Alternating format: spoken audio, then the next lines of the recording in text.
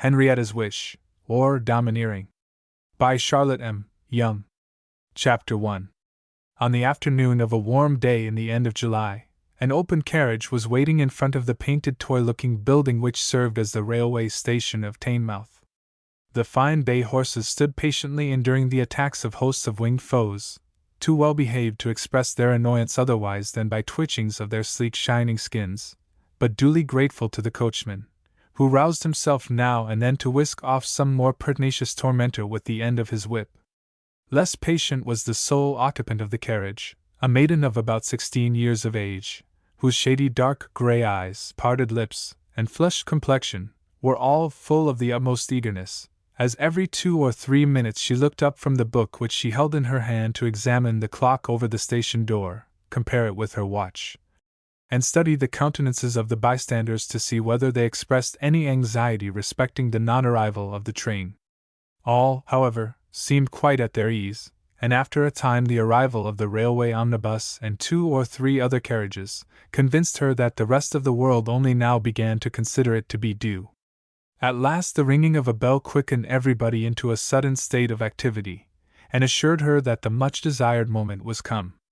The cloud of smoke was seen, the panting of the engine was heard, the train displayed its length before the station, men ran along tapping the doors of the carriages, and shouting a word which bore some distant resemblance to Teignmouth, and at the same moment various travellers emerged from the different vehicles.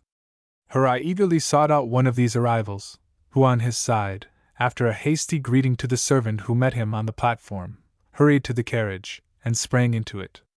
The two faces, exactly alike in form, complexion, and features, were for one moment pressed together, then withdrawn, in the consciousness of the publicity of the scene, but the hands remained locked together, and earnest was the tone of the "Well, Fred!" "Well, Henrietta!" which formed the greeting of the twin brother and sister. "And was not Mamma well enough to come?" asked Frederick, as the carriage turned away from the station. "She was afraid of the heat. She had some business letters to write yesterday, which teased her, and she has not recovered from them yet, but she has been very well, on the whole, this summer. But what of your school affairs, Fred? How did the examination go off? I am 4th, and Alex Langford 5th. Every one says the prize will lie between us next year." "Surely," said Henrietta. "You must be able to beat him then, if you are before him now." "Don't make too sure, Henrietta," said Frederick, shaking his head. "Langford is a hard-working fellow, very exact and accurate. I should not have been before him now if it had not been for my verses." "I know Beatrice is very proud of Alexander," said Henrietta. "She would make a great deal of his success." "Why of his more than of that of any other cousin?" said Frederick with some dissatisfaction. "Oh, you know he is the only one of the Knight Sutton cousins whom she patronizes. All the others she calls cubs and bears and Osbaldistones. And indeed Uncle Geoffrey says he thinks it was in great part owing to her that Alex is different from the rest. At least he began to think him worth cultivating from the time he found him and Busy Bee perched up together in an apple tree, she telling him the story of Alexander the Great. And how she always talks about Alex when she is here. Is she at Knight Sutton?" "Yes, Aunt Geoffrey would not come here, because she did not wish to be far from London, because old Lady Susan has not been well. And only think, Fred, Queen Bee says there is a very nice house to be let close to the village, and they went to look at it with Grandpapa, and he kept on saying how well it would do for us." "Oh, if we could but get Mamma there!" said Fred. "What does she say?" "She knows the house, and says it is a very pleasant one," said Henrietta. "But that is not an inch, no, not the 100th part of an inch, towards going there. It would surely be a good thing for her if she could but be brought to believe so," said Frederick. "All her attachments are there, her own home, my father's home. There is nothing but the sea to be attached to here," said Henrietta. "Nobody can take root without some local interest, and as to acquaintance, the people are always changing. And there is nothing to do," added Fred. "Nothing possible but boating and riding, which are not worth the misery which they cause her, as Uncle Geoffrey says. It is very, very aggravating," said Henrietta, supplying one of the numerous stock of family slang words. Yes, aggravating, said he with a smile. To be placed under the necessity of being absurd, or of annoying her. Annoying! Oh, Fred, you do not know a quarter of what she goes through when she thinks you are in any danger. It could not be worse if you were on the field of battle. And it is very strange, for she is not at all a timid person for herself. In the boat, that time when the wind rose, I am sure Aunt Geoffrey was more afraid than she was, and I have seen it again and again that she is not easily frightened. No, and I do not think she is afraid for you. Not as she is for you, Fred, but then boys are so much more precious than girls, and besides they love to endanger themselves so much, that I think that is reasonable. Uncle Geoffrey thinks there is something nervous and morbid in it, said Fred. He thinks that it is the remains of the horror of the sudden shock. What? Our father's accident? Asked Henrietta. I never knew rightly about that. I only knew it was when we were but a week old. No one saw it happen, said Fred. He went out riding, his horse came home without him, and he was lying by the side of the road. Did they bring him home? Asked Henrietta, in the same low, thrilling tone in which her brother spoke. Yes, but he never recovered his senses. He just said Mary, once or twice, and only lived to the middle of the night. Terrible, said Henrietta, with a shudder. Oh! How did Mamma ever recover it? At least, I do not think she has recovered it now, but I meant live, or be even as well as she is. She was fearfully ill for long after, said Fred, and Uncle Geoffrey thinks that these anxieties for me are an effect of the shock. He says they are not at all like her usual character. I am sure it is not to be wondered at. Oh, no, no, said Henrietta. What a mystery it has always seemed to us about Papa! She sometimes mentioning him in talking about her childish days and nights Sutton, but if we tried to ask any more, Grandmamma stopping us directly, till we learned to believe we ought never to utter his name. I do believe, though, that Mamma herself would have found it a comfort to talk to us about him, if poor dear Grandmamma had not always cut her short, for fear it should be too much for her. But had you not always an impression of something dreadful about his death? Oh, yes, yes, I do not know how we acquired it, but that I am sure we had, and it made us shrink from asking any questions, or even from talking to each other about it. All I knew I heard from Beatrice. Did Uncle Geoffrey tell you this? Yes, he told me when he was here last Easter, and I was asking him to speak to Mamma about my fishing, and saying how horrid it was to be kept back from everything. First he laughed, and said it was the penalty of being an only son, and then he entered upon this history, to show me how it is. But it is very odd that she should have let you learn to ride, which one would have thought she would have dreaded most of all. That was because she thought it right, he says. Poor Mamma, she said to him, Geoffrey, if you think it right that Fred should begin to ride, never mind my folly. He says that he thinks it costs her as much resolution to say that as it might to be martyred. And the same about going to school. Yes, yes, exactly, said Henrietta. If she thinks it is right, bear it she will, cost her what it may. Oh, there is nobody like Mamma. Busybee says so, and she knows, living in London and seeing so many people as she does. I never saw anyone so like a queen, said Fred. No, nor anyone so beautiful, though she is so pale and thin. People say you are like her in her young days, Henrietta, and to be sure, you have a decent face of your own, but you will never be as beautiful as Mamma, not if you live to be 100. You are afraid to compliment my face because it is so like your own, Master Fred, retorted his sister. But one comfort is that I shall grow more like her by living to 100, whereas you will lose all the little likeness you have, and grow a grim old black beard. But I was going to say, Fred, that, though I think there is a great deal of truth in what Uncle Geoffrey said, yet I do believe that poor Grandmamma made it worse. You know she had always been in India, and knew less about boys than Mamma, who had been brought up with Papa and my uncles, so she might really believe that everything was dangerous, and I have often seen her quite as much alarmed, or more perhaps, about you, her consolations just showing that she was in a dreadful fright, and making Mamma twice as bad. Well, said Fred, sighing, that is all over now, and she thought she was doing it all for the best. And, proceeded Henrietta, I think, and Queen Bee thinks, that this perpetual staying on at Roxen was more owing to her than to Mamma. She imagined that Mamma could not bear the sight of Night Sutton, and that it was a great kindness to keep her from thinking of moving. Aye, and that nobody can doctor her but Mr. Clark, added Fred. Till now, I really believe, said Henrietta, that the possibility of moving has entirely passed out of her mind, and she no more believes that she can do it than that the house can. Yes, said Fred.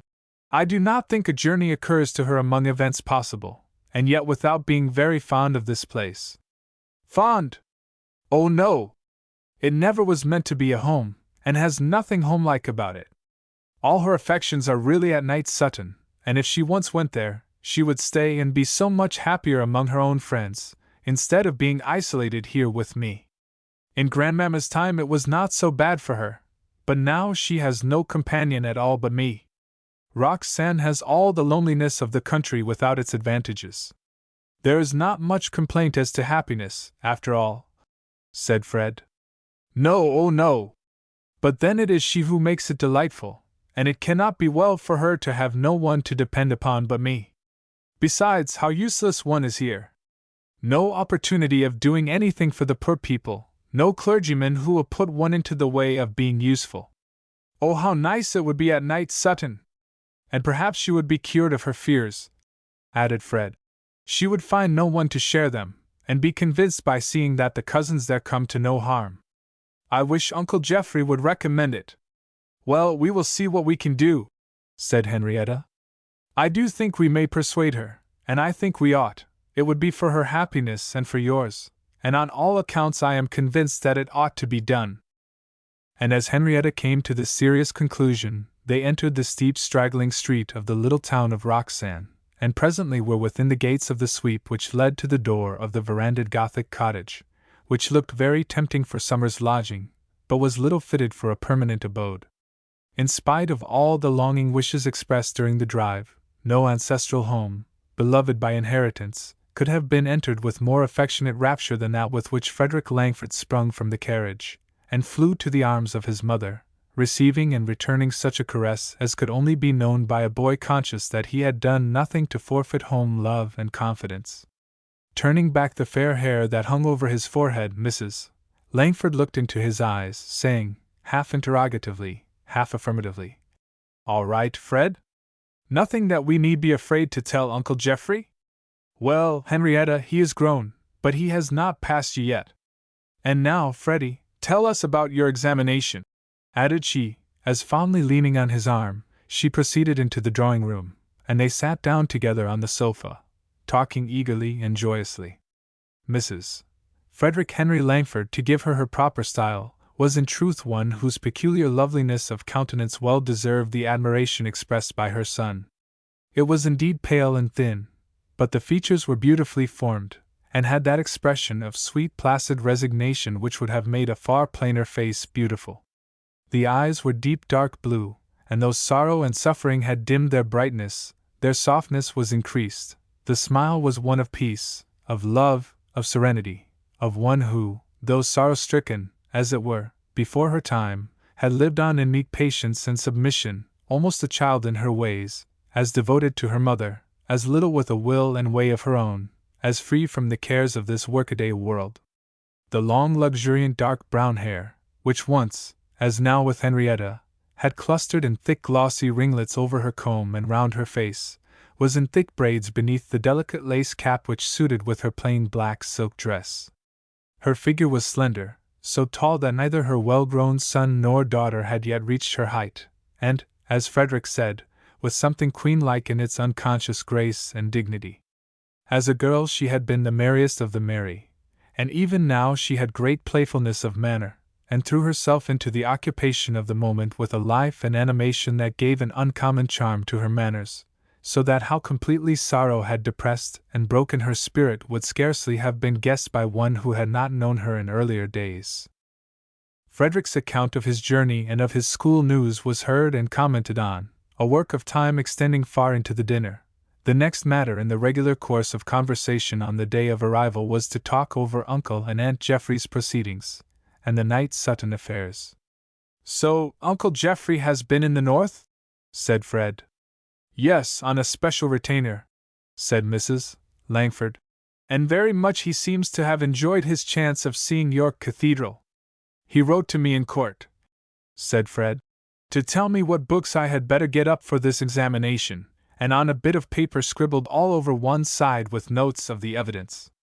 He said the cathedral was beautiful beyond all he ever imagined.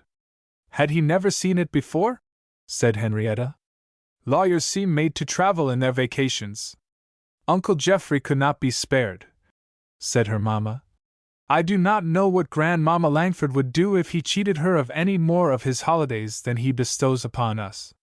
He is far too valuable to be allowed to take his own pleasure. Besides, his own pleasure is at Night Sutton, said Henrietta. He goes home just as he used from school, said Mrs. Langford. Indeed, except a few gray hairs and crow's feet, he is not in the least altered from those days. His work and play come in just the same way.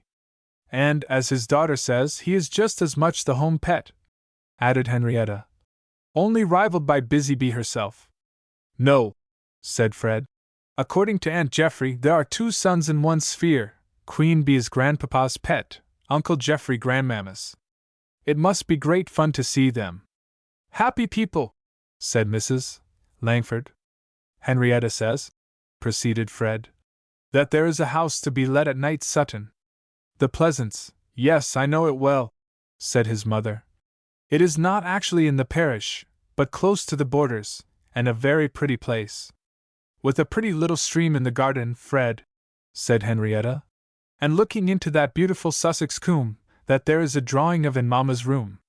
What size is it? Added Fred. The comparative degree, said Mrs. Langford, but my acquaintance with it does not extend beyond the recollection of a pretty-looking drawing-room with French windows, and a lawn where I used to be allowed to run about when I went with Grandmamma Langford to call on the old Miss Drakes. I wonder your Uncle Roger does not take it, for those boys can scarcely, I should think, be wedged into Suttonley when they are all at home. I wish someone else would take it, said Fred. Someone, added Henrietta, who would like it of all things, and be quite at home there. A person, proceeded the boy, who likes Night Sutton and its inhabitants better than anything else. Only think, joined in the young lady, how delightful it would be. I can just fancy you, Mamma, sitting out on this lawn you talk of, on a summer's day, and nursing your pinks and carnations, and listening to the nightingales, and Grandpapa and Grandmamma Langford, and Uncle and Aunt Roger, and the cousins coming walking in at any time without ringing at the door. And how nice to have Queen Bee and Uncle and Aunt Geoffrey all the vacation, without feeling as if we were robbing Night Sutton, said Mrs. Langford. Why, we should have you a regular little country maid, Henrietta, riding shaggy ponies, and scrambling over hedges, as your mamma did before you. And being as happy as a queen, said Henrietta. And the poor people, you know them all, don't you, Mamma? I know their names, but my generation must have nearly passed away. But I should like you to see old Daniels the carpenter, whom the boys used to work with, and who was so fond of them. And the old schoolmistress in her spectacles. How she must be scandalized by the introduction of a noun and a verb. Who has been so cruel? Asked Fred. Busy Bee, I suppose? Yes, said Henrietta. She teaches away with all her might, but she says she is afraid they will forget it all while she is in London, for there is no one to keep it up. Now, I could do that nicely. How I should like to be Queen Bee's deputy. But, said Fred, how does Beatrice manage to make Grandmamma endure such novelties? I should think she would disdain them more than the old mistress herself.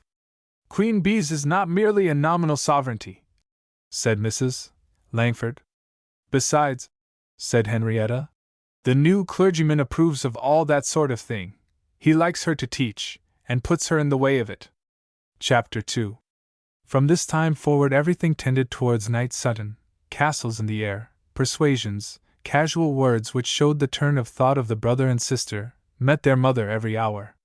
Nor was she, as Henrietta truly said, entirely averse to the change. She loved to talk of what she still regarded as her home, but the shrinking dread of the pang it must give to return to the scene of her happiest days, to the burial place of her husband, to the abode of his parents, had been augmented by the tender over-anxious care of her mother, Mrs.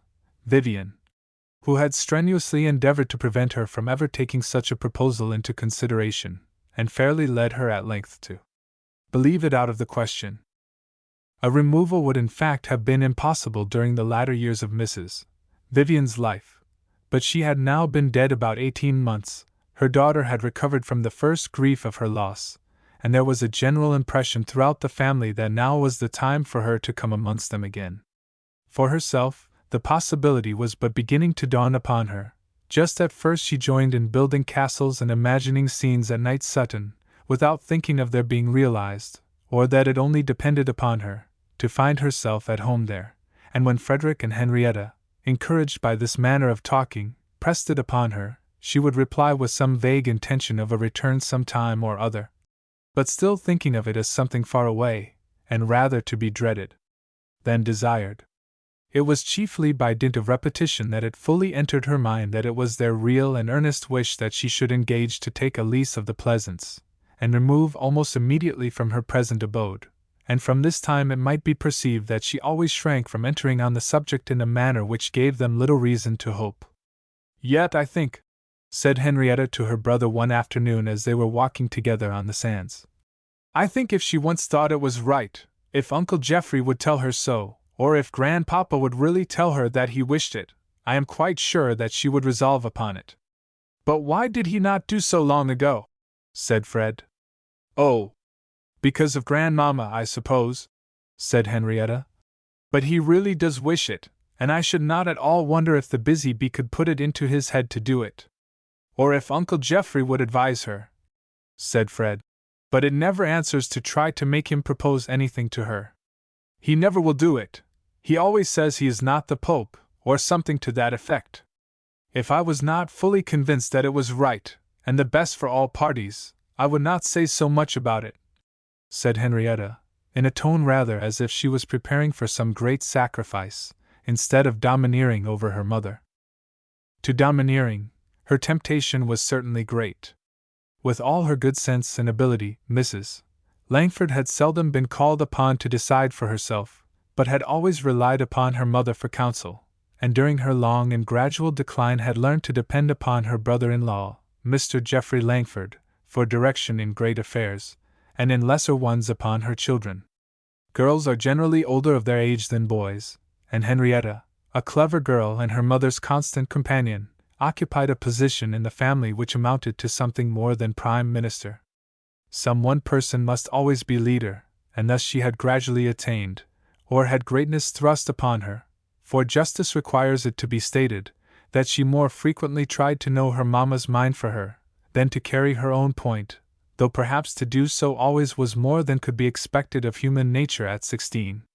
The habit of being called on to settle whether they should use the britska or the pony carriage, whether satin or silk was best, or this or that book should be ordered, was, however, sufficient to make her very unwilling to be thwarted in other matters of more importance, especially in one on which were fixed the most ardent hopes of her brother, and the wishes of all the family. Their present abode was, as she often said to herself, not the one best calculated for the holiday sports of a boy of 16, yet Frederick, having been used to nothing else, was very happy, and had tastes formed on their way of life. The twins, as little children, had always had the same occupations, Henrietta learning Latin, marbles, and trap ball, and Frederick playing with dolls and working cross-stitch, and even now the custom was so far continued that he gave lessons in Homer and Euclid for those which he received in Italian and music. For present amusement there was no reason to complain. The neighborhood supplied many beautiful walks, while longer expeditions were made with Mrs. Langford in the pony carriage, and sketching, botanizing, and scrambling were the order of the day.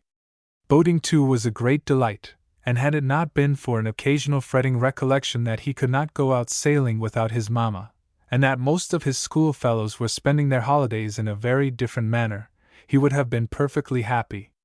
Fortunately he had not sufficient acquaintance with the boys in the neighborhood for the contrast to be often brought before him. Henrietta did not do much to reconcile him to the anxious care with which he was guarded. She was proud of his talents, of his accomplishments, of his handsome features, and she would willingly have been proud of his excellence in manly sports, but in lieu of this she was proud of the spirit which made him long for them, and encouraged it by her full and entire sympathy. The belief that the present restraints must be diminished at Night Sutton was a moving spring with her, as much as her own wish for the scenes round which imagination had thrown such a brilliant halo. Of society they had hitherto seen little or nothing. Mrs. Langford's health and spirits had never been equal to visiting, nor was there much to tempt her in the changing inhabitants of a watering place. Now and then, perhaps, an old acquaintance or distant connection of some part of the family came for a month or 6 weeks, and a few calls were exchanged, and it was one of these visits that led to the following conversation. "By the by, Mamma," said Fred, "I meant to ask you what that foolish woman meant about the St. Ledgers, and their not having thoroughly approved of Aunt Jeffrey's marriage." "About the most ill-placed thing she could have said, Freddie," replied Mrs. Langford, "considering that I was always accused of having made the match." "Made the match? Oh, tell us, Mamma, tell us all about it. Did you really?" "Not consciously, Fred, and Frank St. Ledger deserves as much of the credit as I do." "Who was he? A brother of Aunt Jeffrey's?" "Oh yes, Fred," said Henrietta. "To be sure you knew that. You have heard how Mamma came home from India with General St. Ledger and his little boy and girl. But by the by, Mamma, what became of their mother? Lady Beatrice? She died in India just before we came home. Well, I used to stay with them after we came back to England, and of course talk to my friend. Call her Beatrice, Mamma, and make a story of it. I talked to her about my Night Sutton home, and cousins, and on the other hand then, Frank was always telling her about his school friend Geoffrey Langford. At last Frank brought him home from Oxford one Easter vacation. It was when the General was in command and Beatrice was in the midst of all sorts of gaieties, the mistress of the house, entertaining everybody, and all exactly what a novel would call brilliant. Were you there, Mamma?" "Yes, Beatrice had made a point of our coming to stay with her, and very droll it was to see how she and Geoffrey were surprised at each other, she to find her brother's guide, philosopher, and friend, the Langford who had gained every prize, a boyish-looking, boyish-mannered youth, very shy at first, and afterwards, excellent at giggling and making giggle, and he to find one with the exterior of a fine gay lady. So really simple in tastes and habits." "Was Aunt Jeffrey ever pretty?" asked Fred. "She is just what she was then, a little brown thing with no actual beauty but in her animation and in her expression. I never saw a really handsome person who seemed to me nearly as charming. Then she had, and indeed has now, so much air and grace, so much of what, for want of a better word, I must call fashion in her appearance, that she was always very striking." "Yes," said Henrietta, "I can quite see that. It is not gracefulness, and it is not beauty, nor is it what she ever thinks of, but there is something distinguished about her. I should look twice at her if I met her in the street, and expect her to get into a carriage with a coronet." And then and there they fell in love, did they? In long morning expeditions with the ostensible purpose of sketching, but in which I had all the drawing to myself, while the others talked either wondrous wisely or wondrous drolly. However, you must not suppose that anything of the novel kind was said then. Geoffrey was only 20, and Beatrice seemed as much out of his reach as the king's daughter of Homari. "Oh yes, of course," said Henrietta. "But that only makes it more delightful. Only to think of Uncle and Aunt Jeffrey having a novel in their history. That there are better novels in real life than in stories, is a truth or a truism often repeated, Henrietta," said her mother with a soft sigh, which she repressed in an instant, and proceeded. "Poor Frank's illness and death at Oxford brought them together the next year in a very different manner. Geoffrey was one of his chief nurses to the last, and was a great comfort to them all. You may suppose how grateful they were to him. Next time I saw him, he seemed quite to have buried his youthful spirits in his studies. He was reading morning, noon, and night, and looking ill and overworked." "Oh, Uncle Geoffrey! Dear good Uncle Geoffrey!" cried Henrietta, in an ecstasy. "You were as delightful as a knight of old, only as you could not fight tournaments for her, you were obliged to read for her, and pining away all the time and saying nothing about it. Nothing beyond a demure inquiry of me when we were alone together, after the health of the general. Well, you know how well his reading succeeded. He took a double first class, and very proud of him we were. And still he saw nothing of her, said Fred. Not till some time after he had been settled in his chambers at the Temple. Now you must know that General St. Leger, though in most matters a wise man, was not by any means so in money matters, and by some unlucky speculation which was to have doubled his daughter's fortune, managed to lose the whole of it, leaving little but his pay. Capital! Cried Frederick. That brings her down to him. So it did, said his mother, smiling. But the spectators did not rejoice quite so heartily as you do. The general's health was failing, and it was hard to think what would become of Beatrice, for Lord St. Leger's family, though very kind, were not more congenial than they are now. As soon as all this was pretty well known, Geoffrey spoke, and the general, who was very fond of him, gave full consent. They meant to wait until it was prudent, of course, and were well contented. But just after it was all settled, the general had a sudden seizure, and died. Geoffrey was with him, and he treated him like a son, saying it was his great comfort to know that her happiness was in his hands. Poor Beatrice, she went first to the St. Legers, stayed with them 2 or 3 months, then I would have her to be my bridesmaid though. And Mrs. Langford tried to smile, while again she strangled a sobbing sigh. She warned me that her mourning was a bad omen.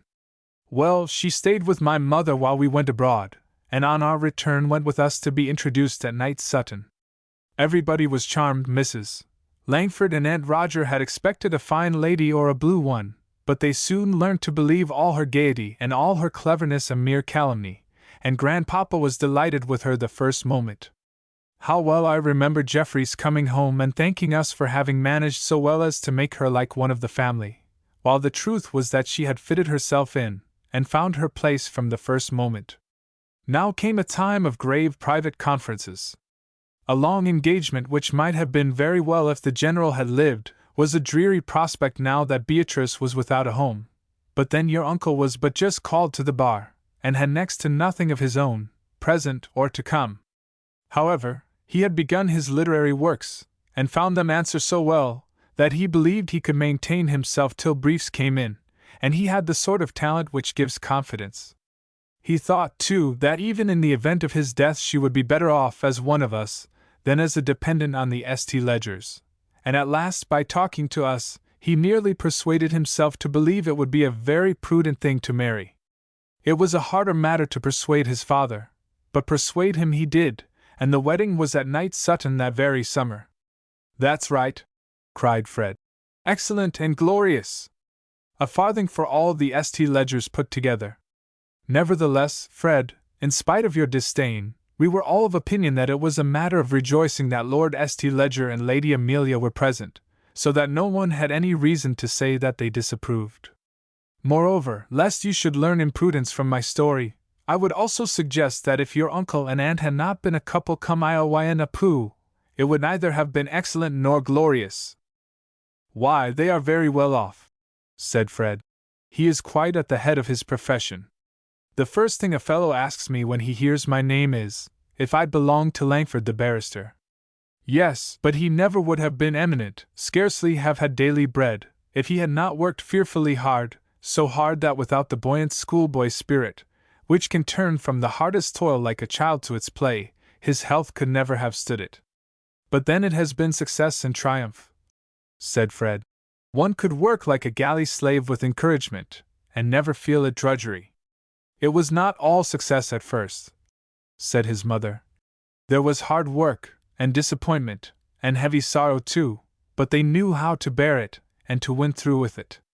And were they very poor? Asked Henrietta. Yes, but it was beautiful to see how she accommodated herself to it.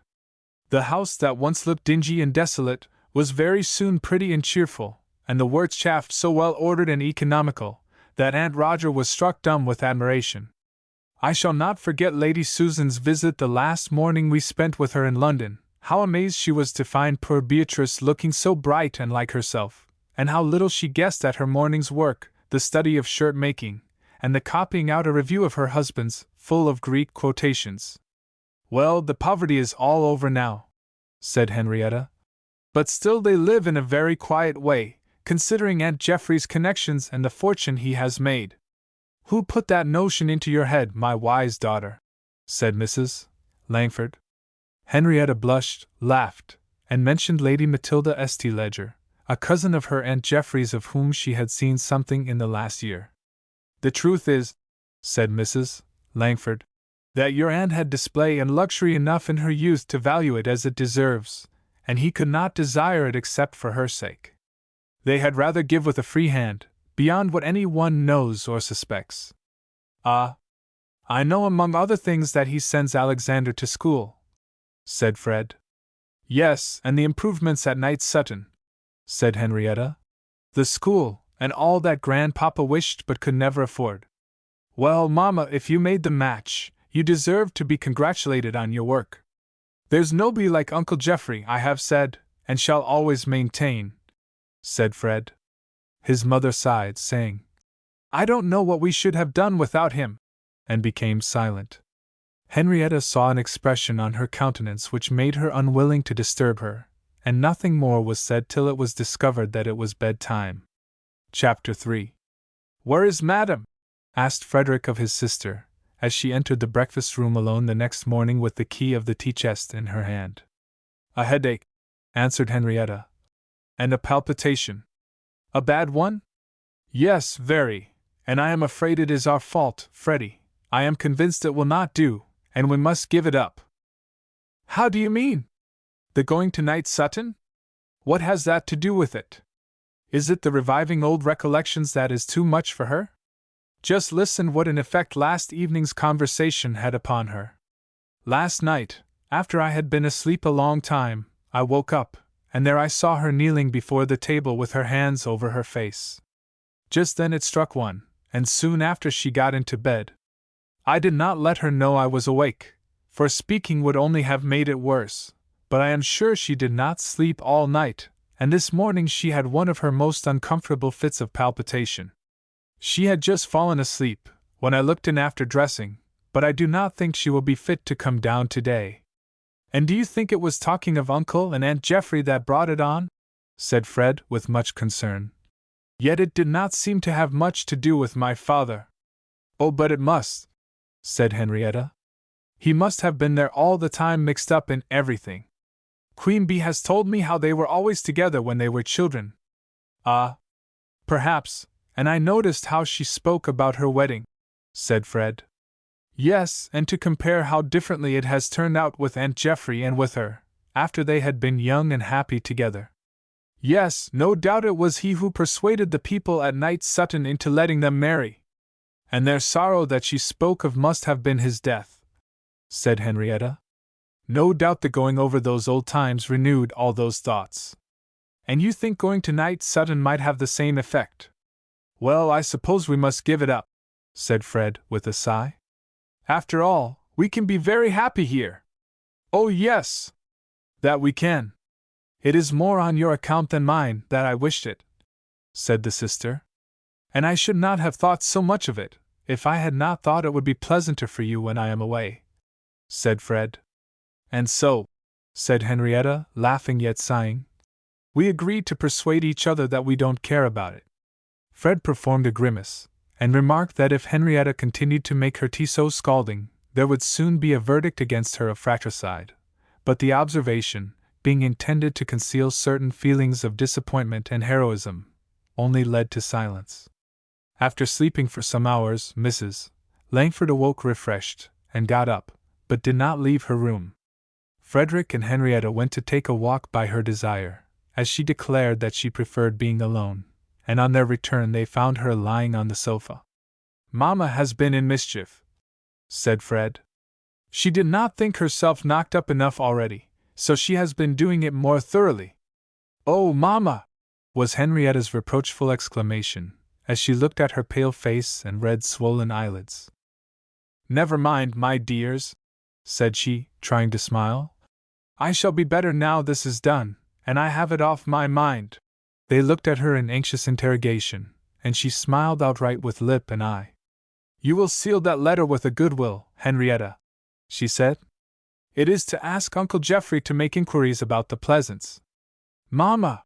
And they stood transfixed at a decision beyond their hopes. Then Henrietta exclaimed, "No, no, Mamma, it would be too much for you. You must not think of it." "Yes," said Fred. "Indeed, we agreed this morning that it would be better not. Put it out of your head, Mamma, and go on here in peace and comfort. I am sure it suits you best." Thank you, my dear ones," said she, drawing them towards her and fondly kissing them. "But it is all settled, and I am sure it is better for you. It is but a dull life for you here." "Oh, no, no, no, dearest Mamma, nothing can be dull with you," cried Henrietta, wishing most sincerely to undo her own work. "We are, indeed we are, as happy as the day is long. Do not fancy we are discontented, do not think we want a change." Mrs. Langford replied by an arch though subdued smile. "But we would not have you to do it on our account," said Fred. "Pray put it out of your head, for we do very well here, and it was only a passing fancy." "You will not talk me out of it, my dears," said Mrs. Langford. "I know it is right, and it shall be done. It is only the making up my mind that was the struggle, and I shall look forward to it as much as either of you, when I know it is to be done. Now walk off, my dears, and do not let that letter be too late for the post." "I do not half like it," said Fred, pausing at the door. "I have not many fears on that score," said she, smiling. "No, do not be uneasy about me, my dear Fred, it is my proper place, and I must be happy there.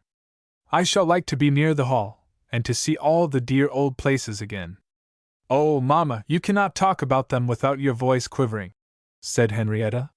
"You do not know how I wish you would give it up." "Give it up! I would not for millions," said Mrs. Langford. "Now go, my dears, and perhaps I shall go to sleep again." The spirits of the brother and sister did not just at first rise enough for rejoicing over the decision. Henrietta would willingly have kept back the letter, but this she could not do, and sealing it as if she were doing wrong, she sat down to dinner, feeling subdued and remorseful, something like a tyrant between the condemnation and execution of his victim. But by the time the first course was over, and she and Frederick had begun to recollect their long-cherished wishes, they made up their minds to be happy, and fell into their usual strain of admiration of the unknown haven of their hopes, and of expectations that it would in the end benefit their mother. The next morning she was quite in her usual spirits, and affairs proceeded in the usual manner. Frederick's holidays came to an end, and he returned to school with many a fond lamentation from the mother and sister, but with cheerful auguries from both that the next meeting might be at Night Sutton. "Here, Henrietta," said her mother, as they sat at breakfast together a day or two after Frederick's departure, turning over to her the letter of which she had first broken the seal, while she proceeded to open some others. It was Uncle Geoffrey's writing, and Henrietta read eagerly. "My dear Mary, I would not write till I could give you some positive information about the Pleasants, and that could not be done without a conference with Hardy, who was not at home. I am heartily glad that you think of coming among us again, but still I should like to feel certain that it is you that feel equal to it, and not the young ones who are set upon the plan.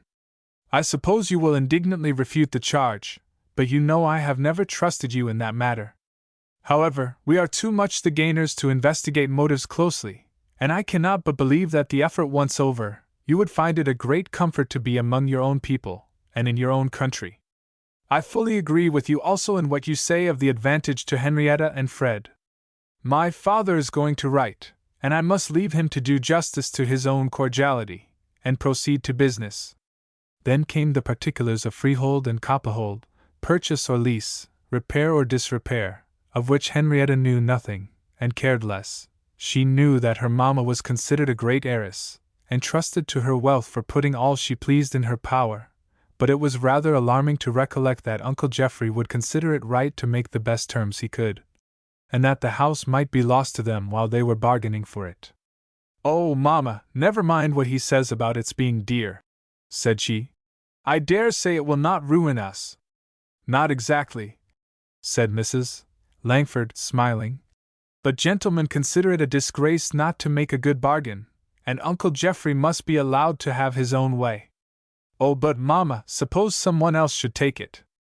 A village house is not like these summer lodgings, which are snapped up before you can look at them," said Mrs. Langford. "I have no fears but that it is to be had." But Henrietta could not help fancying that her mother would regard it somewhat as a reprieve, if the bargain was to go off independently of any determination of hers. Still, she had made up her mind to look cheerfully at the scheme, and often talked of it with pleasure, to which the cordial and affectionate letters of her father-in-law and the rest of the family conduced not a little. She now fully perceived that it had only been from forbearance, that they had not before urged her return, and as she saw how earnestly it was desired by Mr. and Mrs. Langford, reproached herself as for a weakness for not having sooner resolved upon her present step.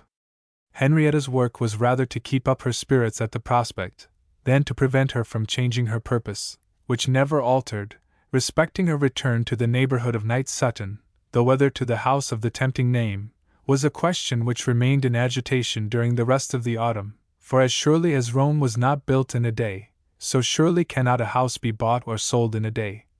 Especially when a clever and cautious lawyer acts for one party.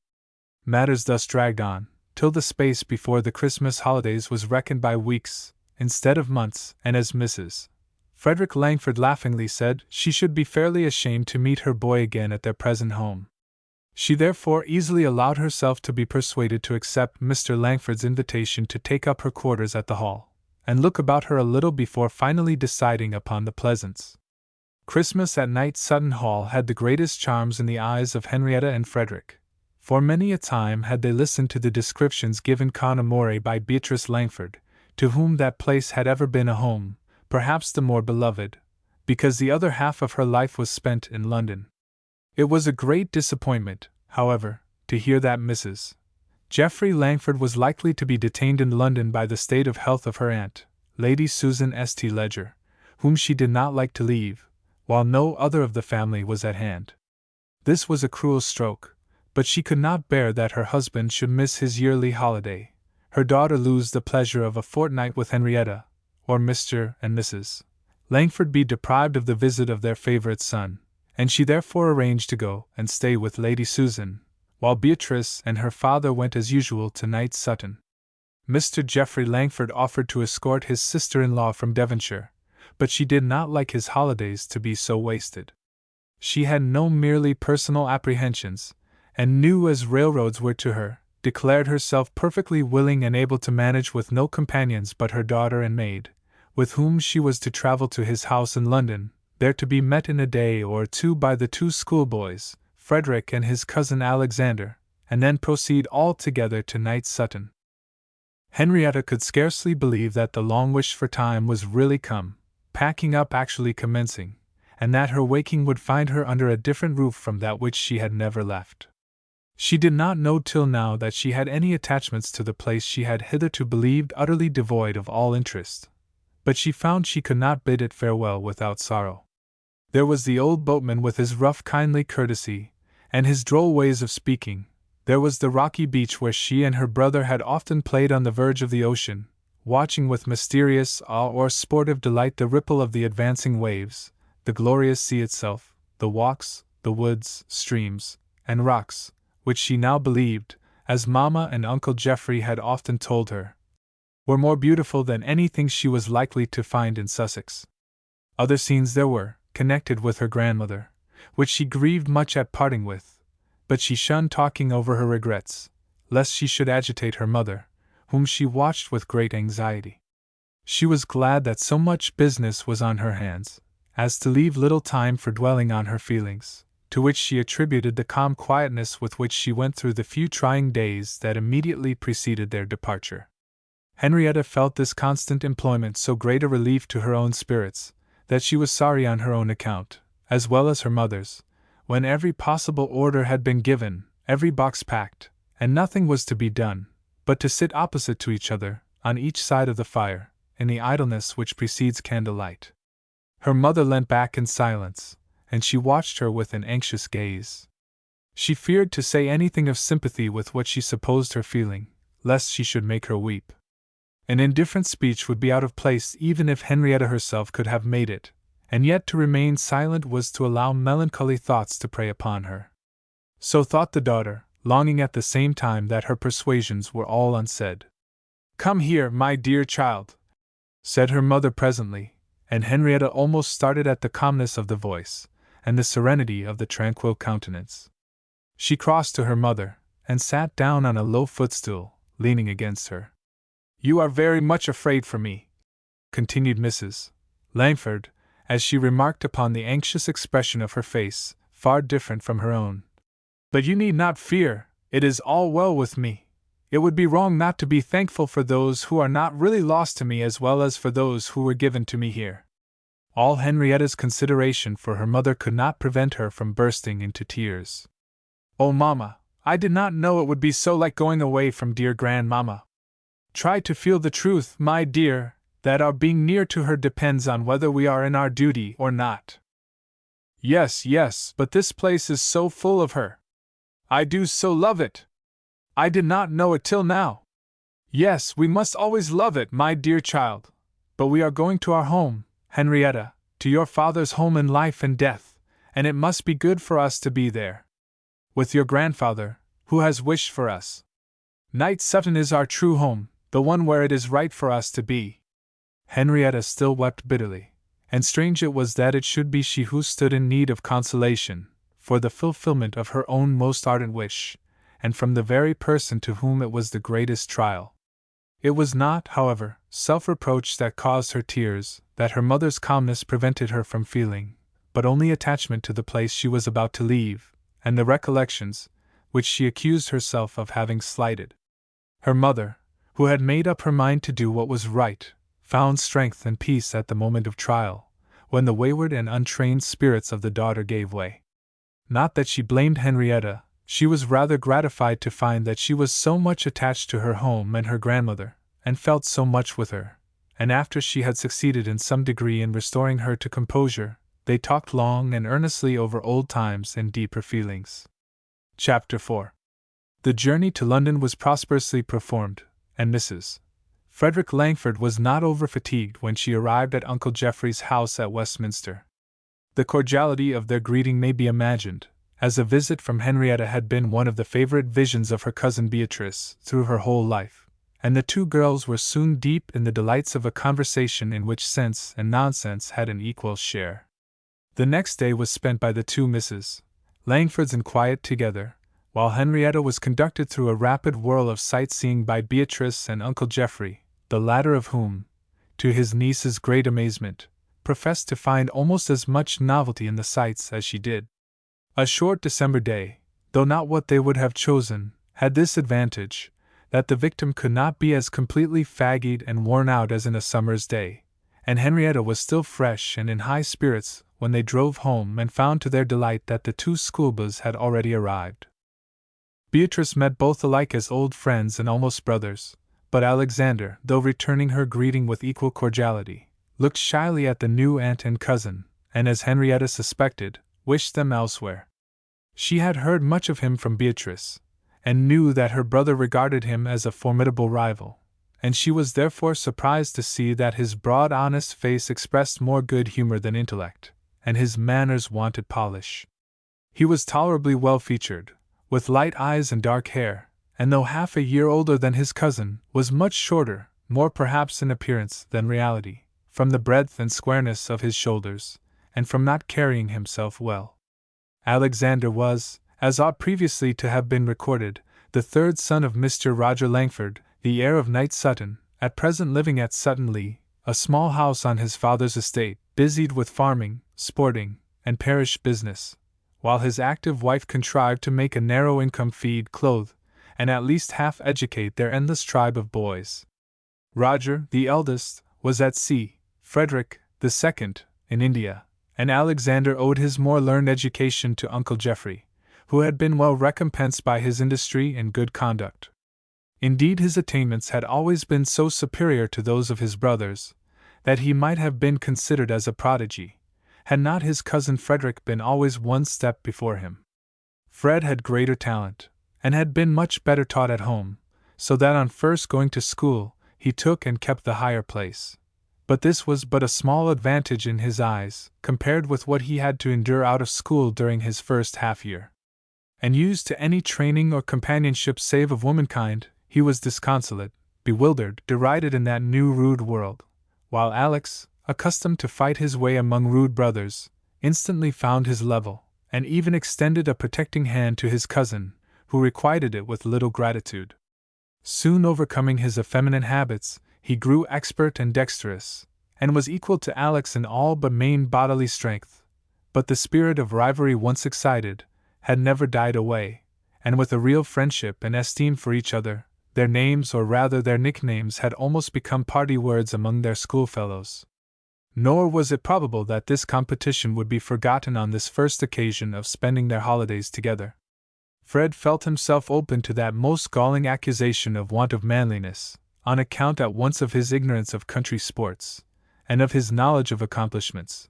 But he did not guess at the feeling which made Alexander on his side regard those very accomplishments with a feeling which, if it were not jealousy, was at least very nearly akin to it. Beatrice Langford had not the slightest claim to beauty. She was very little, and so thin that her papa did her no injustice when he called her skin and bones, but her thin brown face, with the aid of a pair of very large deep Italian-looking eyes, was so full of brilliant expression, and showed such changes of feeling from sad to gay, from sublime to ridiculous, that no one could have wished one feature otherwise.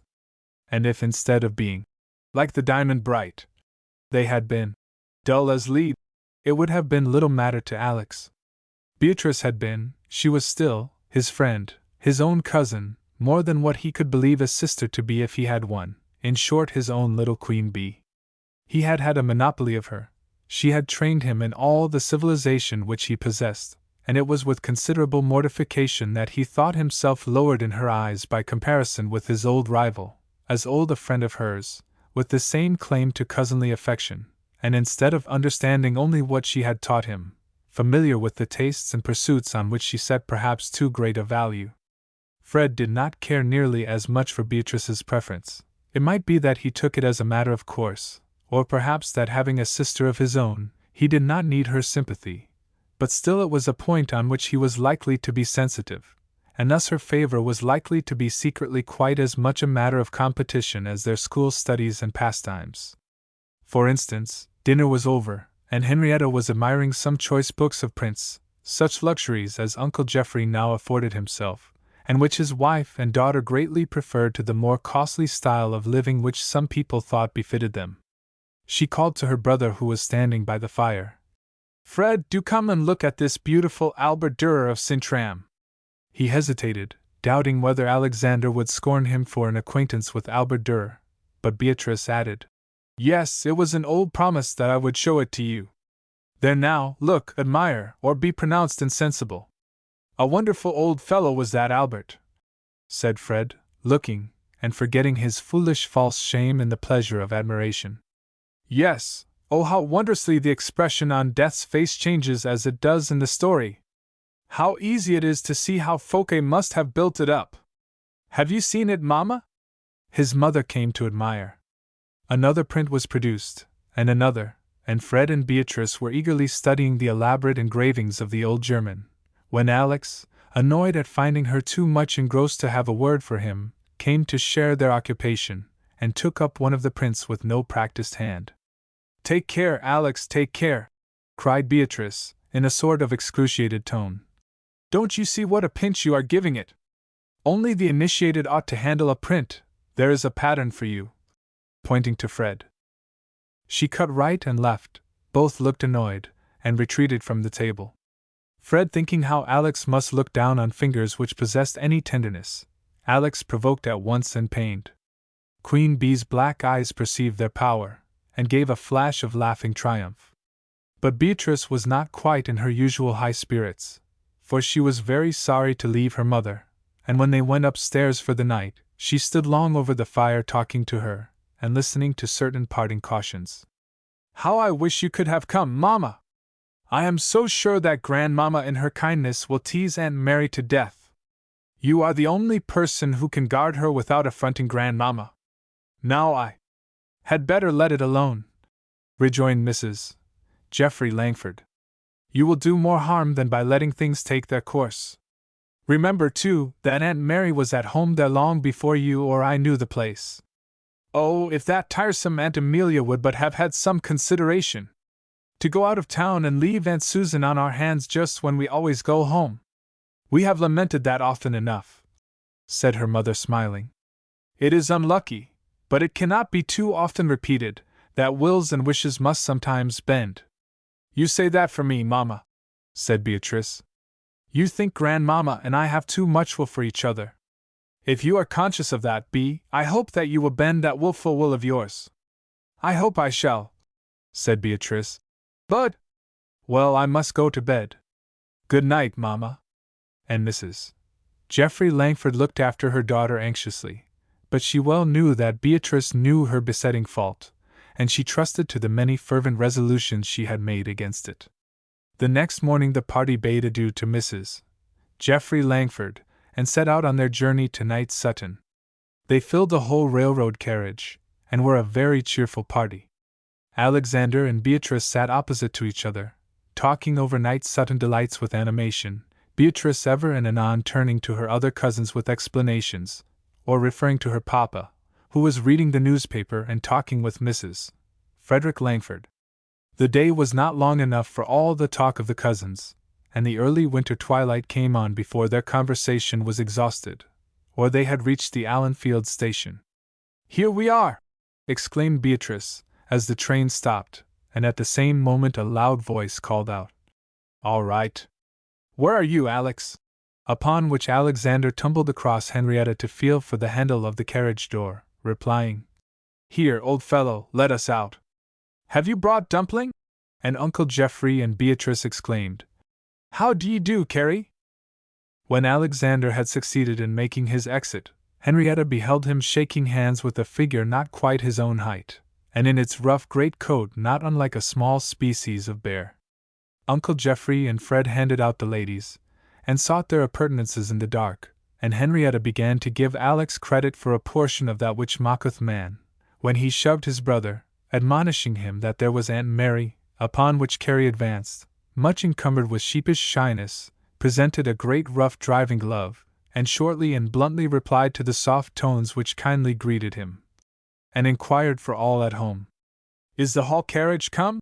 Asked Alex, and receiving a gruff affirmative, added, Then, Aunt Mary, you had better come to it while Uncle Geoffrey looks after the luggage. Offered his arm with tolerable courtesy, and conducted her to the carriage. There, said he, Carrie has driven in our gig, and I suppose Fred and I had better go back with him. Is the horse steady? Asked his aunt anxiously. Dumple? To be sure. Never does wrong. Do you, old fellow? Said Alex, patting his old friend. And no lamps? Oh, we know the way blindfold, and you might cross Sutton Heath a dozen times without meeting anything but a wheelbarrow full of peat. And how is the road now? It used to be very bad in my time. Lots of ruts, muttered Carrie to his brother, who interpreted it. A few ruts this winter, but Dumpling knows all the bad places. By this time Uncle Geoffrey came up, and instantly perceiving the state of things, said, I say, Freddie, do you mind changing places with me? I should like to have a peep at Uncle Roger before going up to the house, and then Dumpling's feelings won't be hurt by passing the turn to Sutton Lee.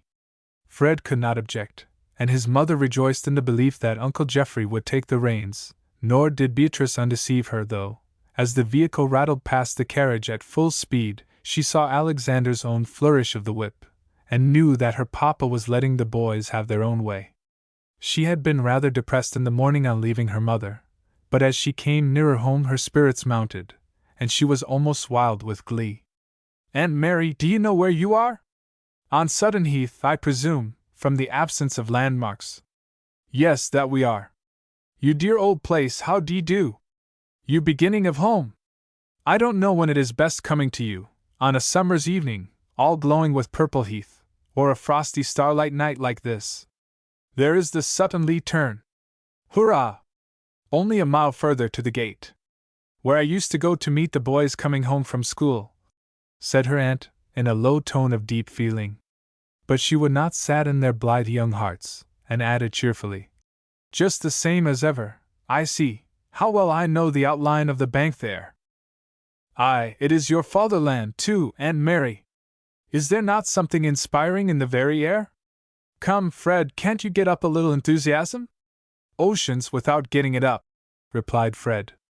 "I never was more rejoiced in my whole life." And he began to hum Domum. Sing it, sing it, let us join in chorus as homage to Knight Sutton," cried Henrietta. And the voices began. Domum, domum, dulce domum. Even Aunt Mary herself caught the feelings of her young companions, felt herself coming to her own beloved home and parents, half forgot how changed was her situation, and threw herself into the delight of returning. "Now, Fred," said Henrietta, "let us try those verses that you found a tune for, that begin 'What is home?'"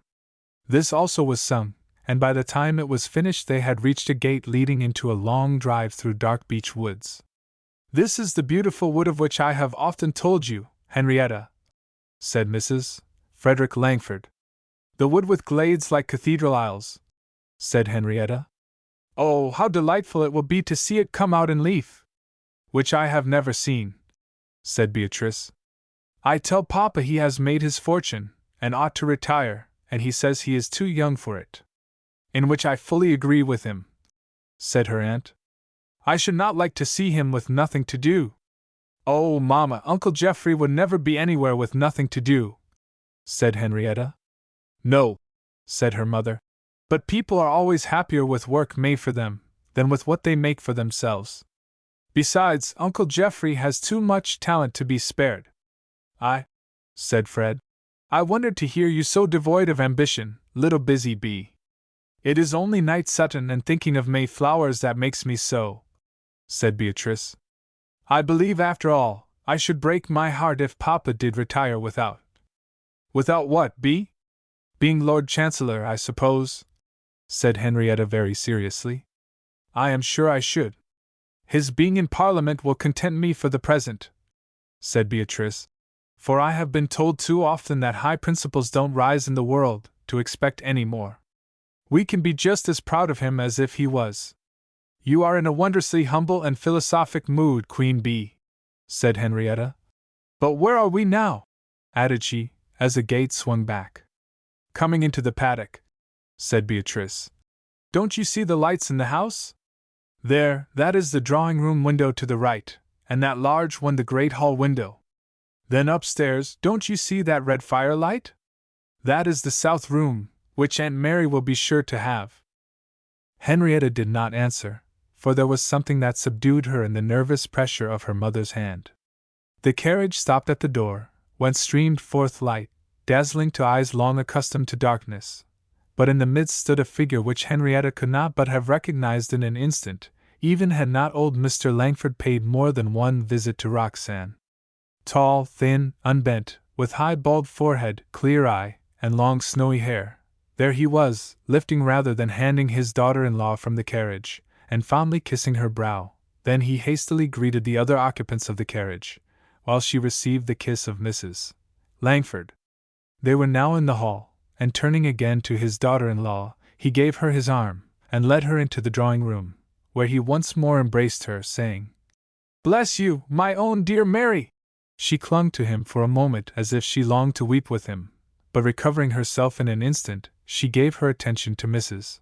Langford, who was trying to administer to her comfort with a degree of bustle and activity which suited well with the alertness of her small figure and the vivacity of the black eyes which still preserved their brightness, though her hair was perfectly white. "Well, Mary, my dear, I hope you are not tired. You had better sit down and take off your furs, or will you go to your room? But where is Geoffrey?" "He went with Alex and Carrie, round by Sutton Lee," said Beatrice. "Ha! Ha! My little queen, are you there?"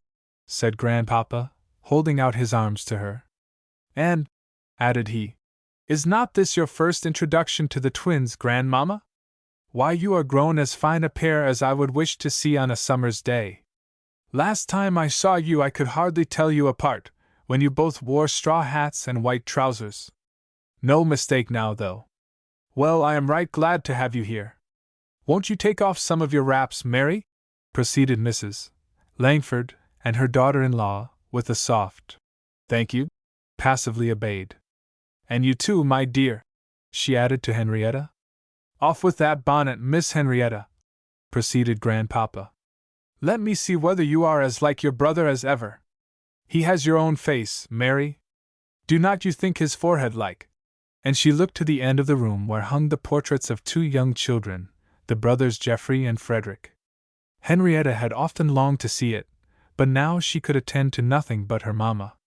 "Like poor dear Frederick?" said Grandmamma. "Well, I can't judge by firelight, you know, my dear, but I should say they were both your very image." "You can't be the image of any one I should like better," said Mr. Langford, turning to them cheerfully, and taking Henrietta's hand. "I wish nothing better than to find you the image of your mamma inside and out." "Ah, there's Geoffrey!" cried Mrs. Langford, springing up and almost running to meet him. "Well, Geoffrey, how d'ye do?" added his father with an indescribable tone and look of heartfelt delight. "Left all your cares behind you?" "Left my wife behind me," said Uncle Geoffrey, making a rueful face. "Aye, it is a sad business that poor Beatrice cannot come," said both the old people. "But how is poor Lady Susan?" "As usual, only too nervous to be left with none of the family at hand." "Well, Mary, you look tired." "Overcome," Uncle Geoffrey would have said, but he thought the other accusation would answer the same purpose and attract less attention, and it succeeded, for Mrs. Langford proposed to take her upstairs. Henrietta thought that Beatrice would have offered to save her the trouble, but this would not have been at all according to the habits of grandmamma or granddaughter, and Mrs. Langford briskly led the way to a large cheerful-looking room, talking all the time and saying she supposed Henrietta would like to be with her mamma. She nodded to their maid, who was waiting there, and gave her a kindly greeting, stirred the already bright fire into a blaze, and returning to her daughter-in-law who was standing like one in a dream, she gave her a fond kiss, saying, "There, Mary, I thought you would like to be here." Thank you, you are always kind." "There now, Mary, don't let yourself be overcome. You would not bring him back again, I know. Come, lie down and rest. There, that is right, and don't think of coming downstairs. You think your mamma had better not, don't you?" "Much better not, thank you, Grandmamma," said Henrietta, as she assisted in settling her mother on the sofa. "She is tired and overcome now, but she will be herself after a rest. And ask for anything you like, my dear. A glass of wine or a cup of coffee, Judith will get you one in a moment. Won't you have a cup of coffee, Mary, my dear?" "Thank you, no thank you," said Mrs. Frederick Langford, raising herself. "Indeed I am sorry, it is very foolish." Here the choking sob came again, and she was forced to lie down. Grandmamma stood by, warming a shawl to throw over her, and pitying her in audible whispers. "Poor thing, poor thing! It is very sad for her. There! A pillow, my dear? I'll fetch one out of my room. No? Is her head high enough? Some sal volatile? Yes, Mary, would you not like some sal volatile?" And away she went in search of it, while Henrietta, excessively distressed, knelt by her mother, who, throwing her arms round her neck, wept freely for some moments, then laid her head on the cushions again, saying, "I did not think I was so weak." "Dearest mamma," said Henrietta, kissing her and feeling very guilty. "If I have not distressed Grandmamma," said her mother anxiously. "No, never mind me, my dear, it was fatigue and—" Still she could not finish, so painfully did the familiar voices, the unchanged furniture, recall both her happy childhood and the bridal days when she had last entered the house, that it seemed as it were a new thing, a fresh shock to miss the tone that was never to be heard there again. Why should all around be the same, when all within was altered? But it had been only the first few moments that had overwhelmed her, and the sound of Mrs. Langford's returning footsteps recalled her habit of self-control. She thanked her, held out her quivering hand, drank the sal volatile, pronounced herself much better, and asked pardon for having given so much trouble. "Trouble? My dear child, no such thing. I only wish I could see you better. No doubt it is too much for you, this coming home the first time, But then you know poor Fred is gone to a better. Ah!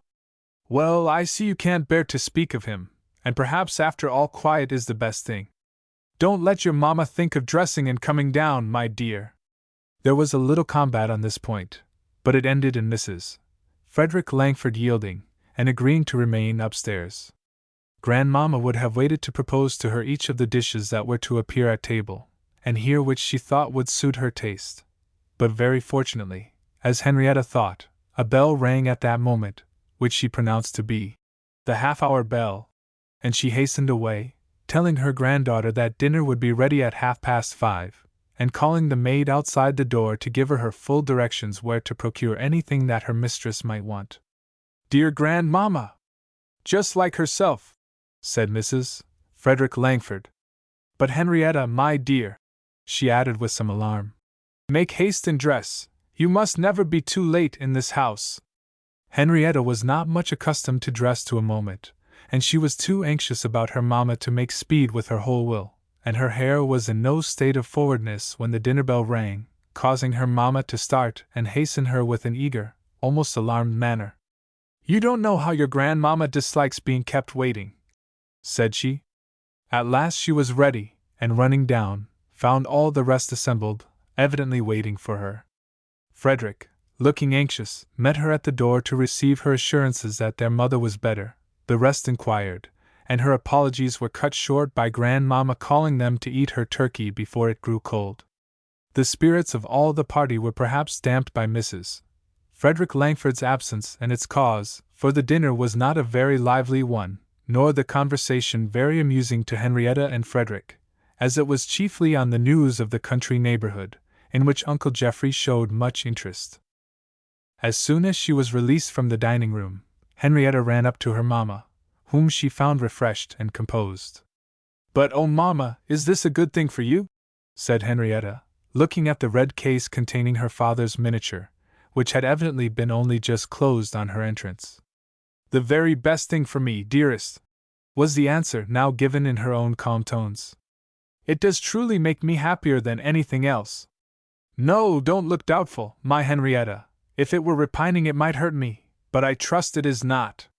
"And does this really comfort you, mamma?" said Henrietta, as she pressed the spring, and gazed thoughtfully on the portrait.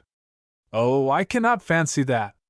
The more I think, the more I try to realize what it might have been, think what Uncle Geoffrey is to Beatrice, till sometimes, oh mamma, I feel quite rebellious." "You will be better disciplined in time, my poor child," said her mother sadly. "As your grandmamma said, who could be so selfish as to wish him here? And can you bear to say so, mamma?" She clasped her hands and looked up, and Henrietta feared she had gone too far. Both were silent for some little time, until at last the daughter timidly asked, "And was this your old room, mamma?" "Yes, look in that shelf in the corner. There are all our old childish books. Bring that one," she added, as Henrietta took one out, and opening it, she showed in the fly-leaf the well-written F. H. Langford, with the giver's name, and below in round hand, scrawled all over the page, "Mary Vivian, the gift of her cousin Fred." "I believe that you may find that in almost all of them," said she. "I am glad they have been spared from the children at Sutton Lee. Will you bring me a few more to look over, before you go down again to grandmamma?" Henrietta did not like to leave her, and lingered while she made a selection for her among the books, and from that fell into another talk, in which they were interrupted by a knock at the door, and the entrance of Mrs. Langford herself. She sat a little time, and asked of health, strength, and diet, until she bustled off again to see if there was a good fire in Geoffrey's room, telling Henrietta that tea would soon be ready. Henrietta's ideas of grandmammas were formed on the placid Mrs. Vivian, naturally rather indolent, and latterly very infirm, although considerably younger than Mrs. Langford, and she stood looking after in speechless amazement, her mamma laughing at her wonder. "But, my dear child," she said, "I beg you will go down. It will never do to have you staying up here all the evening." Henrietta was really going this time, when as she opened the door, she was stopped by a new visitor. This was an elderly, respectable-looking maid-servant, old Judith, whose name was well known to her.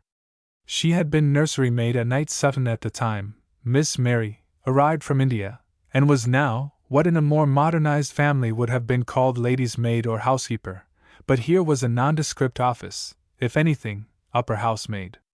How she was loved and respected is known to all who are happy enough to possess a Judith.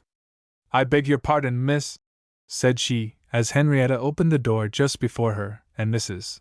Frederick Langford, on hearing her voice, called out, "Oh, Judith! Is that you? I was in hopes you were coming to see me." She advanced with a courtesy, at the same time affectionately taking the thin white hand stretched out to her. "I hope you are better, ma'am. It is something like old times to have you here again." "Indeed, I am very glad to be here, Judith," was the answer, "and very glad to see you looking like your own dear self." "Ah, Miss Mary, I beg your pardon, ma'am, I wish I could see you looking better. I shall, I hope, tomorrow, thank you, Judith. But you have not been introduced to Henrietta there." "But I have often heard of you, Judith," said Henrietta, cordially holding out her hand. Judith took it, and looked at her with affectionate earnestness. "Sure enough, miss," said she. "As Mrs. says, you are the very picture of your mamma when she went away, but I think I see a look of poor Master Frederick too."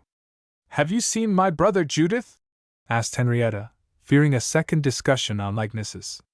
"Yes, Miss Henrietta, I was coming down from Mrs.'s room, when Mr. Geoffrey stopped me to ask how I did, and he said, 'Here's a new acquaintance for you, Judith,' and there was Master Frederick. I should have known him anywhere, and he spoke so cheerful and pleasant. A fine young gentleman he is, to be sure." "Why, we must be like your grandchildren," said Henrietta. "But oh! Here comes Fred." And Judith discreetly retreated as Fred entered bearing a summons to his sister to come down to tea, saying that he could scarcely prevail on Grandmamma to let him take the message instead of coming herself. They found Queen Bee perched upon the arm of her grandpapa's chair, with one hand holding by his collar. She had been coaxing him to say Henrietta was the prettiest girl he ever saw, and he was teasing her by declaring he should never see anything like Aunt Mary in her girlish days. Then he called up Henrietta and Fred, and asked them about their home doings, showing so distinct a knowledge of them, that they laughed and stood amazed. "Ah," said Grandpapa, "you forgot that I had a queen bee to enlighten me.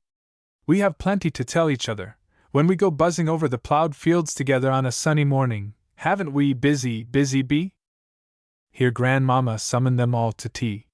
She liked every one to sit round the table, and put away work and book, as for a regular meal, and it was rather a long one.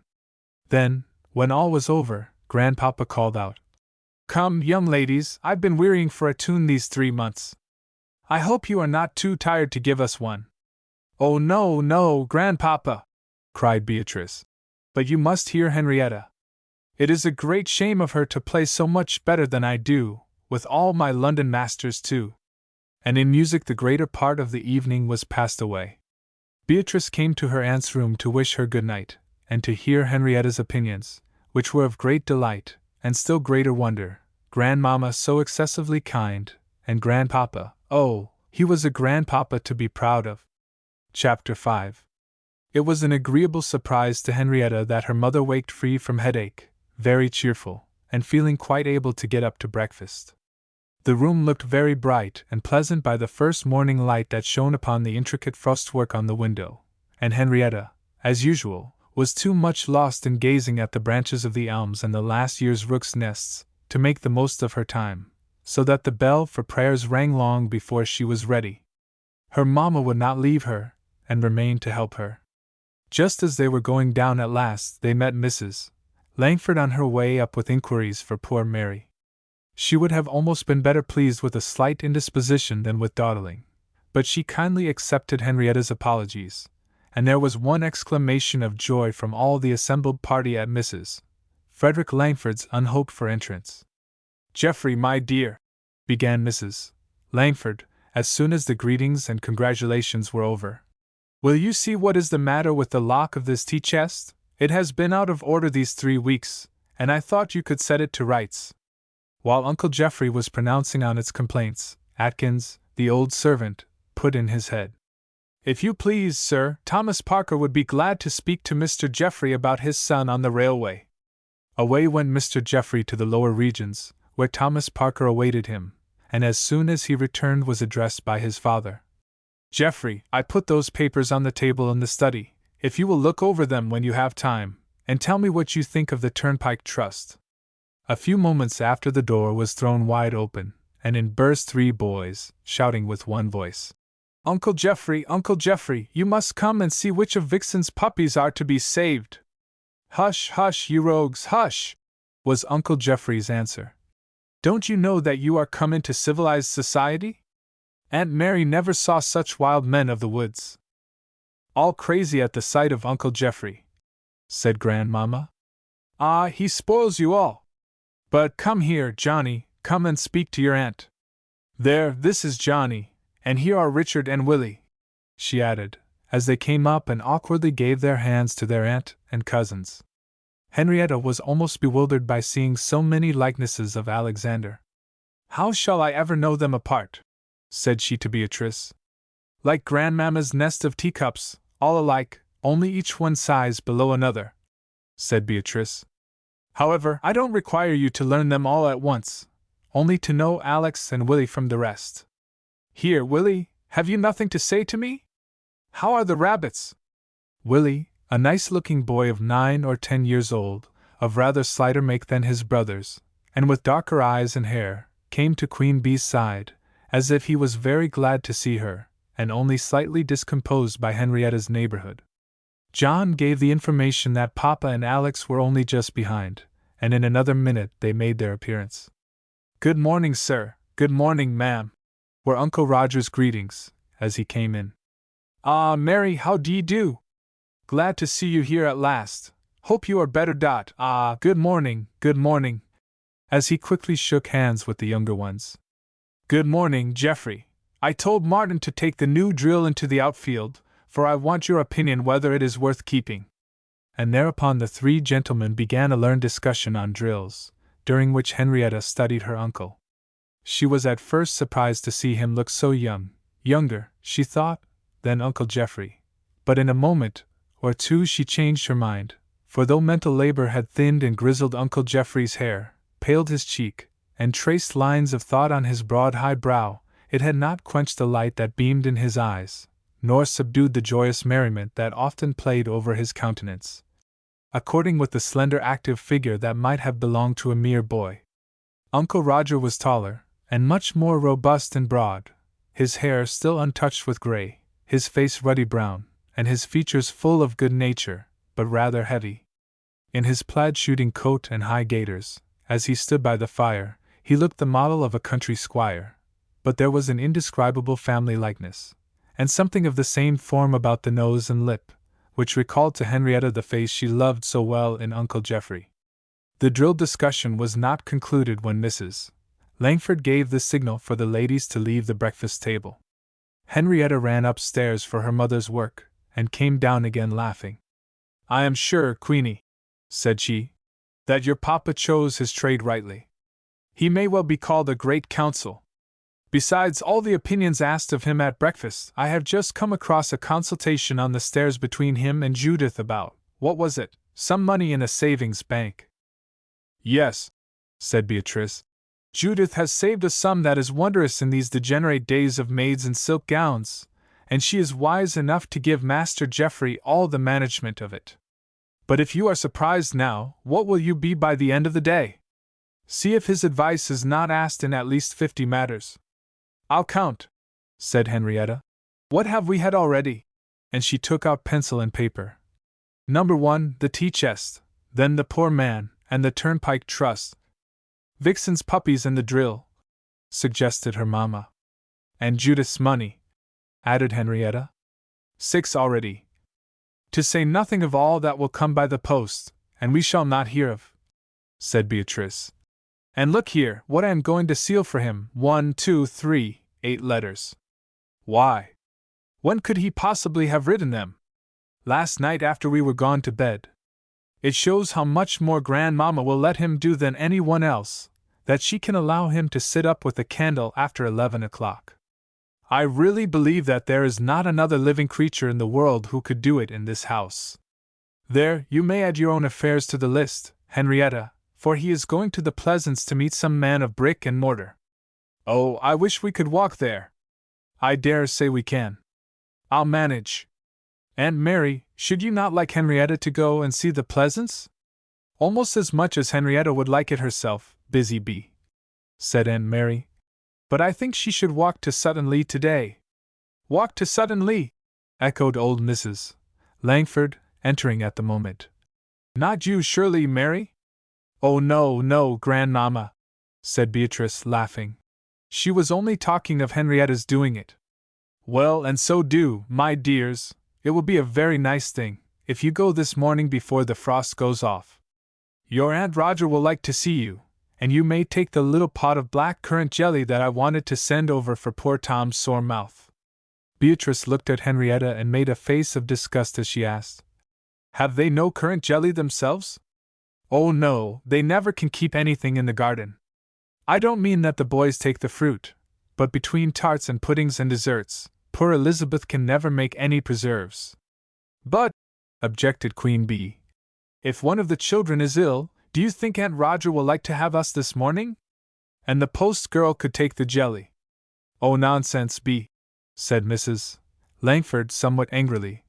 You don't like to do it, I see plain enough.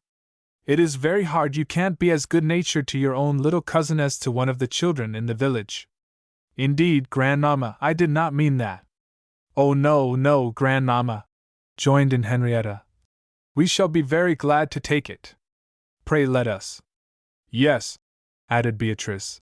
If it is really to be of any use, no one can be more willing. Of any use? Repeated Mrs. Langford. No. Never mind. I'll send someone. No, pray do not, dear Grandmamma, eagerly exclaimed Henrietta. I do beg you will let us take it. It will be making me at home directly to let me be useful. Grandmamma was pacified. When will you set out? She asked. You had better not lose this bright morning. We will go directly, said Queen Bee. We will go by the west turning, so that Henrietta may see the Pleasance. My dear! The west turning will be a swamp, and I won't have you getting wet in your feet and catching cold. Oh, we have clogs, and besides, the road does not get so dirty since it has been mended. I asked Johnny this morning.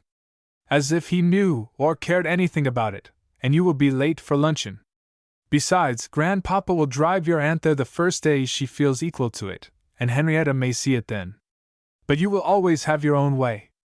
Henrietta had seldom been more uncomfortable than during this altercation, and but for reluctance to appear more obliging than her cousin, she would have begged to give up the scheme. Her mother would have interfered in another moment, but the entrance of Uncle Geoffrey gave a sudden turn to affairs. Who likes to go to the Pleasance? Said he, as he entered. All whose curiosity lies that way may prepare their 7-league boots. Here are the girls dying to go, said Mrs. Langford, as well pleased as if she had not been objecting the minute before. Very well. We go by Sutton-Lee, so make haste, maidens. Then, turning to his mother, didn't I hear you say you had something to send to Elizabeth, ma'am? Only some currant jelly for little Tom, but if— Oh, Grandmamma, that is my charge, pray don't cheat me, exclaimed Henrietta. If you will lend me a basket, it will travel much better with me than in Uncle Geoffrey's pocket. Aye, that will be the proper division of labor, said Uncle Geoffrey, looking well pleased with his niece. But I thought you were off to get ready. Don't keep your uncle waiting, my dear, added her mamma, and Henrietta departed, Beatrice following her to her room, and there exclaiming, If there is a thing I can't endure, it is going to Sutton-Lee when one of the children is poorly. It is always bad enough. Bad enough! Oh, Busy Bee! Cried Henrietta, quite unprepared to hear of any flaw in her paradise. You will soon see what I mean. The host of boys in the way, the wooden bricks and black horses spotted with white wafers that you break your shins over, the marbles that roll away under your feet, the whips that crack in your ears, the universal air of nursery that pervades the house. It is worse in the morning, too, for one is always whining over some est, and another over his spelling. Oh, if I had 11 brothers in a small house, I should soon turn misanthrope. But you are laughing instead of getting ready. So are you. My things will be on in a quarter of the time you take. I'll tell you what, Henrietta, the Queen Bee allows no drones, and I shall teach you to improve each shining hour, for nothing will get you into such dire disgrace here as to be always behind time. Besides, it is a great shame to waste Papa's time. Now, here is your shawl ready folded, and now I will trust you to put on your boots and bonnet by yourself. In 5 minutes the Queen Bee flew back again, and found Henrietta still measuring the length of her bonnet strings before the glass. She hunted her downstairs at last, and found the 2 uncles and grandpapa at the door, playing with the various dogs, small and great, that usually waited there. Fred and the other boys had gone out together some time since, and the party now set forth, the 3 gentlemen walking together first. Henrietta turned as soon as she had gone a sufficient distance that she might study the aspect of the house. It did not quite fulfill her expectations. It was neither remarkable for age nor beauty. The masonry was in a sort of chessboard pattern, alternate squares of freestone and of flints. The windows were not casements as she thought they ought to have been, and the long wing, or rather excrescence, which contained the drawing-room, was by no means ornamental. It was a respectable, comfortable mansion, and that was all that was to be said in its praise, and Beatrice's affection had so embellished it in description that it was no wonder that Henrietta felt slightly disappointed. She had had some expectation, too, of seeing it in the midst of a park, instead of which the carriage drive along which they were walking only skirted a rather large grass field, full of elm trees, and known by the less dignified name of the paddock. But she would not confess the failure of her expectations even to herself, and as Beatrice was evidently looking for some expressions of admiration, she said the road must be very pretty in summer. Especially when this bank is one forest of foxgloves, said Queen Bee. Only think! Uncle Roger and the farmer faction wanted Grandpapa to have this hedgerow grubbed up and turned into a plain dead fence, but I carried the day, and I dare say Aunt Mary will be as much obliged to me as the boys who would have lost their grand preserve of stoats and rabbits. But here are the outfield and the drill. And going through a small gate at the corner of the paddock, they entered a large ploughed field, traversed by a footpath raised and gravelled, so as to be high and dry, which was well for the 2 girls, as the gentlemen left them to march up and down there by themselves, whilst they were discussing the merits of the brilliant blue machine which was travelling along the furrows. It was rather a trial of patience, but Beatrice was used to it, and Henrietta was in a temper to be pleased with anything. At last the inspection was concluded, and Mr. Langford came to his granddaughters, leaving his 2 sons to finish their last words with Martin. Well, young ladies, said he, this is fine drilling, in patience at least. I only wish my wheat may be as well drilled with Uncle Roger's new-fangled machines. That is right, Grandpapa, said Queen Bee. You hate them as much as I do, don't you now? She is afraid they will make honey by steam, said Grandpapa, and render bees a work of supererogation. They are doing what they can towards it, said Beatrice. Why, when Mr. Carey took us to see his hives, I declare I had quite a fellow feeling for my poor subjects, boxed up in glass, with all their privacy destroyed. And they won't even let them swarm their own way, a most unwarrantable interference with the liberty of the subject. Well done, Queenie, said Mr. Langford, laughing. A capital champion.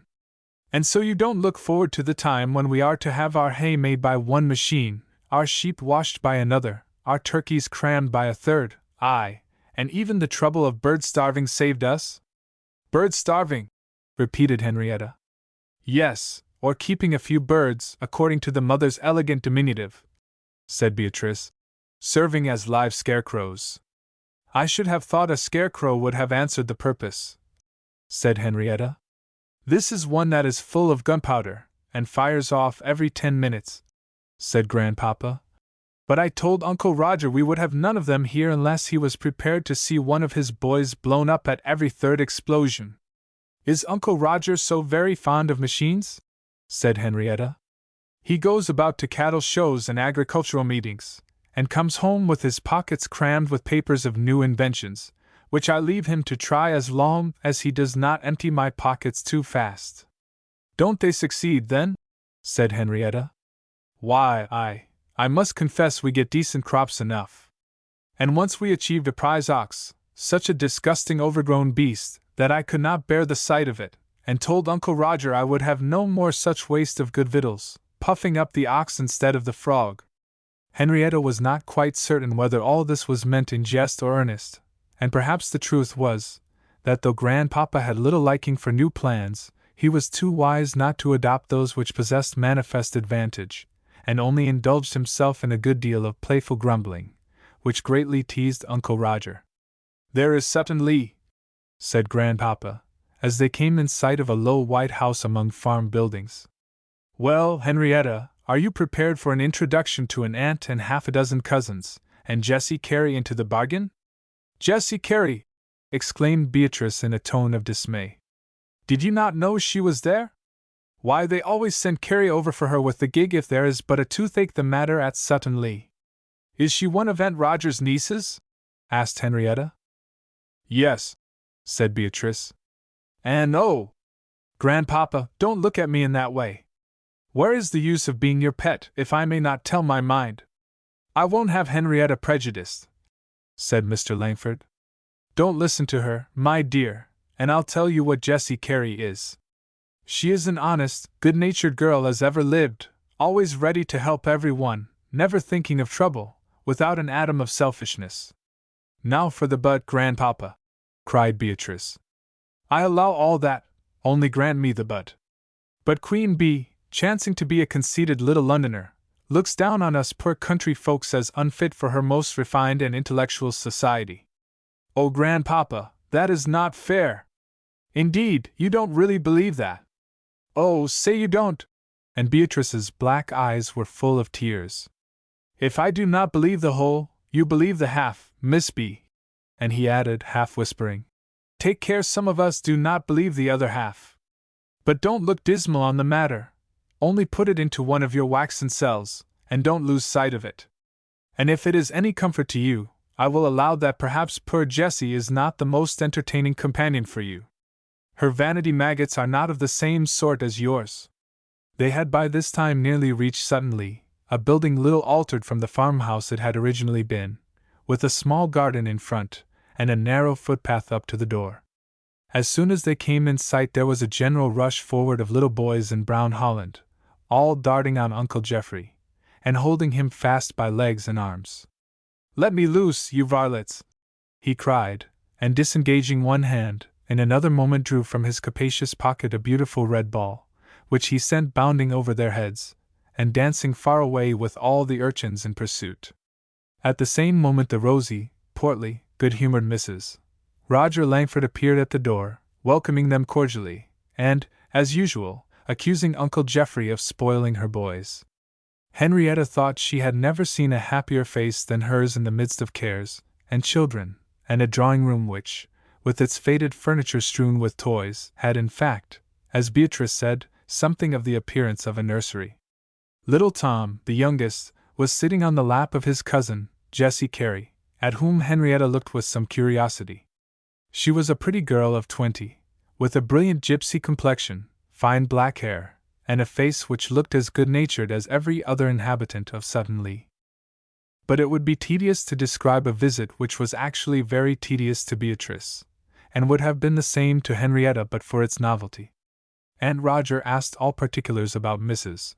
Frederick Langford, then of Aunt Geoffrey and Lady Susan St. Ledger, and then gave the history of the misfortunes of little Tom, who was by this time on Uncle Geoffrey's knee looking at himself in the inside of the case of his watch.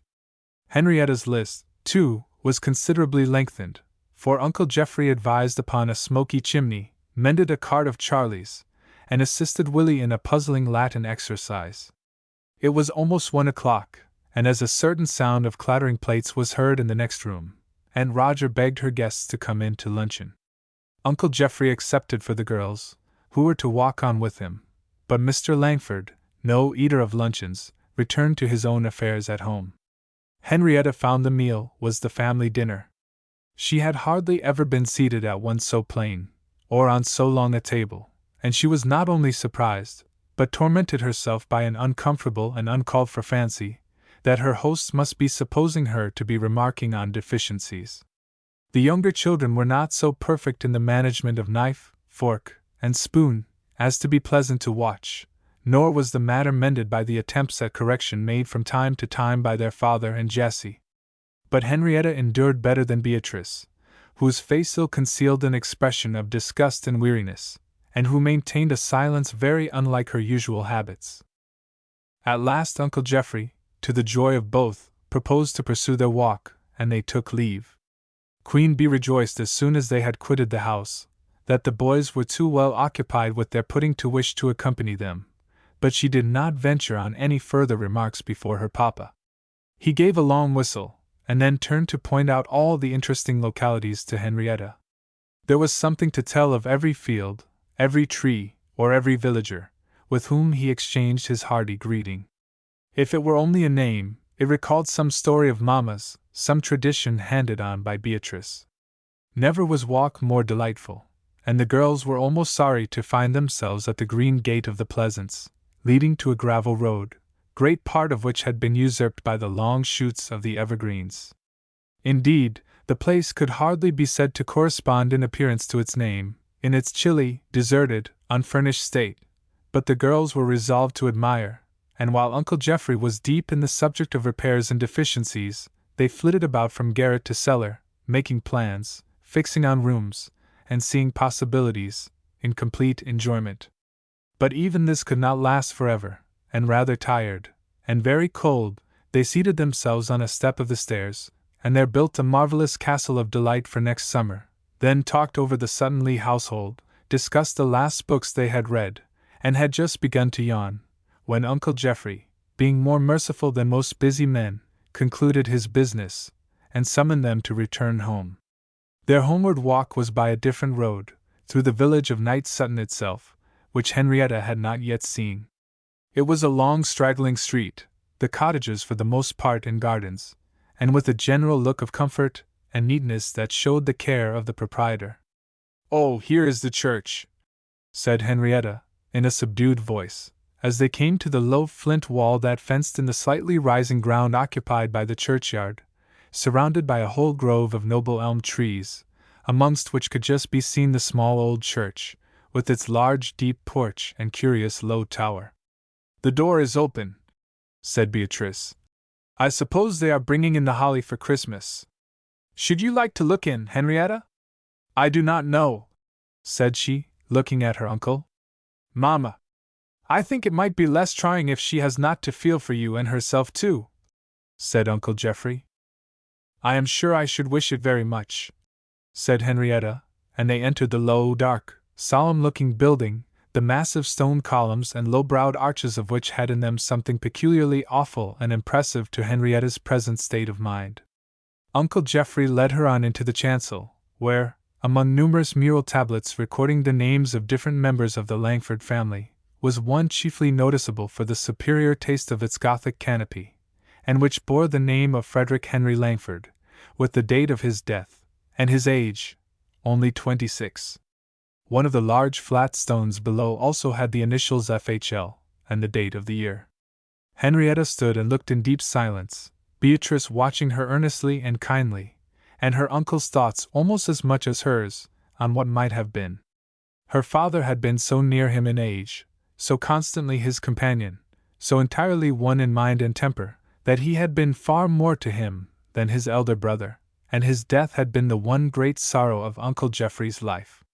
The first sound which broke the stillness was the opening of the door, as the old clerk's wife entered with a huge basket of holly, and dragging a mighty branch behind her. Uncle Geoffrey nodded in reply to her courtesy, and gave his daughter a glance which sent her to the other end of the church to assist in the Christmas decorations. Henrietta turned her liquid eyes upon her uncle. "This is coming very near him," said she in a low voice. "Uncle, I wish I might be quite sure that he knows me." "Do not wish too much for certainty which has not been granted to us," said Uncle Geoffrey. "Think rather of I shall go to him, but he shall not return to me." "But, uncle, you would not have me not believe that he is near to me and knows how I would have loved him, and how I do love him," she added, while the tears rose to her eyes. "It may be so, my dear, and it is a thought which is not only most comforting, but good for us, as bringing us closer to the unseen world, but it has not been positively revealed, and it seems to me better to dwell on that time when the meeting with him is so far certain that it depends but on ourselves. To many persons, Uncle Geoffrey would scarce have spoken in this way, but he was aware of a certain tendency in Henrietta's mind to merge the reverence and respect she owed to her parents in a dreamy, unpractical feeling for the father whom she had never known, whose voice she had never heard, and from whom she had not one precept to obey, while she lost sight of that honor and duty which was daily called for towards her mother. It was in honor, not in love, that Henrietta was wanting, and with how many daughters is it not the same? It was therefore that though even to himself it seemed harsh, and cost him a pang, Mr. Geoffrey Langford resolved that his niece's first visit to her father's grave should not be spent in fruitless dreams of him or of his presence, alluring because involving neither self-reproach nor resolution, but in thoughts which might lead to action, to humility, and to the yielding up of self-will. Henrietta looked very thoughtful. "That time is so far away," said she. "How do you know that?" said her uncle in the deep low tone that brought the full perception that it is nigh, even at the doors. She gave a sort of shuddering sigh, the reality being doubly brought home to her by the remembrance of the suddenness of her father's summons. "It is awful," she said. "I cannot bear to think of it." "Henrietta," said her uncle solemnly, "guard yourself from being so satisfied with the dream of the present as to lose sight of the real, most real future." He paused, and as she did not speak, went on. "The present, which is the means of attaining to that future, is one not of visions and thoughts, but of deeds." Again Henrietta sighed, but presently she said, "But, uncle, that would bring us back to the world of sense. Are we not to pray that we may in heart and mind ascend?" "Yes, but to dwell with whom? Not to stop short with objects once of earthly affection." "Then would you not have me think of him at all?" said she, almost reproachfully. "I would have you take care, Henrietta, lest the thought should absorb the love and trust due to your true and heavenly father, and at the same time you forget what on earth is owed to your mother. Do you think that is what your father would desire?" "You mean," she said sadly, "that while I do not think enough of God, and while I love my own way so well, I have no right to dwell on the thought I love best, the thought that He is near." "Take it rather as a caution than as blame," said Uncle Geoffrey. A long silence ensued, during which Henrietta thought deeply on the new idea opened to her. Her vision, for it could not be called her memory of her father, had in fact been too highly enshrined in her mind, too much worshipped. She had deemed this devotion a virtue, and fostered as it was by the solitude of her life, and the temper of her mother's mind. The truth was as Uncle Geoffrey had hinted, and she began to perceive it, but still it was most unwillingly. For the thought was cherished so as to be almost part of herself. Uncle Geoffrey's manner was so kind that she could not be vexed with him, but she was disappointed, for she had hoped for a narration of some part of her father's history, and for the indulgence of that soft sorrow which has in it little pain. Instead of this she was bidden to quit her beloved world, to soar above it, or to seek for a duty which she had rather not believe that she had neglected, though, no, she did not like to look deeper. Mr. Geoffrey Langford gave her time for thought, though of what nature it might be, he could not guess, and then said, "One thing more before we leave this place. Whether Fred cheerfully obeys the fifth commandment in its full extent, may often, as I believe, depend on your influence. Will you try to exert it in the right way?" "You mean when he wishes to do things like other boys of his age?" said Henrietta. "Yes. Think yourself, and lead him to think, that obedience is better than what he fancies manliness. Teach him to give up pleasure for the sake of obedience, and you will do your work as a sister and daughter." While Uncle Geoffrey was speaking, Beatrice's operations with the holly had brought her a good deal nearer to them, and at the same time the church door opened, and a gentleman entered, whom the first glance showed Henrietta to be Mr. Franklin, the clergyman of the parish, of whom she had heard so much. He advanced on seeing Beatrice with the holly in her hand. "Miss Langford, this is just what I was wishing. I was just helping old Martha," said Beatrice. "We came in to show my cousin the church, and—" By this time the others had advanced. "How well the church looks this dark afternoon," said Uncle Geoffrey, speaking in a low tone. "It is quite the moment to choose for seeing it for the first time. But you are very early in beginning your adornments. I thought if I had the evergreens here in time, I might see a little to the arrangement myself," said Mr. Franklin. "But I am afraid I know very little about the matter. Miss Langford, I wish you would assist us with your taste." Beatrice and Henrietta looked at each other, and their eyes sparkled with delight. "I should like it exceedingly," said the former. "I was just thinking what capabilities there are. And Henrietta will do it beautifully. Then will you really be kind enough to come tomorrow, and see what can be done?" "Yes, we will come as soon as ever breakfast is over, and work hard," said Queen Bee. "And we will make Alex and Fred come too, to do the places that are out of reach." Thank you, said Mr. Franklin eagerly. "I assure you the matter was quite upon my mind, for the old lady there, good as she is, certainly has not the best taste in church dressing. And pray, Mr. Franklin, let us have a step ladder, for I am sure there ought to be festoons round those 2 columns of the chancel arch. Look, Papa, do you not think so? You might put a twining wreath like the columns at Rosslyn Chapel," said her papa. "And I should try how much I could cover the Dutch cherubs at the head of the tables of commandments." "Oh, and don't you see," said Henrietta, "there in front of the altar is a space, where I really think we might make the cross and IHS in holly?" "But could you, Henrietta?" asked Beatrice. "Oh yes, I know I can. I made ML and roses on Mamma's last birthday, and set it up over the chimney-piece in the drawing-room, and I am sure we could contrive this. How appropriate it will look!" "Ah," said Mr. Franklin, "I have heard of such things, but I had always considered them as quite above our powers." "They would be, without Henrietta," said Queen Bee. "But she was always excellent as wreath-weaving, and all those things that belong to choice taste and clever fingers. Only let us have plenty of the wherewithal, and we will do our work so as to amaze the parish. And now," said Uncle Geoffrey, "we must be walking home, my young ladies. It is getting quite dark." It was indeed, for as they left the church the sunlight was fast fading on the horizon, and Venus was already shining forth in pure quiet beauty on the clear blue sky. Mr. Franklin walked a considerable part of the way home with them, adding to Henrietta's list by asking counsel about a damp spot in the wall of the church, and on the measures to be adopted with a refractory farmer.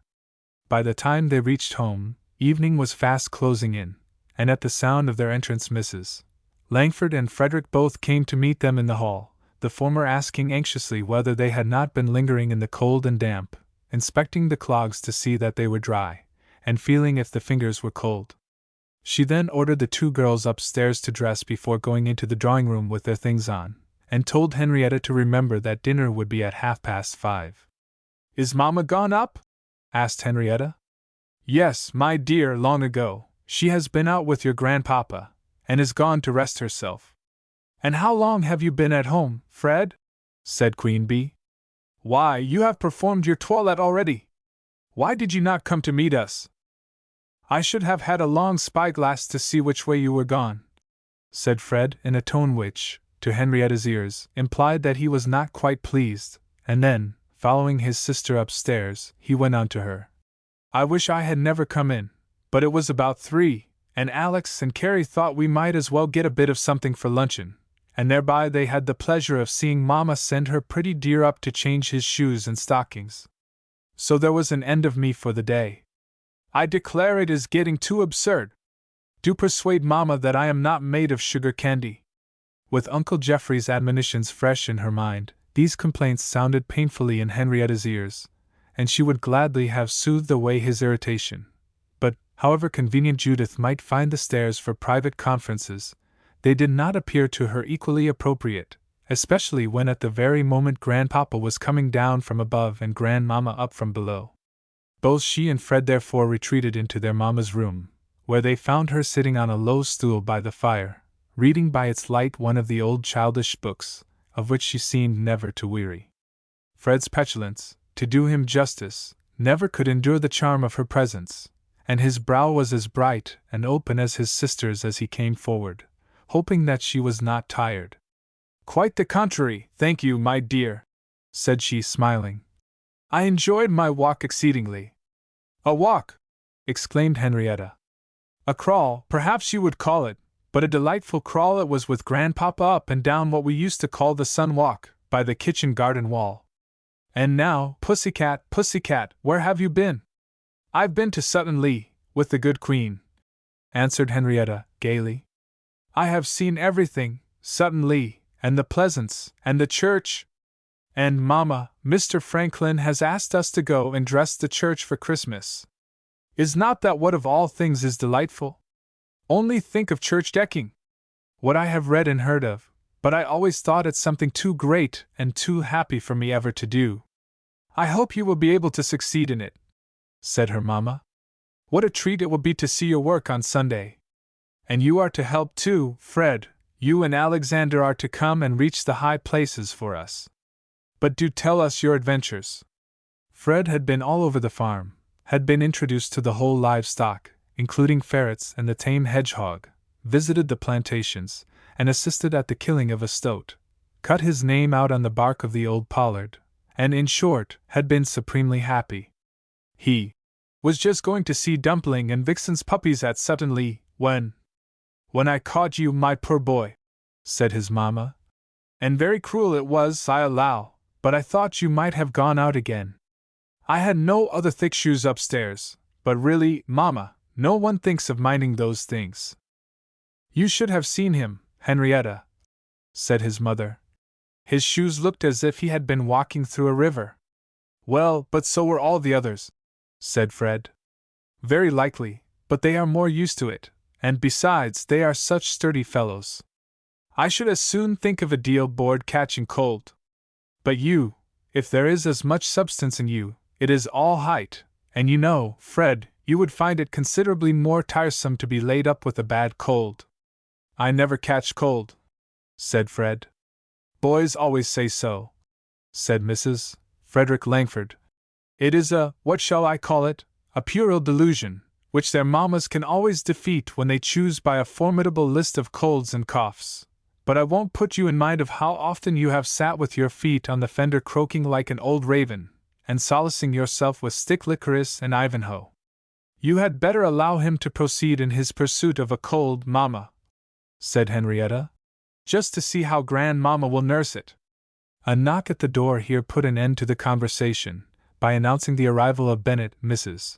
Frederick Langford's maid, who had come in such good time that Henrietta was, for once in her life, full dressed a whole quarter of an hour before dinner time. Nor was her involuntary punctuality without a reward, for the interval of waiting for dinner, sitting round the fire, was particularly enjoyed by Mr. and Mrs. Langford, and Uncle Geoffrey, therefore, always contrived to make it a leisure time, and there was so much merriment in talking over the walk, and discussing the plans for the Pleasance, that Henrietta resolved never again to miss such a pleasant reunion by her own tardiness. Nor was the evening less agreeable. Henrietta pleased grandmamma by getting her carpet work out of some puzzle, and by flying across the room to fetch the tea-chest. She delighted grandpapa by her singing, and by finding his spectacles for him. She did quite a praiseworthy piece of her own crochet purse, and laughed a great deal at the battle that was going on between Queen Bee and Fred about the hero of some new book. She kept her list of Uncle Geoffrey's manifold applicants on the table before her, and had the pleasure of increasing it by 2 men, business unknown, who sent to ask him to come and speak to them, by a loud and eager appeal from Fred and Beatrice to decide their contest, by a question of taste on the shades of grandmamma's carpet work, and by her own query how to translate a difficult German passage which had baffled herself, mamma, and Fred.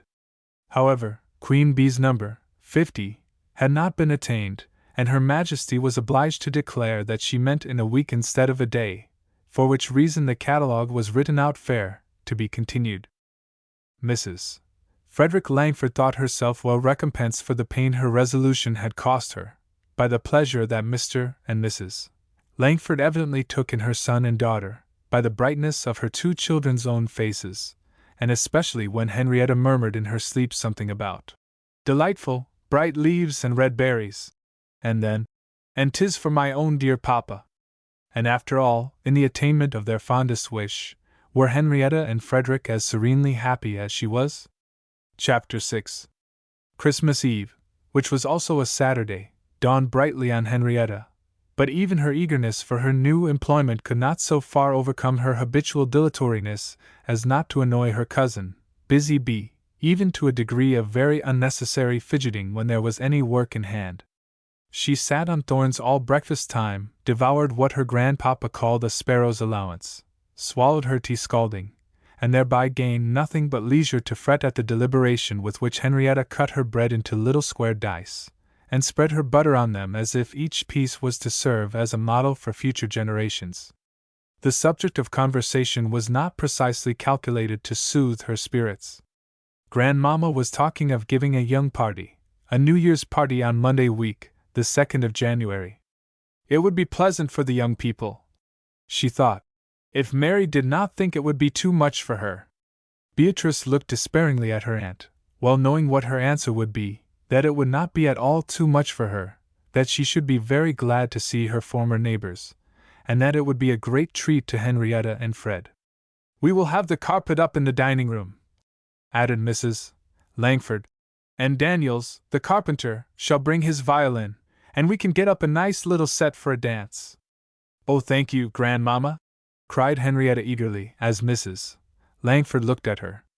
"Poor innocent, you little know!" murmured Queen Bee to herself. "That is right, Henrietta," said Mrs. Langford. "I like to see young people like young people, not above a dance now and then, all in moderation." "Above dancing," said Grandpapa, who, perhaps, took this as a reflection on his pet, Queen Bee. "That is what you call being on the high rope, isn't it?" Beatrice, though feeling excessively savage, could not help laughing. "Are you on the high rope, Queenie?" asked Fred, who sat next to her. "Do you despise the light fantastic?" "I don't know, I do not mind it much," was all she could bring herself to say, though she could not venture to be more decidedly ungracious before her father. "Not much in itself," she added, in a lower tone, as the conversation grew louder. "It is the people, Philip Carey and all, but hush! Listen!" He did so, and heard Careys, Dittons, Evanses, and C. enumerated, and at each name Beatrice looked gloomier, but she was not observed, for her Aunt Mary had much to hear about the present state of the families, and the stream of conversation flowed away from the fete. The meal was at last concluded, and Beatrice in great haste ordered Frederick off to Sutton-Lee, with a message to Alex to meet them at the church, and bring as much holly as he could, and his great knife. "Bring him safe," said she, "for if you fail, and prove a Corby messenger, I promise you worse than the sharpest sting of the most angry bee." Away she ran to fetch her bonnet and shawl, while Henrietta walked up after her, saying she would just fetch her mamma's writing case down for her, and then get ready directly. On coming down, she could not help waiting a moment before advancing to the table, to hear what was passing between her mother and uncle. "Do you like for me to drive you down to the church today?" he asked. "Thank you," she answered, raising her mild blue eyes. "I think not. Remember, it will be perfectly convenient, and do just what suits you," said he in a voice of kind solicitude. "Thank you very much, Geoffrey," she replied, in an earnest tone. "But indeed I had better go for the first time to the service, especially on such a day as tomorrow, when thoughts must be in better order." "I understand," said Uncle Geoffrey, and Henrietta, putting down the writing case, retreated with downcast eyes, with a moment's perception of the higher tone of mind to which he had tried to raise her. In the hall she found Mrs. Langford engaged in moving her precious family of plants from their night quarters near the fire to the bright sunshine near the window. Henrietta, seeing her lifting heavy flower pots, instantly sprang forward with, "Oh, Grandmama, let me help!" Little as Mrs. Langford was wont to allow herself to be assisted, she was gratified with the obliging offer, and Henrietta had carried the myrtle, the old-fashioned oak-leaved geranium, with its fragrant deeply indented leaves, a grim-looking cactus, and 2 or 3 more, and was deep in the story of the orange tree, the pip of which had been planted by Uncle Geoffrey at 5 years old, but which never seemed likely to grow beyond the size of a tolerable currant bush, when Beatrice came down and beheld her with consternation. "Henrietta! Henrietta! What are you about?" cried she, breaking full into the story. Do make haste.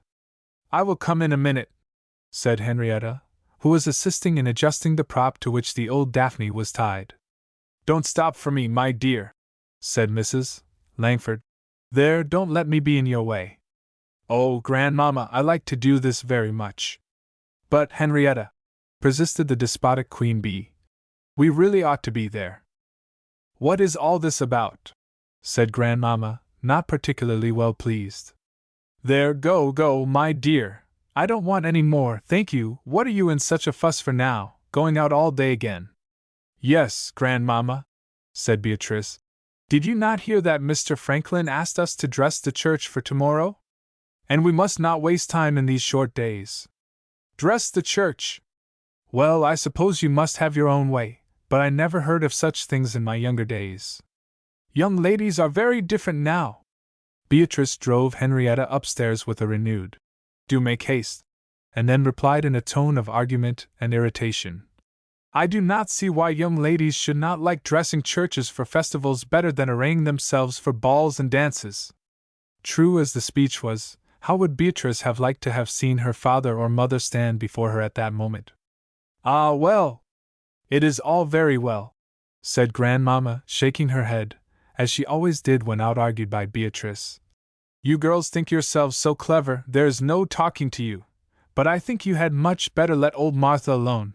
She has done it well enough before ever you were born, and such a litter as you will make the church won't be fit to be seen tomorrow. All day in that cold, damp place, too. I wonder Mary could consent. Henrietta looks very delicate. Oh no, Grandmamma, she is quite strong, very strong indeed. I am sure she is hoarse this morning, proceeded Mrs. Langford. I shall speak to her, Mamma. Oh, don't, pray, Grandmamma. She would be so disappointed. And what would Mr. Franklin do? Oh, very well, I promise you, as he has done before, said Mrs. Langford, hastening off to the drawing-room, while her granddaughter darted upstairs to hurry Henrietta out of the house before a prohibition could arrive. It was what Henrietta had too often assisted Fred in doing to have many scruples, besides which she knew how grieved her mamma would be obliged to stop her, and how glad to find her safe out of reach. So she let her cousin heap on shawls, fur cuffs, and boas in a far less leisurely and discriminating manner than was usual with her. It would be absolute sneaking, to use an elegant word, I suppose, said Beatrice, to go down the back stairs. True, said Henrietta. We will even take the bull by the horns. And trust to our heels, said Beatrice, stealthily opening the door. The coast is clear, and I know both your mamma and my papa will not stop us if they can help it. 1, 2, 3, and away! Off they flew, down the stairs, across the hall, and up the long green walk, before they ventured to stop for Henrietta to put on her gloves, and take up the boa that was dragging behind her like a huge serpent. And after all, there was no need for their flight. They might have gone openly and with clear consciences, had they but properly and submissively awaited the decision of their elders. Mr. Geoffrey Langford, who did not know how ill his daughter had been behaving, would have been very sorry to interfere with the plan, and easily reconciled his mother to it, in his own cheerful, pleasant way. Indeed, her opposition had been entirely caused by Beatrice herself. She had not once thought of objecting when it had been first mentioned the evening before, and had not Beatrice not first fidgeted and then argued, would only have regarded it as a pleasant way of occupying their morning. I could scold you, Miss Drone, said Beatrice when the two girls had set themselves to rights, and recovered breath. It was all the fault of your dawdling. Well, perhaps it was, said Henrietta, but you know I could not see Grandmamma lifting those flower pots without offering to help her.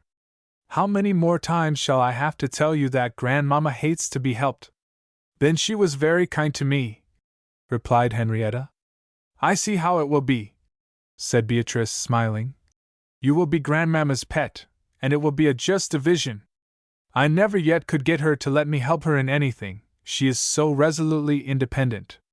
Queen Bee did not take into account how often her service was either grudgingly offered, or else when she came with a good will, it was also with a way, it might be better, it might be worse, but in which she was determined to have the thing done, and against which her grandmamma was of course equally resolute. "She is an amazing person," said Henrietta. "Is she 80 yet?" "79," said Beatrice. "And Grandpapa 82. I always say I think we should get the prize in a show of grandfathers and grandmothers, if there was one like Uncle Roger's fat cattle shows. You know she thinks nothing of walking twice to church on a Sunday, and all over the village besides when there is anybody ill. But here is the Suttonley path. Let me see if those boys are to be trusted. Yes, yes, that's right. Capital!" cried she in high glee. "Here is Burnham Wood coming across the field." And springing on one of the bars of the gate near the top, she flourished her handkerchief, chanting or singing. "Greet thee well, thou holly green, welcome, welcome, art thou seen, with all thy glittering garlands bending, as to greet my quick descending." She finished in an altered tone, as she was obliged to spring precipitately down to avoid a fall. It made a capital conclusion, however, though not quite what I had proposed. "Well, gentlemen," as 4 or 5 of the boys came up, each bearing a huge holly bush. "Well, gentlemen, you are a sight for saireen." "With sair fingers, you mean," said Fred. "These bushes scratch like half a dozen wild cats." "It is in too good a cause for me to pity you," said Beatrice. "Nor would I accept it if you would," said Fred. His sister, however, seemed determined on bestowing it whether he would or not. "How your hands are bleeding! Have you any thorns in them? Let me see, I have my penknife."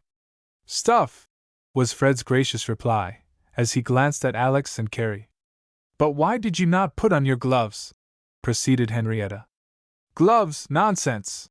said Fred, who never went without them at Roxanne.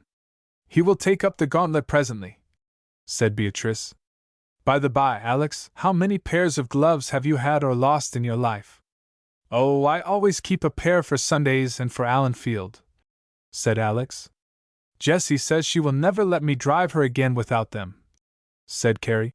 "But trust me for that, I hate them, they are such girls' things. I tell her then she can't be driven." Fred could not bear to hear of Carrie's driving, a thing which he had not yet been permitted to attempt, and he hastily broke in. "You have not told the news yet." "What news?" "The Euphrosyne is coming home," cried the boys with one voice. "Had we not told you?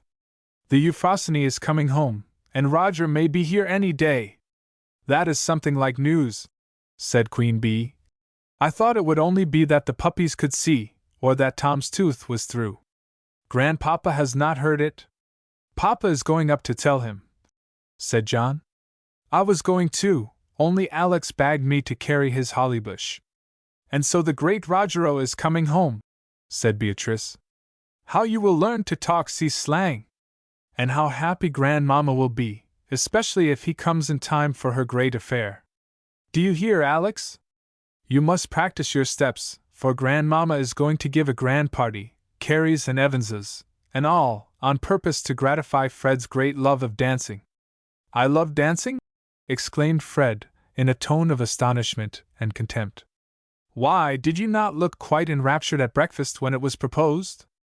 I expected you every moment to ask the honor of my hand for the first quadrille, but I suppose you leave it for Philip Carey." "If it comes at all, you must start me, Bee," said Alex, "for I am sure I can't dance with anyone but you." "Let me request it now," said Fred, "though why you should think I like dancing I cannot imagine. I am sure nothing but your Majesty can make it endurable." "There are compliments to your Majesty," cried Henrietta, laughing. "One will not or cannot dance at all without her, the other cannot find it endurable. I long to see which is to be gratified." "Time will show," said Beatrice. "I shall ponder on their requests, and decide maturely, Greek against Prussian, lover of the dance against hater of the dance." "I don't love it, I declare," exclaimed Fred. "I don't mind it if you dance with me," said Alex. And Beatrice was in her glory, teasing them both, and feeling herself the object of attention to both. Flirtation is not a pleasant word, and it is one which we are apt to think applies chiefly to the manners of girls, vain of their personal appearance, and wanting in sense or education. Beatrice would have thought herself infinitely above it, but what else was her love of attention, her delight in playing off her two cousins against each other.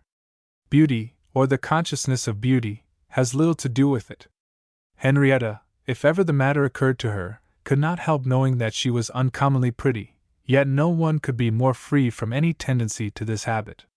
Beatrice knew equally well that she was plain, but that did not make the least difference. If any, it was rather on the side of vanity, in being able without a handsome face, so to attract and engross her cousins. It was amusing, gratifying, flattering, to feel her power to play them off, and irritate the little feelings of jealousy which she had detected, and thoughtless as to the right or wrong, she pursued her course. On reaching the church they found that, as was usual with her, she had brought them before any one was ready. The doors were locked, and they had to wait while Carrie and John went to old Martha's to fetch the key. In a few minutes more Mr. Franklin arrived, well pleased to see them ready to fulfill their promise. The west door was opened, and disclosed a huge heap of holly laid up under the tower, ready for use. The first thing the boys did was to go up into the belfry, and out on the top of the tower, and Busy Bee had a great mind to follow them. But she thought it would not be fair to Mr. Franklin, and the wide field upon which she had to work began to alarm her imagination. Before the boys came down again, she had settled the plan of operations with Henrietta, and Mr. Franklin dragged her holly bushes into the aisle, and brought out her knife and string. They came down declaring that they could be of no use, and they should go away, and Beatrice made no objection to the departure of Carrie and Johnny, who, as she justly observed, would be only in the way, but she insisted on keeping Fred and Alex. "Look at all those pillars! How are we ever to twine them by ourselves? Look at all those great bushes! How are we to lift them? No, no, indeed, we cannot spare you, Fred. We must have some stronger hands to help us, and you have such a good eye for this sort of thing." Had Alexander gone, Fred would have found some excuse for following him, rather than he should leave him with young ladies, doing young ladies' work. But, as Beatrice well knew, Alex would never withdraw his assistance when she asked Fred's, and she felt secure of them both. "There, Alex, settle that ladder by the screen, please. Now will you see if there is anything to tie a piece of string to? For it is of no use to make a festoon if we cannot fasten it. I can't see anything. Here, give me your hand, and I'll look." Up tripped the little bee, just holding by his hand. "Yes, to be sure there is. Here is a great rough nail sticking out. Is it firm?" "Yes, capitally. Now, Alex, make a sailor's knot round it. Help me down first, though, thank you. Fred, will you trim that branch into something like shape? You see how I mean. We must have a long drooping wreath of holly and ivy, to blend with the screen. How tough this ivy is! Thank you, that's it. Well, Mr. Franklin, I hope we shall get on in time." Mr. Franklin was sure of it, and seeing all actively employed, and himself of little use, he took his leave for the present, hoping that the Misses Langford would not tire themselves. Angels' work is church decoration, work fit for angels, that is to say, but how pure should be the hands and hearts engaged in it! Its greatness makes it solemn and awful. It is work immediately for the glory of God. It is work like that of the children who strewed the palm branches before the steps of the Redeemer. Who can frame in imagination a more favored and delightful occupation than that of the four young creatures who were, in very deed, greeting the coming of their Lord with those bright and glistening wreaths with which they were adorning his sanctuary? Angels' work. But the angels veil their faces and tremble, and we upon earth have still greater cause to tremble and bow down in awful reverence, when we are allowed to approach so near his shrine. And was that spirit of holy fear, that sole desire for his glory, the chief thought with these young people? Not that there was what even a severe judge could call a reverence in word or deed. There was no idle laughter, and the conversation was in a tone and a style which showed that they were all well trained in respect for the sanctity of the place. Even in all the helping up and down ladders and steps, in the reaching over for branches, in all the little mishaps and adventures that befell them, their behavior was outwardly perfectly what it ought to have been, and that is no small praise for four young people, under 17, left in church alone together for so many hours. But still Beatrice's great aim was, unconsciously perhaps, to keep the two boys entirely devoted to herself, and to exert her power. Wonderful power it was in reality, which kept them interested in employment so little accordant with their nature, kept them amused without irreverence, and doing good service all the time. But it was a power of which she greatly enjoyed the exercise, and which did nothing to lessen the rivalry between them. As to Henrietta, she was sitting apart on a hassock, very happy, and very busy in arranging the monogram and wreath which she had yesterday proposed. She was almost forgotten by the other three, certainly neglected, but she did not feel it so. She had rather be quiet, for she could not work and talk like Queen Bee, and she liked to think over the numerous verses and hymns that her employment brought to her mind. Uncle Geoffrey's conversation dwelt upon her too. She began to realize his meaning, and she was especially anxious to fulfill his desire, by entreating Fred to beware of temptations to disobedience. Opportunities for private interviews were, however, very rare at Night Sutton, and she had been looking forward to having him all to herself here, when he must wish to visit his father's grave with her. She was vexed for a moment that his first attention was not given to it, but she knew that his first thought was there, and boys never showed what was uppermost in their minds to anyone but their sisters. She should have him by and by, and the present was full of tranquil enjoyment. If Henrietta had been free from blame in coming to Night Sutton at all, or in her way of leaving the house this morning, there would have been little or no drawback to our pleasure in contemplating her. "Is it possible?" exclaimed Queen Bee, as the last reverberation of the single stroke of the deep-toned clock fell quivering on her ear. "I thought you would have given us at least 11 more. What a quantity remains to be done!" sighed Henrietta, laying down the wreath which she had just completed. "Your work looks beautiful, Queenie, but how shall we ever finish? A short winter's day, too," said Beatrice. "One thing is certain, that we can't go home to luncheon." "What will Grandmamma think of that?" said Henrietta doubtfully. "Will she like it?" Beatrice could have answered, "Not at all," but she said, "Oh, never mind, it can't be helped. We should be late even if we were to set off now, and besides we might be caught and stopped." "Oh, that would be worse than anything," said Henrietta, quite convinced. "So you mean to starve?" said Alex. "See what slaves men are to creature comforts," said Beatrice. "What do you say, Henrietta?" "I had much rather stay here," said Henrietta. "I want nothing. Much better fun to go without," said Fred, who had not often enough missed a regular meal not to think doing so an honor and a joke. "I'll tell you what we'll do best of all," cried Queen Bee. "You go to Dame Reed's, and buy us 6 pennyworth of the gingerbread Papa calls the extreme of luxury, and we will eat it on the old men's bench in the porch. Oh ho! Her Majesty is descending to creature comforts," said Alex. "I thought she would soon come down to other mortals." "Only to gratify her famishing subjects," said Beatrice. "You disloyal vassal, you! Fred is worth a dozen of you. Come, make haste.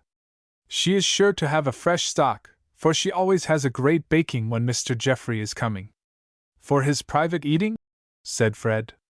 "He likes it pretty well, certainly, and he seldom goes through the village without making considerable purchase for the benefit of the children in his path, who take care to be not a few. I found little Jenny Woods made small distinction between Mr. Geoffrey and Mr. Ginger. But come, Alex, why are you not off?" "Because I don't happen to have a 6pence," said Alex, with an honest openness, overcoming his desire to add, "in my pocket."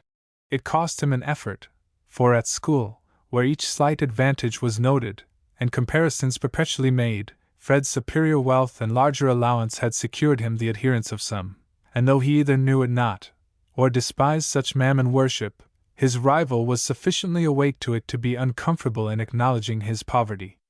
"Every one is poor at the end of the half," said Fred, tossing up his purse and catching it again, so as to demonstrate its lightness. "Here is a 6pence, though, at Her Majesty's service." "And do you think she would take your last 6pence, you honor to loyalty?" said Beatrice, feeling in her pocket. "We are not fallen quite so low. But alas! The Royal Exchequer is, as I now remember, locked up in my desk at home. And my purse is in my workbox," said Henrietta. "So, Fred, I must be beholden to you for the present," said Beatrice. if it won't quite break you down. There are more where that came from, said Fred, with a careless air. Come along, Alex. Away they went. That is unlucky, soliloquized Queen Bee. If I could have sent Alex alone, it would have been all right, and he would have come back again. But now one will carry away the other, and we shall see them no more. No, that would be rather too bad, said Henrietta. I am sure Fred will behave better. Mark what I say, said Beatrice. I know how it will be. A dog or a gun is what a boy cannot for a moment withstand, and if we see them again 'twill be a 9 days' wonder. But come, we must to the work. I want to look at your wreath. She did not, however, work quite as cheerily as before, and lost much time in running backwards and forwards to peep out at the door, and in protesting that she was neither surprised nor annoyed at the faithlessness of her envoys. At last a droll little frightened knock was heard at the door. Beatrice went to open it, and a whitey brown paper parcel was held out to her by a boy in a green canvas round frock, and a pair of round, hard, red, solid-looking cheeks, no other than Dame Reed's grandson. Thank you, said she. Did Master Alexander give you this? Aye. Thank you, that's right. And away he went. You see, said Queen Bee, holding up the parcel to Henrietta, who came out to the porch. Let us look. Oh, they have vouchsafed a note. And she took out a crumpled envelope, directed in Aunt Mary's handwriting to Fred, on the back of which Alex had written, Dear B, we beg pardon, but Carrie and Dick are going up to Andrews's about his terrier. A.L. Very cool, certainly, said Beatrice, laughing, but still with a little pique. What a life I will lead them! Well, you are a true prophet, said Henrietta. And after all it does not much signify. They have done all the work that is out of reach, but still I thought Fred would have behaved better. You have yet to learn the difference between Fred with you or with me, and Fred with his own congeners, said Beatrice. You don't know half the phases of boy nature. Henrietta sighed, for Fred had certainly not been quite what she expected him today. Not because he had appeared to forget her, for that was nothing, that was only appearance, and her love was too healthy and true even to feel it neglect. But he had forgotten his father's grave. He was now neglecting the church, and far from its consoling her to hear that it was the way with all boys when they came together, it gave her one moment's doubt whether they were not happier, when they were all in all to each other at Roxanne. It was but for one instant that she felt this impression, the next it had passed away, and she was sharing the gingerbread with her cousin, and smiling at the great admiration in which it seemed to be held by the natives of Night Sutton. They took a short walk up and down the churchyard while eating it, and then returned to their occupation, well pleased, on re-entering, to see how much show they had made already. They worked together very happily. Indeed, now that all thought of her squires was quite out of her head, Beatrice worked much more in earnest, and in the right kind of frame. Something more of the true spirit of this service came over her, and she really possessed some of that temper of devotion which she fancied had been with her the whole day. It was a beautiful thing when Henrietta raised her face, as she was kneeling by the font, and her clear, sweet voice began at first in a low, timid note, but gradually growing fuller and stronger. Hark! The herald angels sing glory to the newborn King, peace on earth, and mercy mild, God and sinners reconciled. Beatrice took up the strain at the first line, and sweetly did their tones echo through the building, while their hearts swelled with delight and thankfulness for the good tidings of great joy. Another and another Christmas hymn was raised, and never were carols sung by happier voices, and the decorations proceeded all the better and more suitably beneath their influence. They scarcely knew how time passed away, till Henrietta, turning round, was amazed to see Uncle Geoffrey standing just within the door watching them. Beautiful, said he, as she suddenly ceased, in some confusion. Your work is beautiful. I came here prepared to scold you a little, but I don't think I can. Who made that wreath and monogram? She did, of course, Papa, said Beatrice, pointing to her cousin. Who else could? It is a very successful arrangement, said Uncle Geoffrey, moving about to find the spot for obtaining the best view. It is an arrangement to suggest so much. Henrietta came to the place where he stood, and for the first time perceived the full effect of her work. It was placed in front of the altar, the dark crimson covering of which relieved the shining leaves and scarlet berries of the holly. The 3 letters IHS were in the center, formed of small sprays fastened in the required shape, and around them was a large circle of holly, plaited and twined together, the many pointed leaves standing out in every direction in their peculiar stiff gracefulness. "I see it now," said she, in a low voice full of awe. "Uncle, I did not mean to make it so." "How?" he asked. "It is like Good Friday," said she, as the resemblance to the crown of thorns struck her more and more strongly. "Well, why not, my dear?" said her uncle, as she shrunk closer to him in a sort of alarm. "Would Christmas be worth observing if it were not for Good Friday?" "Yes, it is right, uncle, but somehow it is melancholy. Where are those verses that say, 'Let me see'?" "So you see, Henrietta, you have been guided to do quite right." Henrietta gave a little sigh, but did not answer, and Beatrice said, "It is a very odd thing, whenever any work of art, or what shall I call it, is well done, it is apt to have so much more in it than the author intended. It is so in poetry, painting, and everything else.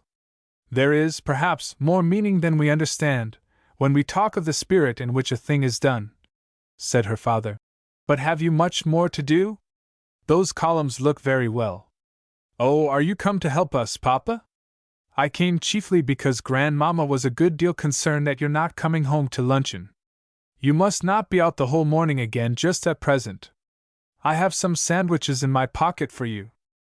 Beatrice explained how they had been fed, and her papa said, "Very well, we will find someone who will be glad of them, but mind, do not make her think you unsociable again. Do you hear and heed?" It was the sort of tone which, while perfectly kind and gentle, shows that it belongs to a man who will be obeyed, and ready compliance was promised.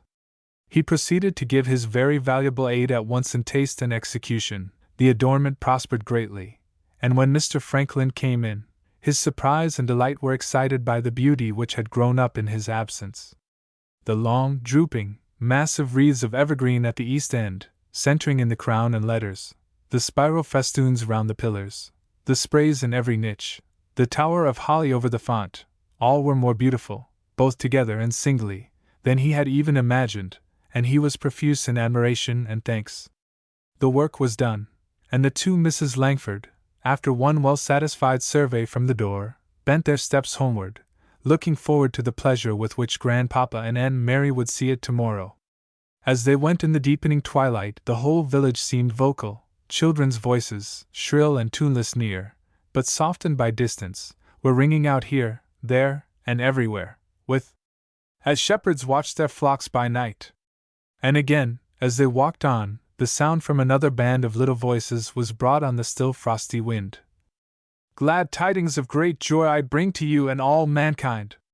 Imperfect rhymes, bad voices, no time observed, but how joyous, how really Christmas-like, how well it suited the soft half-light, the last pale shine of sunset lingering in the southwest. The large solemn stars that one by one appeared. How Uncle Geoffrey caught up the lines and sang them over to himself. How light and free Beatrice walked, and how the quiet happy tears would rise in Henrietta's eyes. The singing in the drawing-room that evening, far superior as it was, with Henrietta, Beatrice, Frederick, and even Aunt Mary's beautiful voice, was not equal in enjoyment to that. Was it because Beatrice was teasing Fred all the time about his defection? The church singers came up to the hall, and the drawing-room door was set open for the party to listen to them. Grandpapa and Uncle Geoffrey went out to have a talk with them, and so passed the space till tea-time, to say nothing of the many little troops of young small voices outside the windows, to whom Mrs. Langford's plum buns, and Mr. Geoffrey's sixpences, were a very enjoyable part of the Christmas festivities. Chapter 7. The double feast of Sunday and Christmas Day dawned upon Henrietta with many anxieties for her mother, to whom the first going to church must be so great a trial. Would that she could, as of old, be at her side the whole day. But this privilege, unrecked of at Roxane, was no longer hers. She had to walk to church with Grandmamma and the rest of the party, while Mrs. Frederick Langford was driven in the open carriage by old Mr. Langford, and she was obliged to comfort herself with recollecting that no companion ever suited her better than Grandpapa.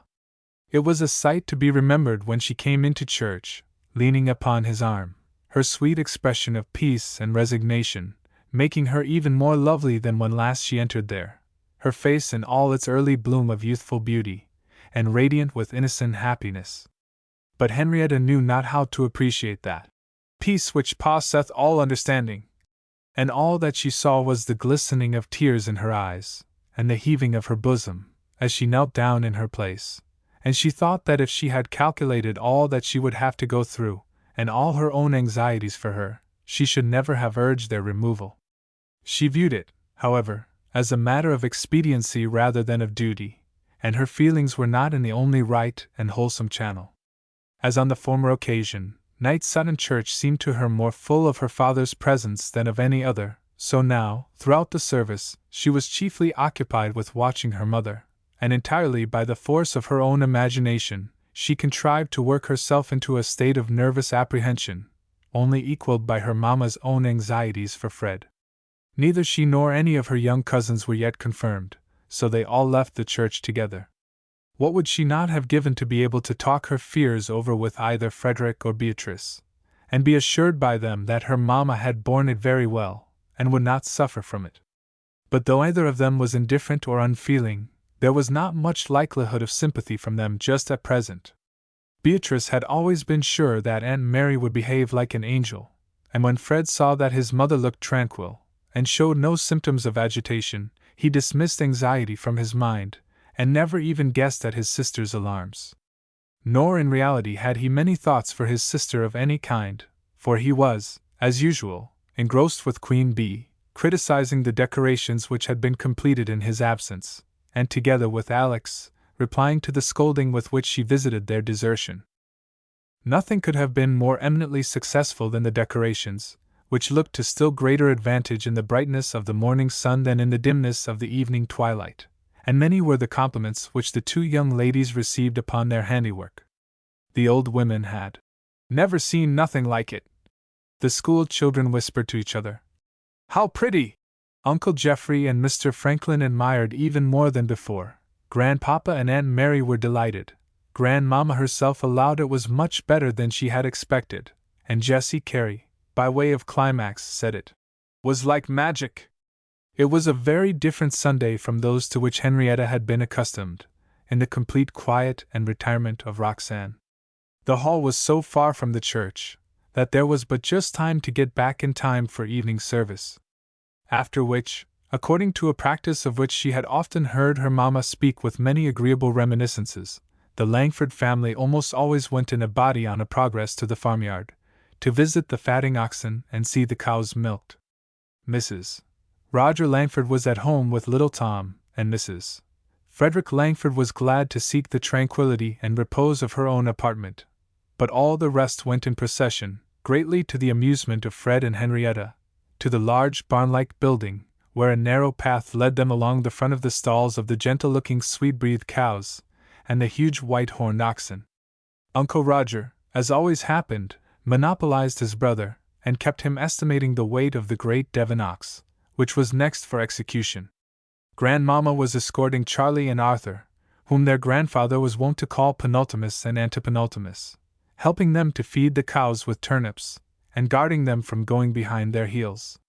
Henrietta was extremely happy, for Grandpapa himself was doing the honors for her, and instructing her in the difference between a Guernsey cow and a shorthorn, and so was Alexander, for he had Queen Bee all to himself in a remote corner of the cowhouse, rubbing old Spotted Nancy's curly brow, catching at her polished black-tipped horn, and listening to his hopes and fears for the next half-year. Not so Frederick, as he stood at the door with Jessie Carey, who, having no love for the cowhouse, especially when in her best silk, thought always ready to take care of the children there, was very glad to secure a companion outside, especially one so handsome, so much more polished than any of her cousins, and so well able to reply to her small talk.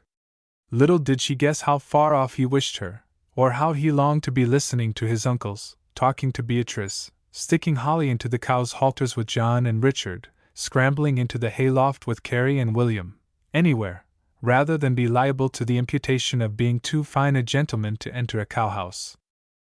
This accusation never entered the head of any one but himself, but still an attack was in store for him. After a few words to Martin the cowman, and paying their respects to the pigs, the party left the farmyard, and the inhabitants of Suttonley took the path to their own abode, while Beatrice turned round to her cousin, saying, "Well, Fred, I congratulate you on your politeness. How well you endured being victimized." "I victimized? How do you know I was not enchanted?" "Nay, you can't deceive me while you have a transparent face. Trust me for finding out whether you are bored or not. Besides, I would not pay so bad a compliment to your taste as to think otherwise. How do you know I was not exercising the taste of Rubens himself? I was actually admiring you all, and thinking how like it all was to that great print from one of his pictures, the building with its dark gloomy roof, and open sides, the twilight, the solitary dispersed snowflakes, the haze of dust, the sleek cattle, and their long white horns." "Quite poetical," said Queen Bee, in a short, dry, satirical manner. "How charmed Jessie must have been!" "Why?" said Fred, rather provoked. "Such masterly eyes are not common among our gentlemen. You will be quite her phoenix, and how much Thomson's Seasons you will have to hear! I dare say you have had it already." "Well, very good advice, too," said Fred. "I hate and detest Thomson," said Beatrice. "Above all, for travestying Ruth into the lovely young Lavinia, so whenever Jessie treated me to any of her quotations, I criticized him without mercy, and at last I said, by great good luck, that the only use of him was to serve as an imposition for young ladies at second-rate boarding schools. It was a capital hit, for Alex found out that it was the way she learned so much of him, and since that time I have heard no more of Jemmy Thomson." "Jemmy Thomson? Oh!" The laughter which followed this speech had a tone in it, which, reaching Mr. Geoffrey Langford, who was walking a little in front with his mother, made him suspect that the young people were getting into such spirits as were not quite Sunday-like, and turning round, he asked them some trifling question, which made him a party to the conversation, and brought it back to a quieter though not less merry tone. Dinner was at 5, and Henrietta was dressed so late that Queen Bee had to come up to summon her, and bring her down after every one was in the dining-room, an entree all the more formidable, because Mr. Franklin was dining there, as well as Uncle Roger and Alexander. Thanks in some degree to her own dawdling, she had been in a hurry the whole day, and she longed for a quiet evening, but here it seemed to her, as with the best intentions it usually is, in a large party, that, but for the laying aside of needlework, of secular books and secular music, it might as well have been any other day of the week. Her mamma was very tired, and went to bed before tea. The gentlemen had a long talk over the fire, the boys and Beatrice laughed and talked, and she helped her grandmamma to hand about the tea, answering her questions about her mother's health and habits, and heard a good deal that interested her, but still she could not feel as if it were Sunday. At Roxen she used to sit for many a pleasant hour, either in the darkening summer twilight, or the bright red light of the winter fire, repeating or singing hymns, and enjoying the most delightful talks that the whole week had to offer, and now she greatly missed the conversation that would have set this strange week to rights in her head, as she said to herself. She thought over it a good deal whilst Bennet was brushing her hair at night, feeling as if it had been a weekday, and as if it would be as difficult to begin a new fresh week on Monday morning, as it would a new day after sitting up a whole night. How far this was occasioned by night Sutton habits, and how far it was her own fault, was not what she asked herself, though she sat up for a long time musing on the change in her way of life, and scarcely able to believe that it was only last Sunday that she had been sitting with her mother over their fire at Roxan. Enough had happened for a whole month. Her darling project was fulfilled. The airy castle of former days had become a substance, and she was inhabiting it, and was she really so very much happier? There she went into a reverie, but musing is not meditating, nor vague dreaming's wholesome reflections. She went on sitting there, chiefly for want of energy to move, till the fire burnt low, the clock struck 12, and Mrs. Frederick Langford exclaimed in a sleepy voice, "My dear, are you going to sleep there?" Chapter 8. Breakfast was nearly over on Monday morning, when a whole party of the Suddenly boys entered with the intelligence that the great pond in Knight's portion was quite frozen over, and that skating might begin without loss of time. "You are coming, are you not, Bee?" said Alex, leaning over the back of her chair. "Oh yes," said she, nearly whispering. "Only take care. It is taboo there." And she made a sign with her hand towards Mrs. Langford. "And don't frighten Aunt Mary about Fred." "Oh, it is too late, Carrie's doing the deed as fast as he can." Carrie was asking Fred whether he had ever skated, or could skate, and Fred was giving an account of his exploits in that line at school, hoping it might prove to his mother that he might be trusted to take care of himself since he had dared the danger before. In vain. The alarmed expression had come over her face, as she asked Alexander whether his father had looked at the ice. "No," said Alex, "but it is perfectly safe. I tried it this morning, and it is as firm as this marble chimney piece." "He is pretty well to be trusted," said his grandfather, "more especially as it would be difficult to get drowned there." "I would give a shilling to anyone who could drown himself there," said Alex. "The traveling man did," exclaimed at once Carrie, John, and Richard. "Don't they come in just like the Greek chorus?" said Beatrice, in a whisper to Fred, who gave a little laugh, but was too anxious to attend to her. "I thought he was drowned in the river," said Alex. "No, it was in the deep pool under the weeping willow, where the duckweed grows so rank in summer," said Carrie. Uncle Geoffrey laughed. "I am sorry to interfere with your romantic embellishments, Carrie, or with the credit of your beloved pond, since you are determined not to leave it behindhand with its neighbors." "I always thought it was there," said the boy. "And thought wrong. The poor man was found in the river 2 miles off." "I always heard it was at Knight's Pool," repeated Carrie. "I do not know what you may have heard," said Uncle Geoffrey, "but as it happened a good while before you were born, I think you had better not argue the point." "Grandpapa," persisted Carrie, "was it not in Knight's Pool?" "Certainly not," was the answer drily given. "Well," continued Carrie, "I am sure you might drown yourself there." "Rather than own yourself mistaken," said Uncle Geoffrey. Carrie, I hate contradiction," said Grandmama, rising and rustling past where he stood with a most absurd, dogged, unconvinced face. "Take your arm off the mantelpiece, let that china cup alone, and stand like a gentleman." "Do." "All in vain," said Beatrice. "To the end of his life he will maintain that Knight's Pool drowned the traveling man." "Well, never mind," said John, impatiently.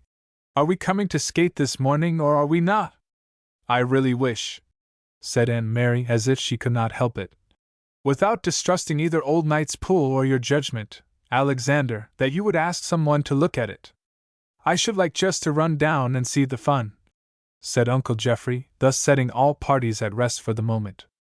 The 2 girls ran joyfully up to put on their bonnets, as Henrietta wished to see Beatrice to join in the sport. At that instant Mrs. Langford asked her son Geoffrey to remove some obstacle which hindered the comfortable shutting of the door, and though a servant might just as well have done it, he readily complied, according to his constant habit of making all else give way to her, replying to the discomfited looks of the boys, "I shall be ready by the time the young ladies come down." So he was, long before Henrietta was ready, and just as she and Beatrice appeared on the stairs, Atkins was carrying across the hall what the boys looked at with glances of dismay, namely, the post-bag. Knight Sutton, being small and remote, did not possess a post office, but a messenger came from Allenfield for the letters on every day except Sunday, and returned again in the space of an hour.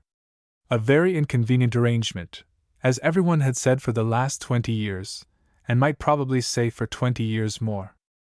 As usual, more than half the contents were for G. Langford, Esq., and Fred's face grew longer and longer as he saw the closely written businesslike sheets. "Fred, my poor fellow," said his uncle, looking up, "I am sorry for you, but 1 or 2 must be answered by this day's post." "I will not be longer than I can help." "Then do let us come on," exclaimed the chorus. "Come, Queenie," added Alex. She delayed, however, saying, "Can I do any good, Papa?" "Thank you, let me see." I do not like to stop you, but it would save time if you could just copy a letter." "Oh, thank you, pray let me," said Beatrice, delighted. "Go on, Henrietta, I shall soon come."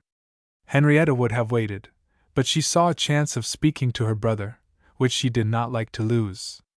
Her mother had taken advantage of the various conversations going on in the hall, to draw her son aside, saying, "Freddie, I believe you think me very troublesome, but do let me entreat of you not to venture on the ice till one of your uncles has said it is safe." "Uncle Roger trusts Alex," said Fred. "Yes, but he lets all those boys take their chance, and a number of you together are likely to be careless, and I know there used to be dangerous places in that pond. I will not detain you, my dear," added she as the others were preparing to start. "Only I beg you will not attempt to skate till your uncle comes." "Very well," said Frederick, in a tone of as much annoyance as ever he showed his mother, and with little suspicion how much it cost her not to set her mind at rest by exacting a promise from him. This she had resolutely forborne to do in cases like the present, from his earliest days, and she had her reward in the implicit reliance she could place on his word when once given. And now, sighing that it had not been voluntarily offered, she went to her sofa, to struggle and reason in vain with her fears, and start at each approaching step, lest it should bring the tidings of some fatal accident, all the time blaming herself for the entreaties which might, as she dreaded, place him in peril of disobedience. In a few moments Mr. Geoffrey Langford was sitting in the great red leathern chair in the study, writing as fast as his fingers would move, apparently without a moment for thought, though he might have said, like the great painter, that what seemed the work of half an hour was in fact the labor of years. His daughter, her bonnet by her side, sat opposite to him, writing with almost equal rapidity, and supremely happy, for to the credit of our little queen let it be spoken, that no talk with Henrietta, no walk with grandpapa, no new exciting tale, no, not even a flirtation with Fred and Alex, one or both, was equal in her estimation to the pleasure and honor of helping papa. Even though it was copying a dry legal opinion, instead of gliding about on the smooth hard ice, in the bright winter morning sunshine. The two pens maintained a duet of diligent scratching for some 25 minutes without intermission, but at last Beatrice looked up, and without speaking, held up her sheet. "All ready? Thank you, my little clerk, I could think it was Mamma. Now then, off to the skating. My compliments to Fred, and tell him I feel for him, and will not keep him waiting longer than I can avoid." And muttering a resumption of his last sentence, on went the lawyer's indefatigable pen, and away flew the merry little busy bee, bounding off with her droll, tripping, elastic, short-stepped run, which suited so well with her little alert figure, and her dress, a small plain black velvet bonnet, a tight black velvet jacket, as she called it, and a brown silk dress, with narrow yellow stripes, chosen chiefly in joke, because it was the color of a bee, not a bit of superfluous shawl, boa, or ribbon about her, but all close and compact, fit for the diversion which she was eager to enjoy. The only girl among so many boys, she had learned to share in many of their sports, and one of the prime favorites was skating, a diversion which owes as much of its charm to the caprices of its patron Jack Frost, as to the degree of skill which it requires. She arrived at the stile leading to Knight's portion, as it was called, and a very barren portion must the poor knight have possessed if it was all his property. It was a sloping chalky field or rather corner of a down, covered with very short grass and thistles, which defied all the attacks of Uncle Roger and his sheep. On one side was a sort of precipice, where the chalk had been dug away, and a rather extensive old chalk pit formed a tolerable pond, by the assistance of the ditch at the foot of a hedge.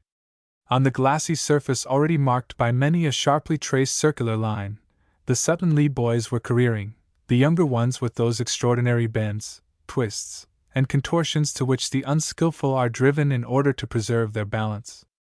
Frederick and Henrietta stood on the brink, either of them looking particularly cheerful, but both turned gladly at the sight of the busy bee, and came to meet her with eager inquiries for her papa.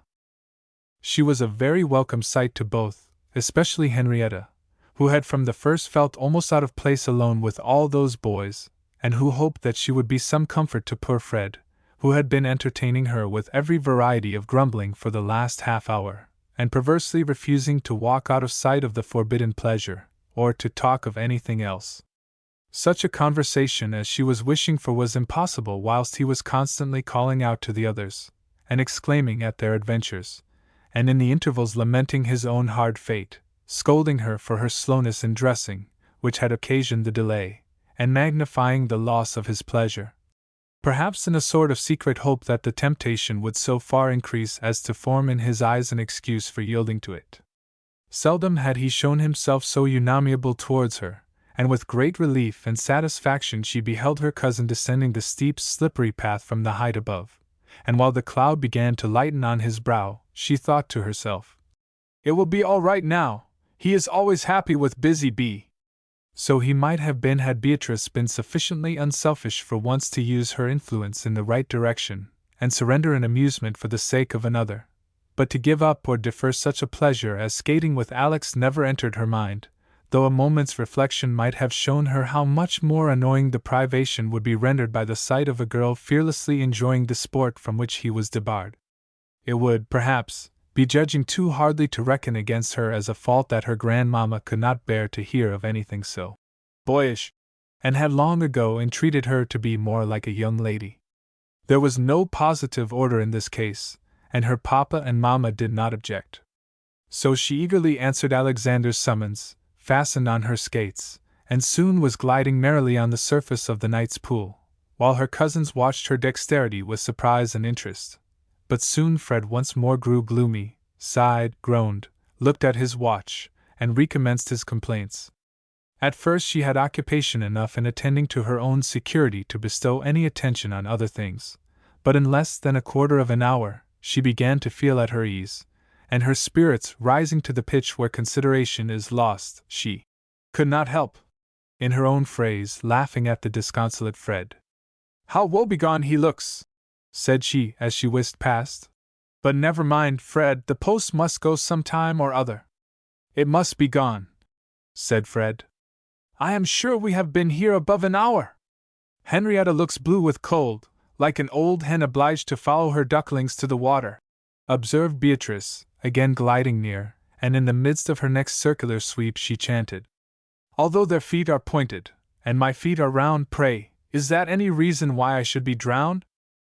It was a great aggravation of Fred's calamities to be obliged to laugh, nor were matters mended by the sight of the party now advancing from the house, Jessie Carey, with 3 of the lesser boys. "What news of Uncle Geoffrey?"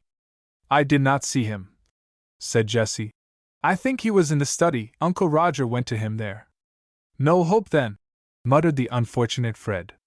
"Can't you skate, Fred?" asked little Arthur with a certain most provoking face of wonder and curiosity. "Presently," said Fred. "He must not," cried Richard, in a tone which Fred thought malicious, though it was only rude. "Must not?" And Arthur looked up in amazement to the boy so much taller than his 3 brothers, creatures in his eyes privileged to do what they pleased. "His mamma won't let him," was Dick's polite answer.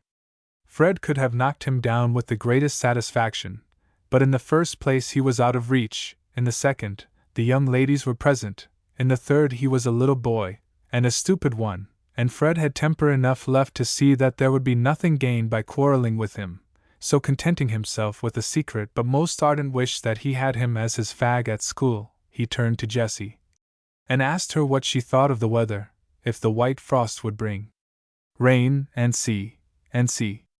Jessie thought the morning too bright not to be doubtful, and the hoar frost was so very thick and white that it was not likely to continue much longer. "How beautiful these delicate white crests are to every thorn in the hedge," said Henrietta. "And look, these pieces of chalk are almost cased in glass." "Oh, I do love such a sight," said Jessie. "Here is a beautiful bit of stick crusted over." "It is a perfect little giant's causeway," said Henrietta. "Do look at these lovely little columns, Fred." "Ah," said Jessie, "myriads of little salts, or hooked or shaped like double wedges. She thought Beatrice safe out of hearing, but that very moment by she came, borne swiftly along, and catching the cadence of that one line, looked archly at Fred, and shaped with her lips rather than uttered, "Oh, Jemmy Thompson! Jemmy Thompson, oh!" It filled up the measure. That Beatrice, Alexander, and Chorus should be making him a laughing-stock, and him pinned to Miss Carey's side, was more than he could endure. He had made up his mind that Uncle Geoffrey was not coming at all. His last feeble hold of patience and obedience gave way, and he exclaimed, "Well, I shan't wait any longer. It is not of the least use." "Oh, Fred, consider," said his sister. "That's right, Freddie," shouted Carey. "He'll not come now, I'll answer for it." "You know he promised he would," pleaded Henrietta. "Uncle Roger has got hold of him, and he is as bad as the old man of the sea," said Fred. "The post has been gone this half hour, and I shall not wait any longer. Think of Mamma." "How can you talk such nonsense, Henrietta?" exclaimed Fred impatiently. "Do you think that I am so awfully heavy that the ice that bears them must needs break with me?" "I do not suppose there is any danger," said Henrietta, "but for the sake of poor Mamma's entreaties. Do you think I am going to be kept in leading strings all the rest of my life?" said Fred, obliged to work himself into a passion in order to silence his sister and his conscience. "I have submitted to such absurd nonsense a great deal too long already. I will not be made a fool of in the sight of everybody, so here goes." And breaking away from her detaining arm, he ran down to the verge of the pond, and claimed the skates which he had lent to John. Henrietta turned away, her eyes full of tears. "Never mind, Henrietta," shouted the good-natured Alexander. "I'll engage to fish him out if he goes in." "It is as likely I may fish you out, Mr. Alex," returned Fred, slightly affronted. "Or more likely still there will be no fishing in the case," said the naughty little siren, who felt all the time a secret satisfaction in the consciousness that it was she who had made the temptation irresistible, then adding, to pacify Henrietta and her own feelings of compunction, "And Mary must be satisfied when she hears with what exemplary patience he waited till Papa was past hope, and the pond past fear." Whether Alex smiled at the words, "past fear," or whether Fred only thought he did, is uncertain. The effect was that he exclaimed, "I only wish there was a place in this pond that you did not like to skate over, Alex." "Well, there is one," said Alex, laughing. "Where Carey drowns the traveling man, there is a spring there, and the ice is never so firm, so you may try." "Don't, Fred, I beg you won't," cried Beatrice. "Oh, Fred, think, if anything should happen," implored Henrietta. "I shan't look, I can't bear it," exclaimed Jessie, turning away. Fred, without listening, skated triumphantly towards the hedge, and across the perilous part, and fortunately it was without disaster. In the middle of the shout of applause with which the chorus celebrated his achievement, a gate in the hedge suddenly opened, and the two uncles stood before them. The first thing Uncle Geoffrey did was to take a short run, and slide right across the middle of the pond, while Uncle Roger stood by laughing and saying, "Well done, Geoffrey, you are not quite so heavy as I am." Uncle Geoffrey, reaching the opposite side, caught up little Charlie by the arms and whirled him round in the air, then shouted in a voice that had all the glee and blithe exultation of a boy just released from school, "I hereby certify to all whom it may concern, the pond is franked. Where's Fred?" Fred wished himself anywhere else, and so did Henrietta. Even Queen Bee's complacency gave way before her father, and it was only Alexander who had spirit to answer, "We thought you were not coming at all." "Indeed?"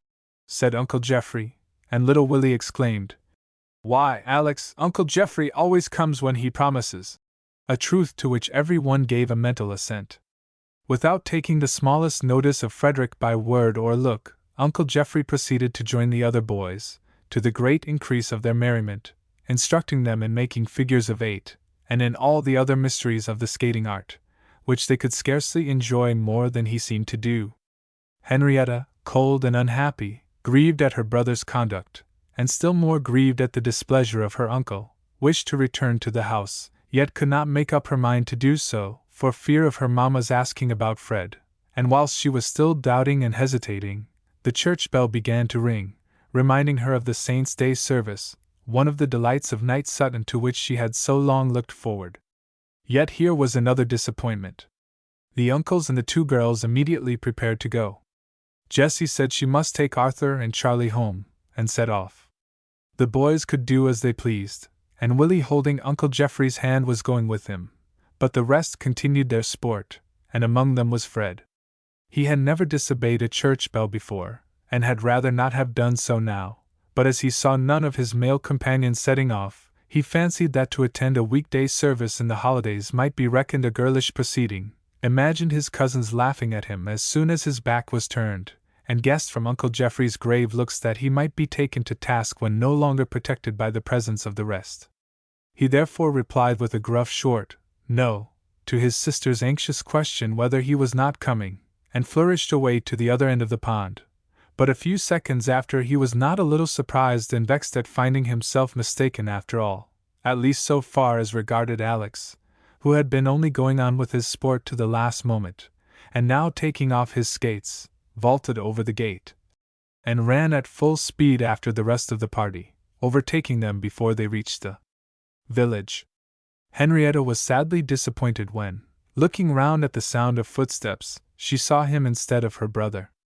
His refusal to go to church grieved her more than his disobedience, on which she did not in general look with sufficient seriousness, and for which in the present case there were many extenuating circumstances, which she longed to plead to Uncle Geoffrey, who would, she thought, relax in his severity towards her poor Fred, if he knew how long he had waited, and how much he had been teased. This, however, she could not tell him without complaining of his daughter, and in fact it was an additional pain that Queen Bee should have used all her powerful influence in the wrong direction.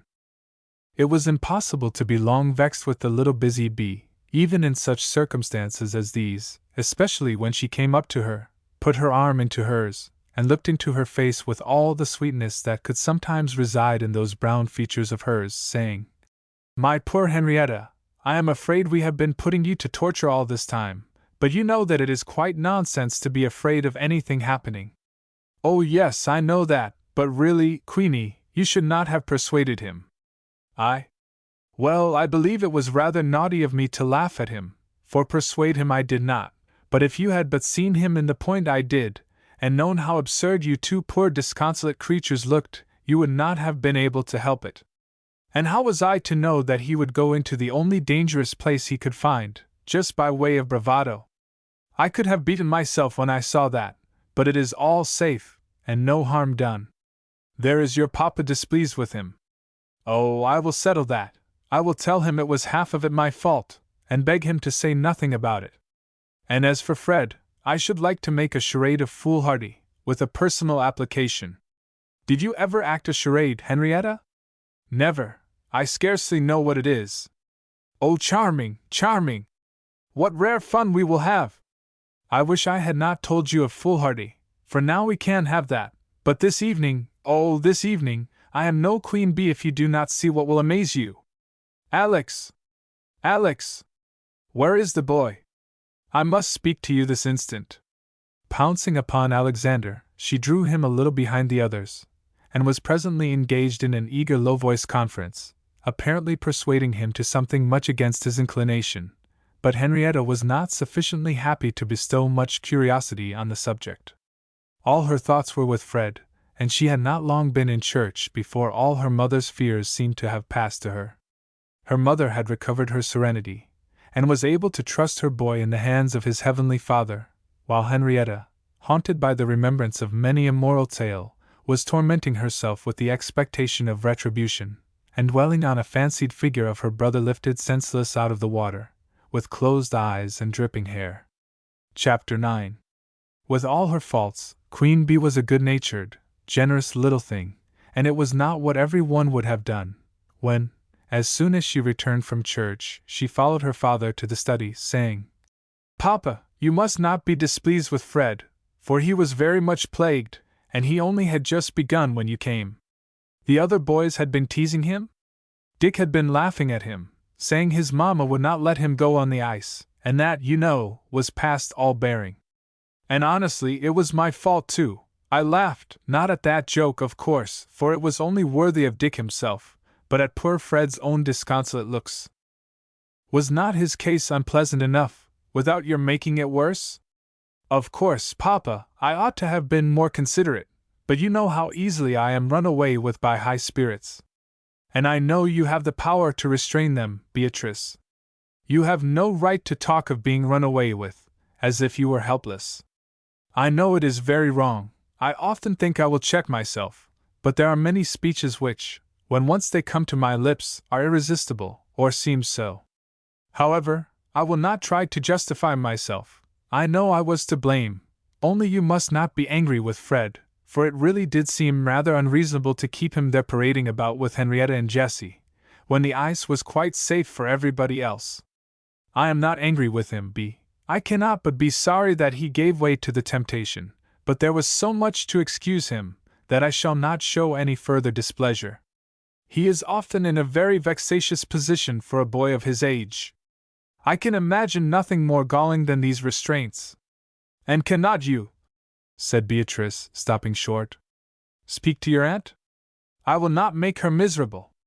Anything she thinks right she will do, at whatever cost to herself, and for that very reason I will not interfere. It is a great deal better for Fred that his amusement should be sacrificed to her peace, than her peace to his amusement.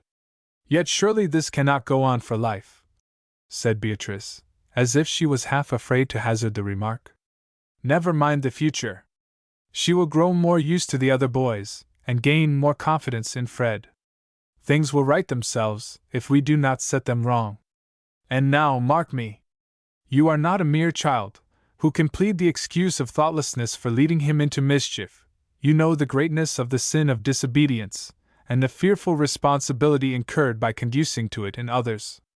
Do not help to lead him astray for the sake of vanity, of amusement. Something in the manner in which he pronounced these words conveyed to Beatrice a sense of the emptiness and worthlessness of her motives, and she answered earnestly, I was wrong, Papa. I know it is a love of saying clever things that often leads me wrong. It was so today, for I could have stopped myself, but for the pleasure of making fun. It is vanity, and I will try to subdue it. Beatrice had a sort of candid way of reasoning about her faults, and would blame herself, and examine her motives in a manner which disarmed reproof by forestalling it.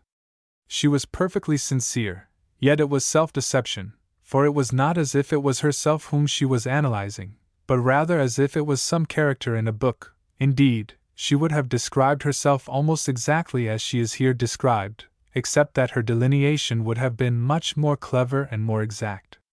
She would not have spared herself, for this reason, that her own character was more a study to her than a reality, her faults rather circumstances than sins. It was her mind, rather than her soul, that reflected and made resolutions, or more correctly, what would have been resolutions, if they had possessed any real earnestness, and not been done, as it were, mechanically, because they became the occasion. The conversation was concluded by the sound of the luncheon bell, and she ran up to take off her bonnet, her thoughts taking the following course. I am very sorry. It is too bad to tease poor Fred, cruel and wrong, and all that, only if he would not look absurd. It is too droll to see how provoked he is, when I take the least notice of Alex, and after all, I don't think he cares for me half as much as Alex does, only it flatters his vanity. Those great boys are really quite as vain as girls, not Alex though, good downright fellow, who would do anything for me, and I have put him to a hard proof tonight. What a capital thought those charades are! Fred will meet the others on common, nay, on superior ground, and there will be none of these foolish questions who can be most manly mad. Fred is really a fine-spirited fellow though, and I thought Papa could not find it in his heart to be angry with him. How capitally he will act, and how lovely Henrietta will look! I must make them take to the charades, it will be so very delightful, and keep Fred quite out of mischief, which will set Aunt Mary at ease. And how amused Grandpapa will be! What shall it be tonight? What Alex can manage to act tolerably. Si n'est que le premier pas que compte, and the premier pas must be with our best foot foremost. I give myself credit for the thought, it will make all smooth. These meditations occupied her during a hasty toilette and a still more rapid descent, and were abruptly concluded by her alighting from her swinging jump down the last 4 steps close to Fred himself, who was standing by the hall fire with a gloomy expression of countenance, which with inconsiderate good nature she hastened to remove. Don't look dismal, Freddie. I have told Papa all about it, and he does not mind it. Cheer up, you adventurous knight, I have some glorious fun for you this evening. Not mind it. The impression thus conveyed to one but too willing to receive it was that Uncle Geoffrey, that external conscience, thought him excused from attending to unreasonable prohibitions. Away went all the wholesome self-reproach which he had begun to feel, away went all fear of Uncle Geoffrey's eye, all compunction in meeting his mother, and he entered the dining-room in such lively spirits that his uncle was vexed to see him so unconcerned, and his mother felt sure that her entreaty had not been disregarded. She never heard to the contrary, for she liked better to trust than to ask questions, and he, like far too many boys, did not think concealment blamable where there was no actual falsehood. All the time they were at table, Queen Bee was in one of her states of wild restlessness, and the instant she was at liberty she flew away, and was seen no more that afternoon, except in certain flittings into different apartments, where she appeared for a moment or two with some extraordinary and mysterious request. First she popped upon Grandpapa, and with the expense of a little coaxing and teasing, obtained from him the loan of his deputy lieutenant's uniform. Then she darted into the drawing-room, on hearing Uncle Roger's voice, and conjured him not to forget to give a little note to Alex, containing these words: "Willie must wear his cap without a peak. Bring Roger's dirk, and above all beg, borrow, or steal Uncle Roger's fishing boots." Her next descent was upon Aunt Mary in her own room. "Aunt, would you do me a great favor, and ask no questions, nor tell Henrietta? Do just lend me the 3 little marabou feathers which you had in your cap yesterday evening. Only for this one evening, and I'll take great care. I am sure, my dear, you are very welcome to them. I do not feel like myself in such finery," said Mrs. Frederick Langford, smiling, as Beatrice took possession of the elegant little white cap, which she had the discretion to carry to Bennet, its lawful protector, to be bereft of its plumed honors. Bennet, an old friend of nursery days, was in the secret of her plans for the evening. Her headquarters were in the workroom, which had often served her as a playroom in days gone by, and Judith, gratified by a visit from Miss B, dived for her sake into boxes and drawers, amid hoards where none but Judith would have dared to rummage. All this might ultimately be for Henrietta's entertainment, but at present it did not much conduce towards it, as she was left to her own resources in the drawing-room. She practiced a little, worked a little, listened to a consultation between Grandpapa and Uncle Roger about the new pigsty, wrote it down in her list when they went into the study to ask Uncle Geoffrey's advice, tried to talk over things in general with her mamma, but found it impossible with Grandmamma continually coming in and out of the room, yawned, wondered what Busy Bee was about, felt deserted, gave up work, and had just found an entertaining book when Grandmamma came in and invited her to visit the poultry yard. She readily accepted, but for want of Queen Bee to hurry her, kept her Grandmamma waiting longer than she liked, and had more of a scolding than was agreeable. The chickens were all gone to roost by the time they arrived, the cock just peering down at them with his coral-bordered eye, and the ducks waddling stealthily in one by one. The feeding was over, the hen-wife gone, and Mrs. Langford vexed at being too late. Henrietta was annoyed with herself and with the result of the day, but she had some consolation, for as they were going towards the house, they met Mr. Langford, who called out, "So you have been walking with Grandmamma? Well, if you are not tired, come and have a little turn with Grandpapa. I am going to speak to Daniels, the carpenter, and my Merry Christmas will be twice as welcome to his old father, if I take you with me." Henrietta might be a little tired, but such an invitation was not to be refused, and she was at her grandpapa's side in an instant, thanking him so much that he laughed and said the favor was to him. "I wish we had Fred here too," said he, as they walked on. "The old man will be very glad to see you. Was he one of Mamma's many admirers in the village?" "All the village admired Miss Mary, but it was your father who was old Daniel's chief friend. The boys used to have a great taste for carpentry, especially your father, who was always at his elbow when he was at work at the hall. Poor old man, I thought he would never have held up his head again when our great trouble came on us. He used to touch his hat, and turn away without looking me in the face. And there you may see stuck up over the chimney-piece in his cottage the new chisel that your father gave him when he had broken his old one." "Dear old man," said Henrietta warmly. I am so very glad that we have come here, where people really care for us, and are interested in us, and not for our own sake. How delightful it is! I feel as if we were come out of banishment. Well, it is all the better for you, said Mr. Langford. If we had had you here, depend upon it, we should have spoilt you. We have so few granddaughters that we cannot help making too much of them. There is that little busy bee, by the by, what is her plan this evening, or are not you in her secret? Oh no, I believe she is to surprise us all. I met her just before I came out dragging a huge bag after her.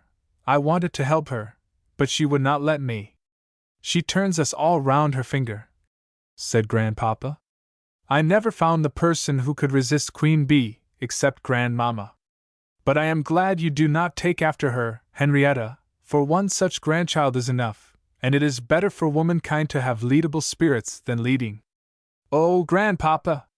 That is a dissension. Oh, what does it mean? Out with it. Only that I was thinking about weakness. I beg your pardon, Grandpapa. Look here!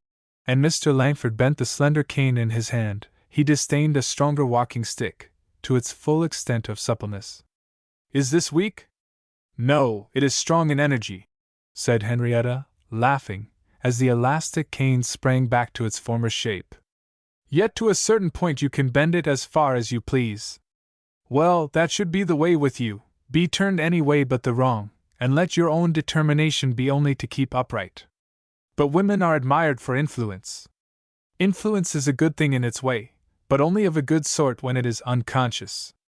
At any rate, when you set to work to influence people, take care it is only with a view to their good, and not to your own personal wishes, or influencing becomes a dangerous trade, especially for young ladies towards their elders.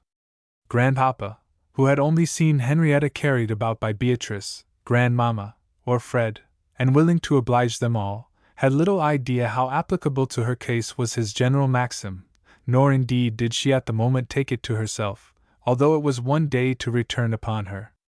It brought them to the neat cottage of the carpenter, with the thatched workshop behind, and the garden in front, which would have looked neat but for the melancholy aspect of the frostbitten cabbages. This was Henrietta's first cottage visit, and she was all eagerness and interest, picturing to herself a venerable old man, almost as fine-looking as her grandfather, and as eloquent as old men in cottages always are in books, but she found it rather a disappointing meeting. It was a very nice trim-looking daughter-in-law who opened the door, on Mr. Langford's knock, and the room was neatness itself, but the old carpenter was not at all what she had imagined. He was a little stooping old man, with a shaking head, and weak red eyes under a green shade, and did not seem to have anything to say beyond, "Yes, sir," and "Thank you, sir," when Mr. Langford shouted into his deaf ears some of the compliments of the season. Looking at the young lady, whom he evidently mistook for Beatrice, he hoped that Mr. and Mrs. Geoffrey were quite well. His face lighted up a little for a moment, when Mr. Langford told him this was Mr. Frederick's daughter, but it was only for an instant, and in a somewhat querulous voice he asked if there was not a young gentleman too. "Oh yes," said Mr. Langford. "He shall come and see you some day." "He would not care to see a poor old man," said Daniels, turning a little away, while his daughter-in-law began to apologize for him by saying, "He is more lost than usual today, sir. I think it was getting tired going to church yesterday morning. He did not sleep well, and he has been so fretful all the morning, a body did not know what to do with him." Mr. Langford said a few more cheerful words to the poor old man, then asked the daughter where her husband was, and hearing that he was in the workshop, refused offers of fetching him in, and went out to speak to him, leaving Henrietta to sit by the fire and wait for him. A weary waiting time she found it, shy as she was of poor people, as of a class with whom she was utterly unacquainted, feeling bound to make herself agreeable, but completely ignorant how to set about it, wishing to talk to the old man, and fearing to neglect him, but finding conversation quite impossible except with Mrs. Daniels, and not very easy with her. She tried to recollect what storied young ladies did say to old men, but nothing she could think of would do, or was what she could find herself capable of saying. At last she remembered in Gertrude the old nurse's complaint that Laura did not inquire after the rheumatism, and she hazarded her voice in expressing a hope that Mr. Daniels did not suffer from it. Clear as the sweet voice was, it was too tremulous, for she was really in a fright of embarrassment, to reach the old man's ear, and his daughter-in-law took it upon her to repeat the inquiry in a shrill sharp scream that almost went through her ears. Then, while the old man was answering something in a muttering, wandering way, she proceeded with a reply, and told a long story about his ways with the doctor, in her Sussex dialect, almost incomprehensible to Henrietta. The conversation dropped until Mrs. Daniels began hoping that everyone at the hall was quite well, and as she inquired after them one by one, this took up a reasonable time, but then again followed a silence. Mrs. Daniels was not a native of Night Sutton, or she would have had more to say about Henrietta's mother, but she had never seen her before, and had none of that interest in her that half the parish felt. Henrietta wished there had been a baby to notice, but she saw no trace in the room of the existence of children, and did not like to ask if there were any. She looked at the open hearth, and said it was very comfortable, and was told in return that it made a great draught, and smoked very much. Then she bethought herself of admiring an elaborately worked frame sampler that hung against the wall, and the conversation this supplied lasted her till, to her great joy, Grandpapa made his appearance again, and summoned her to return, as it was already growing very dark. She thought he might have made something of an apology for the disagreeableness of his friend, but being used to it, and forgetting that she was not, he did no such thing, and she was wondering that cottage visiting could ever have been represented as so pleasant an occupation, when he began on a far more interesting subject, asking about her mother's health, and how she thought Night Sutton agreed with her, saying how very glad he was to have her there again, and how like his own daughter she had always been.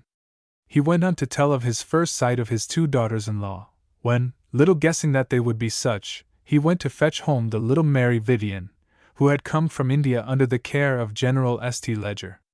There they were, said he. I can almost see them now, as their black nurse led them in.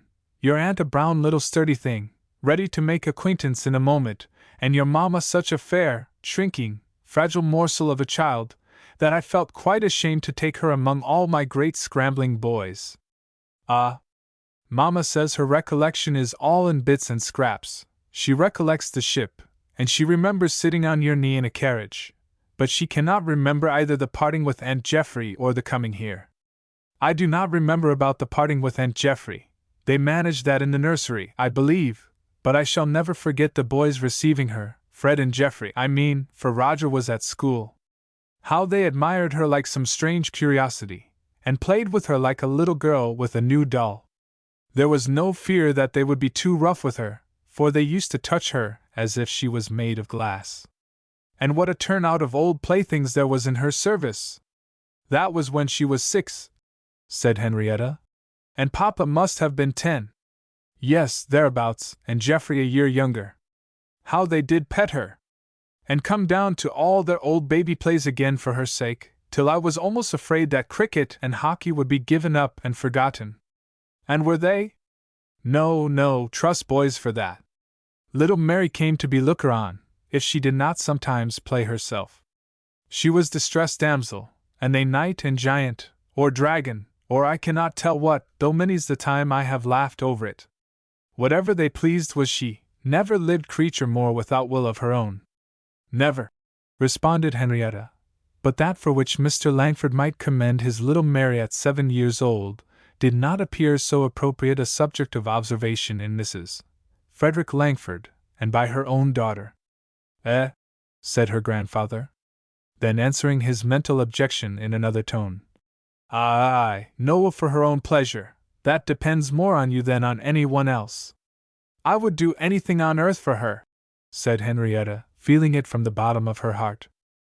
I am sure you would, my dear, said Mr. Langford, and she deserves it. There are few like her, and few that have gone through so much. To think of her as she was when last she was here, and to look at her now. Well, it won't do to talk of it, but I thought when I saw her face yesterday that I could see, as well as believe, it was all for the best for her, as I am sure it was for us. He was interrupted just as they reached the gate by the voice of his eldest son calling, Out late, sir. And looking round, Henrietta saw what looked in the darkness like a long procession, Uncle and Aunt Roger, and their niece, and all the boys, as far down as William, coming to the hall for the regular Christmas dinner party. Joining company, Henrietta walked with Jessie and answered her inquiries whether she had got wet or cold in the morning, but it was in an absent manner, for she was all the time dwelling on what her grandfather had been saying. She was calling up in imagination the bright scenes of her mother's youth, those delightful games of which she had often heard, and which she could place in their appropriate setting now that she knew the scenes. She ran up to her room, where she found only Bennet, her mother having dressed and gone down, and sitting down before the fire, and resigning her curls to her maid, she let herself dwell on the ideas the conversation had called up, turning from the bright to the darker side. She pictured to herself the church, the open grave, her uncles and her grandfather round it, the villagers taking part in their grief, the old carpenter's averted head. She thought what must have been the agony of the moment, of laying in his untimely grave one so fondly loved, on whom the world was just opening so brightly, and the young wife, the infant children, how fearful it must have been. It was almost a cruel dispensation, thought Henrietta. Oh, how happy and bright we might have been! What would it not have been to hold by his hand, to have his kiss, to look for his smile? And Mamma, to have had her in all her joyousness and blitheness, with no ill health, and no cares. Oh, why was it not so? And yet Grandpapa said it was for the best. And in what a manner he did say it, as if he really felt and saw, and knew the advantage of it. To dear Papa himself I know it was for the best, but for us, Mamma, Grandpapa, no, I never shall understand it. They were good before, why did they need punishment? Is this what is called saying thy will be done? Then I shall never be able to say it, and yet I ought. Your head a little higher, if you please, Miss Henrietta, said Bennet. It is that makes me so long dressing you, and your mamma has been telling me that I must get you ready faster. Henrietta slightly raised her head for the moment, but soon let it sink again in her musings, and when Bennet reminded her, replied, I can't, Bennet, it breaks my neck. Her will was not with her mother's, in a trifling matter of which the reasonableness could not but approve itself to her. How, then, was it likely to be bent to that of her heavenly parent, in what is above reason? The toilet was at length completed, and in time for her to be handed in to dinner by Alexander, an honor which she owed to Beatrice having already been secured by Frederick, who was resolved not to be again abandoned to Jessie. Alex did not favor her with much conversation, partly because he was thinking with perturbation of the task set him for the evening, and partly because he was trying to hear what Queen Bee was saying to Fred, in the midst of the clatter of knives and forks, and the loud voice of Mr. Roger Langford, which was enough to drown most other sounds. Some inquiries had been made about Mrs. Geoffrey Langford and her aunt, Lady Susan St. Ledger, which had led Beatrice into a great lamentation for her mother's absence, and from thence into a description of what Lady Susan exacted from her friends. Aunt Susan is a regular fidget, said she. Not such a fidget as some people, with an indication of Mrs. Langford. Some people are determined to make others comfortable in a way of their own, and that is a fidget to be regarded with considerable respect. But Aunt Susan's fidgeting takes the turn of sacrificing the comfort of every one else to her own and her little dog's. But that is very hard on Aunt Geoffrey, said Fred. Frightfully. Any one who was less selfish would have insisted on Mamma's coming here, instead of which Aunt Susan only complains of her sister and brother, and everybody else, for going out of London, when she may be taken suddenly ill at any time. She is in such a nervous state that Mr. Peyton cannot tell what might be the consequence, said Beatrice, in an imitative tone, which made Fred laugh. I am sure I should leave her to take care of herself, said he. So do the whole family except ourselves. They are all worn out by her querulousness, and are not particularly given to patience or unselfishness either. But Mamma is really fond of her, because she was kind to her when she came home from India, and she manages to keep her quiet better than anyone else can. She can very seldom resist Mamma's cheerful voice, which drives off half her nerves at once. You cannot think how funny it is to see how Aunt Amelia always seems to stroke the cat the wrong way, and Mamma to smooth her down the right. A lull in the conversation left these last words audible, and Mr. Langford said, "What is that about stroking the cat, Queenie?" "Oh, you are telling it all, oh don't be!" cried Willie. And with certain jokes about cats and bags, which seemed excessively to discomfort Willie, who protested the cat was not in the bag at all, it was the partridges, the conversation drifted away again from the younger party. As soon as dinner was over, Beatrice again disappeared, after begging her grandmamma to allow the great Indian screen to remain as it at present stood, spread out so as to cut off one end of the room, where there was a door opening into the study. Behind this screen frequent rustlings were heard, with now and then a burst of laughing or whispering, and a sound of moving furniture, which so excited Mrs. Langford that, starting up, she exclaimed that she must go and see what they were doing. "We are taking great care, grandmamma," called Alexander. "We won't hurt it." This, by showing so far that there was something to be hurt, was so far from reassuring her that she would certainly have set out on a voyage of discovery, but for Mr. Langford, who professed himself convinced that all was right, and said he would not have the busy bee disturbed. She came in to tea, bringing Alex and Willie with her, the latter, in a marvelous state of mystery and excitement, longing to tell all himself, and yet in great terror lest the others should tell. As soon as the tea was dispatched, the three actors departed, and presently there was a call from behind the screen. "Are you ready, good people?" "Go it," answered Carrie. "Are the elders ready?" said Beatrice's voice. "Papa, don't go on talking to Uncle Geoffrey," cried Willie. "Aye, all attention," said Grandpapa. "Now for it." The screen was folded back, and discovered Alex in a pasteboard crown, ermine tippet, and purple mantle, sitting enthroned with Beatrice, a tiara and feathers on her head, at his side, and kneeling before them a nondescript article, consisting chiefly of a fur cloak, a fur cap, adorned with a pair of gray squirrel cuffs, sewn ingeniously into the form of ears, a boa by way of tail, and an immense pair of boots. As Uncle Geoffrey said, the cat was certainly out of the bag, and it proceeded in due form to take 2 real partridges from the bag, and present them to the King and Princess in the name of the Marquis Carabas. The King and Princess made some consultation as to who the Marquis might be, the Princess proposing to send for the peerage, and the King cross-examining Puss in an incredulous way which greatly puzzled him, until at last he bethought himself of exclaiming, in a fierce manner, "I've told you the truth, Mr. King, and if you won't believe me, I can't help it," and walked off on his hind legs in as dignified and resentful a manner as his boots would let him, repairing to the drawing-room to have his accoutrements admired, while the screen was again spread in preparation for Scene 2. Scene 2 presented but a half-length, a shawl being hung in front, so as to conceal certain incongruities. A great armchair was wheeled close to the table, on which stood an aged black jack out of the hall, a quart measure, and a silver tankard, while in the chair, a cushion on his head, and a great carving knife held like a scepter in his hand, reclined Alex, his bulk enlarged by at least 2 pillows, over which an old, long-breasted white satin waistcoat, embroidered with silver, had with some difficulty been brought to meet. Before him stood a little figure in a cloth cap, set jauntily on one side, decorated with a fox's brush, and with Mrs.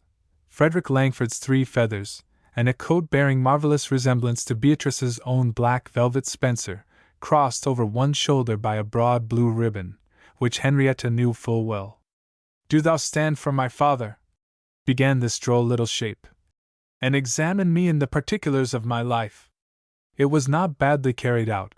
Prince Henry, when he did not giggle, acted beautifully, and Falstaff really did very well, though his eyes were often directed downwards, and the curious, by standing on tiptoe, obtained not only a view of Prince Hal's pink petticoat, but of a great Shakespeare laid open on the floor, and a very low bow on the part of the heir apparent, when about to change places with his fat friend, was strongly suspected of being for the purpose of turning over a leaf.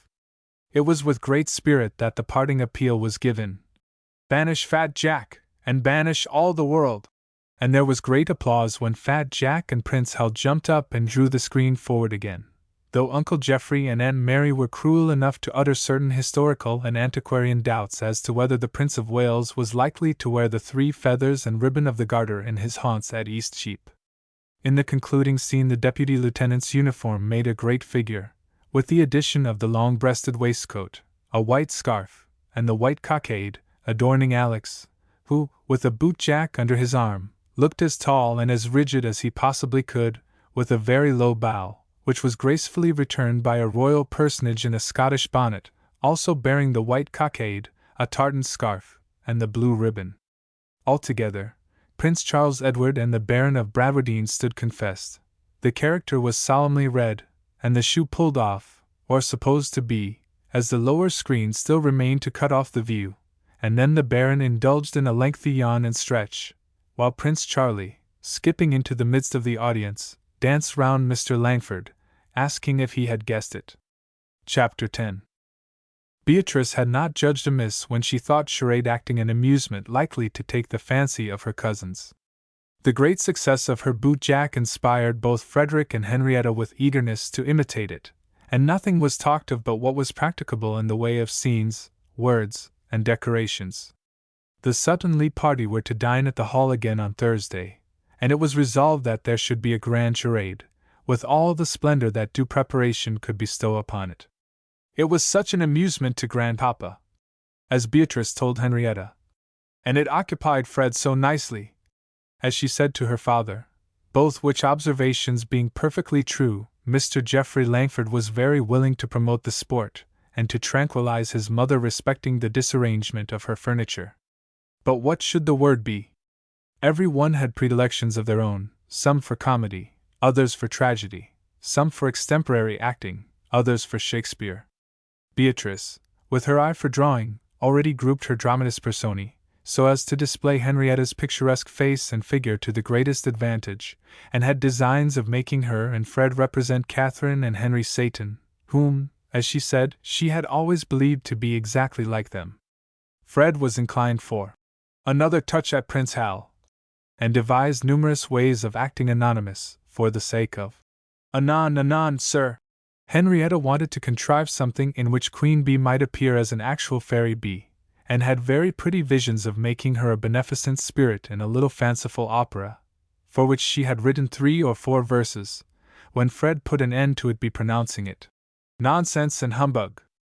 So passed Tuesday, without coming to any decision, and Henrietta was beginning to fear that they would never fix at all, when on Wednesday morning Beatrice came down in an ecstasy with the news that by some chance a wig of her papa's was in the house, and a charade they must and would have which would bring in the wig.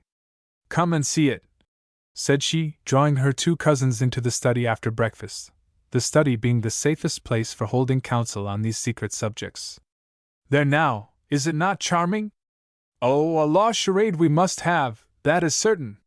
Fred and Henrietta, who had never chanced to see a barrister's wig before, were greatly diverted with its little tails, and tried it on in turn. While Henrietta was in the midst of her laugh at the sight of her own fair ringlets hanging out below the tight grey rolls, the door suddenly opened, and gave entrance to its owner, fiercely exclaiming, "What? Nothing safe from you, you impertinent kittens?" "Oh, Uncle Geoffrey, I beg your pardon!" cried Henrietta, blushing crimson. "Don't take it off till I have looked at you," said Uncle Geoffrey. "Why, you would make a capital Portia!" Yes, cried Queen Bee. "That is it, Portia she shall be, and I'll be Nerissa." "Oh, no, Queenie, I could never be Portia," said Henrietta. "I am sure I can't.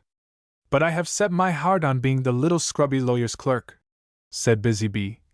"It is what I am just fit for, and let me see, Fred shall be Antonio, and that will make you plead from your very heart, and you shall have Alex for your Bassanio. But the word, do you mean to make it fit in with Falstaff and Catherine Seyton?" said Henrietta.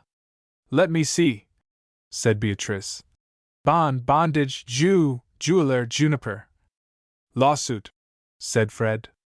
"Aye, don't you see, all the scenes would come out of the Merchant of Venice. There is law when the old Jew is crying out for his ducats, but halloo!" And Fred stood aghast at the sight of his uncle, whose presence they had all forgotten in their eagerness. "Traitor!" said Beatrice. "But never mind, I believe we must have let him into the plot, for nobody else can be Shylock."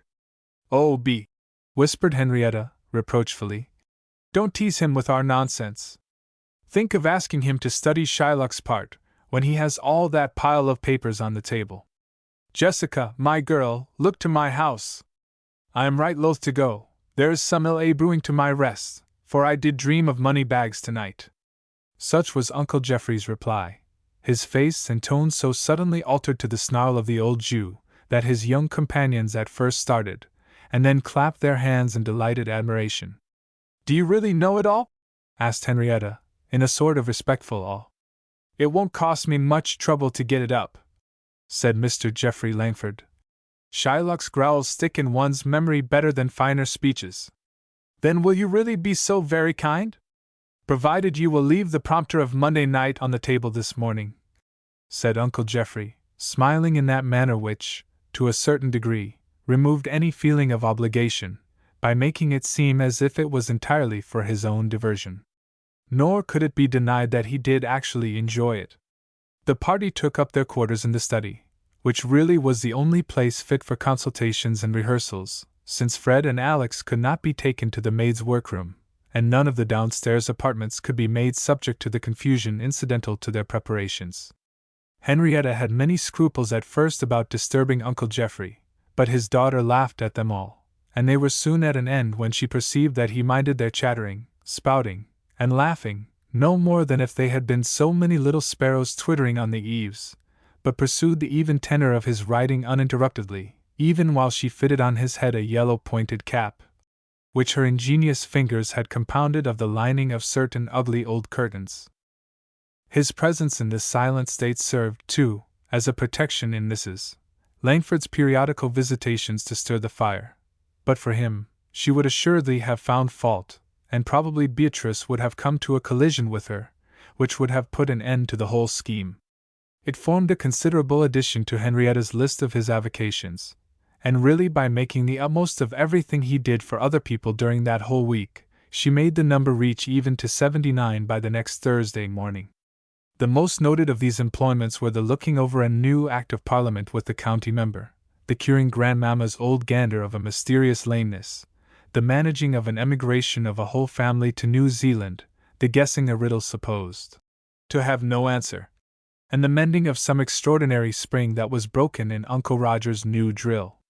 Beatrice was charmed with the list, and Mary said it was delightful to be so precious to everyone, and Grandpapa, shaking his head at his son, said he was ashamed to find that his family contained such a jack of all trades, to which Uncle Geoffrey replied that it was too true that all work and no play make Jack a very dull boy.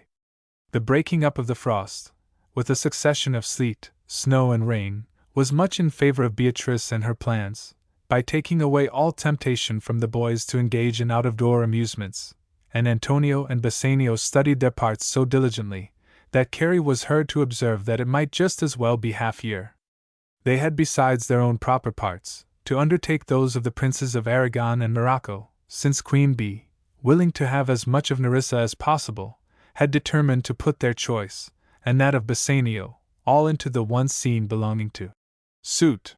It was one of those occasions on which she showed little consideration, for she thus gave Portia an immense quantity to learn in only 2 days, persuading herself all the time that it was no such hard task, since the beautiful speech about Mercy Henrietta already knew by heart, and she made no difficulties about the rest.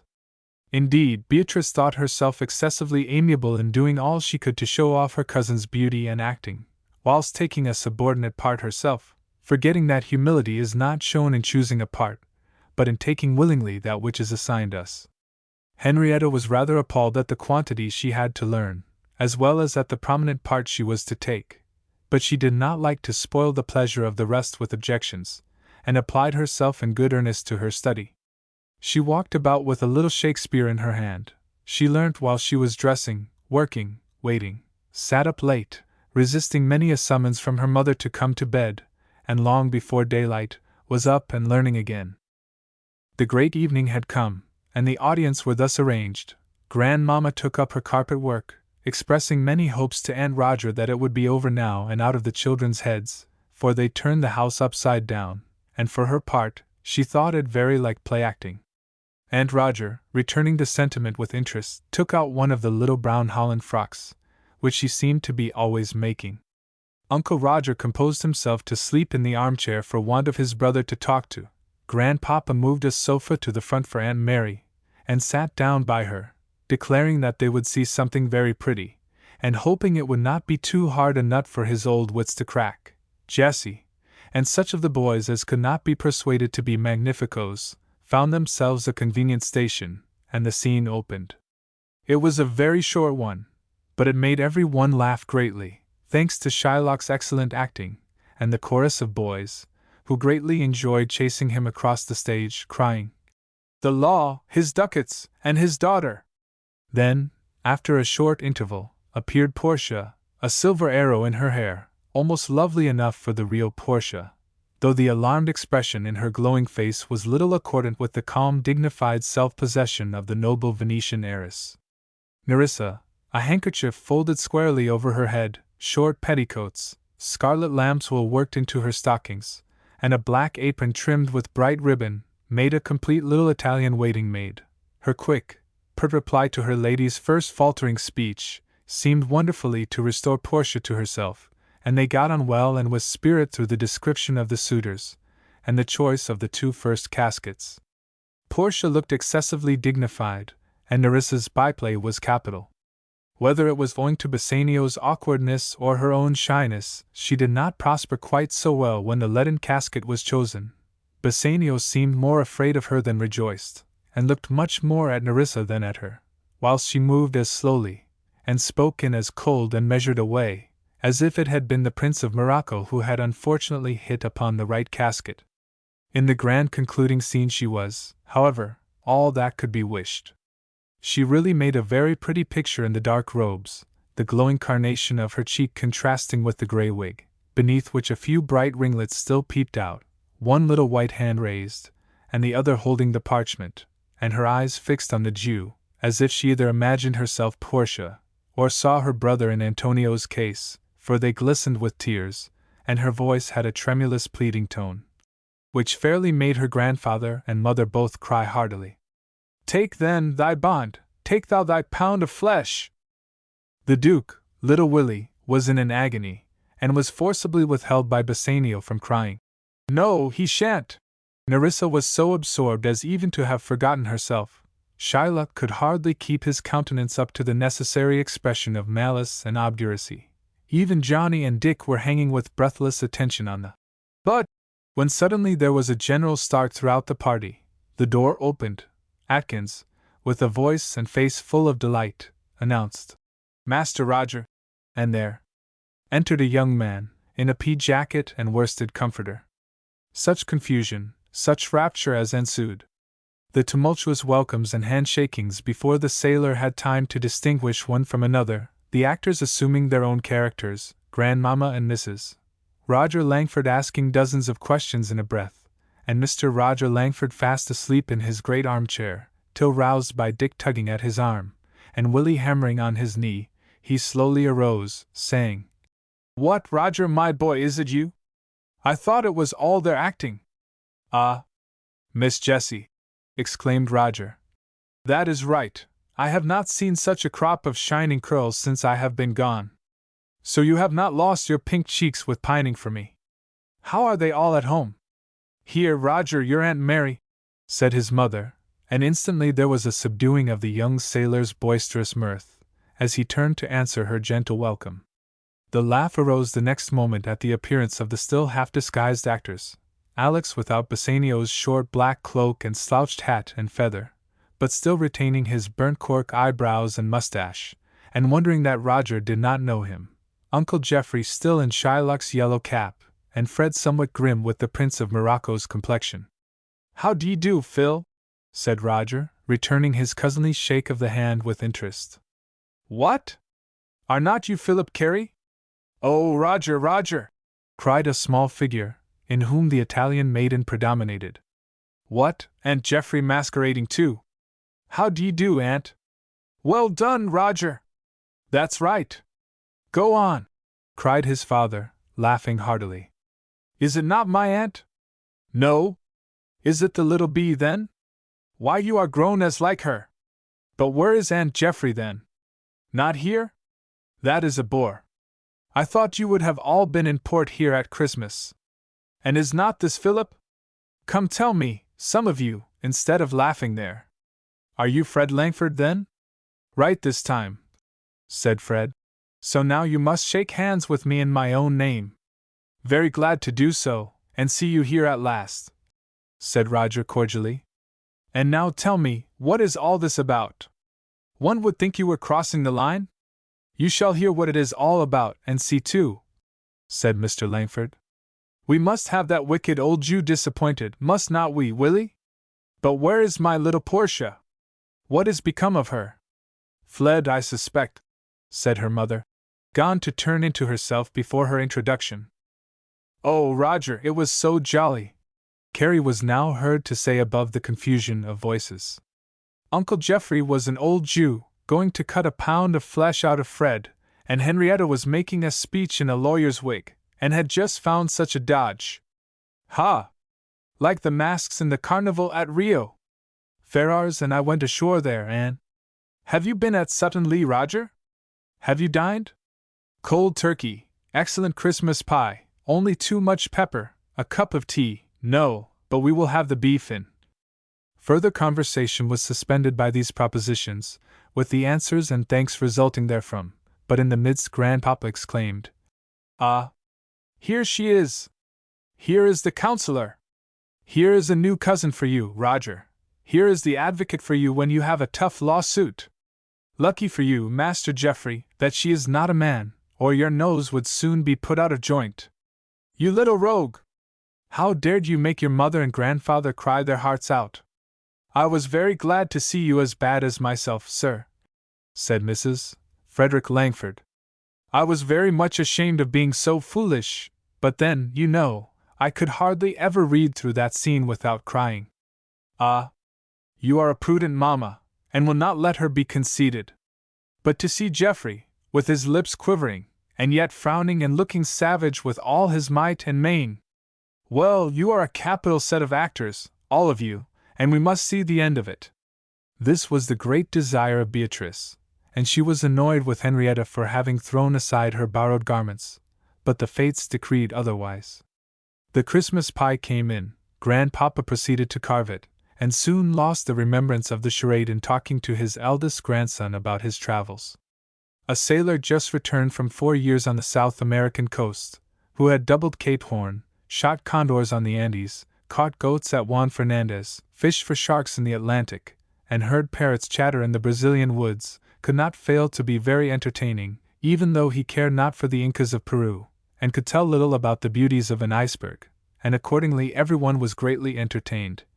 Except the Queen Bee, who sat in a corner of the sofa, playing with her watch chain, wondering how long Roger would go on eating pie, looking at the timepiece, and strangling the yawns induced by her inability to attract the notice of either of her squires, whose eyes and ears were all for the newcomer.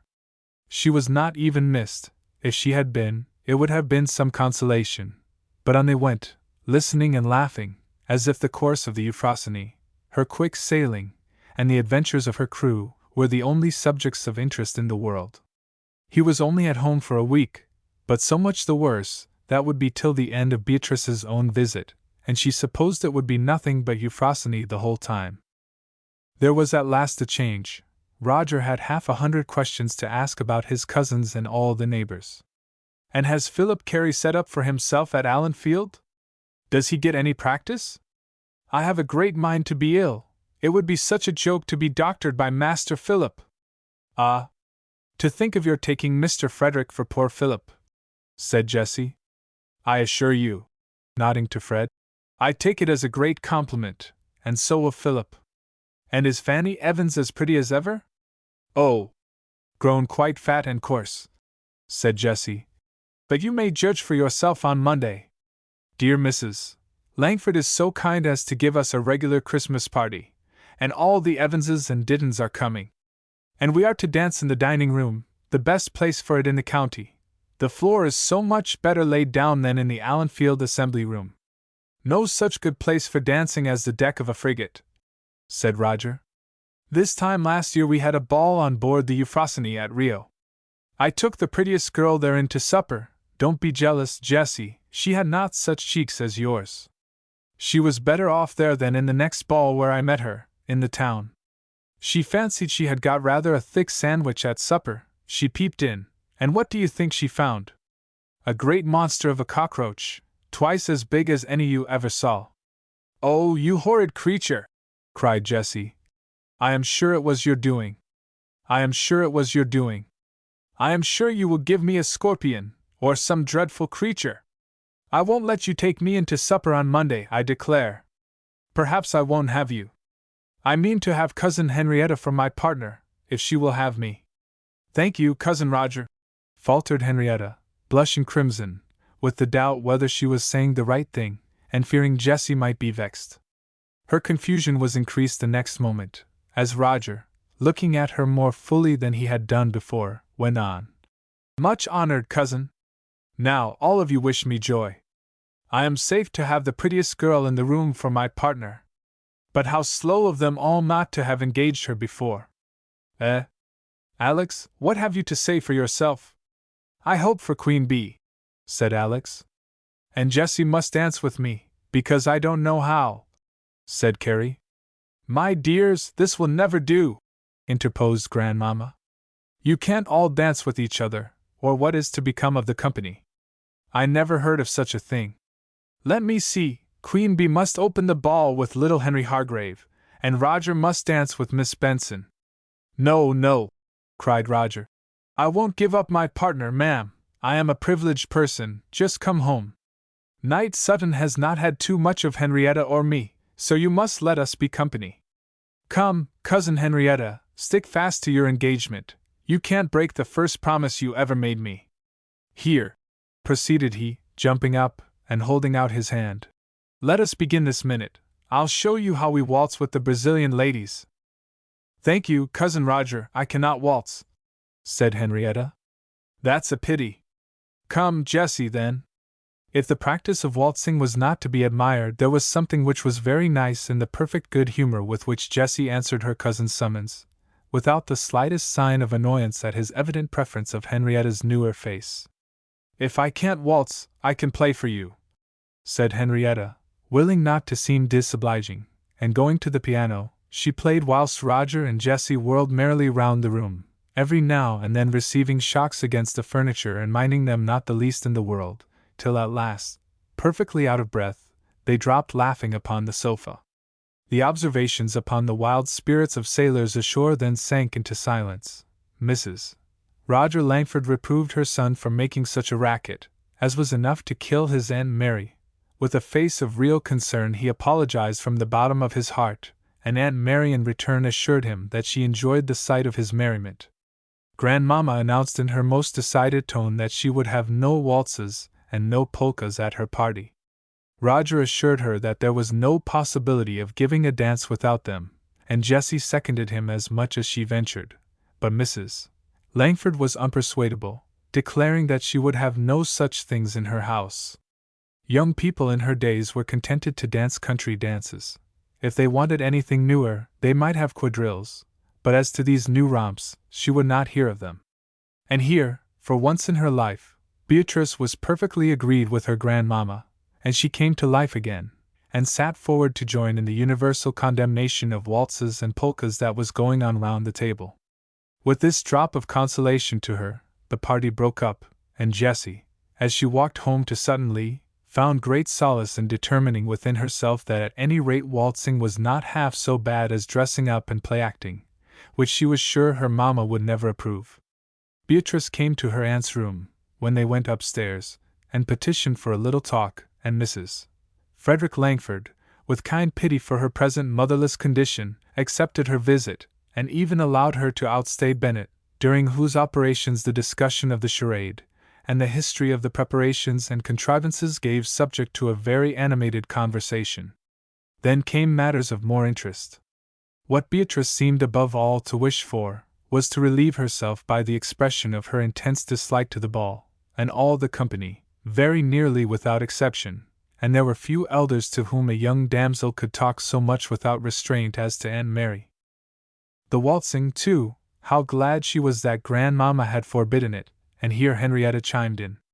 She had never seen waltzing before, had only heard of it as people in their quiet homes hear and think of the doings of the fashionable world, and in her simplicity was perfectly shocked and amazed at Jessie, a sort of relation, practicing it and pleading for it.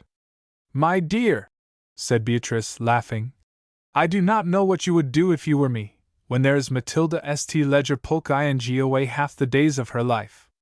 "Yes, but Lady Matilda is a regular fashionable young lady." "Aye, and so is Jessie at heart. It is the elegance, and the air, and the society that are wanting, not the will. It is the circumstances that make the difference, not the temper." "Quite true, Busy Bee," said her aunt. "Temper may be the same in very different circumstances." "But it is very curious, Mamma," said Henrietta, "how people can be particular in one point, and not in another. Now, Bee, I beg your pardon, only I know you don't mind it, Jessie did not approve of your skating." "Yes," said Beatrice, "every one has scruples of his own, and laughs at those of other people. Which I think ought to teach busy bees to be rather less stinging," said Aunt Mary. "But then, Mamma," said Henrietta, "we must hold to the right scruples, and what are they? I do not suppose that in reality Jessie is less desirous of avoiding all that verges towards a want of propriety than we are, yet she waltzes. Now we were brought up to dislike such things." "Oh, it is just according to what you are brought up to," said Beatrice. "A Turkish lady despises us for showing our faces. It is just as you think it." "No, that will not do," said Henrietta. "Something must be actually wrong. Mamma, do say what you think."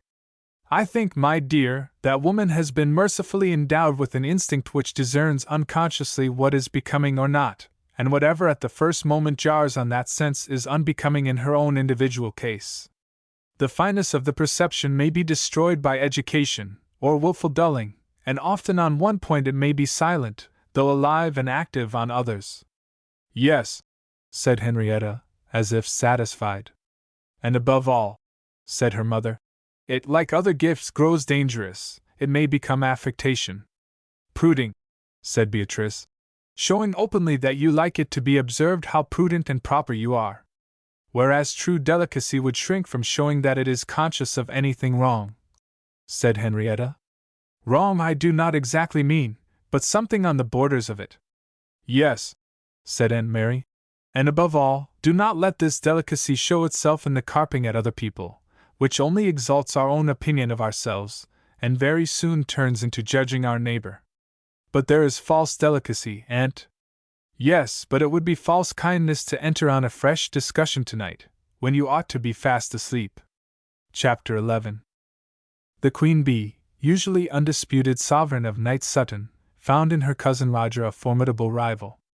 As son and heir, elder brother, and newly arrived after 5 years' absence, he had considerable claims to attention, and his high spirits, sailor manners, sea stories, and bold open temper were in themselves such charms that it was no wonder that Frederick and Alexander were seduced from their allegiance, and even Grandpapa was less than usual the property of his granddaughter.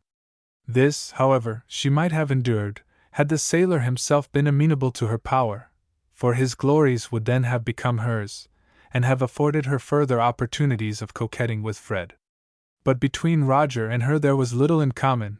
He was not, and never had been, accessible to her influence. He regarded her, indeed, with all the open-hearted affection of cousinly intercourse, but for the rest, thought her much too clever for him, and far less attractive than either Henrietta or Jessie. If she would, Henrietta might have secured his devotion, for he was struck with her beauty, and considered it a matter of credit to himself to engross the prettiest person present. Had Beatrice been in her place, it may be doubted how far love of power, and the pleasure of teasing, might have carried her out of her natural character in the style that suited him. But Henrietta was too simple, and her mind too full of her own affairs even to perceive that he distinguished her. She liked him, but she showed none of the little airs which would have seemed to appropriate him.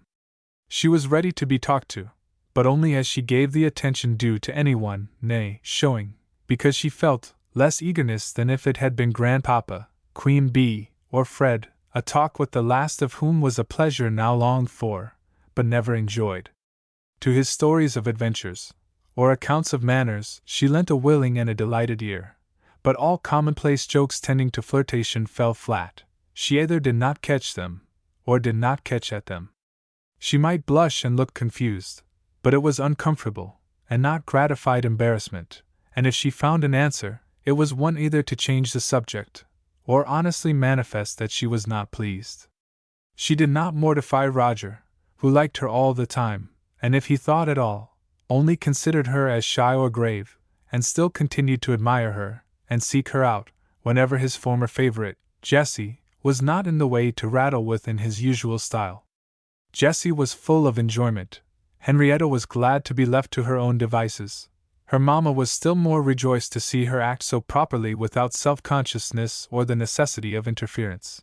And the Queen Bee ought to have been duly grateful to the one faithful vassal who was proof against all allurements from her side and service. She ought, but the melancholy fact is that the devotion of womankind is usually taken as a matter of course. Beatrice would have despised and been very angry with Henrietta had she deserted to Roger, but she did not feel in the least grateful for her adherence, and would have been much more proud of retaining either of the boys. There was one point on which their attention could still be commanded, namely, the charades, for though the world may be of opinion that they had had quite a sufficiency of amusement, they were but the more stimulated by their success on Thursday, and the sudden termination in the very height of their triumph. They would, perhaps, have favored the public with a repetition of Shylock's trial the next evening, but that, to the great consternation, and perhaps indignation of Beatrice, when she came down to breakfast in the morning, she found their tiring room, the study, completely cleared of all their various goods and chattels, Portia's wig in its box, the 3 caskets gone back to the dressing-room, the Duke's throne safe in its place in the hall, and even Shylock's yellow cap picked to pieces, and rolled up in the general hoard of things which were to come of use in 7 years' time. Judith, who was putting the finishing touches to the rearrangement by shaking up the cushions of the great chair, and restoring the inkstand to its place in the middle of the table, gave in answer to her exclamations the information that Mrs. had been up since 7 o'clock, helping to put away the things herself, for she said she could not bear to have Mr. Geoffrey's room not fit for anybody to sit in. This might certainly be considered as a tolerably broad hint that they had better discontinue their representations, but they were arrived at that state of eagerness which may be best illustrated by the proverb referring to a blind horse. Every one, inclined to that same impetuosity, and want of soberness, can remember the dismay with which hosts of such disregarded checks will recur to the mind when too late, and the poor satisfaction of the self-justification which truly answers that their object was not even comprehended. Henrietta, accustomed but little to heed such indications of dissent from her will, did not once think of her grandmamma's dislike, and Beatrice, with her eyes fully open to it, wilfully despised it as a fidgety fancy. Henrietta had devised a series of scenes for the word assassin, and greatly delighted the imagination of her partners by a proposal to make a pair of ass's ears of cotton velvet for the adornment of Bottom the Weaver. Fred fell back in his chair in fits of laughing at the device, and Queen Bee capered and danced about the room, declaring her worthy to be her own primest of viziers. And, said Beatrice, what an exquisite interlude it will make to relieve the various plagues of Monday evening. Why, you don't mean to act then? Exclaimed Henrietta. Why not? You don't know what a relief it will be. It will be an excuse for getting away from all the stupidity. To be sure it will, cried Fred. A bright thought, Mrs. B. We shall have it all to ourselves in the study in comfort. But would grandmamma ever let us do it? Said Henrietta. I will manage, said Beatrice. I will make grandpapa agree to it, and then she will not mind. Think how he enjoyed it. Before so many people, said Henrietta. Oh, Queenie, it will never do. It would be a regular exhibition. My dear, what nonsense, said Beatrice. Why, it is all among friends and neighbors. Friends and neighbors to you, said Henrietta. And yours too. Fred, she is deserting. I thought you meant to adopt or inherit all Night Sutton and its neighborhood could offer. A choice inheritance, that neighborhood, by your account, said Fred. But come, Henrietta, you must not spoil the whole affair by such nonsense and affectation. Affectation! "Oh, Fred!"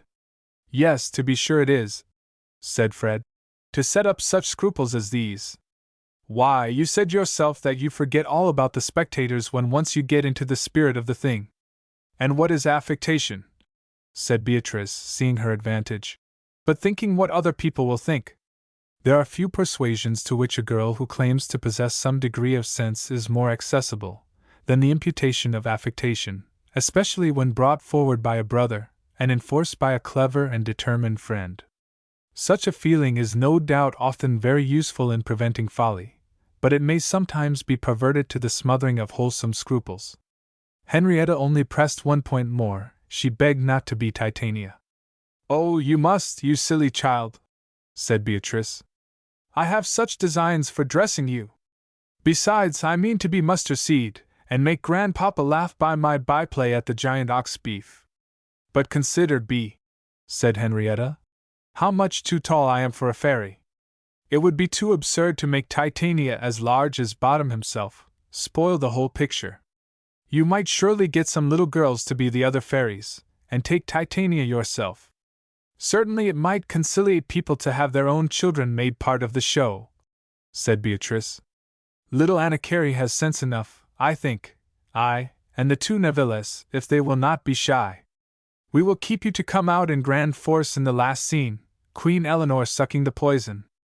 Aunt Mary has a certain black lace scarf that will make an excellent Spanish mantilla. Or else suppose you are Berengaria, coming to see King Richard when he was Old Man of the Mountains." "No, no," cried Fred. "Stick to the Queen Eleanor scene. We will have no more blacking of faces. Yesterday I was too late downstairs because I could not get the abominable stuff out of my hair. And it would be a cruel stroke to be taken for Philip Carey again, in the gentleman's own presence, too," said Beatrice. "Monsieur is apparemment the apothecary de famille. Do you remember, Henrietta, the French governess in Miss Edgeworth's book?" Jessie smiled and nodded as if she was perfectly enchanted with the mistake. Said Henrietta. "And I do not wonder at it," said Beatrice. "The mistake, I mean. Fred's white hands there have just the look of a doctor's. Of course Roger thought the only use of them could be to feel pulses, and Philip, for want of something better to do, is always trying for a genteel look." "You insulting creature!" said Fred. "Just as if I tried to look genteel. You do, then, whether you try or not. You can't help it, you know, and I am very sorry for you, but you do stand and walk and hold out your hand just as Philip is always trying to do, and it is no wonder Roger thought he had succeeded in attaining his object. But what a goose the man must be to make such absurdity his object," said Henrietta. "He could not be a Carey and be otherwise," said Busy-Bee. "And besides, what would you have him do? As to getting any practice, unless his kith and kin choose to victimize themselves philanthropically according to Roger's proposal, I do not see what chance he has, where everyone knows the extent of a Carey's intellects, and what is left for the poor man to do but to study the cut of his boots." "If you say much more about it, Queenie," said Henrietta, "you will make Fred dance in Bottom's hobnailed shoes." "Ah, it is a melancholy business," said Beatrice. "But it cannot be helped. Fred cannot turn into a clodhop. But what earthquake is this?" exclaimed she, as the front door was dashed open with such violence as to shake the house, and the next moment Alexander rushed in, heated and almost breathless. "Rats? Rats?" was his cry. "Fred, that's right. But where is Uncle Geoffrey?" "Gone to Allenfield." "More's the pity. There are a whole host of rats in the great barn at home. Pincher caught me one just now, and they are going to turn the place regularly out, only I got them to wait while I came up here for you and Uncle Geoffrey. Come, make haste, fly, like smoke, while I go and tell Grandpapa." Off flew Fred to make his preparation, and off to the drawing-room hurried Alex to call Grandpapa. He was greeted by a reproof from Mrs. Langford for shaking the house enough to bring it down, and Grandpapa laughed, thanked him, and said he hoped to be at Suttonley in time for the rat hunt, as he was engaged to drive Grandmamma and Aunt Mary thither and to the Pleasance that afternoon. 2 seconds more, and Fred and Alex were speeding away together, and the girls went up to put on their bonnets to walk and meet their elders at Suttonley. For once Beatrice let Henrietta be as slow as she pleased, for she was willing to let as much of the visit as possible pass before they arrived there. They walked along, merrily concocting their arrangements for Monday evening, until at length they came to the gates of Sutton Lee, and already heard the shouts of triumph, the barking of dogs, and the cackle of terrified poultry, which proclaimed that the war was at its height. "Oh, the glories of a rat hunt!" cried Beatrice. "Come, Henrietta, here is a safe place whence to contemplate it, and really it is a sight not to be lost." Henrietta thought not indeed when she looked over a gate leading into the farmyard on the side opposite to the great old barn, raised on a multitude of stone posts, a short ladder reaching to the wide doors which were folded back so as to display the heaps of straw thrown violently back and forward, the dogs now standing in attitudes of ecstatic expectation, tail straight out, head bent forward, now springing in rapture on the prey. The boys rushing about with their huge sticks, and coming down now and then with thundering blows, the laborers with their white shirt sleeves and pitchforks pulling down the straw, Uncle Roger with a portentous-looking club in the thick of the fight. On the ladder, cheering them on, stood Grandpapa, holding little Tom in his arms, and at the bottom, armed with small sticks, were Charlie and Arthur, consoling themselves for being turned out of the melee, by making quite as much noise as all those who were doing real execution, thumping unmercifully at every unfortunate dead mouse or rat that was thrown out, and charging fiercely at the pigs, ducks, and geese that now and then came up to inspect proceedings, and perhaps, for such accidents, will occur in the best regulated families, to devour a share of the prey. Beatrice's first exclamation was, "Oh, if Papa was but here!" "Nothing can go on without him, I suppose," said Henrietta. "And yet is this one of his great enjoyments?"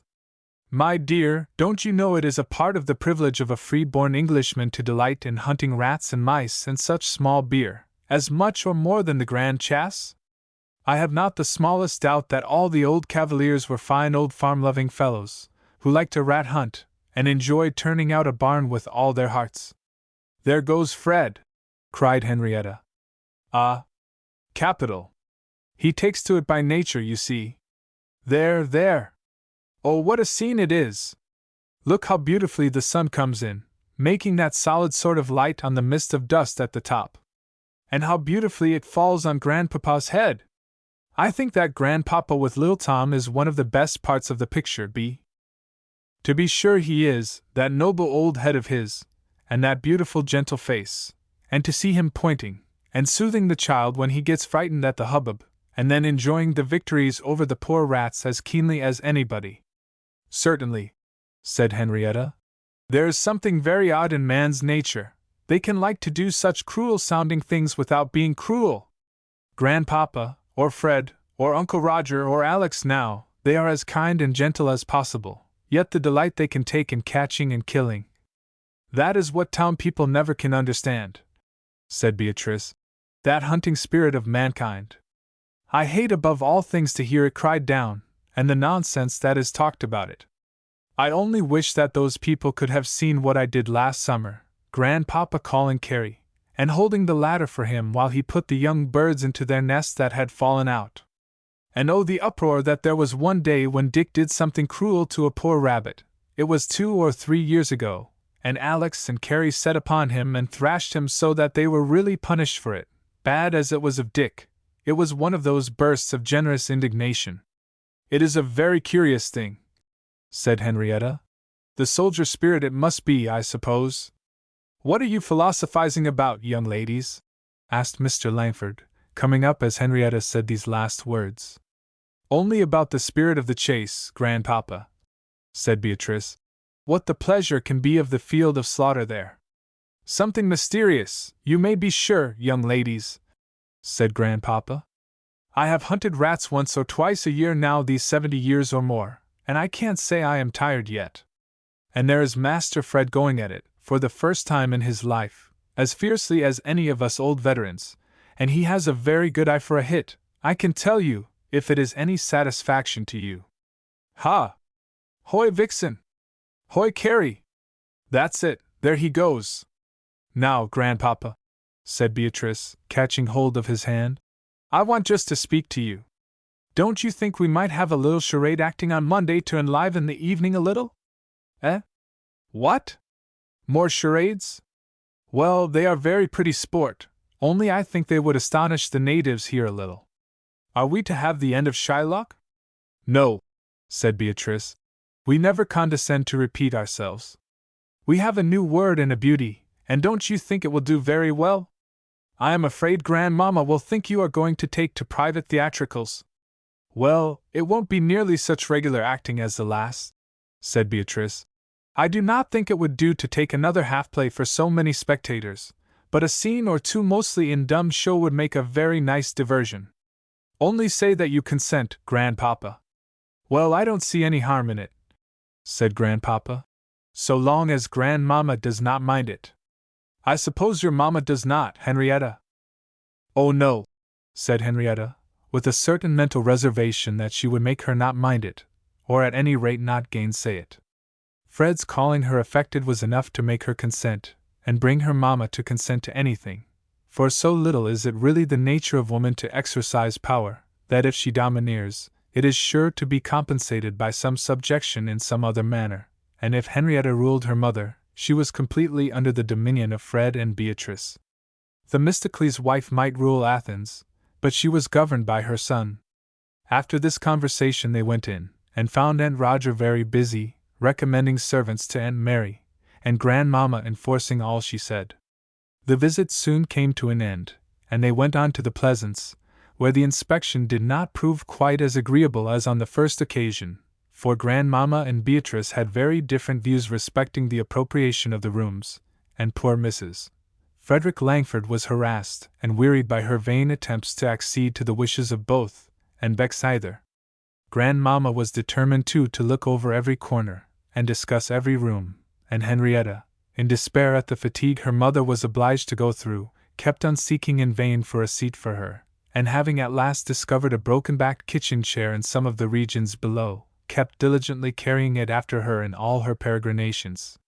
She was constantly wishing that Uncle Geoffrey would come, but in vain, and between the long talking at Sutton Lee, the wandering about the house, and the many discussions, her mamma was completely tired out, and obliged, when they came home, to confess that she had a headache. Henrietta fairly wished her safe at Roxane. While Henrietta was attending her mother to her own room, and persuading her to lay up for the evening, Beatrice, whose head was full of but one matter, pursued Mrs. Langford into the study, and propounded her grand object. As she fully expected, she met with a flat refusal, and sitting down in her armchair, Mrs. Langford very earnestly began with, "Now listen to me, my dear child," and proceeded with a long story of certain private theatricals some 40 years ago, which to her certain knowledge, ended in a young lady eloping with a music master. Beatrice set to work to argue. In the first place, it was not probable that either she or Henrietta would run away with their cousins. Secondly, that the former elopement was not chargeable on poor Shakespeare. Thirdly, that these were not private theatricals at all. And pray what are they, then, when you dress yourselves up, and speak the speeches out as boldly as Mrs. Siddons, or any of them? You pay us a great compliment, said Beatrice, who could sometimes be pert when alone with Grandmamma, and she then went on with her explanation of how very far this was from anything that could be called theatrical. It was the guessing the word, not their acting, that was the important point. The distinction was too fine for Grandmamma. It was play acting, and that was enough for her, and she would not have it done. But Grandpapa liked it, and had given full consent. This was a powerful piece of ordnance which Beatrice had kept in reserve, but at the first moment the shot did not tell. Ladies were the best judges in such a case as this, said Mrs. Langford, and let who would consent, she would never have her granddaughters standing up, speaking speeches out of Shakespeare, before a whole room full of company. Well then, Grandmamma, I'll tell you what, to oblige you, we will not have one single scene out of Shakespeare, not one. Won't that do? You will go to some other play book, and that is worse, said Mrs. Langford. No, no, we will not. We will do every bit out of our own heads, and it shall be almost all Fred and Alex. Henrietta and I will scarcely come in at all. And it will so shorten the evening, and amuse every one so nicely. and Grandpapa has said we may. Mrs. Langford gave a sort of sigh. Ah, well! You always will have your own way, and I suppose you must, but I never thought to see such things in my house. In my day, young people thought no more of a scheme when their elders had once said no. Yes, only you must not say so, Grandmamma. I am sure we would give it up if you did, but pray do not. We will manage very well. And put the whole house in a mess, as you did last time, turn everything upside down. I tell you, Beatrice, I can't have it done. I shall want the study to put out the supper in. We can dress in our own rooms then, said Beatrice. Never mind that. Well then, if you will make merry andrews of yourselves, and your fathers and mothers like to let you, I can't help it, that's all I have to say, said Mrs. Langford, walking out of the room, while Fred entered from the other side a moment after. Victory, victory, my dear Fred! Cried Beatrice, darting to meet him in an ecstasy. I have prevailed. You find me in the hour of victory. The assassin forever! Announced for Monday night, before a select audience. Well, you are an irresistible queen bee, said Fred. Why, Alex has just been telling me ever so much that his mother told him about Grandmamma's dislike to it. I thought the whole concern a gone coon, as they say in America. I got Grandpapa first, said Beatrice, and then I persuaded her. She told me it would lead to all sorts of mischief, and gave me a long lecture which had nothing to do with it. But I found out at last that the chief points which alarmed her were poor Shakespeare and the confusion in the study, so by giving up those two I gained everything. You don't mean that you gave up Bully Bottom? Yes, I do, but you need not resign your ass's ears. You shall wear them in the character of King Midas. I think, said the ungrateful Fred, that you might as well have given it all up together as Bottom. No, no, just think what capabilities there are in Midas. We will decidedly make him king of California, and I'll be the priestess of Apollo. There is an old three-legged apron stand that will make a most excellent tripod. And only think of the whispering into the reeds, King Midas has the ears of an ass. I would have made more of a fight for Bottom, if that had not come into my head. But you will have nothing to do. That helped to conciliate. I promised we girls should appear very little, and for the sake of effect, I had rather Henrietta broke on the world in all her beauty at the end. I do look forward to seeing her as Queen Eleanor, she will look so regal. Fred smiled, for he delighted in his sister's praises. You are a wondrous damsel, busy one, said he, to be content to play second fiddle. Second fiddle! As if I were not the great moving spring. Trust me, you would never write yourself down an ass but for the queen bee. How shall we ever get your ears from Allenfield? Saturday night, and only till Monday evening to do everything in. Oh, you will do it, said Fred. I wonder what you and Henrietta cannot do between you. Oh, there is Uncle Geoffrey come in, he exclaimed, as he heard the front door open. And I must go and dress, said Beatrice, seized with a sudden haste, which did not speak well for the state of her conscience. Uncle Geoffrey was in the hall, taking off his mud-bespattered gaiters. So you are entered with the vermin, Fred, called he, as the two came out of the drawing-room. Oh, how we wish for you, Uncle Geoffrey! But how did you hear it? I met Alex just now. Capital sport you must have had. Are you only just come in? No, we were having a consultation about the charades, said Fred. The higher powers consent to our having them on Monday. Grandmamma approving? Asked Uncle Geoffrey. Oh yes, said Fred, in all honesty. She only objected to our taking a regular scene in a play, and coming it as strong as we did the other night, so it is to be all extemporary, and it will do famously. Beatrice, who had been waiting in the dark at the top of the stairs, listening, was infinitely rejoiced that her project had been explained so plausibly, and yet in such perfect good faith, and she flew off to dress in high spirits. Had she mentioned it to her father, he would have doubted, taken it as her scheme, and perhaps put a stop to it, but hearing of it from Frederick, whose pleasures were so often thwarted, was likely to make him far more unwilling to object. For its own sake, she knew he had no objection to the sport. It was only for that of his mother, and since he had heard of her as consenting, all was right. No, could Beatrice actually say so to her own secret soul?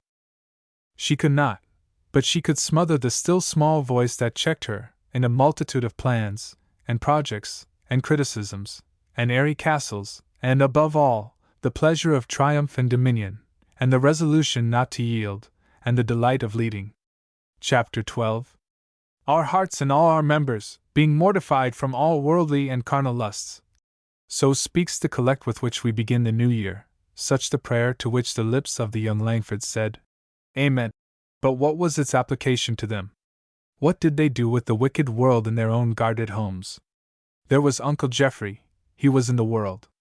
It might be for him to pray for that spirit which enabled him to pass unscathed through the perils of his profession, either tempted to grasp at the honors nor the wealth which lay in his way, unhardened and unsoured by the contact of the sin and selfishness on every side.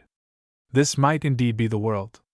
There was Jessie Carey, with her love of dress, and admiration, and pleasure. She should surely pray that she might live less to the vanities of the world. There were others, whose worn countenances spoke of hearts devoted to the cares of the world. But to those fair, fresh, happy young things, early taught how to prize vain pomp and glory, their minds as yet free from anxiety, looking from a safe distance on the busy field of trial and temptation. Were not they truly kept from that world which they had renounced? Alas! That they did not lay to heart that the world is everywhere, that if education had placed them above being tempted by the poorer, cheaper, and more ordinary attractions, yet allurements there were for them also. A pleasure pursued with headlong vehemence because it was of their own devising, love of rule, the spirit of rivalry, the want of submission, these were of the world. Other temptations had not yet reached them, but if they gave way to those which assailed them in their early youth, how could they expect to have strength to bear up against the darker and stronger ones which would meet their riper years? Even before daylight had fully found its way into Night Sutton Hall, there was many a note of preparation, and none clearer or louder than those of the charade actors. Beatrice was up long before light, in the midst of her preparations, and it was not long after, as, lamp in hand, she whisked through the passages, Frederick's voice was heard demanding whether the busy bee had turned into a firefly, and if the paste was made wherewith Midas was to have his crown stuck with gold paper. Zealous indeed were the workers, and heartily did old Judith wish them anywhere else, as she drove them, their lamps, their paste, and newspaper, from one corner of the study to the other, and at last fairly out into the hall, threatening them with what Missus would say to them. At last Grandmamma came down with a party of neat little notes in her hand, to be immediately sent off by Martin and the cart to Allenfield, and Martin came to the door leading to the kitchen regions to receive his directions. "Oh, how lucky!" cried Queen Bee, springing up. "The cotton velvet for the ears! I'll write a note in a second." Then she paused. "But I can't do it without Henrietta. I don't know how much she wants. Half a yard must do, I suppose, but then, how to describe it? Half a yard of donkey-colored velvet. It will never do. I must see Henrietta first." "Have not you heard her bell?" said Fred. "No, shall I go and knock at the door? She must be up by this time." "You had better ask Bennet," said Fred. "She sometimes gets up quietly, and dresses herself without Bennet, if Mamma is asleep, because it gives her a palpitation to be disturbed in the morning." Bennet was shouted for, and proved not to have been into her mistress's room. The charade mania was not strong enough to make them venture upon disturbing Mrs. Frederick Langford, and to their great vexation, Martin departed bearing no commission for the asinine decorations. About half an hour after, Henrietta made her appearance, as sorry as any one that the opportunity had been lost, more especially as Mamma had been broad awake all the time, and the only reason she had not rung the bell was that she was not ready for Bennet. As usual, she was called an incorrigible dawdle, and made humble confession of the same, offering to do all in her power to make up for the morning's laziness. But what would Midas be without his ears? The best plan that Queen Bee could devise was that, whilst Henrietta was engaged with the other preparations, she should walk to Suttonley with Frederick, to dispatch Alexander to Allenfield. No sooner said than done, and off they set. But neither was this plan fated to meet with success, for just as they came in sight of Suttonley, they were hailed by the loud hearty voice of Roger, and beheld him at the head of 4 brothers, marching off to pay his respects to his Aunt Carrie, some 3 miles off. Alex came to hold counsel at Queen Bee's summons, but he could do nothing for her, for he had that morning been taken to task for not having made a visit to Mrs. Carey since he came home, and especially ordered off to call upon her, before meeting her at the party that evening. "How abominably provoking!" cried Beatrice. "Just as if it signified. If I had but a fairy!" "Carey!" called Alex. "Here. Bee wants to send over to Allenfield. Won't you take Dumple and go?" "Not I," responded Carey. "I want to walk with Roger." "But there's Dumple, let her go herself." "What, ride him?" asked Beatrice. "Thank you, Carey." "Fred might drive you," said Carey. "Oh no, poor fellow, I suppose he does not know how." Fred colored with anger. "I do," said he. "I have often driven our own horses." "I," said Beatrice, "with the coachman sitting by you, and Aunt Mary little guessing what you were doing." "I assure you, Queen," said Fred very earnestly, "I do really know how to drive, and if we may have the gig, and you will trust yourself with me, I will bring you home quite safe." "I know you can have the gig," said Carey, "for Papa offered it to Roger and Alex this morning, only we chose all to walk together. To think of doubting whether to drive old Dumple!" "I don't question," said Fred. "I only want to know if Busy Bee will go. I won't break your neck, I promise you." Beatrice was slightly mistrustful, and had some doubts about Aunt Mary, but poor Alex did much to decide her, though intending quite the reverse. "I don't advise you, Bee," said he. "Oh, as to that," said she, pleased to see that he disliked the plan. "I have great faith in Dumple's experience, and I can sit tight in a chay, as the boy said to Grandpapa when he asked him if he could ride. My chief doubt is about Aunt Mary." Fred's successful disobedience in the matter of skating had decidedly made him less scrupulous about showing open disregard of his mother's desires, and he answered in a certain superior patronizing manner. "Oh, you know I only give way sometimes, because she does make herself so intensely miserable about me, but as she will be spared all that now, by knowing nothing about it, I don't think it need be considered." Beatrice recollected what her father had said, but eluded it the next moment, by replying to herself that no commands had been given in this case. Alex stood fumbling with the button of his great coat, looking much annoyed, and saying nothing. Roger called out to him that they could not wait all day, and he exerted himself to take Beatrice by the arm, and say, "Bee, I wish you would not. I am sure there will be a blow-up about it at home." "Oh, you think nobody can or may drive me but yourself, Master Alex," said Beatrice, laughing. "No, no, I know very well that nobody will care when it is done, and there are no commands one way or the other. I love my own neck, I assure you, Alex, and will not get that into a scrape. Come, if that will put you into a better humor, I'll dance with you first tonight." Alex turned away, muttering, "I don't like it, I'd go myself, but well, I shall speak to Fred." Beatrice smiled with triumph at the jealousy which she thought she had excited, and watched to see the effect of the remonstrance. "You are sure now," said he, "that you can drive safely? Remember, it would be a tolerable piece of work if you were to damage that little bee."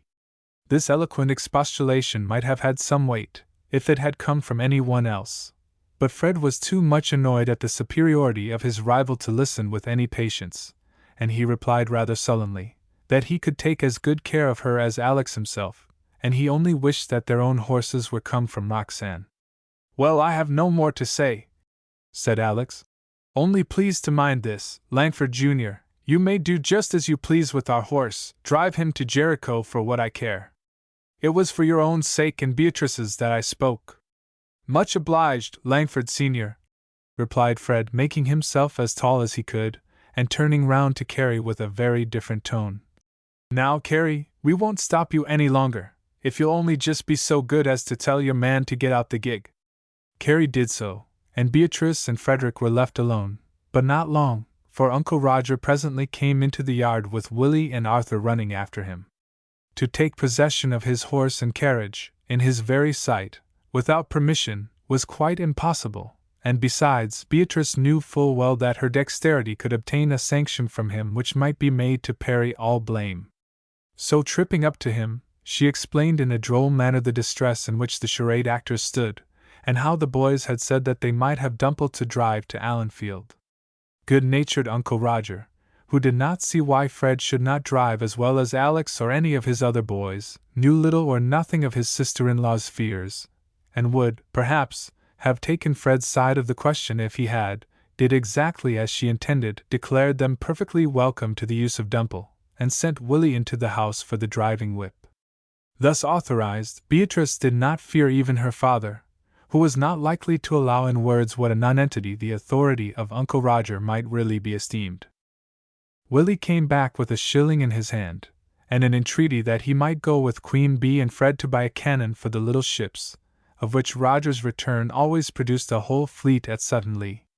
His cousins were in a triumphant temper of good nature, and willingly consenting, he was perched between them, but for one moment Beatrice's complacency was diminished as Uncle Roger called out, "Ha! Fred, take care! What are you doing? You'll be against the gate-posts. Don't bring his head so short round. If you don't take more care, you'll certainly come to a smash before you get home." If honor and credit had not been concerned, both Beatrice and Frederick would probably have been much better satisfied to have given up their bold design after this debut, but they were far too much bent on their own way to yield, and Fred's pride would never have allowed him to acknowledge that he felt himself unequal to the task he had so rashly undertaken. Uncle Roger, believing it to be only carelessness instead of ignorance, and too much used to dangerous undertakings of his own boys to have many anxieties on their account, let them go on without further question, and turned off to visit his young wheat without the smallest uneasiness respecting the smash he had predicted, as he had done, by way of warning, at least 20 times before. Busy Bee was in that stage of girlhood which is very sensible on some points, in the midst of great folly upon others, and she was quite wise enough to let Fred alone, to give full attention to his driving all the way to Allenfield. Dumple knew perfectly well what was required of him, and went on at a very steady, well-behaved pace, up the hill, across the common, and into the town, where, leaving him at the inn, they walked into the street, and Beatrice, after an infinity of searching, succeeded in obtaining certain grey cotton velvet, which, though Fred asserted that donkeys had a tinge of lilac, was certainly not unfit to represent their color. As Fred's finances were in a much more flourishing state since New Year's Day, he proceeded to delight the very heart of Willie by a present of a pair of little brass cannon, on which his longing eyes had often before been fixed, and they then returned to the carriage, in some dismay on perceiving that it was nearly 1 o'clock. "We must go straight home," said Beatrice, "or this velvet will be of no use. There is no time to drive to Sutton-Lee and walk from thence." Unfortunately, however, there was an influential personage who was by no means willing to consent to this arrangement, namely, Dumple, who, well aware that an inexperienced hand held the reins, was privately determined that his nose should not be turned away from the shortest road to his own stable. As soon, therefore, as he came to the turning towards Sutton-Lee, he made a decided dash in that direction. Fred pulled him sharply, and a little nervously. The horse resisted. Fred gave him a cut with the whip, but Dumple felt that he had the advantage, and replying with a demonstration of kicking, suddenly whisked round the corner, and set off over the rough jolting road at a pace very like running away. Fred pulled hard, but the horse went the faster. He stood up. "Sit still," cried Beatrice, now speaking for the first time. "The gate will stop him." But ere the words were uttered, Frederick, whether by a movement of his own, or the rapid motion of the carriage, she knew not, was thrown violently to the ground, and as she was whirled on, she saw him no more. Instinct, rather than presence of mind, made her hold fast to the carriage with one hand, and throw the other arm round little Willie, to prevent him from being thrown out, as they were shaken from side to side by the ruts and stones over which they were jolted. A few minutes more, and their way was barred by a gate, that which she had spoken of. The horse, used to stopping there, slackened his pace, and stood still, looking over it as if nothing had happened. Trembling in every limb, Beatrice stood safely on the ground, and Willie beside her. Without speaking, she hurried back to seek for Fred, her steps swifter than they had ever before been, though to herself it seemed as if her feet were of lead, and the very throbbing of her heart dragged her back. In every bush she fancied she saw Fred coming to meet her, but it was only for a moment, and at length she saw him but too plainly. He was stretched at full length on the ground, senseless, motionless. She sank rather than knelt down beside him, and called him, but not a token was there that he heard her.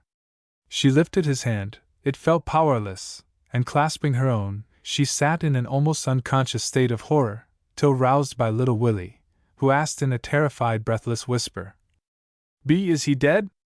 "No, no, no," cried she, as if she could frighten away her own fears. "He is only stunned.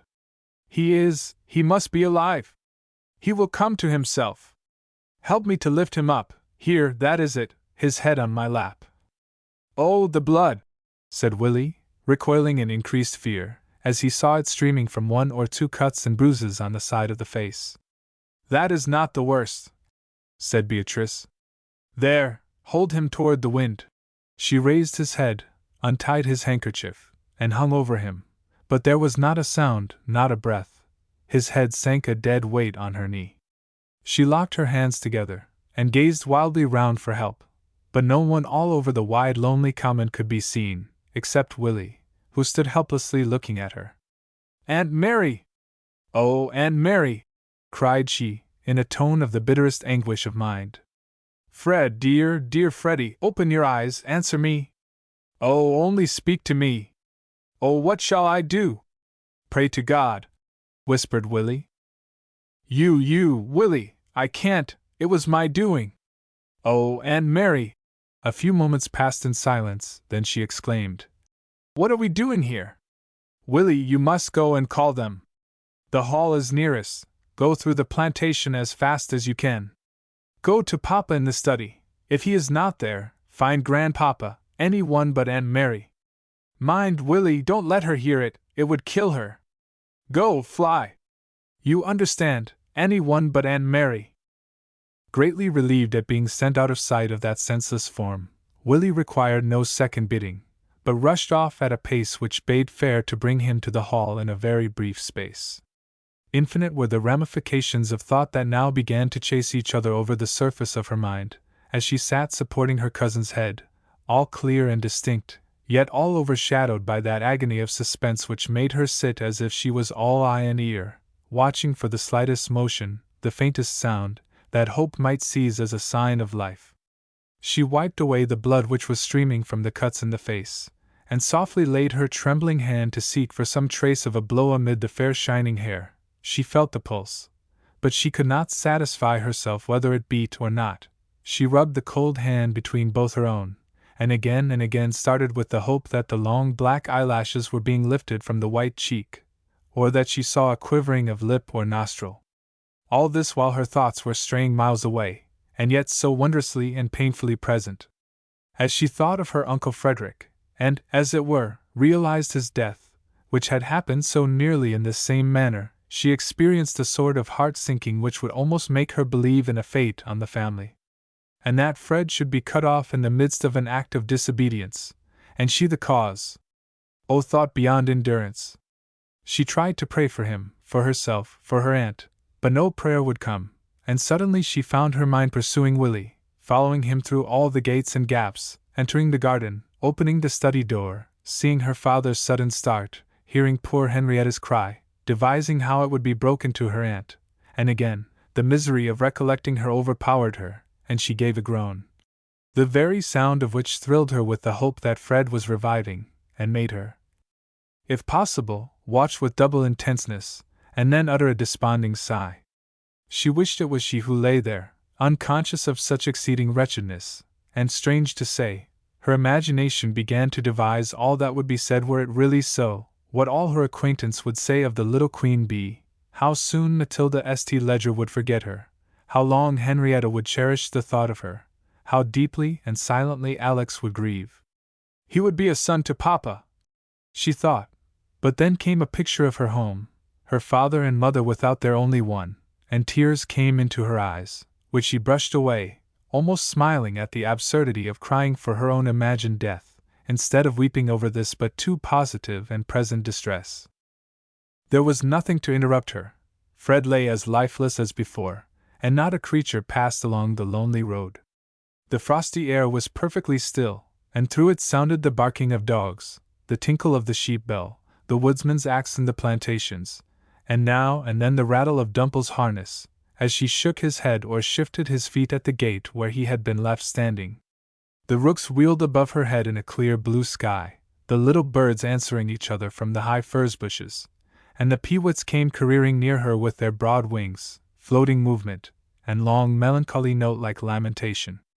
At length, far away, there sounded on the hard turnpike road a horse's tread, coming nearer and nearer.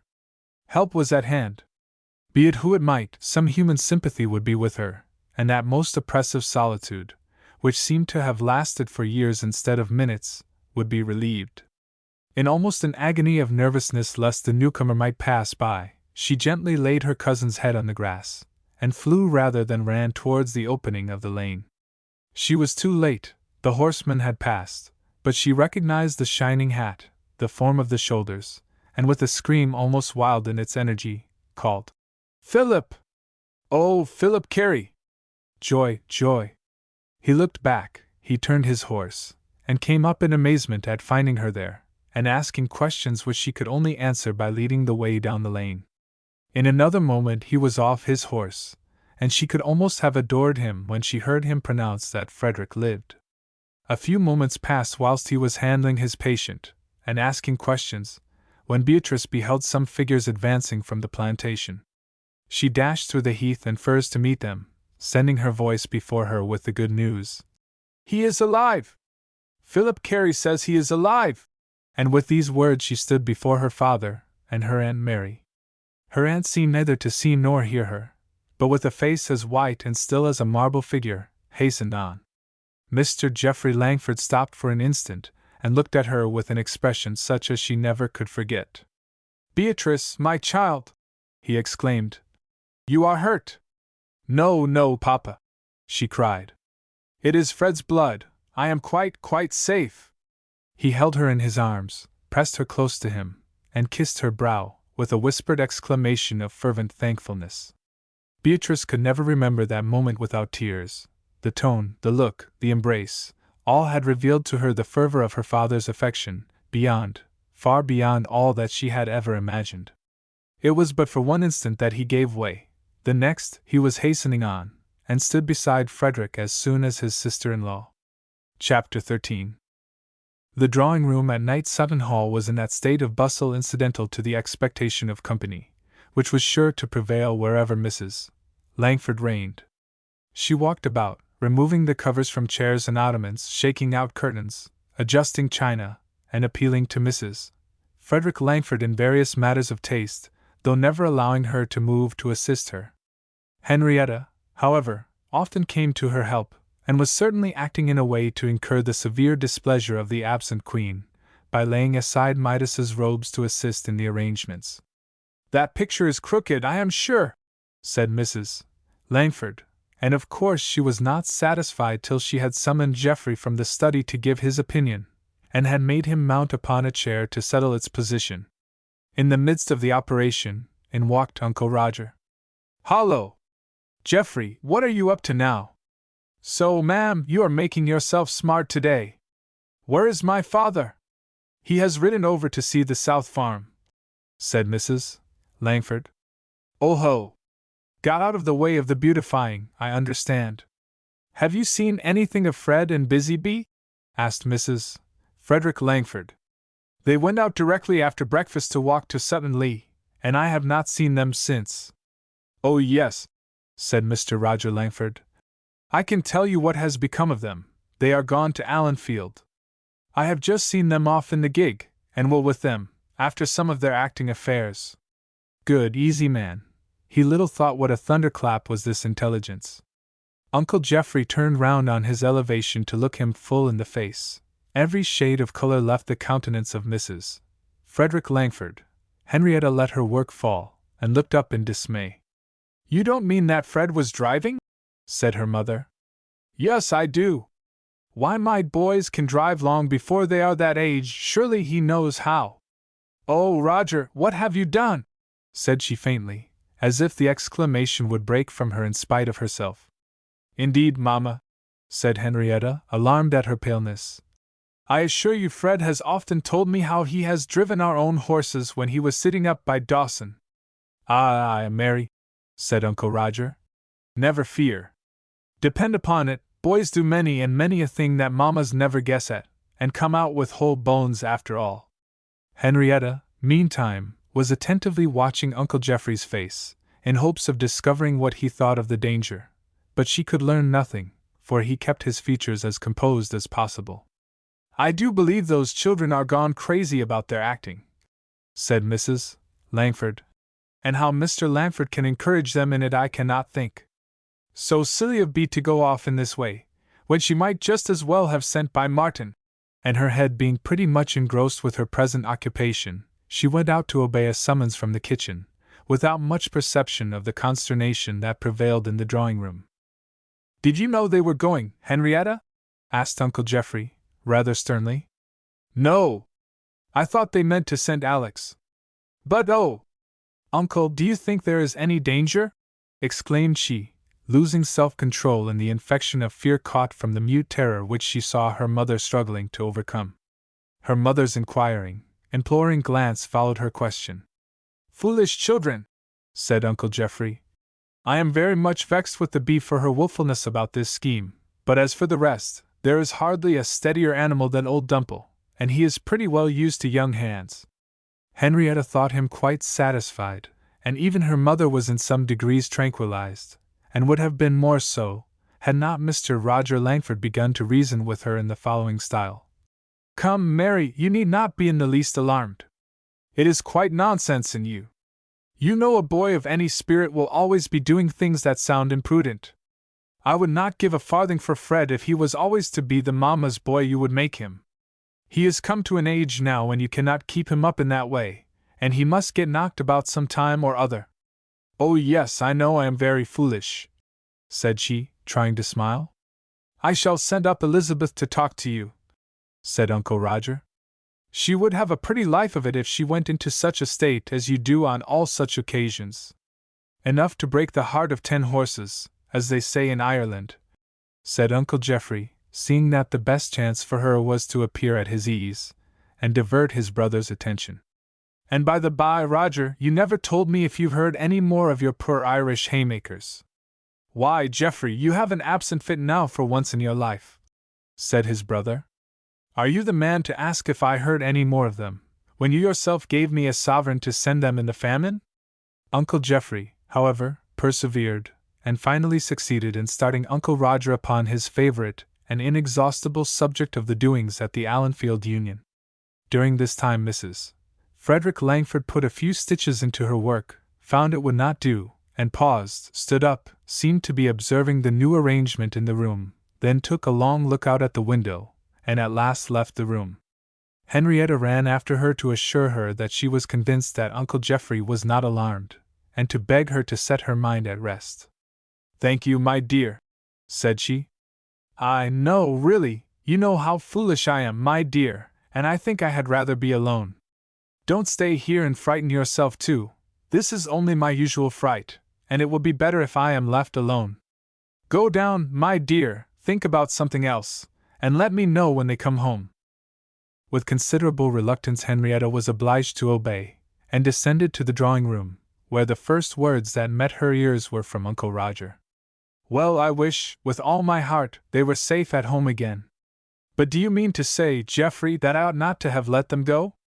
I shall certainly come upon you for damages, if he breaks the neck of little Bee, said Uncle Geoffrey. If I had guessed it, said Uncle Roger.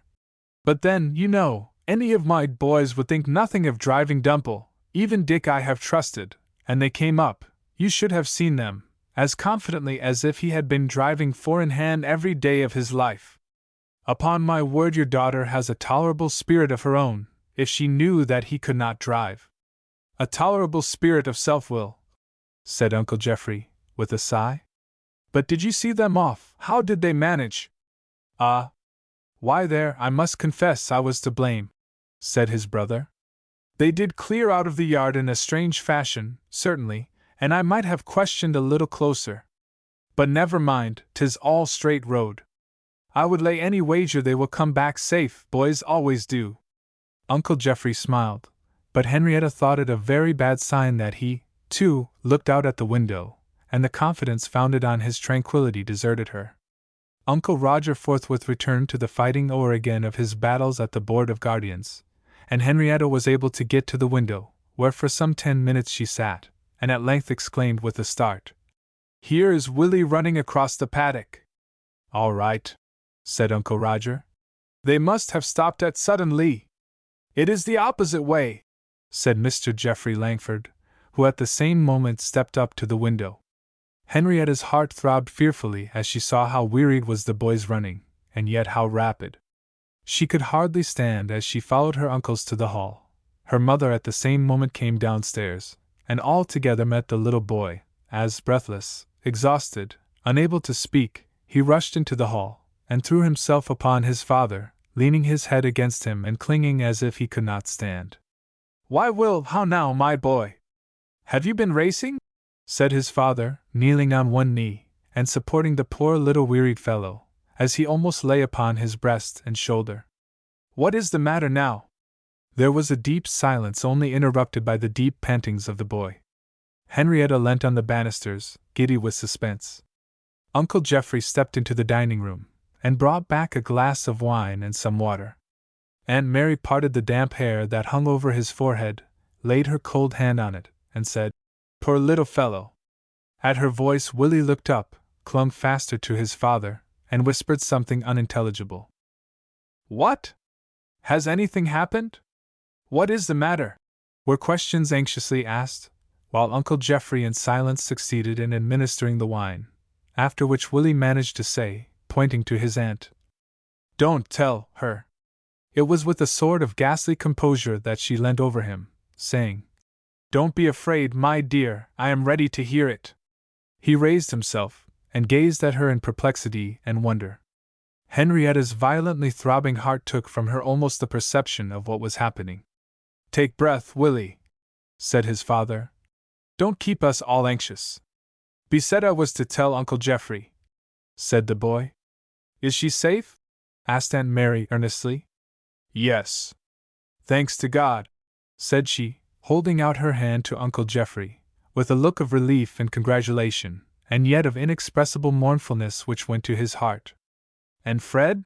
said Uncle Roger. "Do not ask, Roger," said she, still as calmly as before. "I always knew how it would be." Henrietta tried to exclaim, to inquire, but her lips would not frame one word, her tongue would not leave the roof of her mouth.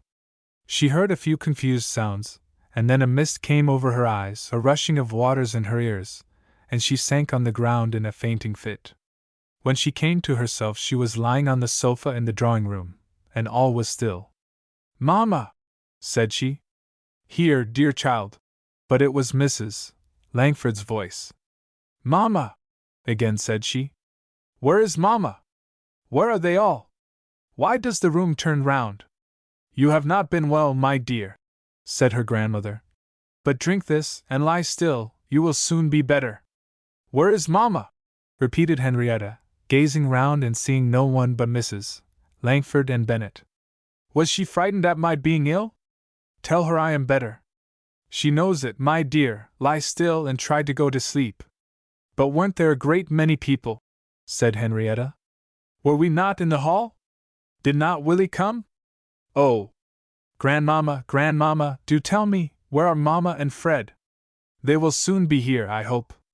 "But, Grandmamma," cried she vehemently, turning herself round as clearer recollection returned, "something has happened. Oh! What has happened to Fred?" "Nothing very serious, we hope, my dear," said Mrs. Langford. "It was Willie who frightened you. Fred has had a fall, and your mamma and uncles are gone to see about him." "A fall? Oh, tell me, tell me! I am sure it is something dreadful. Oh, tell me all about it, Grandmamma. Is he much hurt? Oh, Freddie, Freddie!" With more quietness than could have been anticipated from so active and bustling a nature, Mrs. Langford gradually told her granddaughter all that she knew, which was but little, as she had been in attendance on her, and had only heard the main fact of Willie's story. Henrietta clapped her hands wildly together in an agony of grief. "He is killed, he is, I'm sure of it," said she. "Why do you not tell me so? My dear, I trust and believe that he is only stunned." "No, no, no! Papa was killed in that way, and I am sure he is. Oh, Fred, Fred, my own dear, dear brother, my only one! Oh, I cannot bear it! Oh, Fred!" She rose up from the sofa, and walked and down the room in an ecstasy of sorrow. "And it was I that helped to bring him here. It was my doing. Oh, my own, my dearest, my twin brother, I cannot live without him."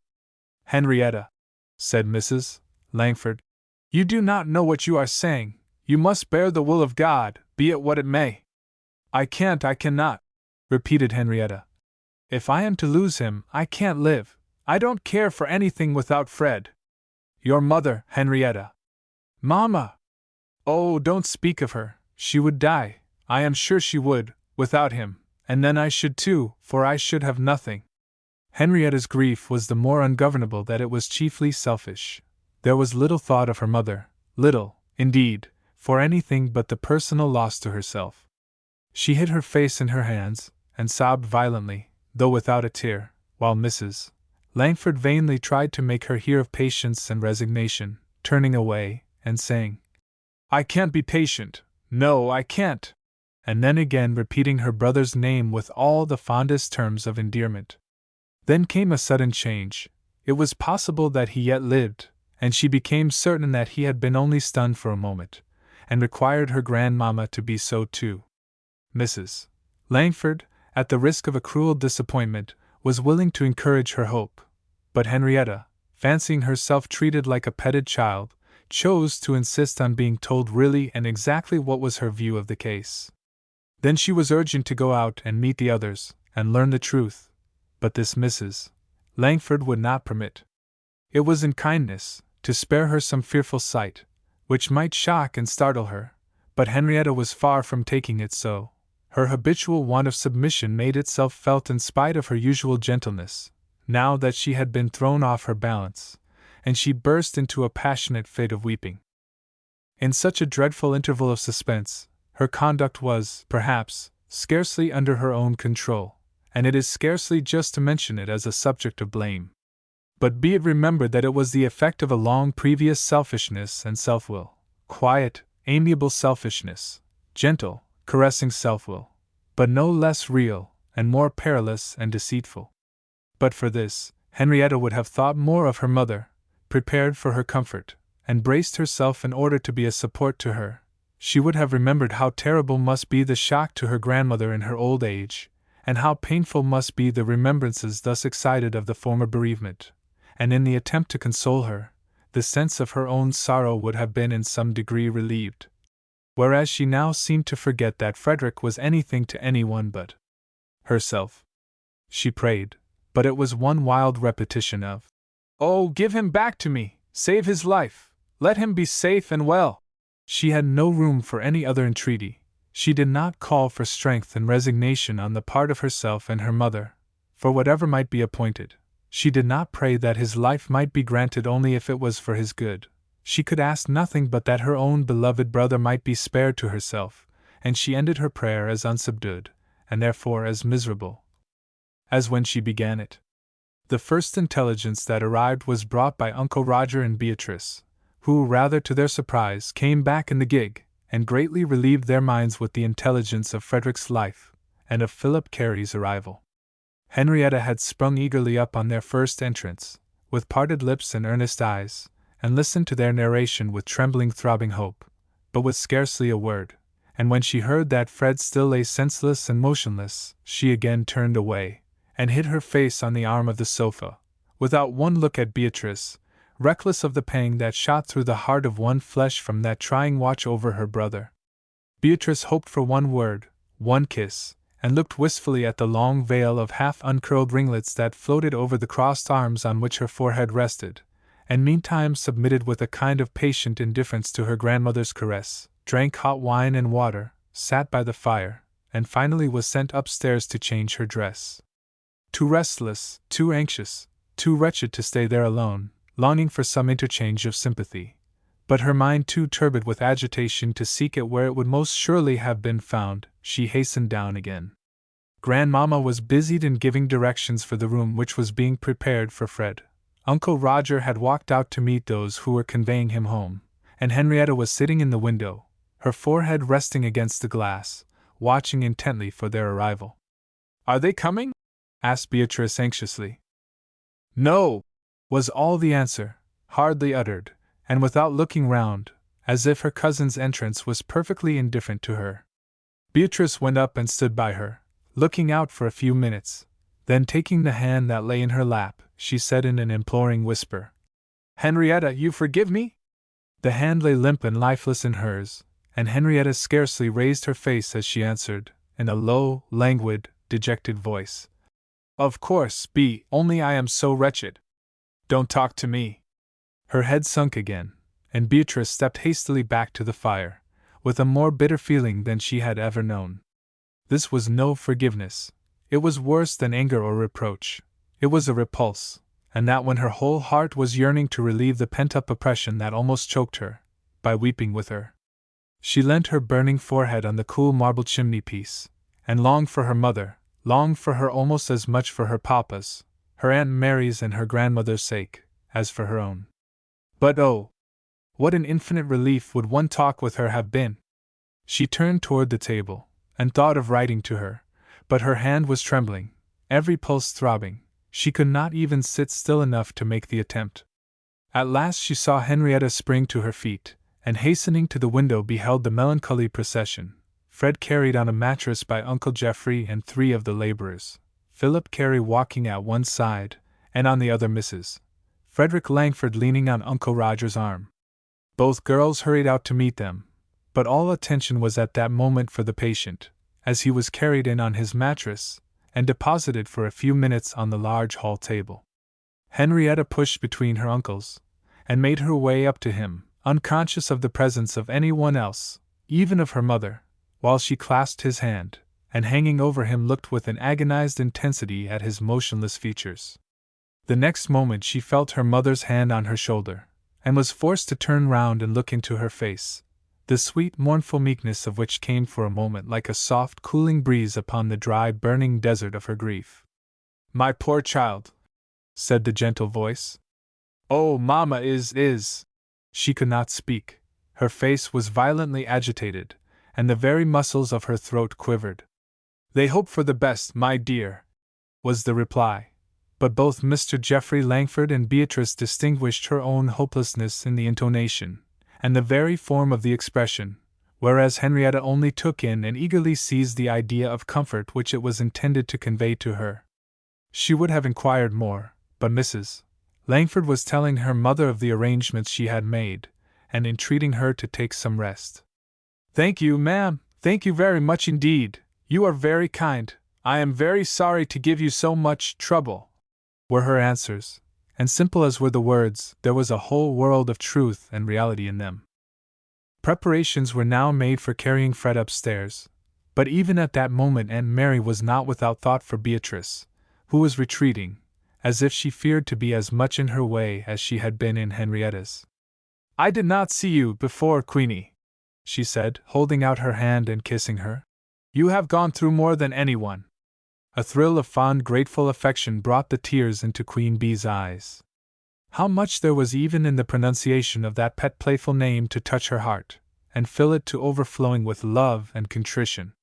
She longed to pour out her whole confession, but there was no one to attend to her. The patient occupied the whole attention of all. He was carried to his mother's room, placed in bed, and again examined by young Mr. Carey, who pronounced with increased confidence that there was no fracture, and gave considerable hopes of improvement. While this was passing, Henrietta sat on the upper step of the stairs, her head on her hands, scarcely moving or answering when addressed.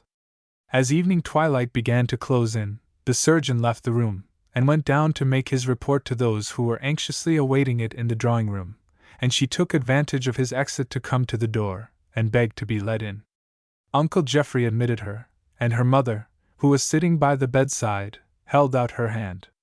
Henrietta came up to her, and at first stood by her, intently watching her brother, then after a time sat down on a footstool, and with her head resting on her mother's lap, gave herself up to a sort of quiet heavy dream, which might be called the very luxury of grief. Uncle Geoffrey sat by the fire, watching his sister-in-law even more anxiously than the patient, and thus a considerable interval passed in complete silence, only broken by the crackling of the fire, the ticking of the watches, or some slight change of posture of one or other of the three nurses. At last the stillness was interrupted by a little movement among the bedclothes, and with a feeling like transport, Henrietta saw the hand, which had hitherto lain so still and helpless, stretched somewhat out, and the head turned upon the pillow. Uncle Geoffrey stood up, and Mrs. Frederick Langford pressed her daughter's hand with a sort of convulsive tremor. A faint voice murmured, "Mamma!" and while a flush of trembling joy illumined her pale face, she bent over him, answering him eagerly and fondly, but he did not seem to know her, and again repeating, "Mamma," opened his eyes with a vacant gaze, and tried in vain to express some complaint. In a short time, however, he regained a partial degree of consciousness. He knew his mother, and was continually calling to her, as if for the sake of feeling her presence, but without recognizing any other person, not even his sister or his uncle. Henrietta stood gazing sadly upon him, while his mother hung over him soothing his restlessness, and answering his half-uttered complaints, and Uncle Geoffrey was ever ready with assistance and comfort to each in turn, as it was needed, and especially supporting his sister-in-law with that sense of protection and reliance so precious to a sinking heart. Aunt Roger came up to announce that dinner was ready, and to beg that she might stay with Fred while the rest went down. Mrs. Frederick Langford only shook her head, and thanked her, saying with a painful smile that it was impossible, but begging Uncle Geoffrey and Henrietta to go. The former complied, knowing how much alarm his absence would create downstairs, but Henrietta declared that she could not bear the thoughts of going down, and it was only by a positive order that he succeeded in making her come with him. Grandpapa kissed her, and made her sit by him, and Grandmamma loaded her plate with all that was best on the table, but she looked at it with disgust, and leaning back in her chair, faintly begged not to be asked to eat. Uncle Geoffrey poured out a glass of wine, and said in a tone which startled her by its unwonted severity, "This will not do, Henrietta. I cannot allow you to add to your mamma's troubles by making yourself ill. I desire you will eat, as you certainly can." Every one was taken by surprise, and perhaps Mrs. Langford might have interfered, but for a sign from Grandpapa. Henrietta, with a feeling of being cruelly treated, silently obeyed, swallowed down the wine, and having done so, found herself capable of making a very tolerable dinner, by which she was greatly relieved and refreshed. Uncle Geoffrey said a few cheering words to his father and mother, and returned to Fred's room as soon as he could, without giving that appearance of hurry and anxiety which would have increased their alarm. Henrietta, without the same thoughtfulness, rushed rather than ran after him, and neither of the two came down again to tea.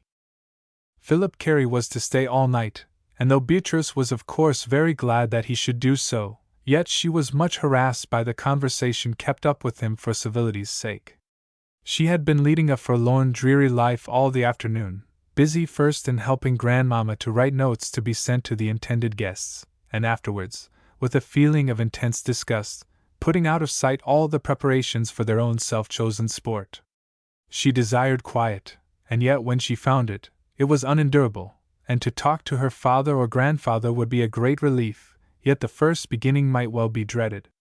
Neither of them was forthcoming, and now in the evening to hear the quiet grave discussion of Allenfield gossip was excessively harassing and irritating.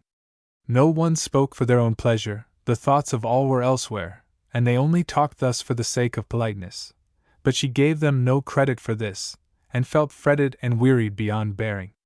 Even this, however, was better than when they did return to the engrossing thought, and spoke of the accident, requiring of her a more exact and particular account of it. She hurried over it. Grandmamma praised her, and each word was a sting. "But, my dear," said Mrs. Roger Langford, What could have made you so anxious to go to Allenfield? Oh, Aunt Roger, it was very. But here Beatrice, whose agitated spirits made her particularly accessible to momentary emotion, was seized with such a sense of the absurdity of undertaking so foolish an expedition, with no other purpose than going to buy a pair of ass's ears, that she was overpowered by a violent fit of laughing. Grandmamma and Aunt Roger, after looking at her in amazement for a moment, both started up, and came towards her with looks of alarm that set her off again still more uncontrollably. She struggled to speak, but that only made it worse, and when she perceived that she was supposed to be hysterical, she laughed the more, though the laughter was positive pain. Once she for a moment succeeded in recovering some degree of composure, but every kind demonstration of solicitude brought on a fresh access of laughter, and a certain whispering threat of calling Philip Carey was worse than all. When, however, Aunt Roger was actually setting off for the purpose, the dread of his coming had a salutary effect, and enabled her to make a violent effort, by which she composed herself, and at length sat quite still, except for the trembling, which she could not control.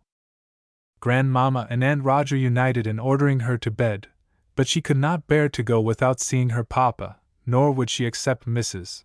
Langford's offer of calling him, and at last a compromise was made that she should go up to bed on condition that her papa should come and visit her when he came out of Fred's room. Her grandmamma came up with her, helped her to undress, gave her the unwonted indulgence of a fire, and summoned Judith to prepare things as quickly and quietly as possible for Henrietta, who was to sleep with her that night. It was with much difficulty that she could avoid making a promise to go to bed immediately, and not to get up to breakfast. At last, with a very affectionate kiss, Grandmamma left her to brush her hair, an operation which she resolved to lengthen out until her papa's visit. It was long before he came, but at last his step was heard along the passage. His knock was at her door. She flew to it, and stood before him, her large black eyes looking larger, brighter, blacker than usual from the contrast with the pale or rather sallow face, and the white nightcap and dressing gown. "How is Fred?" asked she as well as her parched tongue would allow her to speak. "Much the same, only talking a little more." "But why are you up still?" Your grandmamma said. "Never mind, papa," interrupted she. "Only tell me this, is Fred in danger?" "You have heard all we can tell, my dear." Beatrice interrupted him by an impatient, despairing look, and clasped her hands. I know, but what do you think?" "My own impression is," said her father in a calm, kind, yet almost reproving tone, as if to warn her to repress her agitation, "that there is no reason to give up hope, although it is impossible yet to ascertain the extent of the injury." Beatrice retreated a step or two. She stood by the table, one hand upon it, as if for support, yet her figure quite erect, her eyes fixed on his face, and her voice firm, though husky, as she said, slowly and quietly, "Papa, if Fred dies, it is my doing." His face did not express surprise or horror, nothing but kindness and compassion, while he answered, "My poor girl, I was afraid how it might have been." Then he led her to a chair and sat down by her side, so as to let her perceive that he was ready to listen, and would give her time. He might be in haste, but it was no time to show it. She now spoke with more hurry and agitation. Yes, papa, it was the very thing you warned me against. I mean, the being set in my own way, and liking to tease the boys. Oh, if I could but speak to tell you all, but it seems like a weight here choking me." And she touched her throat. "I can't get it out in words." "Oh!" Poor Beatrice even groaned aloud with oppression. "Do not try to express it," said her father. "At least, it is not I who can give you the best comfort. Here," and he took up a prayer book. "Yes, I feel as if I could turn there now I have told you, papa," said Beatrice. "But when I could not get at you, everything seemed dried up in me. Not one prayer or confession would come, but now, oh! Now you know it, and I feel as if he would not turn away his face. Do you know I did try the 51st Psalm, but it would not do, not even deliver me from blood guiltiness, it would only make me shudder. Oh, papa, it was dreadful." Her father's answer was to draw her down on her knees by his side, and read a few verses of that very psalm, and a few clauses of the prayer for persons troubled in mind, and he ended with the Lord's Prayer. Beatrice, when it was over, leant her head against him, and did not speak, nor weep, but she seemed refreshed and relieved. He watched her anxiously and affectionately, doubting whether it was right to bestow so much time on her exclusively, yet unwilling to leave her. When she again spoke, it was in a lower, more subdued, and softer voice. "Aunt Mary will forgive me, I know. You will tell her, Papa, and then it will not be quite so bad. Now I can pray that he may be saved. Oh, Papa, disobedient, and I the cause, how could I ever bear the thought?" "You can only pray," replied her father. "Now that I can once more," said Beatrice, and again there was a silence, while she stood thinking deeply, but contrary to her usual habit, not speaking, and he, knowing well her tendency to lose her repentant feelings by expressing them, was not willing to interrupt her. So they remained for nearly 10 minutes, until at last he thought it time to leave her, and made some movement as if to do so. Then she spoke. "Only tell me one thing, Papa. Do you think Aunt Mary has any hope?" There was something deathlike in her face. "Does she hope?" Mr. Geoffrey Langford shook his head. "Not yet," said he. "I think it may be better after this first night is over. She is evidently reckoning the hours, and I think she has a kind of morbid expectation that it will be as it was with his father, who lived 12 hours after his accident." "But surely," said Beatrice eagerly, "this is a very different case. Fred has spoken so much more than my uncle did, and Philip says he is convinced that there is no fracture." "It is a morbid feeling," said Mr. Geoffrey Langford, "and therefore impossible to be reasoned away. I see she dreads to be told to hope, and I shall not even attempt it till these fatal 12 hours are over." "Poor dear aunt," sighed Beatrice. "I am glad, if it was to be, that you were here, for nobody else would understand her." "Understand her?" said he, with something of a smile. "No, B. Such sorrow as hers has a sacredness in it which is not what can be understood." Beatrice sighed, and then, with a look as if she saw a ray of comfort, said, "I suppose Mamma will soon be here?" "I think not," said her father. "I shall tell her she had better wait to see how things go on, and keep herself in reserve. At present it is needlessly tormenting your aunt to ask her to leave Fred for a moment, and I do not think she has even the power to rest. While this goes on, I am of more use in attending to him than your mamma could be, but if he is a long time recovering, it will be a great advantage to have her coming fresh, and not half knocked up with previous attendance." "But how she will wish to be here!" exclaimed Beatrice. "And how you will want her!" "No doubt of that, Queenie," said her father, smiling. "But we must reserve our forces, and I think she will be of the same mind. Well, I must go. Where is Henrietta to sleep tonight?" "With me," said Beatrice. "I will send her to you as soon as I can. You must do what you can with her, B, for I can see that the way she hangs on her mamma is quite oppressive. If she had but a little vigor!" "I don't know what to do about her," said Beatrice with more dejection than she had yet shown. "I wish I could be of any comfort to her, but I can't. I shall never do good to anybody, only harm." "Fear the harm, and the good will come," said Mr. Geoffrey Langford. "Good night, my dear." Beatrice threw herself on her knees as soon as the door had closed on her father, and so remained for a considerable time in one earnest, unexpressed outpouring of confession and prayer. For how long she knew not. All that she was sensible of was a feeling of relief, the repose of such humility and submission, such heartfelt contrition as she had never known before. So she continued till she heard Henrietta's approaching steps, when she rose and opened the door, ready to welcome her with all the affection and consolation in her power. There stood Henrietta, a heavy weight on her eyes, her hair on one side all uncurled and flattened, the color on half her face much deepened, and a sort of stupor about her whole person, as if but one idea possessed her. Beatrice went up to meet her, and took her candle, asking what account she brought of the patient. "No better," was all the answer, and she sat down, making no more detailed answers to all her cousin's questions. She would have done the same to her grandmamma, or any one else, so wrapped up was she in her own grief, But this conduct gave more pain to Beatrice than it could have done to anyone else, since it kept up the last miserable feeling of being unforgiven. Beatrice let her sit still for some minutes, looking at her all the time with an almost piteous glance of entreaty, of which Henrietta was perfectly unconscious, and then began to beg her to undress, seconding the proposal by beginning to unfasten her dress. Henrietta moved pettishly, as if provoked at being disturbed. "I beg your pardon, dear Henrietta," said Beatrice. "If you would but let me! You will be ill tomorrow, and that would be worse still." "No, I shan't," said Henrietta shortly. "Never mind me." "But I must, dear Henrietta. If you would but—" "I can't go to bed," replied Henrietta. "Thank you, never mind." Beatrice stood still, much distressed at her own inability to be of any service, and pained far more by the sight of Henrietta's grief than by the unkind rejection of herself. "Papa thinks there is great hope," said she abruptly. "Mamma does not," said Henrietta, edging away from her cousin as if to put an end to the subject.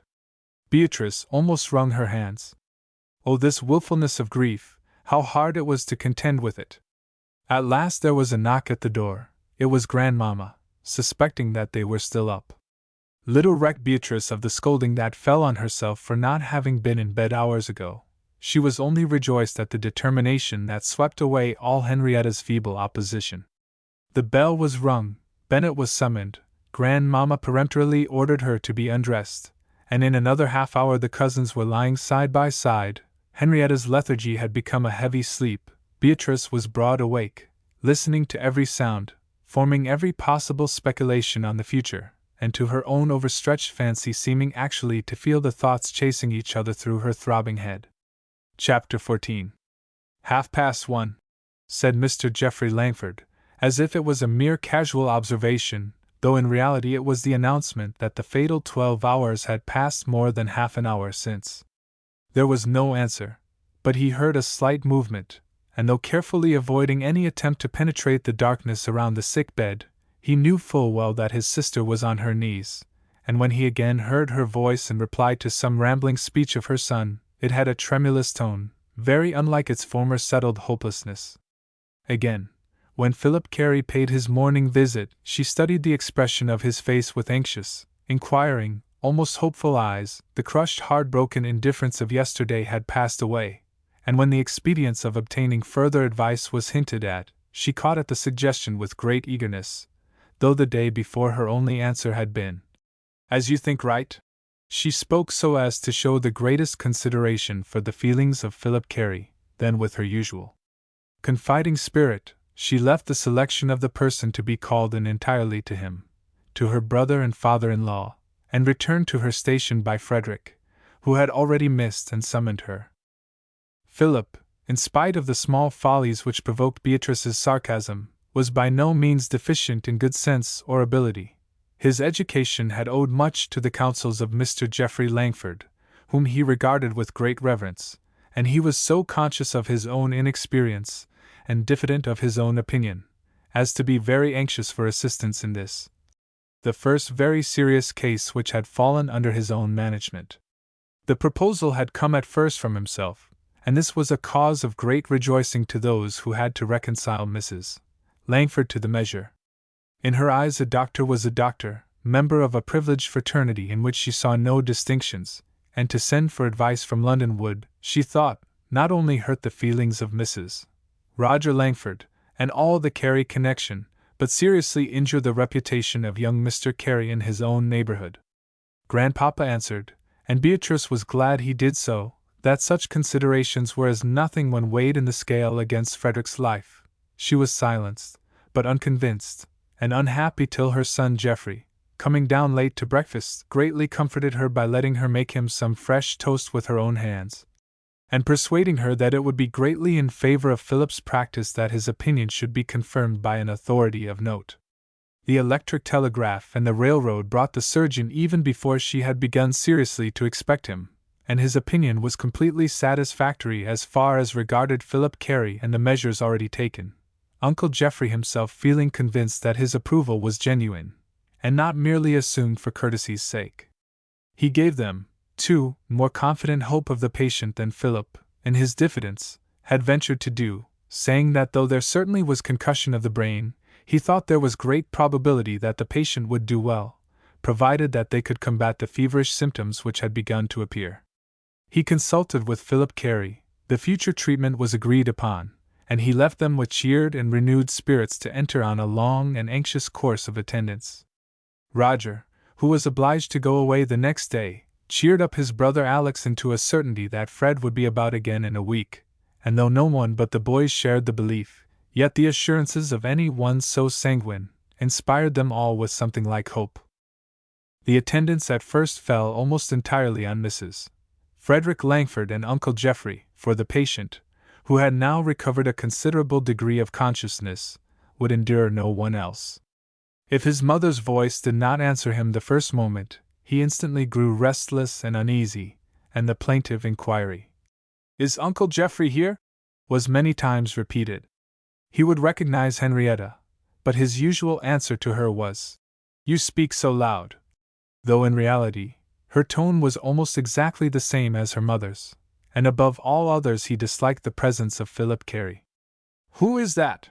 inquired he, the first time that he was at all conscious of the visits of other people, and when his mother explained, he asked quickly, "Is he gone?" The next day, Fred was alive to all that was going on, but suffering considerable pain, and with every sense quickened to the most acute and distressing degree, his eyes dazzled by light which, as he declared, glanced upon the picture frames in a room where his mother and uncle could scarcely see to find their way, and his ears pierced, as it were, by the slightest sound in the silent house, sleepless with pain, incapable of thought, excessively irritable in temper, and his faculties, as it seemed, restored only to be the means of suffering. Mrs. Langford came to the door to announce that Philip Carey was come. Mr. Geoffrey Langford went to speak to him, and Grandmamma and Henrietta began to arrange the room a little for his reception. Fred, however, soon stopped this. "I can't bear the shaking," said he. "Tell them to leave off, Mamma." Grandmamma, unconscious of the pain she was inflicting, and believing that she made not the slightest noise, continued to put the chairs in order, but Fred gave an impatient, melancholy sort of groan and exclamation, and Mrs. Langford remarked, "Well, if he cannot bear it, it cannot be helped, but it is quite dangerous in this dark room," and out she went, Fred frowning with pain at every step she took. "Why do you let people come?" asked he sharply of his mother. "Where is Uncle Geoffrey gone?" "He is speaking with Mr. Philip Carey, my dear. He will be here with him directly." "I don't want Philip Carey, don't let him come." "My dear boy, he must come. He has not seen you today. Perhaps he may do something for this sad pain." Fred turned away impatiently, and at the same moment Uncle Geoffrey opened the door to ask if Fred was ready. "Yes," said Mrs. Frederick Langford, and Philip entered. But Fred would not turn towards him till desired to do so, nor give his hand readily for his pulse to be felt. Philip thought it necessary to see his face a little more distinctly, and begged his pardon for having the window shutters partly opened, but Fred contrived completely to frustrate his intention, as with an exclamation which had in it as much of anger as of pain, he turned his face inwards to the pillow, and drew the bedclothes over it. "My dear boy," said his mother, pleadingly, "for one moment only! I told you I could not bear the light," was all the reply. "If you would but oblige me for a few seconds," said Philip. "Fred!" said his uncle gravely, and Fred made a slight demonstration as if to obey, but at the first glimpse of the dim light, he hid his face again, saying, "I can't." And Philip gave up the attempt, closed the shutter, unfortunately not quite as noiselessly as Uncle Geoffrey had opened it, and proceeded to ask sundry questions, to which the patient scarcely vouchsafed a short and pettish reply. When at last he quitted the room, and was followed by Mrs. Frederick Langford, "Don't go, Mamma," was immediately heard. "You must spare me for a very little while, my dear," said she, gently but steadily. "Don't stay long, then," replied he. Uncle Geoffrey came up to his bedside, and with a touch soft and light as a woman's, arranged the coverings disturbed by his restlessness, and for a few moments succeeded in tranquilizing him, but almost immediately he renewed his entreaties that his mother would return, and had it been any other than his uncle who had taken her place, would have grumbled at his not going to call her. On her return, she was greeted with a discontented murmur. "What an immense time you have stayed away!" Presently after, "I wish you would not have that Carrie!" And then, "I wish we were at Roxanne. I wish Mr. Clark were here." Patience in illness is a quality so frequently described in books as well as actually found in real life, that we are apt to believe that it comes as a matter of course, and without previous training, particularly in the young, and that peevishness is especially reserved for the old and querulous, who are to try the amiability of the heroine. To a certain degree, this is often the case. The complete prostration of strength, and the dim awe of approaching death in the acute illnesses of the young, often tame down the stubborn or petulant temper, and their patience and forbearance become the wonder and admiration of those who have seen germs of far other dispositions. And when this is not the case, who would have the heart to complain? Certainly not those who are like the mother and uncle who had most to endure from the exacting humors of Frederick Langford.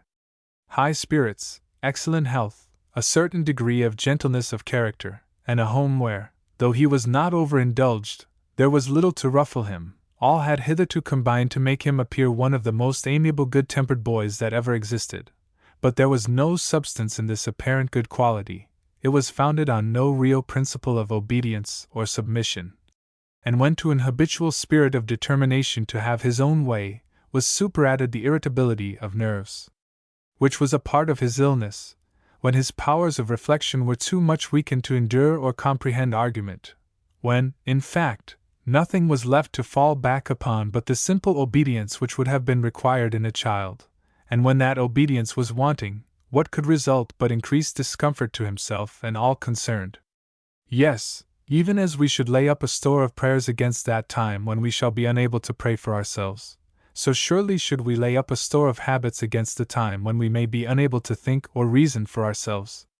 How often have lives been saved by the mere instinct of unquestioning instantaneous obedience? Had Frederick possessed that instinct, how much present suffering and future wretchedness might have been spared him?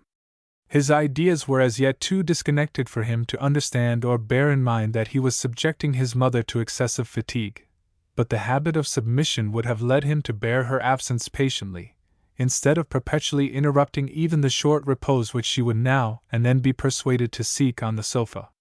He would have spared her his perpetual, harassing complaints, not so much of the pain he suffered, as of everything and every person who approached him, his Uncle Geoffrey being the only person against whom he never murmured.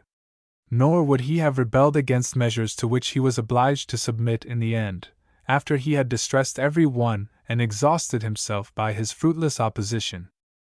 It was marvelous that the only two persons whose attendance he would endure could bear up under the fatigue. Even Uncle Geoffrey, one of those spare wiry men, who, without much appearance of strength are nevertheless capable of such continued exertion, was beginning to look worn and almost aged, and yet Mrs. Frederick Langford was still indefatigable, unconscious of weariness, quietly active, absorbed in the thought of her son, and yet not so absorbed as not to be full of consideration for all around. All looked forward with apprehension to the time when the consequences of such continued exertion must be felt, but in the meantime it was not in the power of any one except her brother Geoffrey to be of any assistance to her, and her relations could only wait and watch with such patience as they could command, for the period when their services might be effectual. Mrs. Langford was the most visibly impatient. The hasty bustling of her very quietest steps gave such torture to Frederick, as to excuse the upbraiding eyes which he turned on his poor perplexed mother whenever she entered the room, and her fresh arrangements and orders always created a disturbance, which created such positive injury, that it was the aim of the whole family to prevent her visits there. This was, as may be supposed, no easy task. Grandpapa's "You had better not, my dear," checked her for a little while, but was far from satisfying her. Uncle Geoffrey, who might have had the best chance, had not time to spare for her, and no one could persuade her how impossible, nay, how dangerous it was to attempt to reason with the patient. So she blamed the whole household for indulging his fancies, and half a dozen times a day pronounced that he would be the death of his mother. Beatrice did the best she could to tranquilize her, but two spirits so apt to clash did not accord particularly well even now, though Busy Bee was too much depressed to queen it as usual. To feel herself completely useless in the midst of the suffering she had occasioned was a severe trial, and above all, poor child, she longed for her mother, and the repose of confession and parental sympathy.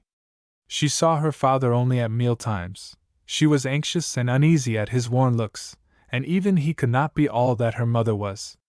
Grandpapa was kind as ever, but the fault that sat so heavy on her mind was not one for discussion with any one but a mother, and this consciousness was the cause of a little reserve with him, such as had never before existed between them. Alexander was more of a comfort to her than any one else, and that chiefly because he wanted her to be a comfort to him. All the strong affection and esteem which he really entertained for Frederick was now manifested, and the remembrance of old rivalries and petty contentions served but to make the reaction stronger. He kept aloof from his brothers, and spent every moment he could at the hall, either reading in the library, or walking up and down the garden paths with Queen Bee. One of the many conversations which they held will serve as a specimen of the rest. "So they do not think he is much better today?" said Alex, walking into the library, where Beatrice was sealing some letters. Beatrice shook her head. "Every day that he is not worse is so much gained," said she. "It is very odd," meditated Alex.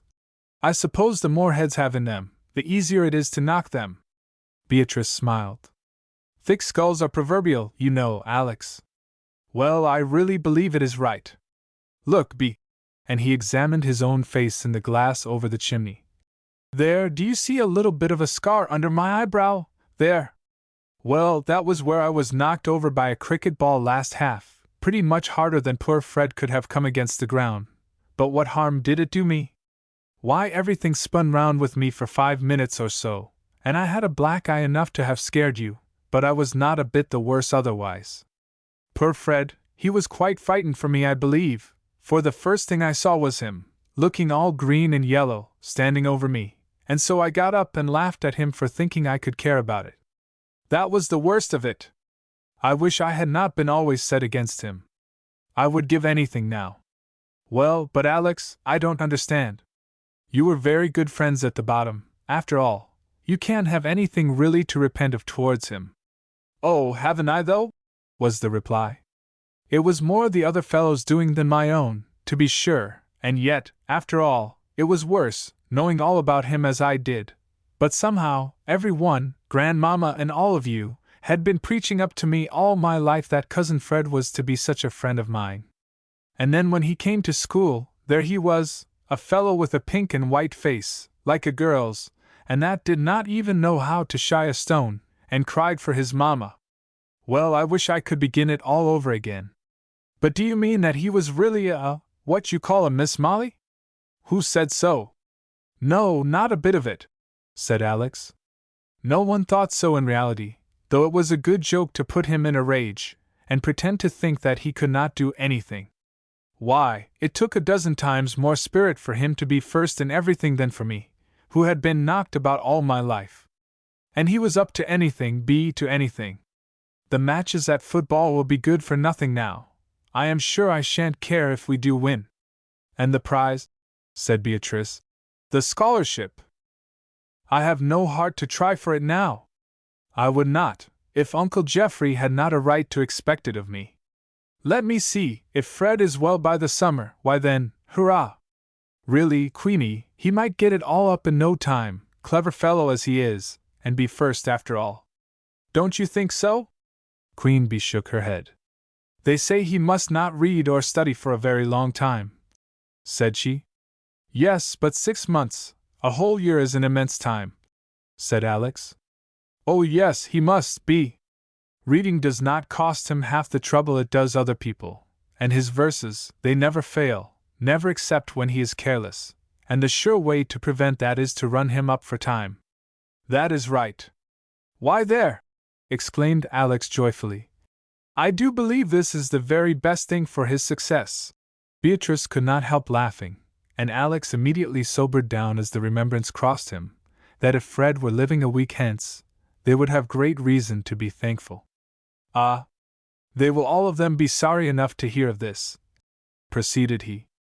There was no one so much thought of by the fellows, or the masters either. The masters, perhaps, said Beatrice. But I thought you said there was a party against him among the boys.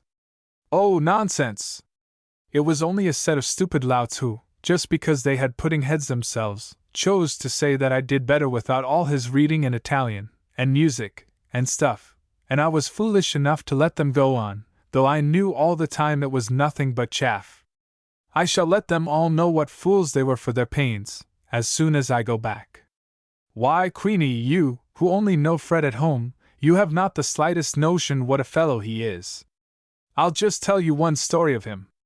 Alexander forthwith proceeded to tell not one story alone, but many, to illustrate the numerous excellences which he ascribed to Fred, and again blaming himself for the species of division which had existed between them, although the fact was that he had always been the more conciliatory of the two.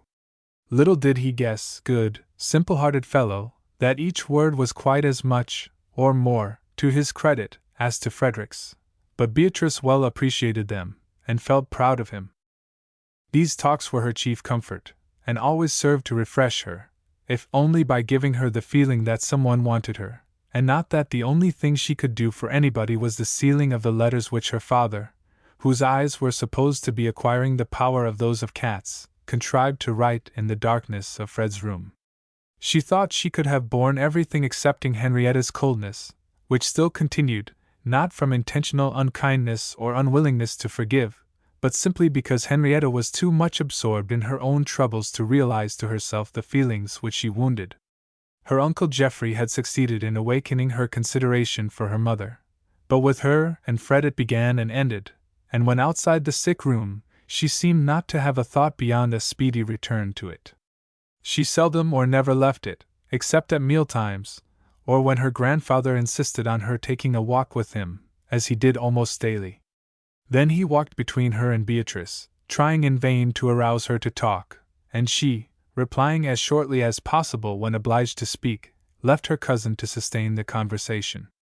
The two girls went to church with Grandpapa on the feast of the Epiphany, and strange it was to them to see again the wreaths which their own hands had woven, looking as bright and festal as ever, the glistening leaves unfaded, and the coral berries fresh and gay. A tear began to gather in Beatrice's eye, and Henrietta hung her head, as if she could not bear the sight of those branches, so lately gathered by her brother. As they were leaving the church, both looked towards the altar at the wreath which Henrietta had once started to see, bearing a deeper and more awful meaning than she had designed. Their eyes met, and they saw that they had the same thought in their minds. When they were taking off their bonnets in their own room, Queen Bee stretched out a detaining hand, not in her usual commanding manner, but with a gesture that was almost timid, saying, "Look, Henrietta, one moment, and tell me if you were not thinking of this." And hastily opening the Lyra Innocentium, she pointed out the verse. "Such garland grave and fair, his church today adorns, and mark it well, e'en there he wears his crown of thorns. Should aught profane draw near, full many a guardian spear is set around, of power to go deep in the reckless hand, and stay the grasping foe." "They go very deep," sighed Henrietta, raising her eyes, with a mournful complaining glance. Beatrice would have said more, but when she recollected her own conduct on Christmas Eve, it might well strike her that she was the thing profane that had then dared to draw near, and it pained her that she had even appeared for one moment to accuse her cousin. She was beginning to speak, but Henrietta cut her short by saying, "Yes, yes, but I can't stay," and was flying along the passage the next moment. Beatrice sighed heavily, and spent the next quarter of an hour in recalling, with all the reality of self-reproach, the circumstances of her recklessness, vanity, and self-will on that day. She knelt and poured out her confession, her prayer for forgiveness, and grace to avoid the very germs of these sins for the future, before Him who seeth in secret, and a calm, energetic spirit of hope, in the midst of true repentance, began to dawn on her. It was good for her, but was it not selfish in Henrietta thus to leave her alone to bear her burthen? Yes, selfish it was, for Henrietta had heard the last report of Frederick since their return, and knew that her presence in his room was quite useless, and it was only for the gratification of her own feelings that she hurried thither without even stopping to recollect that her cousin might also be unhappy, and be comforted by talking to her. Her thought was only the repining one. The thorns go deep! Poor child, had they yet gone deep enough? The patient may cry out, but the skillful surgeon will nevertheless probe on, till he has reached the hidden source of the malady. Chapter 15. On a soft, hazy day in the beginning of February, the Knight Sutton carriage was on the road to Allenfield, and in it sat the busy bee and her father, both of them speaking far less than was their wont when alone together. Mr. Geoffrey Langford took off his hat, so as to let the moist spring breeze play round his temples and in the thin locks where the silvery threads had lately grown more perceptible, and gazed upon the dewy grass, the tiny woodbine leaf, the silver pussy-cats on the withy, and the tasselled catkin of the hazel, with the eyes of a man to whom such sights were a refreshment, a sort of holiday. After the many springs spent in close courts of law and London smoke, and now after his long attendance in a warm dark sick-room. His daughter sat by him, thinking deeply, and her heart full of a longing earnestness which seemed as if it would not let her speak. She was going to meet her mother, whom she had not seen for so long a time, but it was only to be for one evening. Her father, finding that his presence was absolutely required in London, and no longer actually indispensable at Knight Sutton, had resolved on changing places with his wife, and she was to go with him and take her mother's place in attending on Lady Susan St. Ledger. They were now going to fetch Mrs. Geoffrey Langford home from the Allenfield station, and they would have one evening at Knight Sutton with her, returning themselves the next morning to Westminster. They arrived at Allenfield, executed various commissions with which Mrs. Langford had been delighted to entrust Geoffrey. They ordered some new books for Frederick, and called at Philip Carey's for some medicines, and then driving up to the station watched eagerly for the train. Soon it was there, and there at length she was, her own dear self, the dark aquiline face, with its sweetest and brightest of all expressions, the small youthful figure, so active, yet so quiet and elegant, the dress so plain and simple, yet with that distinguished air. How happy Beatrice was that first moment of feeling herself at her side. "My dear! My own dear child!" Then anxiously following her husband with her eye, as he went to look for her luggage, she said, "How thin he looks, Queenie!" "Oh, he has been doing so much," said Busy Bee. "It is only for this last week he has gone to bed at all, and then only on the sofa in Fred's room. This is the first time he has been out, except last Sunday to church, and a turn or two round the garden with Grandmamma." He came back before Queen Bee had done speaking. "Come, Beatrice," said he to his wife. "I am in great haste to have you at home. That fresh face of yours will do us all so much good." "One thing is certain," said she. "I shall send home orders that you shall be allowed no strong coffee at night, and that Busy Bee shall hide half the mountain of letters in the study. But tell me honestly, Geoffrey, are you really well?" "Perfectly, except for a growing disposition to yawn," said her husband, laughing. "Well, what are the last accounts of the patient?" "He is doing very well. The last thing I did before coming away was to lay him down on the sofa, with Retzka's outlines to look at, so you may guess that he is coming on quickly. I suppose you have brought down the books and prints? Such a pile, that I almost expected my goods would be overweight. It is very fortunate that he has a taste for this kind of thing. Only take care, they must not be at Henrietta's discretion, or his own, or he will be overwhelmed with them. A very little oversets him, and might do great mischief." "You don't think the danger of inflammation over yet, then?" "Oh, no! His pulse is so very easily raised, that we are obliged to keep him very quiet, and nearly to starve him, poor fellow, and his appetite is returning so fast, that it makes it very difficult to manage him. I should be afraid that now would be the time to see the effects of poor Mary's over-gentleness." "Yes, but what greatly increases the difficulty is that Fred has some strange prejudice against Philip Carey." Busy Bee, who had heard nothing of this, felt her cheeks flush, while her father proceeded. "I do not understand it at all. Philip's manners in a sick room are particularly good, much better than I should have expected, and he has been very attentive and gentle-handed. but from the first, Fred has shown a dislike to him, questioned all his measures, and made the most of it whenever he was obliged to give him any pain. The last time the London doctor was here, I am sure he hurt Fred a good deal more than Philip has ever done, yet the boy bore it manfully, though he shrinks and exclaims the moment Philip touches him. Then he is always talking of wishing for old Clark at Roxanne, and I give Mary infinite credit for never having proposed to send for him.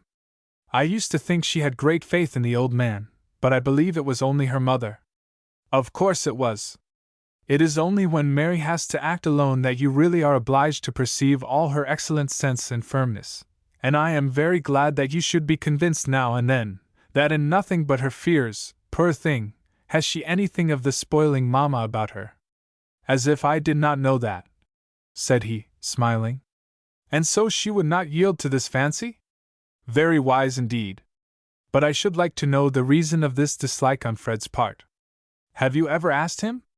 No, he is not in a fit state for argument, and besides, I think the prejudice would only be strengthened. We have praised Philip again and again, before him, and said all we could think of to give him confidence in him, but nothing will do. In fact, I suspect Mr. Fred was sharp enough to discover that we were talking for a purpose. It has been the great trouble this whole time, though either Mary nor I have mentioned it, for fear of annoying my mother. Papa, said Busy Bee, I am afraid I know the reason but too well. It was my foolish way of talking about the Careys. I used to tease poor Fred about Roger's having taken him for Philip, and say all sorts of things that I did not really mean. Ham, said her father. Well, I should think it might be so. It always struck me that the prejudice must be grounded upon some absurd notion, the memory of which had passed away, while the impression remained. And do you think I could do anything towards removing it? You know I am to go and wish Fred goodbye this afternoon. Why, yes, you might as well try to say something cheerful, which might do away with the impression. Not that I think it will be of any use, only do not let him think it has been under discussion. Beatrice assented, and was silent again while they went on talking. Aunt Mary has held out wonderfully? Said her mother. Too wonderfully, said Mr. Geoffrey Langford. In a way which I fear will cost her dearly. I have been positively longing to see her give way as she ought to have done under the fatigue, and now I am afraid of the old complaint. She puts her hand to her side now and then, and I am persuaded that she had some of those spasms a night or two ago. Ah, said his wife, with great concern. That is just what I have been dreading the whole time. When she consulted Doctor, how strongly he forbade her to use any kind of exertion. Why would you not let me come? I assure you it was all I could do to keep myself from setting off. It was very well behaved in you, indeed, Beatrice, said he, smiling. A sacrifice which very few husbands would have had resolution either to make themselves, or to ask of their wives. I thanked you greatly when I did not see you. But why would you not have me? Do you not repent it now? Not in the least. Fred would let no one come near him but his mother and me. You could not have saved either of us an hour's nursing then, whereas now you can keep Fred in order, and take care of Mary, if she will suffer it, and that she will do better from you than from any one else. They were now reaching the entrance of Suttonley Lane, and Queen Bee was called upon for the full history of the accident, which, often as it had been told by letter, must again be narrated in all its branches. Even her father had never had time to hear it completely, and there was so much to ask and to answer on the merely external circumstances, that they had not begun to enter upon feelings and thoughts when they arrived at the gate of the paddock, which was held open by Dick and Willie, excessively delighted to see Aunt Geoffrey. In a few moments more she was affectionately welcomed by old Mrs. Langford, whose sentiments with regard to the two Beatrices were of a curiously varying and always opposite description. When her daughter-in-law was at a distance, she secretly regarded with a kind of respectful aversion both her talents, her learning, and the fashionable life to which she had been accustomed, but in her presence the winning, lively simplicity of her manners completely dispelled all these prejudices in an instant, and she loved her most cordially for her own sake, as well as because she was Geoffrey's wife. On the contrary, the younger Beatrice, while absent, was the dear little granddaughter, the queen of bees, the cleverest of creatures, and while present, It has already been shown how constantly the two tempers fretted each other, or had once done so, though now, so careful had Busy Bee lately been, there had been only one collision between them for the last 10 days. And that was caused by her strenuous attempts to convince Grandmamma that Fred was not yet fit for boiled chicken and calves' foot jelly. Mrs. Langford's greetings were not half over when Henrietta and her mamma hastened downstairs to embrace dear Aunt Geoffrey. "My dear Mary, I am so glad to be come to you at last." "Thank you, oh! Thank you, Beatrice. How Fred will enjoy having you now!" "Is he tired?" asked Uncle Geoffrey. "No, not at all. He seems to be very comfortable. He has been talking of Queen Bee's promised visit. Do you like to go up now, my dear?" Queen Bee consented eagerly, though with some trepidation, for she had not seen her cousin since his accident, and besides, she did not know how to begin about Philip Carey. She ran to take off her bonnet, while Henrietta went to announce her coming. She knocked at the door, Henrietta opened it, and coming in, she saw Fred lying on the sofa by the fire, in his dressing gown, stretched out in that languid, listless manner that betokens great feebleness. There were the purple marks of leeches on his temples. His hair had been cropped close to his head. His face was long and thin, without a shade of color, but his eyes looked large and bright, and he smiled and held out his hand. "Ah, Queenie, how d'ye do? How d'ye do, Fred? I am glad you are better. You see I have the ass's ears after all," said he, pointing to his own, which were very prominent in his shorn and shaven condition. Beatrice could not very easily call up a smile, but she made an effort, and succeeded, while she said, "I should have complimented you on the increased wisdom of your looks. I did not know the shape of your head was so like Papa's." "Is Aunt Geoffrey come?" asked Fred. "Yes," said his sister, "but Mamma thinks you had better not see her till tomorrow." "I wish Uncle Geoffrey was not going," said Fred. "Nobody else has the least notion of making one tolerably comfortable." "Oh, your Mamma, Fred!" said Queen Bee. "Oh yes, Mamma, of course. But then she is getting faggied. Mamma says she is quite unhappy to have kept him so long from his work in London," said Henrietta. "But I do not know what we should have done without him." "I do not know what we shall do now," said Fred, in a languid and doleful tone. The Queen Bee, thinking this a capital opportunity, spoke with almost alarmed eagerness. "Oh yes, Fred, you will get on famously. You will enjoy having my Mamma so much, and you are so much better already, and Philip Carey manages you so well." "Manages," said Fred. "Aye, and I'll tell you how, Queenie, just as the man managed his mare when he fed her on a straw a day. I believe he thinks I am a gull, and can live on a grain of rice. I only wish he knew himself what starvation is. Look here! You can almost see the fire through my hand, and if I do but lift up my head, the whole room is in a merry-go-round. And that is nothing but weakness. There is nothing else on earth the matter with me, except that I am starved down to the strength of a midge." "Well, but of course he knows," said Busy Bee. "Papa says he has had an excellent education, and he must know." "To be sure he does, perfectly well. He is a sharp fellow, and knows how to keep a patient when he has got one." "How can you talk such nonsense, Fred? One comfort is that it is a sign you are getting well, or you would not have spirits to do it." "I am talking no nonsense," said Fred sharply. "I am as serious as possible." "But you can't really think that if Philip was capable of acting in such an atrocious way, that Papa would not find it out, and the other doctor too?" "What? When that man gets I don't know how many guineas from Mamma every time he comes, do you think that it is for his interest that I should get well?" "My dear Fred," interposed his sister, "you are exciting yourself, and that is so very bad for you. I do assure you, Henrietta, you would find it very little exciting to be shut up in this room with half a teaspoonful of wishy-washy pudding twice a day, and all just to fill Philip Carey's pockets.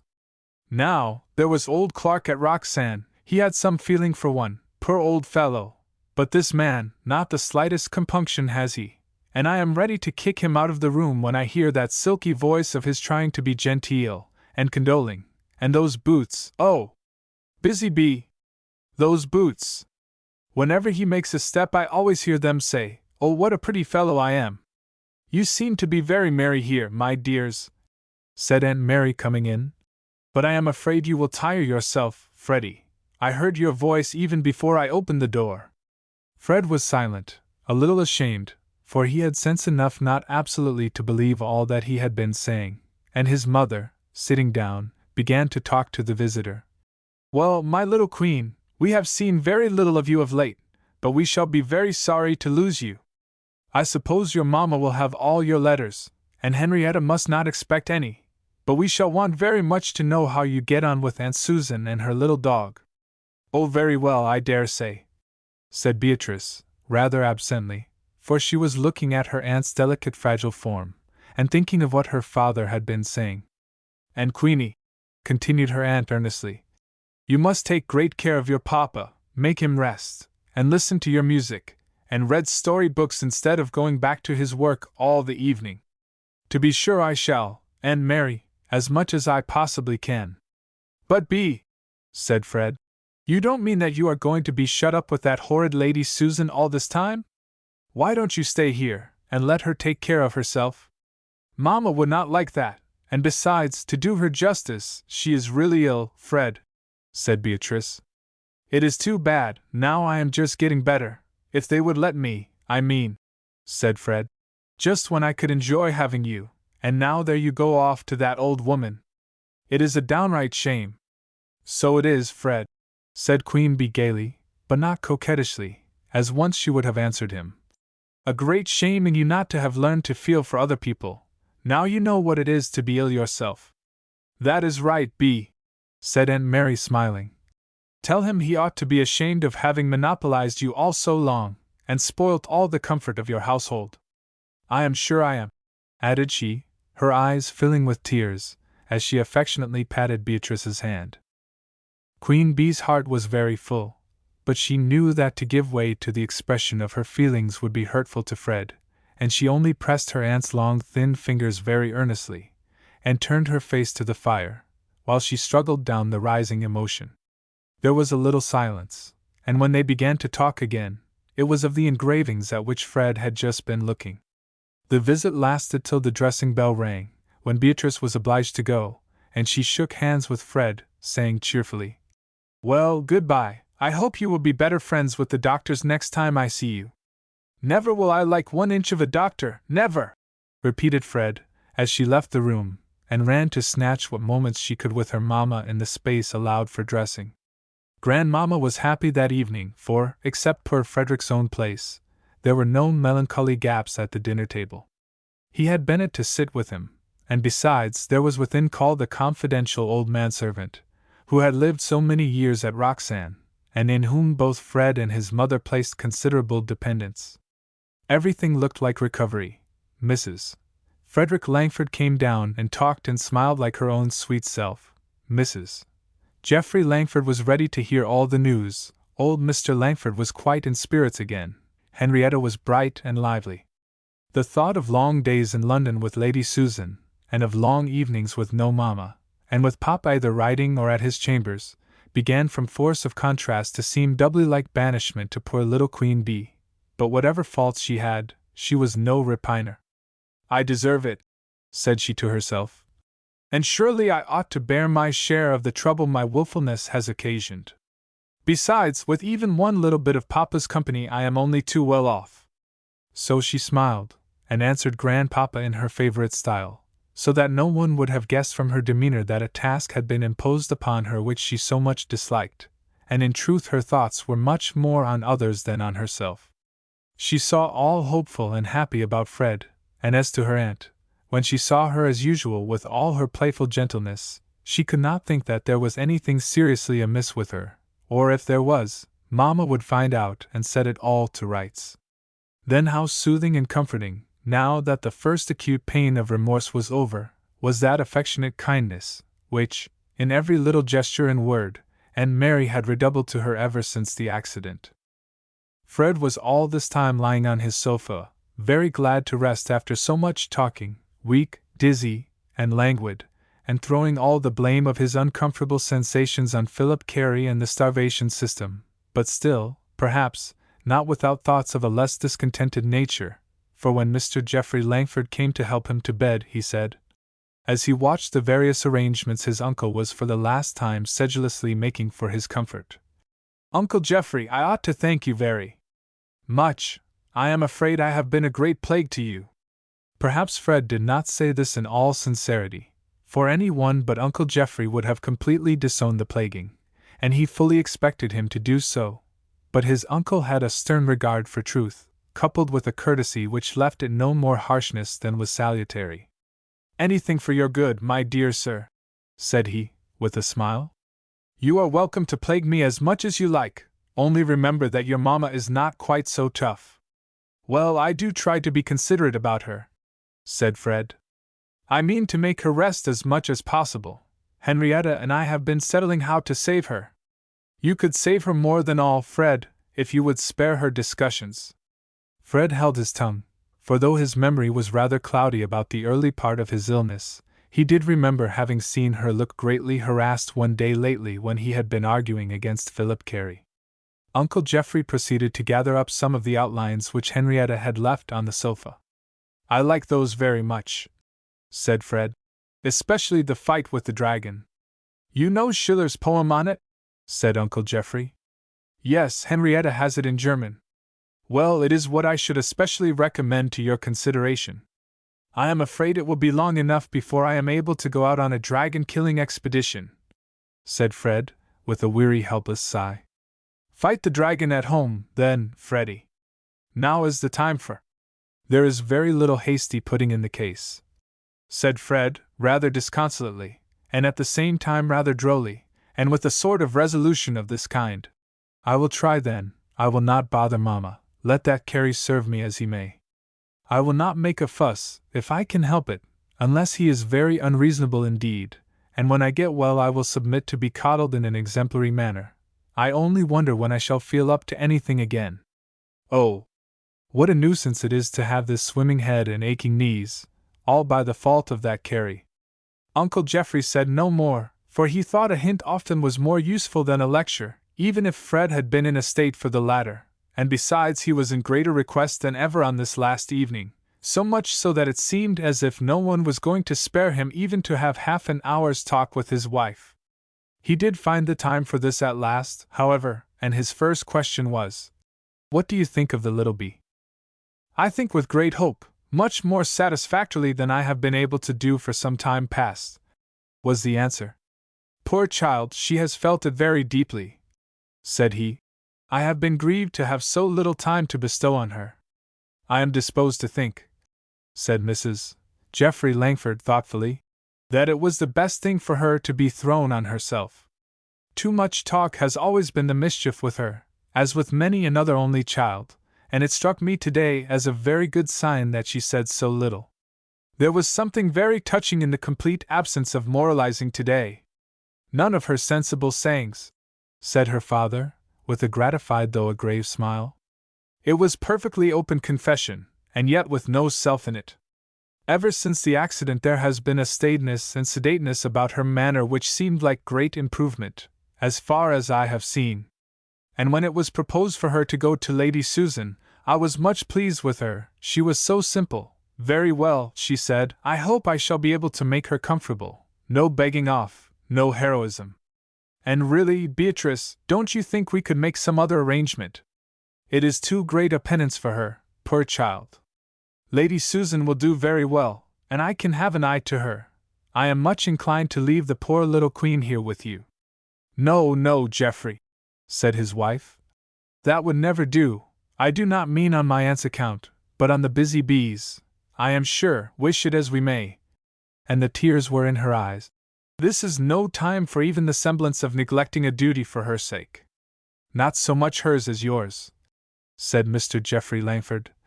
'You have more on your hands than I like to leave you alone to encounter, and she is a valuable little assistant. Besides, you have been without her so long, it is your turn to keep her now.' 'No, no, no,' she repeated, though not without an effort. 'It is best as it is settled for all, and decidedly so for me, for with her to write to me about you every day, and to look after you, I shall be 100 times more at ease than if I thought you were working yourself to death with no one to remonstrate." So it remained as before decided, and the pain that the decision cost both mother and daughter was only to be inferred by the way in which they kept close together, as if determined not to lose unnecessarily one fragment of each other's company. But they had very few moments alone together, and those were chiefly employed in practical matters, in minute directions as to the little things that conduced to keep Lady Susan in good humor, and above all, the arrangements for Papa's comfort. There was thus not much time for Beatrice to spend with Henrietta, nor indeed would much have resulted if there had been more. As she grew more at ease about her brother, Henrietta had gradually resumed her usual manner, and was now as affectionate to Beatrice as ever, but she was quite unconscious of her previous unkindness, and therefore made no attempt to atone for it. Queen Bee had ceased to think of it, and if a reserve had grown up between the two girls, they either of them perceived it. Mr. Geoffrey Langford and his daughter set out on their return to London so early the next morning that hardly any of the family were up, but their hurried breakfast in the grey of morning was enlivened by Alex, who came in just in time to exchange some last words with Uncle Geoffrey about his schoolwork, and to wish Queen Bee good-bye, with hopes of a merrier meeting next summer. Chapter 16. Mrs. Geoffrey Langford had from the first felt considerable anxiety for her sister-in-law, who, though cheerful as ever, began at length to allow that she felt worn out, and consented to spare herself more than she had hitherto done. The mischief was, however, not to be averted, and after a few days of increasing languor, she was attacked by a severe fit of the spasms, to which she had for several years been subject at intervals, and was obliged to confine herself entirely to her own room, relying with complete confidence on her sister for the attendance on her son. It was to her, however, that Mrs. Geoffrey Langford wished most to devote herself, viewing her case with more uneasiness than that of Frederick, who was decidedly on the fair road to convalescence, and she only gave him as much time as was necessary to satisfy his mother, and to superintend the regulation of his room. He had all the society he wanted in his sister, who was always with him, and in Grandpapa and Grandmamma, whose short and frequent visits he began greatly to enjoy. He had also been more amenable to authority of late, partly in consequence of his uncle's warning, partly because it was not quite so easy to torment an aunt as a mother, and partly too because, excepting always the starving system, he had nothing in particular of which to complain. His mother's illness might also have its effect in subduing him, but it did not dwell much on his spirits, or Henrietta's, as they were too much accustomed to her ill health to be easily alarmed on her account.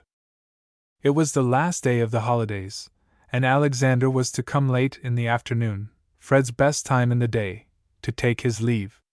All the morning Fred was rather out of spirits, and talked to Henrietta a good deal about his school life. It might have been a melancholy day if he had been going back to school, but it was more sad to be obliged to stay away from the world where he had hitherto been measuring his powers, and finding his most exciting interests. It was very mortifying to be thus laid helplessly aside, a mere nobody, instead of an important and leading member of a community, at such an age too that it was probable that he would never return there again. He began to describe to Henrietta all the scenes where he would be missing, but not missed, the old cathedral town, with its nest of trees, and the chalky hills, the quiet river creeping through the meadows, the beech-crowned steep, girdled in with the hollow trench that the Danish pirate made, the old collegiate courts, the painted windows of the chapel, the surpliced scholars, even the very shops in the streets had their part in his description, and then falling into silence he sighed at the thought that there he would be known no more, all would go on as usual, and after a few passing inquiries and expressions of compassion, he would be forgotten, his rivals would pass him in the race of distinction, his schoolboy career be at an end. His reflections were interrupted by Mrs. Langford's entrance with Aunt Geoffrey, bringing a message of invitation from Grandpapa to Henrietta, to walk with him to Sutton Lee. She went, and Aunt Geoffrey, after putting a book within Fred's reach, and seeing that he and Grandmamma were quite willing to be companionable, again returned to his mother. Mrs. Langford thought him low and depressed, and began talking about his health, and the present mode of treatment, a subject on which they were perfectly agreed, one being as much inclined to bestow a good diet as the other could be to receive it. If his head was still often painfully dizzy and confused, if his eyes dazzled when he attempted to read for a long time together, if he could not stand or walk across the room without excessive giddiness, what was that but the effect of want of nourishment? If there was a craving, that was a sure sign that the thing was wholesome. So she said, and her grandson assented with his whole heart. In a few minutes she left the room, and presently returned with a most tempting-looking glass of clear amber-colored jelly. "Oh, grandmamma!" said Fred doubtfully, though his eyes positively lighted up at the sight. "Yes, my dear, I had it made for your mamma, and she says it is very good. It is as clear as possible, and quite innocent. I am sure it must do you good." "Thank you." "Oh, thank you. It does look very nice," said Fred, gazing on it with wistful eyes. "But really I do not think I ought. If it was to do you any harm, I am sure I should not think of such a thing," said Mrs. Langford. "But I have lived a good many more years in the world than these young people, and I never saw any good come of all this keeping low. There was old Mr. Hilton, now, that attended all the neighborhood round when I was a girl. He kept you low enough while the fever was on you, but as soon as it was gone, why then reinvigorate the system, that was what he used to say." "Just like old Clark, of Roxanne," sighed Fred. "I know my system would like nothing better than to be reinvigorated with that splendid stuff, but you would know it would put them all in a dreadful state if they knew it." "Never mind," said Grandmamma. "'Tis all my doing, you know. Come, to oblige me, taste it, my dear." "One spoonful," said Fred. "To oblige Grandmamma," added he to himself, and he let Grandmamma lift him on the cushions as far as he could bear to have his head raised. He took the spoonful, then started a little. "There is wine in it," said he. "A very little, just enough to give it a flavor. It cannot make any difference. Do you like it, my dear?" as the spoon scooped out another transparent rock. "Aye, that is right. I had the receipt from my old Aunt Kitty, and nobody ever could make it like Judith. I am in for it now," thought Fred. "Well, 'tis excellent," said he. "Capital stuff. I feel it all down to my fingers' ends," added he with a smile, as he returned the glass, after fishing in vain for the particles remaining in the small end. "That is right. I am so glad to see you enjoy it," said Grandmamma, hurrying off with the empty glass with speed at which Fred smiled, as it implied some fears of meeting Aunt Jeffrey. He knew the nature of his own case sufficiently to be aware that he had acted very imprudently, that is to say, his better sense was aware, but his spirit of self-will made him consider all these precautions as nonsense, and was greatly confirmed by his feeling himself much more fresh and lively. Grandmamma returned to announce Alexander and Willie, who soon followed her, and after shaking hands, stood silent, much shocked at the alteration in Fred's appearance.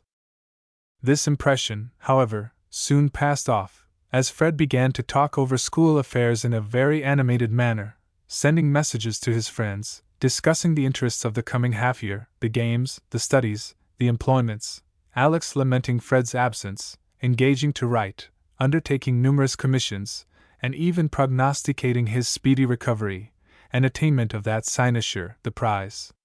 Never had the two cousins met so cordially, or so enjoyed their meeting. There was no competition, each could afford to do the other justice, and both felt great satisfaction in doing so, and so high, and even so loud became their glee, that Alex could scarcely believe that Fred was not in perfect health.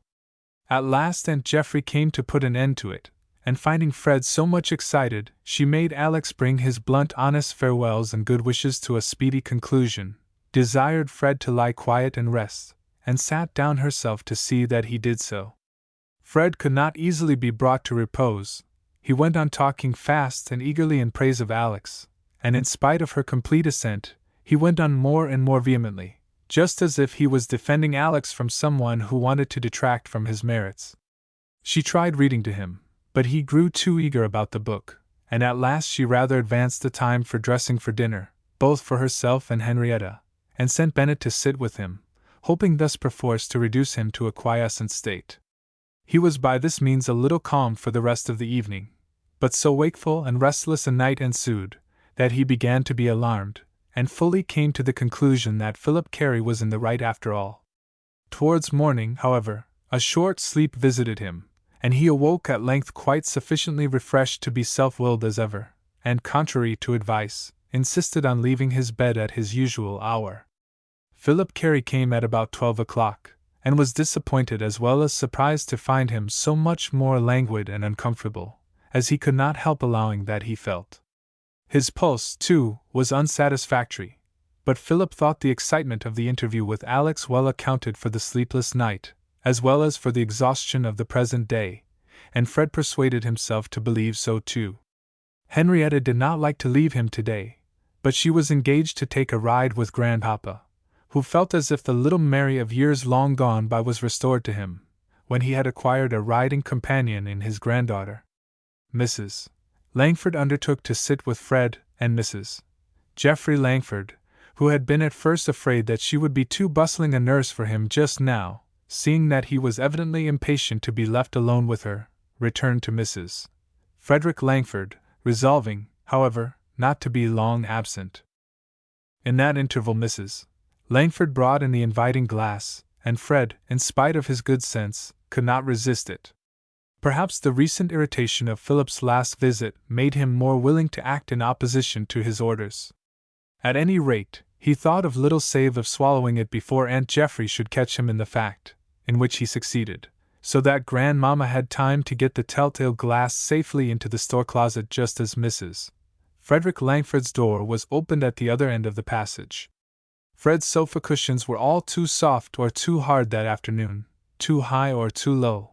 There was a great mountain in the middle of the sofa, too, so that he could not lie on it comfortably. The room was chilly though the fire was hot, and how Grandmamma did poke it!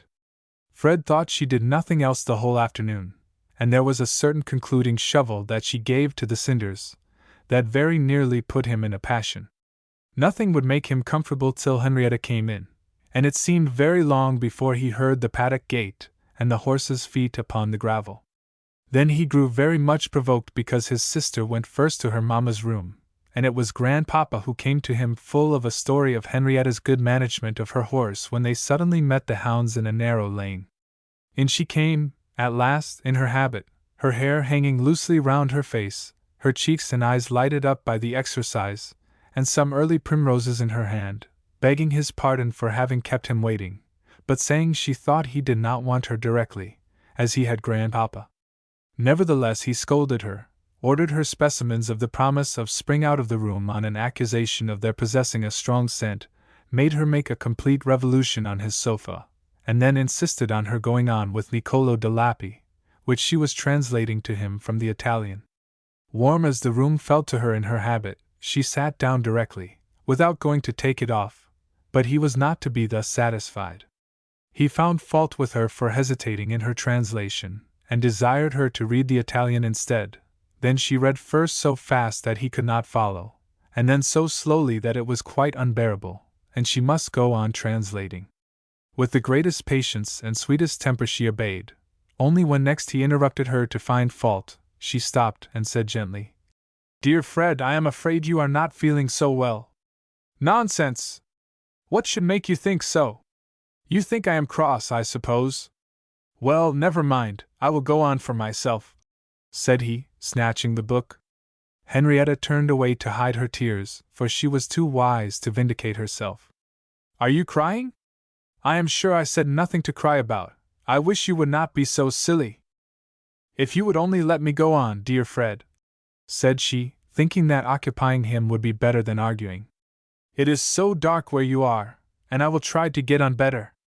There is an easier piece coming." Fred agreed, and she went on without interruption for some little time, till at last he grew so excited by the story as to be very angry when the failing light obliged her to pause. She tried to extract some light from the fire, but this was a worse offense than any. It was too bad of her, when she knew how he hated both the sound of poking, and that horrible red flickering light which always hurt his eyes. This dislike, which had been one of the symptoms of the early part of his illness, so alarmed her that she had thoughts of going to call Aunt Geoffrey, and was heartily glad to see her enter the room. "Well, how are you going on?" she said cheerfully. "Why, my dear, how hot you must be in that habit!" "Rather," said poor Henrietta, whose face, between the heat and her perplexity, was almost crimson. "We have been reading Niccolo, and I am very much afraid it is as bad as Alex's visit, and has excited Fred again." "I am quite sick of hearing that word excitement," said Fred impatiently. "Almost as tired as of having your pulse felt," said Aunt Geoffrey. "But yet I must ask you to submit to that disagreeable necessity." Fred moved pettishly, but as he could not refuse, he only told Henrietta that he could not bear any one to look at him while his pulse was felt. "Will you fetch me a candle, my dear?" said Aunt Geoffrey, amazed as well as terrified by the fearful rapidity of the throbs, and trying to acquire sufficient composure to count them calmly. The light came, and still she held his wrist, beginning her reckoning again and again, in the hope that it was only some momentary agitation that had so quickened them. "What? 'Tis faster?" asked Fred, speaking in a hasty alarmed tone, when she released him at last. "You are flushed, Fred," she answered very quietly, though she felt full of consternation. "Yes, faster than it ought to be. I think you had better not sit up any longer this evening, or you will sleep no better than last night." "Very well," said Fred. "Then I will ring for Stevens," said she. The first thing she did on leaving his room was to go to her own, and there write a note to young Mr. Carey, giving an account of the symptoms that had caused her so much alarm. As she wrote them down without exaggeration, and trying to give each its just weight, going back to recollect the first unfavorable sign, she suddenly remembered that as she left her sister's room, she had seen Mrs. Langford, whom she had left with Fred, at the door of the store closet. Could she have been giving him any of her favorite nourishing things? Mrs. Geoffrey Langford could hardly believe that either party could have acted so foolishly, yet when she remembered a few words that had passed about the jelly that morning at breakfast, she could no longer doubt, and bitterly reproached herself for not having kept up a stricter surveillance. Of her suspicion she however said nothing, but sealing her note, she went down to the drawing-room, told Mr. Langford that she did not think Fred quite so well that evening, and asked him if he did not think it might be better to let Philip Carey know. He agreed instantly, and rang the bell to order a servant to ride to Allenfield, but Mrs. Langford, who could not bear any one but Geoffrey to act without consulting her, pitted man and horse for being out so late, and opined that Beatrice forgot that she was not in London, where the medical man could be called in so easily. It was fortunate that it was the elder Beatrice instead of the younger, for provoked as she already had been before with the old lady, it was not easy even for her to make a cheerful answer. "Well, it is very kind in you to attend to my London fancies," said she. "I think if we can do anything to spare him such a night as the last, it should be tried." "Certainly, certainly," said Mr. Langford. "It is very disappointing when he was going on so well. He must surely have been doing something imprudent." It was very tempting to interrogate Mrs. Langford, but her daughter-in-law had long since come to a resolution never to convey to her anything like reproach, let her do what she might in her mistaken kindness of heart, or her respectable prejudices. So, without entering on what many in her place might have made a scene of polite recrimination, she left the room, and on her way up, heard Frederick's door gently opened. Stevens came quickly and softly to the end of the passage to meet her. "He is asking for you, ma'am," said he. "I am afraid he is not so well. I did not like to ring, for fear of alarming my mistress, but—" Mrs. Geoffrey Langford entered the room, and found that the bustle and exertion of being carried to his bed had brought on excessive confusion and violent pain. He put his hand to his forehead, opened his eyes, and looked wildly about. "Oh, Aunt Geoffrey!" he exclaimed. "What shall I do? It is as bad, worse than ever." "You have been doing something imprudent, I fear," said Aunt Geoffrey, determined to come to the truth at once. "Only that glass of jelly, if I had guessed. Only one? One today, one yesterday. It was Grandmamma's doing. Don't let her know that I told. I wish Mamma was here." Aunt Geoffrey tried to relieve the pain by cold applications, but could not succeed, and Fred grew more and more alarmed. "The inflammation is coming back," he cried, in an agony of apprehension that almost overcame the sense of pain. "I shall be in danger. I shall lose my senses. I shall die.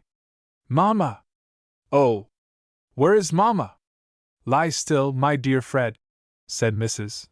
Geoffrey Langford, laying her hand on him so as to restrain his struggling movements to turn round or to sit up. "Resistance and agitation will hurt you more than anything else. You must control yourself, and trust to me, and you may be sure I will do the best in my power for you. The rest is in the hands of God." "Then you think me very ill?" said Fred, trying to speak more composedly. "I think you will certainly make yourself very ill, unless you will keep yourself quiet, both mind and body. There." She settled him as comfortably as she could. "Now I am going away for a few minutes. Make a resolution not to stir till I come back. Stevens is here, and I shall soon come back." This was very unlike the way in which his mother used to beseech him as a favor to spare her, and yet his aunt's tone was so affectionate, as well as so authoritative, that he could not feel it unkind. She left the room, and as soon as she found herself alone in the passage, leant against the wall and trembled, for she felt herself for a moment quite overwhelmed, and longed earnestly for her husband to think for her, or even for one short interval in which to reflect.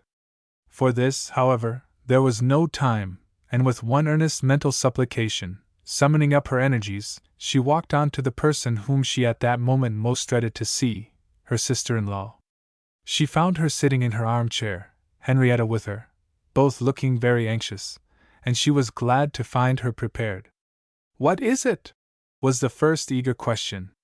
"He has been attempting rather too much of late," was the answer, "and has knocked himself up. I came to tell you, because I think I had better stay with him, and perhaps you might miss me." "Oh, no, no, pray go to him. Nothing satisfies me so well about him as that you should be there, except that I cannot bear to give you so much trouble. Don't stay here answering questions. He will be so restless if he misses you. Don't you sit imagining, Mary, let Henrietta read to you." This proposal made Henrietta look so piteous and wistful that her mother said, "No, no, let her go to Freddie, poor child. I dare say he wants her." "By no means," said Aunt Geoffrey, opening the door. "He will be quieter without her." Henrietta was annoyed, and walked about the room, instead of sitting down to read. She was too fond of her own will to like being thus checked, and she thought she had quite as good a right to be with her brother as her aunt could have. Every temper has one side or other on which it is susceptible, and this was hers. She thought it affection for her brother, whereas it was impatience of being ordered. Her mother forced herself to speak cheerfully. "Aunt Geoffrey is a capital nurse," said she. "There is something so decided about her that it always does one good. It saves all the trouble and perplexity of thinking for oneself." "I had rather judge for myself," said Henrietta. "That is all very well to talk of," said her mother, smiling sadly. "But it is a very different thing when you are obliged to do it." "Well, what do you like to hear?" said Henrietta, who found herself too cross for conversation. "The old man's home? Do not read unless you like it, my dear. I think you must be tired. You would want lungs of brass to go on all day to both of us. You had better not. I should like to talk." Henrietta, being in a wilful fit, chose nevertheless to read, because it gave her the satisfaction of feeling that Aunt Geoffrey was inflicting a hardship upon her, although her mother would have preferred conversation. So she took up a book, and began, without any perception of the sense of what she was reading, but her thoughts dwelling partly on her brother, and partly on her aunt's provoking ways. She read on through a whole chapter, then closing the book hastily, exclaimed, "I must go and see what Aunt Geoffrey is doing with Fred. She is not such a very dangerous person," said Mrs. Frederick Langford, almost laughing at the form of the expression. "Well, but you surely want to know how he is, Mamma?" "To be sure I do, but I am so afraid of his being disturbed. If he was just going to sleep now." "Yes, but you know how softly I can open the door. Your aunt would let us know if there was anything to hear. Pray take care, my dear." "I must go, I can't bear it any longer. I will only just listen," said Henrietta. "I will not be a moment. Let me have the book, my dear." said her mother, who knew but too well the length of Henrietta's moments, and who had just, by means of a great effort, succeeded in making herself take interest in the book. Henrietta gave it to her, and darted off. The door of Fred's room was ajar, and she entered. Aunt Geoffrey, Bennet, and Judith were standing round the bed, her aunt sponging away the blood that was flowing from Frederick's temples. His eyes were closed, and he now and then gave long gasping sighs of oppression and faintness. Leeches! Thought Henrietta, as she started with consternation and displeasure. This is pretty strong! Without telling me or Mamma! Well, this is what I call doing something with him indeed. She advanced to the table, but no one saw her for more than a minute, till at last Aunt Geoffrey stepped quickly up to it in search of some bottle. Let me do something, said Henrietta, catching up the bottle that she thought likely to be the right one. Her aunt looked vexed, and answered in a low, quick tone, You had better stay with your mamma. But why are you doing this? Is he worse? Is Mr. Philip Carey here? Has he ordered it? He is not come yet. My dear, I cannot talk to you. I should be much obliged if you would go back to your mamma. Aunt Geoffrey went back to Fred, but a few minutes after she looked up and still saw Henrietta standing by the table. She came up to her. Henrietta, you are of no use here. Every additional person oppresses him. Your mamma must be kept tranquil. Why will you stay? I was just going, said Henrietta, taking this hurrying as an additional offense, and walking off in a dignified way. It was hard to say what had affronted her most, the proceeding itself, the neglect, or the commands which Aunt Geoffrey had presumed to lay upon her, and away she went to her mamma, a great deal too much displeased, and too distrustful to pay the smallest attention to any precautions which her aunt might have tried to impress upon her. Well? Asked her mother anxiously. She would not let me stay, answered Henrietta. She has been putting on leeches. Leeches! Exclaimed her mother. He must be much worse. Poor fellow! Is Mr. Carey here? No, that is the odd thing. Has he not been sent for? I am sure I don't know.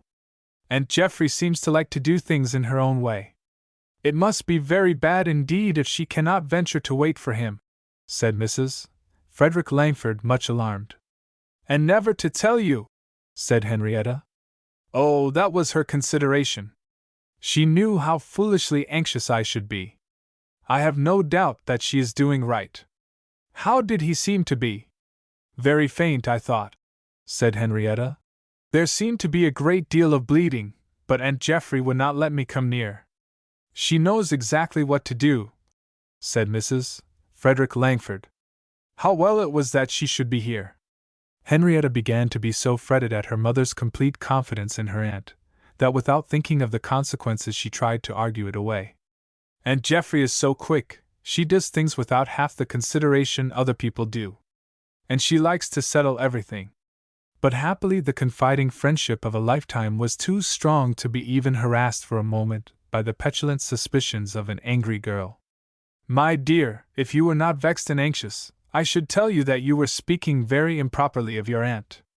I am perfectly satisfied that she is doing what is right by dear Fred, as well as by me, and if I am satisfied, no one else has any right to object. There was nothing left for Henrietta in her present state of spirits but to have a hearty cry, one of the best possible ways she could find of distressing her mother, who all the time was suffering infinitely more than she could imagine from her fears, her efforts to silence them, and the restraint which she was exercising upon herself, longing as she did to fly to her son's room, to see with her own eyes, and only detained by the fear that her sudden appearance there might agitate him.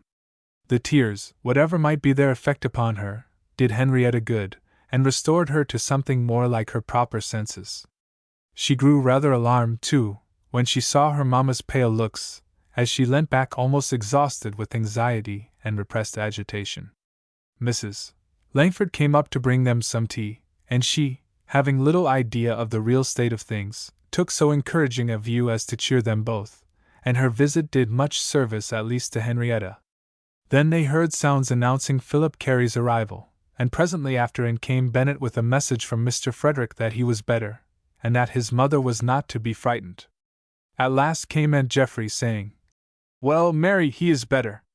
I have been very sorry to leave you so long, and I believe Henrietta, looking at her with a smile, thinks I have used you very ill. I believe she did, said her mother.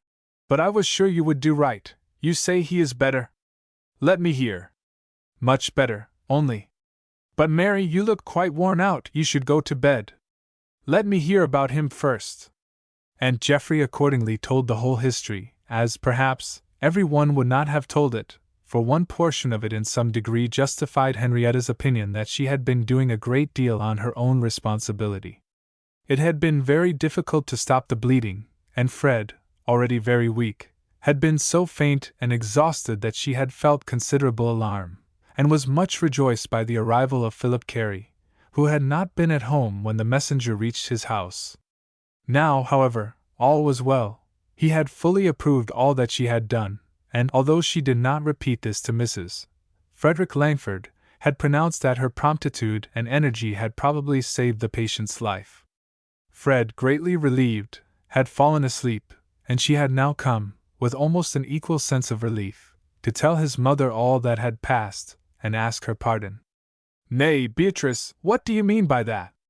Is it not what you and Geoffrey have always done to treat him as your own son instead of mine? And is it not almost my chief happiness to feel assured that you always will do so? You know that is the reason I never thank you. Henrietta hung her head, and felt that she had been very unjust and ungrateful, more especially when her aunt said, You thought it very hard to have your mouth stopped, Henrietta, my dear, and I was sorry for it, but I had not much time to be polite. I'm sorry I was in the way, said she, an acknowledgment such as she had seldom made. Fred awoke the next morning much better, though greatly fallen back in his progress towards recovery, but his mother had during the night the worst fit of spasms from which she had ever suffered. But Henrietta thought it all so well accounted for by all the agitations of the evening before, that there was no reason for further anxiety.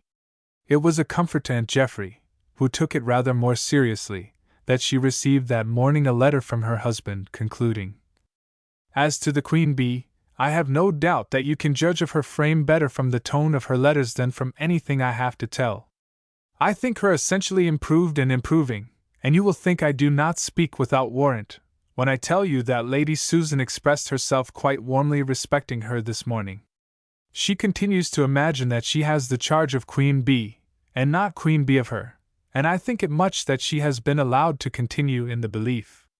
Lady Amelia comes tomorrow, and then I hope the poor little woman's penance may be over, for though she makes no complaints, there is no doubt that it is a heavy one, as her thorough enjoyment of a book, and an hour's freedom from that little gossiping flow of plaintive talk sufficiently testify. Chapter 17. Frederick had lost much ground, and yet on the whole his relapse was of no slight service to him. In the earlier part of his illness he had been so stupefied by the accident, that he had neither been conscious of his danger, nor was able to preserve any distinct remembrance of what he had suffered. But this return to his former state, with all his senses perfect, made him realize the rest, and begin to perceive how near to the grave he had been brought. A deep shuddering sense of awe came over him, as he thought what it would have been to die then, without a minute of clear recollection, and his last act one of wilful disobedience. And how had he requited the mercy which had spared him? He had shown as much of that same spirit of self-will as his feebleness would permit. He had been exacting, discontented, rebellious, and well indeed had he deserved to be cut off in the midst of the sin in which he had persisted. He was too weak to talk, but his mind was wide awake, and many an earnest thanksgiving, and resolutions strengthened by prayer, were made in silence during the 2 or 3 days that passed, partly in such thoughts as these, and for many hours more in sleep, while sometimes his aunt, sometimes his sister, and sometimes even Bennet, sat by his bedside unchidden for not being Mamma. Above all, said he to himself, he would for the future devote himself, to make up to her for all that he had caused her to suffer for his sake. Even if he were never to mount a horse or fire a gun for the rest of his life, what would such a sacrifice be for such a mother? It was very disappointing that, at present, all he could even attempt to do for her was to send her messages, and affection does not travel well by message, and at the same time to show submission to her known wishes. And after all, it would have been difficult not to have shown submission, for Aunt Geoffrey, as he already felt, was not a person to be argued with, but to be obeyed, and for very shame he could not have indulged himself in his philippics after the proof he had experienced of their futility. So, partly on principle, and partly from necessity, he ceased to grumble, and from that time forth it was wonderful how much less unpleasant even external things appeared, and how much his health benefited by the tranquility of spirits thus produced. He was willing to be pleased with all that was done with that intent, and as he grew better, it certainly was a strange variety with which he had to be amused throughout the day. Very good-naturedly he received all such civilities, especially when Willie brought him a bottle of the first live sticklebacks of the season, accompanied by a message from Arthur that he hoped soon to send him a basin of tame tadpoles, and when John rushed up with a basket of blind young black satin puppies, their mother following in a state of agitation only equalled by that of Mrs. Langford and Judith. Willie, a nice intelligent little fellow, grew very fond of him, and spent much time with him, taking delight in his books and prints, beyond what could have been thought possible in one of the Suttonley party. When he was strong enough to guide a pencil or pen, a very enjoyable correspondence commenced between him and his mother, who was still unable to leave her apartment, and hardly any one ever passed between the two rooms without being the bearer of some playful greeting, or droll descriptions of the present scene and occupation, chronicles of the fashionable arrivals of the white clouds before the window, of a bunch of violets, or a new book, the fashionable departure of the headache, the fire, or a robin, notices that tomtits were whetting their saws on the next tree, or of the domestic proceedings of the Rooks who were building their house opposite to Mrs. Frederick Langford's window, and whom she watched so much that she was said to be in a fair way of solving the problem of how many sticks go to a crow's nest, criticisms of the books read by each party, and very often a reference to that celebrated billet, unfortunately delivered overnight to Prince Talleyrand, informing him that his devoted friend had scarcely closed her eyes all night, and then only to dream of him. Henrietta grew very happy. She had her brother again, as wholly hers as in their younger days, depending upon her, participating in all her pleasures, or rather giving her favorite occupations double zest, by their being for him, for his amusement. She rode and walked in the beautiful open spring country with Grandpapa, to whom she was a most valuable companion, and on her return she had two to visit, both of whom looked forward with keen interest and delight to hearing her histories of down and wood, of field and valley, of farmhouse, cottage, or school, had a laugh for the least amusing circumstance, admiration for the spring flower or leaf, and power to follow her descriptions of budding woods, soft rising hills, and gorgeous sunsets. How her mamma enjoyed comparing notes with her about those same woods and dells, and would describe the adventures of her own youth. And now it might be noticed that she did not avoid speaking of those in which Henrietta's father had been engaged.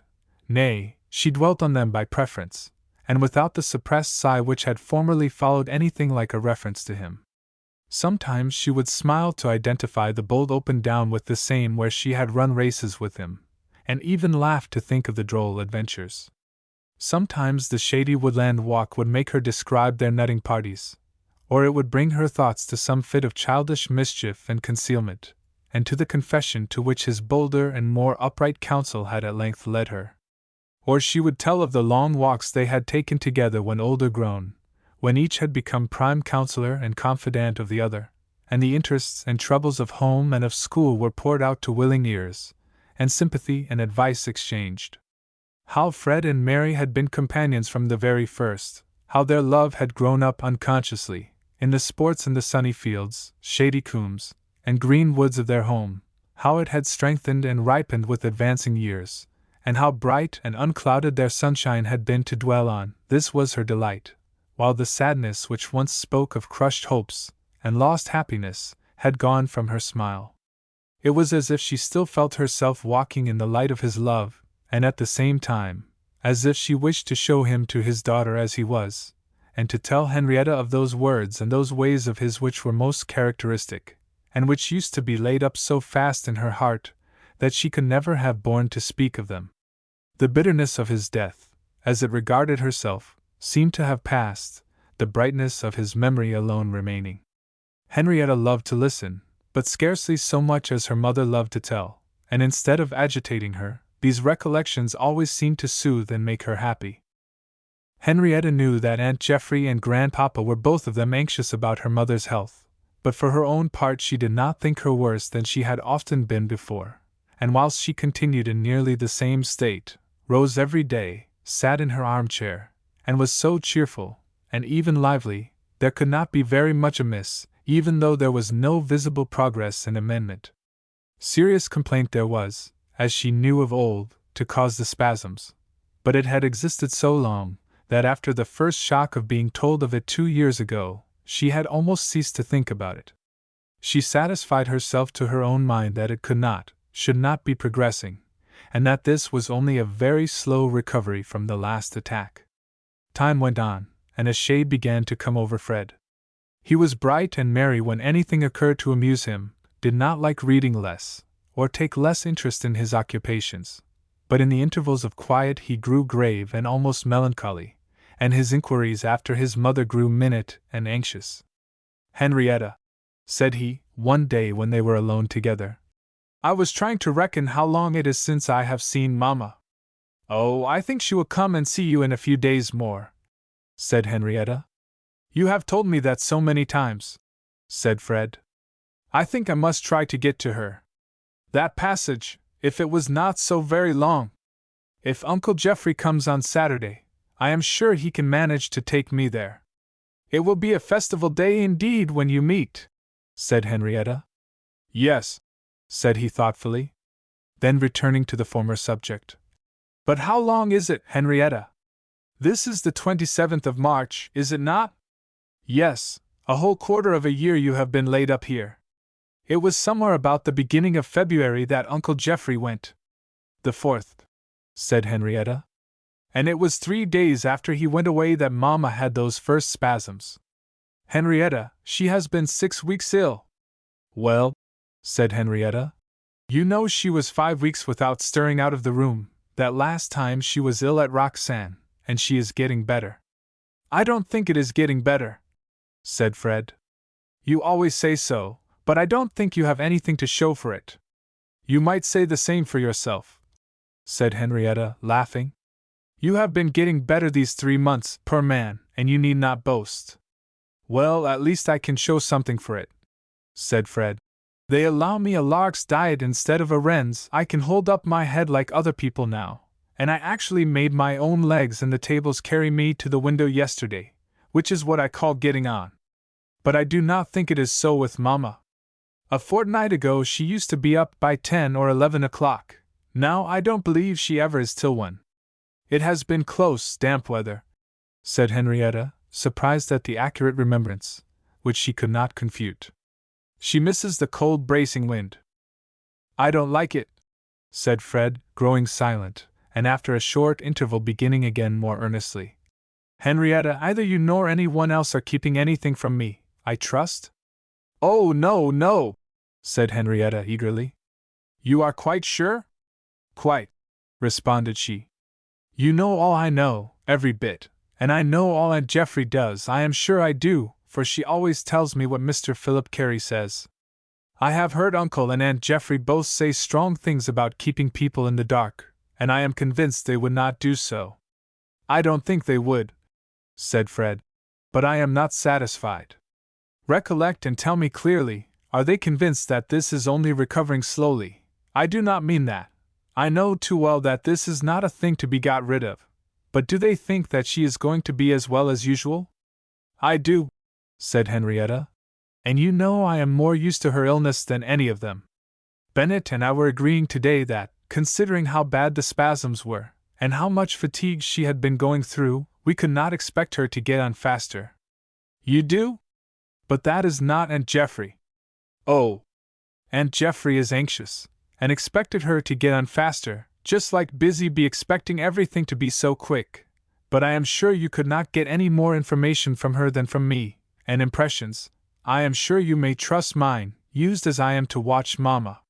Fred asked no more, but it was observable that from that day he never lost one of his mother's little notes, placing them as soon as read in his pocket-book, and treasuring them carefully. He also begged Henrietta to lend him a miniature of her mother, taken at the time of her marriage. It represented her in all her youthful loveliness, with the long ringlets and plaits of dark brown hair hanging on her neck, the arch suppressed smile on her lips, and the laughing light in her deep blue eye. He looked at it for a little while, and then asked Henrietta if she thought that she could find, among the things sent from Roxanne which had not yet been unpacked, another portrait, taken in the earlier months of her widowhood, when she had in some partial degree recovered from her illness, but her life seemed still to hang on a thread. Mrs. Vivian, at whose especial desire it had been taken, had been very fond of it, and had always kept it in her room, and Fred was very anxious to see it again. After a long search, with Bennet's help, Henrietta found it, and brought it to him. Thin, wan, and in the deep black garments, there was much more general resemblance to her present appearance in this than in the portrait of the beautiful smiling bride. And yet, said Fred, as he compared them, do not you think, Henrietta, that there is more of Mamma in the first? I see what you mean, said Henrietta. You know it is by a much better artist. Yes, said he. The other is like enough in feature, more so certainly to anything we have ever seen, but what a difference! And yet what is it? Look! Her eyes generally have something melancholy in their look, and yet I am sure those bright happy ones put me much more in mind of hers than these, looking so weighed down with sorrow. And the sweet smile, that is quite her own. If you could but see her now, Fred, said Henrietta, I think you would indeed say so. She has now and then a beautiful little pink flush, that lights up her eyes as well as her cheeks, and when she smiles and talks about those old times with Papa, she does really look just like the miniature, all but her thinness. I do not half like to hear of all that talking about my father, murmured Fred to himself as he leant back. Henrietta at first opened her eyes, then a sudden perception of his meaning flashed over her, and she began to speak of something else as fast as she could. Uncle Geoffrey came on Saturday afternoon, and after paying a minute's visit to Fred, had a conference of more than an hour with his sister-in-law. Fred did not seem pleased with his sister's information that it was on business, and only was in a slight degree reassured by being put in mind that there was always something to settle at Lady Day. Henrietta thought her uncle looked grave, and as she was especially anxious to prevent either herself or Fred from being frightened, she would not leave him alone in Fred's room, knowing full well that no questions would be asked except in private, none at least of the description which she dreaded. All Fred attempted was the making his long-meditated request that he might visit his mother, and Uncle Geoffrey undertook to see whether it was possible. Numerous messages passed, and at length it was arranged that on Sunday, just before afternoon service, when the house was quiet, his uncle should help him to her room, where his aunt would read to them both. Frederick made quite a preparation for what was to him a great undertaking. He sat counting the hours all the morning, and when at length the time arrived, his heart beat so violently that it seemed to take away all the little strength he had. His uncle came in, but waited a few moments, then said, with some hesitation, Fred, you must be prepared to see her a good deal altered. Yes, said Fred, impatiently. And take the greatest care not to agitate her. Can you be trusted? I do not ask it for your own sake. Yes, said Fred, resolutely. Then come. And in process of time Fred was at her door. There he quitted his uncle's arm, and came forward alone to the large easy chair where she sat by the fireside. She started joyfully forward, and soon he was on one knee before her, her arms round his neck, her tears dropping on his face, and a quiet sense of excessive happiness felt by both. Then rising, he sank back into another great chair, which his sister had arranged for him close to hers, and too much out of breath to speak, he passively let Henrietta make him comfortable there. While holding his mother's hand, he kept his eyes fixed upon her, and she, anxious only for him, patted his cushions, offered her own, and pushed her footstool towards him. A few words passed between Mr. and Mrs. Geoffrey Langford outside the door. I still think it a great risk, said she, but I should not feel justified in preventing it, was his answer. Only do not leave them long alone. Then opening the door he called, "Henrietta, there is the last bell." And Henrietta, much against her will, was obliged to go with him to church. "Goodbye, my dear," said her mother. "Think of us prisoners in the right way at church, and not in the wrong one." Strangely came the sound of the church bell to their ears through the window, half opened to admit the breezy breath of spring. The cawing of the rooks and the song of the blackbird came with it. The sky was clear and blue, the buds were bursting into life. "How very lovely it is!" added she. Fred made a brief reply, but without turning his head to the window.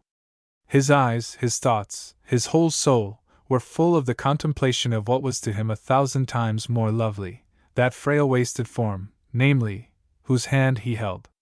The delicate pink color which Henrietta had described was on her cheek, contrasting with the ivory whiteness of the rest of her face.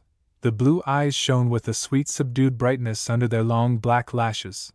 The lips smiled, though languidly yet as sunnily as ever. The dark hair lay in wavy lines along the sides of her face, and but for the helplessness with which the figure rested in the chair, there was less outward token of suffering than he had often seen about her, more appearance almost of youth and beauty. But it was not an earthly beauty. There was something about it which filled him with a kind of indescribable undefined awe, together with dread of a sorrow towards which he shrank from looking. She thought him fatigued with the exertion he had made, and allowed him to rest, while she contemplated with pleasure even the slight advances which he had already made in shaking off the traces of illness. The silence was not broken till Aunt Geoffrey came in, just as the last stroke of the church bell died away, bringing in her hand a fragrant spray of the budding sweetbriar.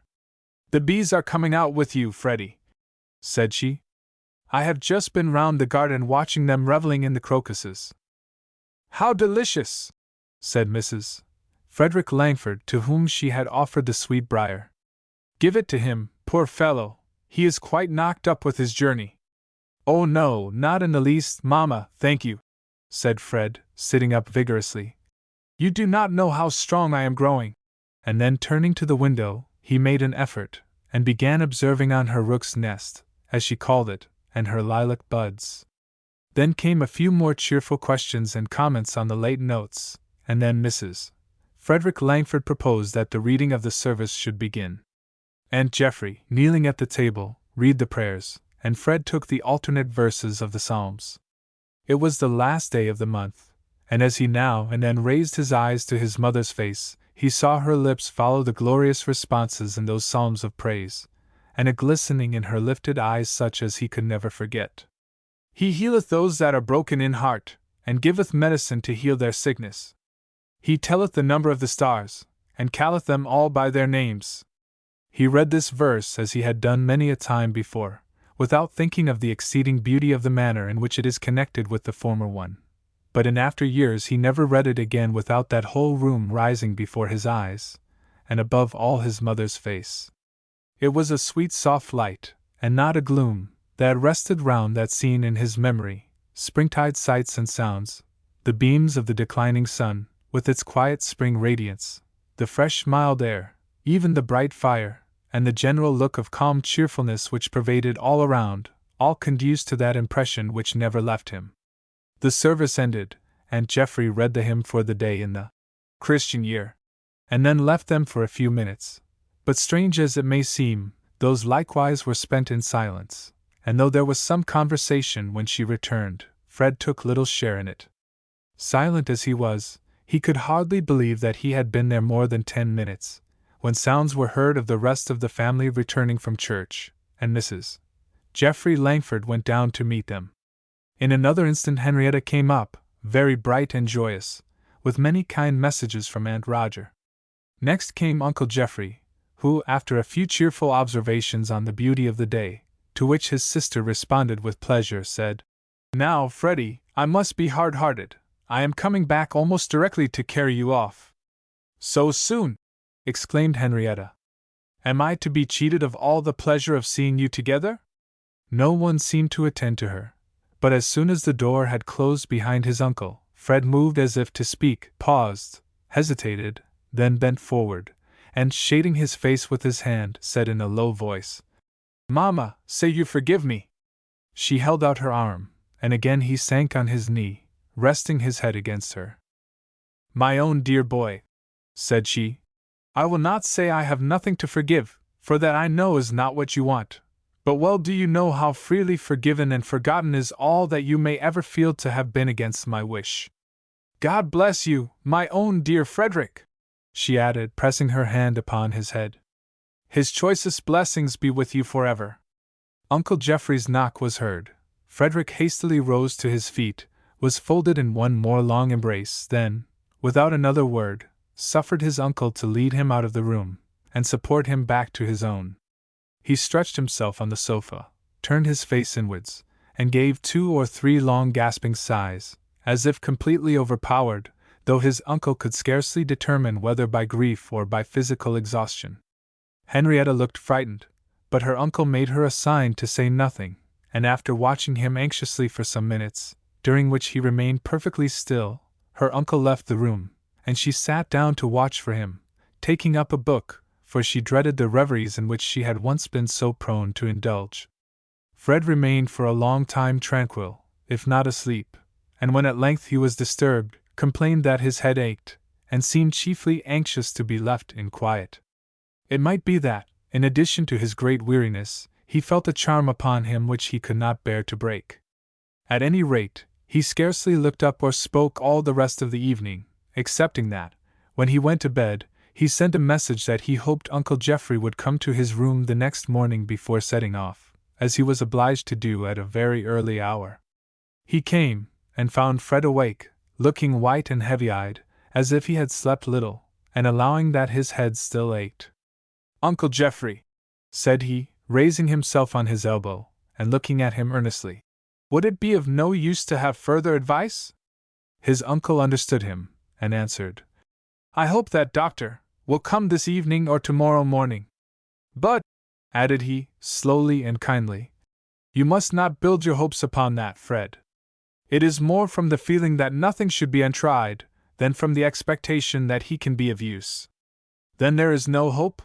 said Fred, with a strange quietness. "Man can do nothing," answered his uncle.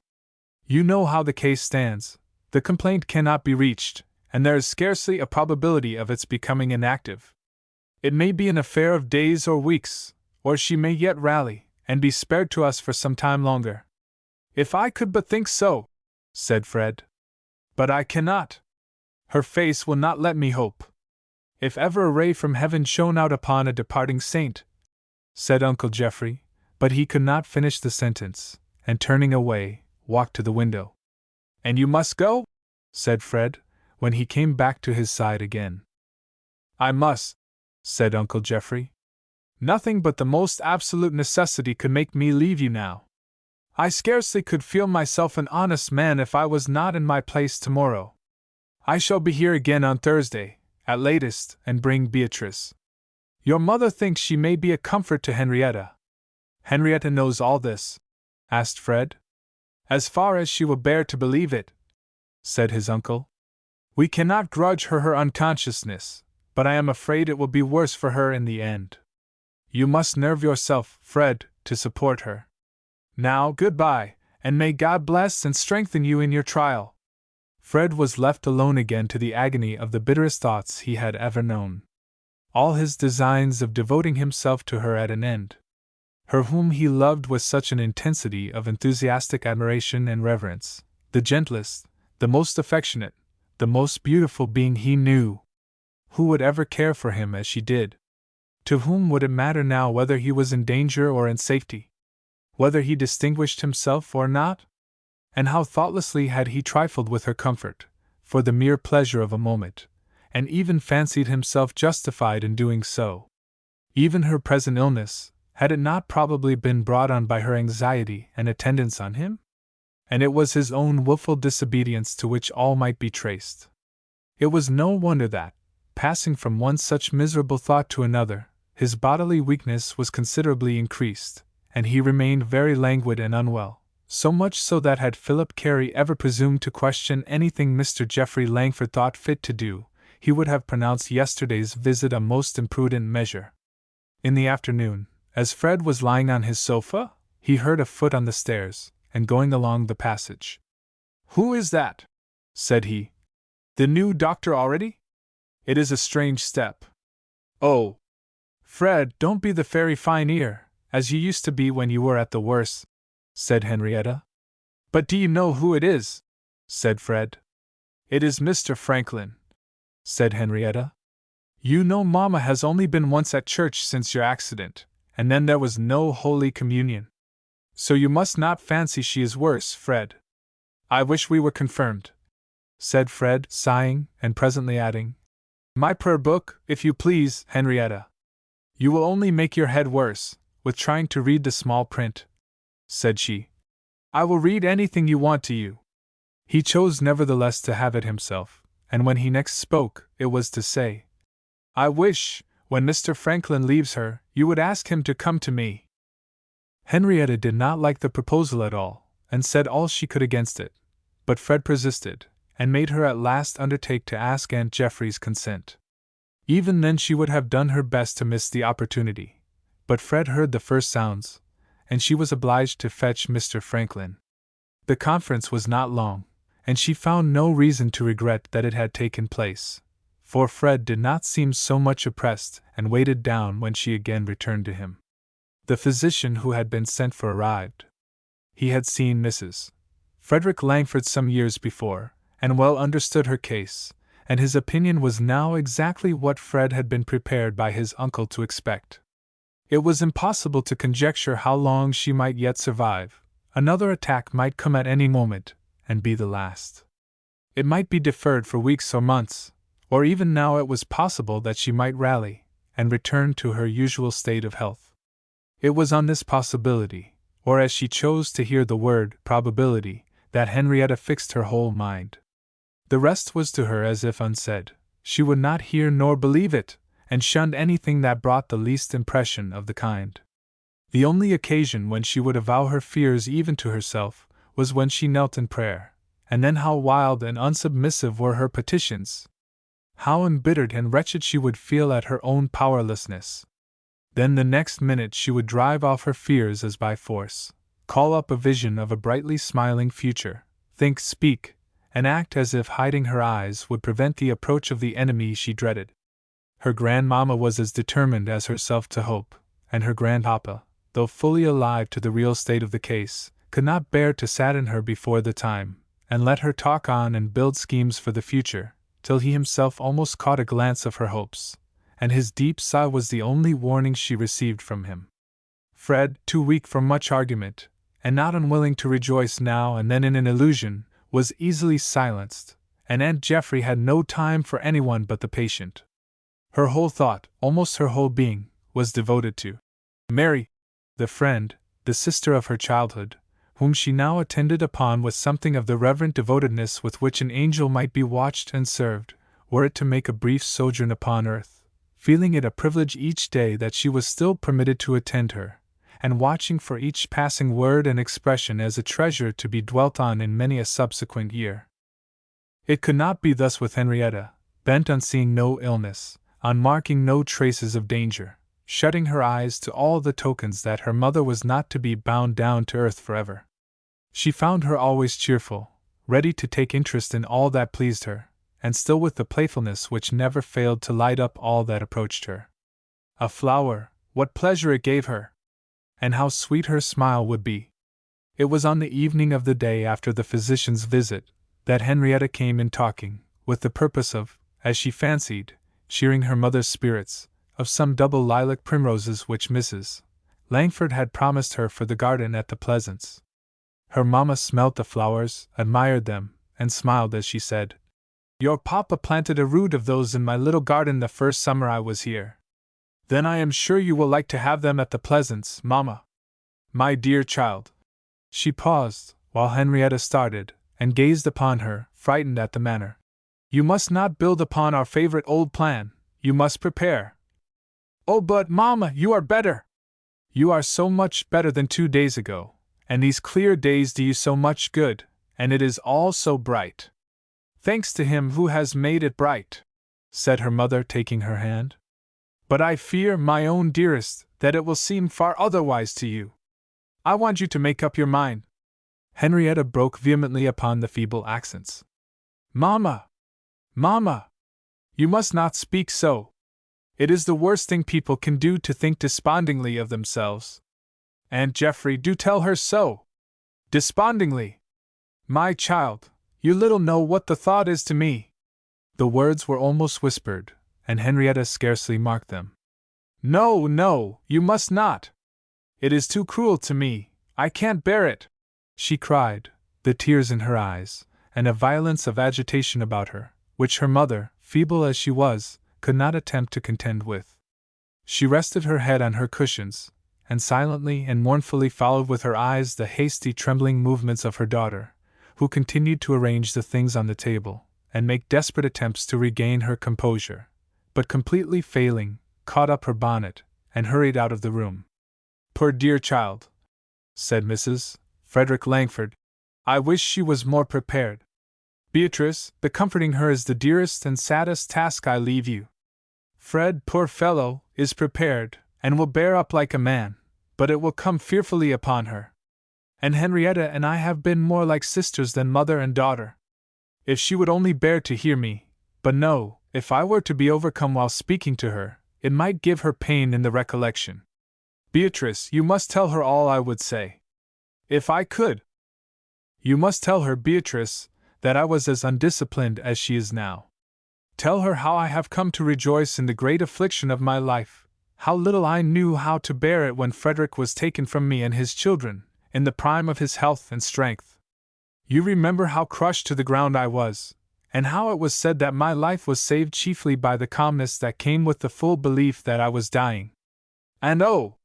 how my spirit rebelled when I found myself recovering.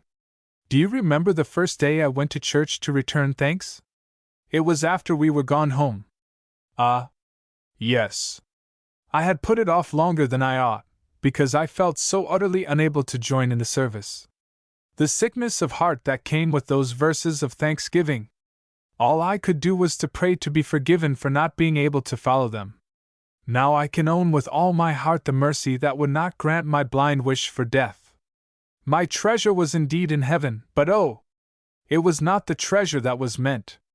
I was forgetting my mother, and so selfish and untamed was I, that I was almost forgetting my poor babies.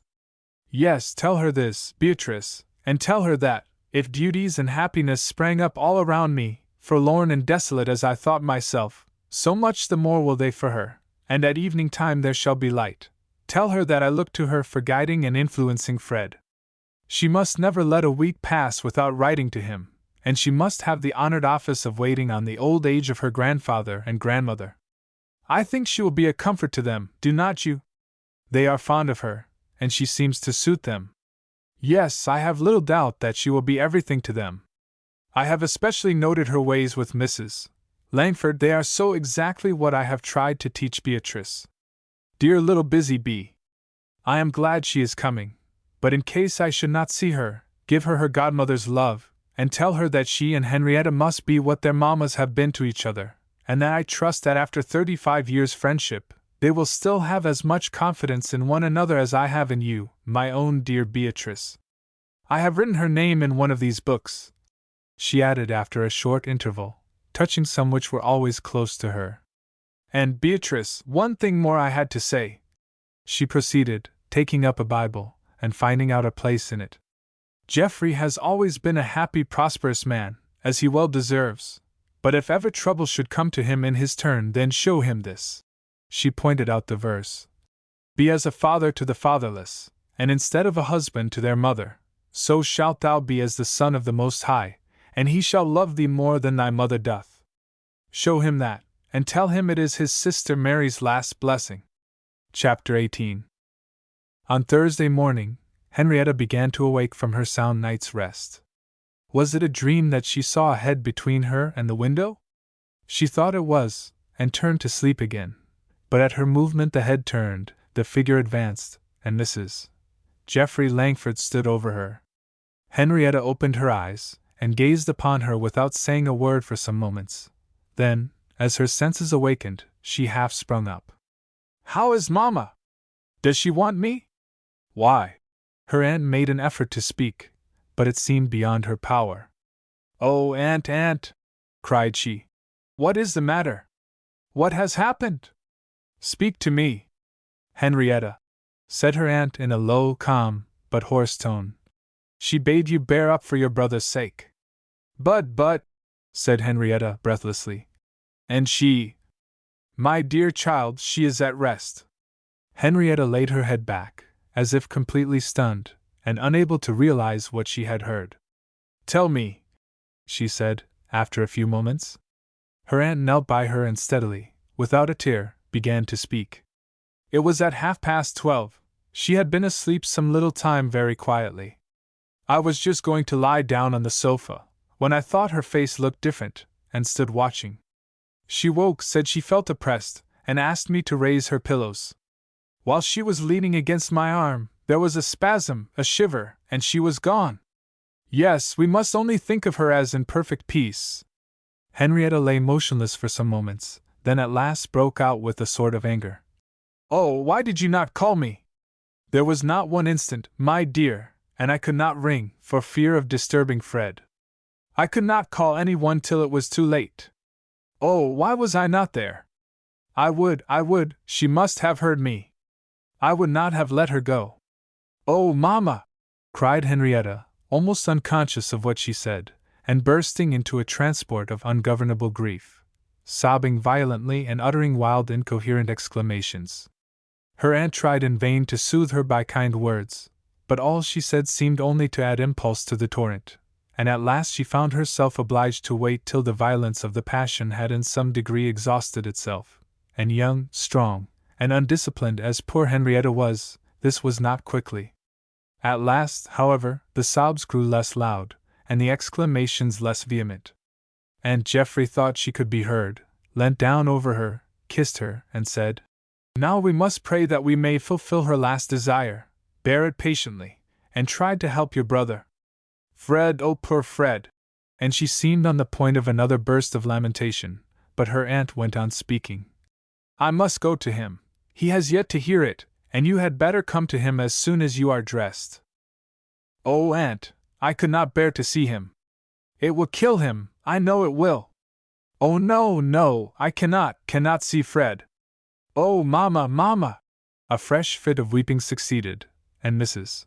Langford herself, feeling most deeply, was in great doubt and perplexity. She did not like to leave Henrietta in this condition, and yet there was an absolute necessity that she should go to poor Fred, before any chance accident or mischance should reveal the truth. "I must leave you, my dear," said she at last. "Think how your dear mother bowed her head to his will. Pray to your Father in heaven, who alone can comfort you. I must go to your brother, and when I return I hope you will be more composed." The pain of witnessing the passionate sorrow of Henrietta was no good preparation for carrying the same tidings to one whose bodily weakness made it to be feared that he might suffer even more. But Mrs. Geoffrey Langford feared to lose her composure by stopping to reflect, and hastened down from Henrietta's room with a hurried step. She knocked at Fred's door, and was answered by his voice. As she entered he looked at her with anxious eyes, and before she could speak said, "I know what you are come to tell me." "Yes, Fred," said she. "But how?" "I was sure of it," said Fred. "I knew I should never see her again, and there were sounds this morning. Did not I hear poor Henrietta crying?" "She has been crying very much," said his aunt.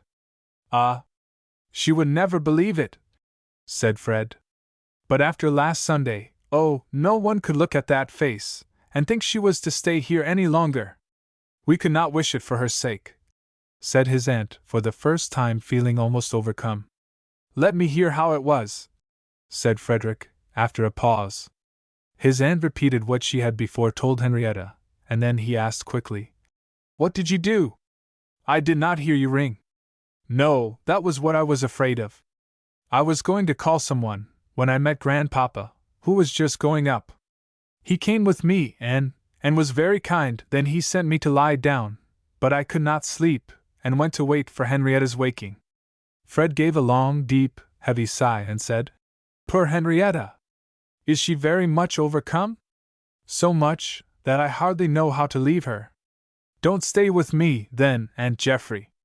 It is very kind in you, But I don't think anything is much good to me. He hid his face as he spoke thus, in a tone of the deepest dejection. Nothing but prayer, my dear Fred, said she, gently. Then I will go to your sister again. Thank you. And she had reached the door when he asked, When does Uncle Geoffrey come? By the 4 o'clock train, she answered, and moved on.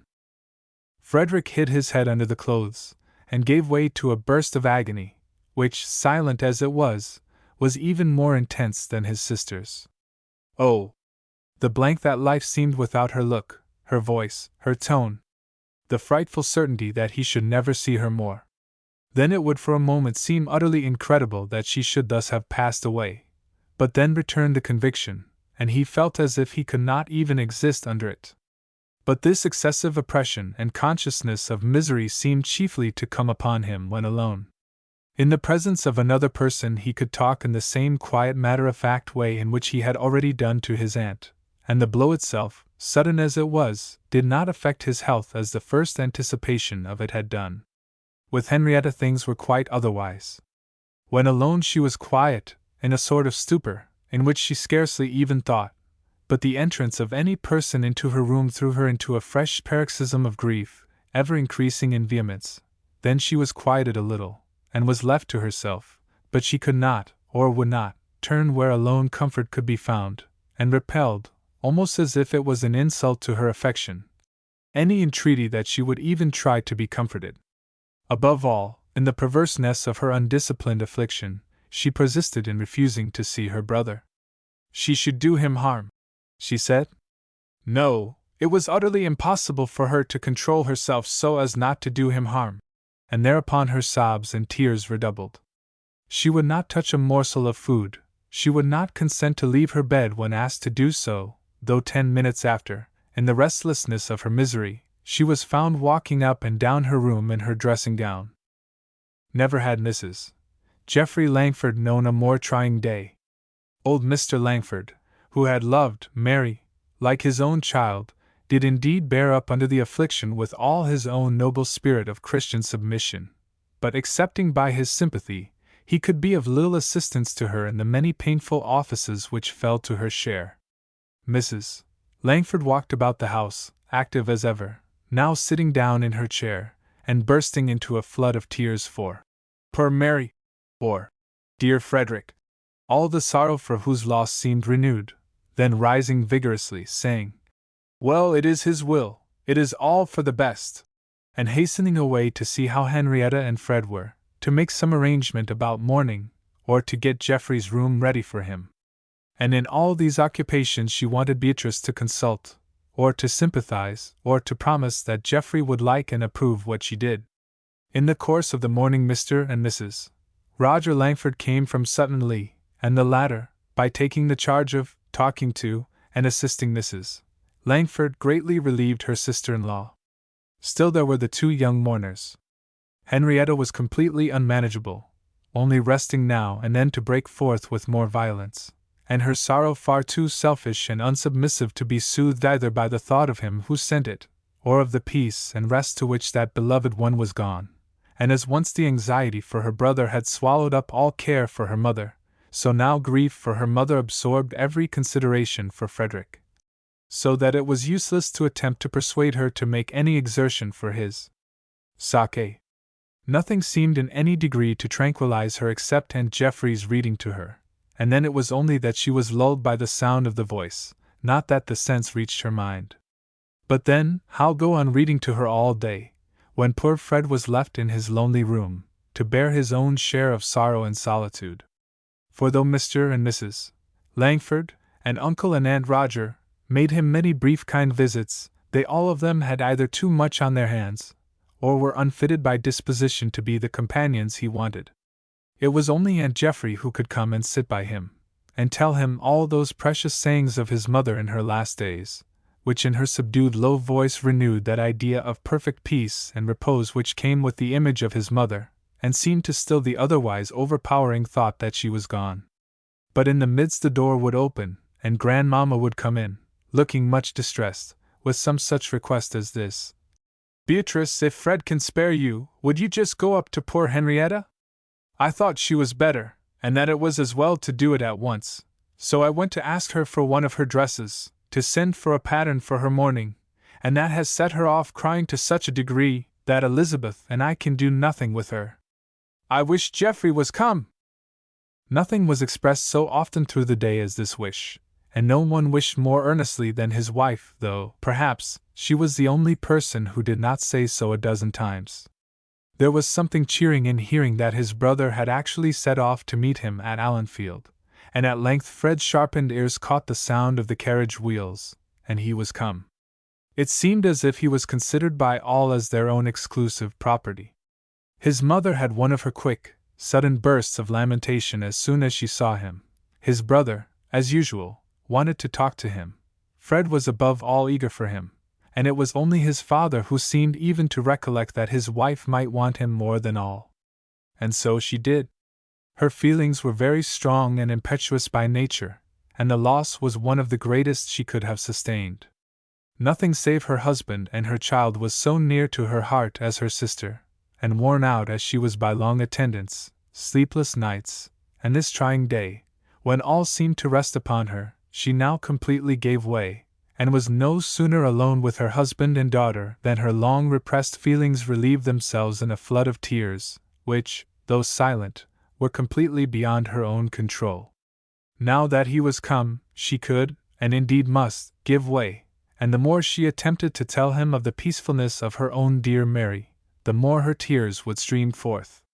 He saw how it was, and would not let her even reproach herself for her weakness, or attempt any longer to exert herself, but made her lie down on her bed, and told her that he and Queen Bee could manage very well.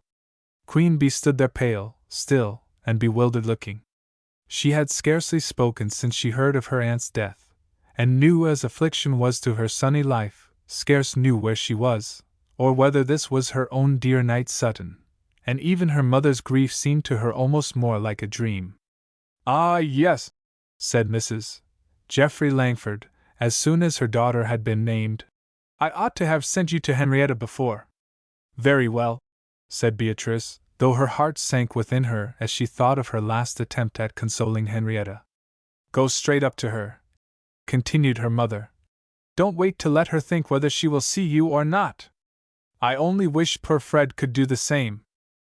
If I could but do her any good," sighed Beatrice, as she opened the door and hastened upstairs. She knocked, and entered without waiting for an answer. Henrietta lifted up her head, came forward with a little cry, threw herself into her arms, and wept bitterly. Mournful as all around was, there was a bright ray of comfort in Queen Bee's heart when she was thus hailed as a friend and comforter. She only wished and longed to know what might best serve to console her poor Henrietta, but all that occurred to her was to embrace and fondle her very affectionately, and call her by the most caressing names.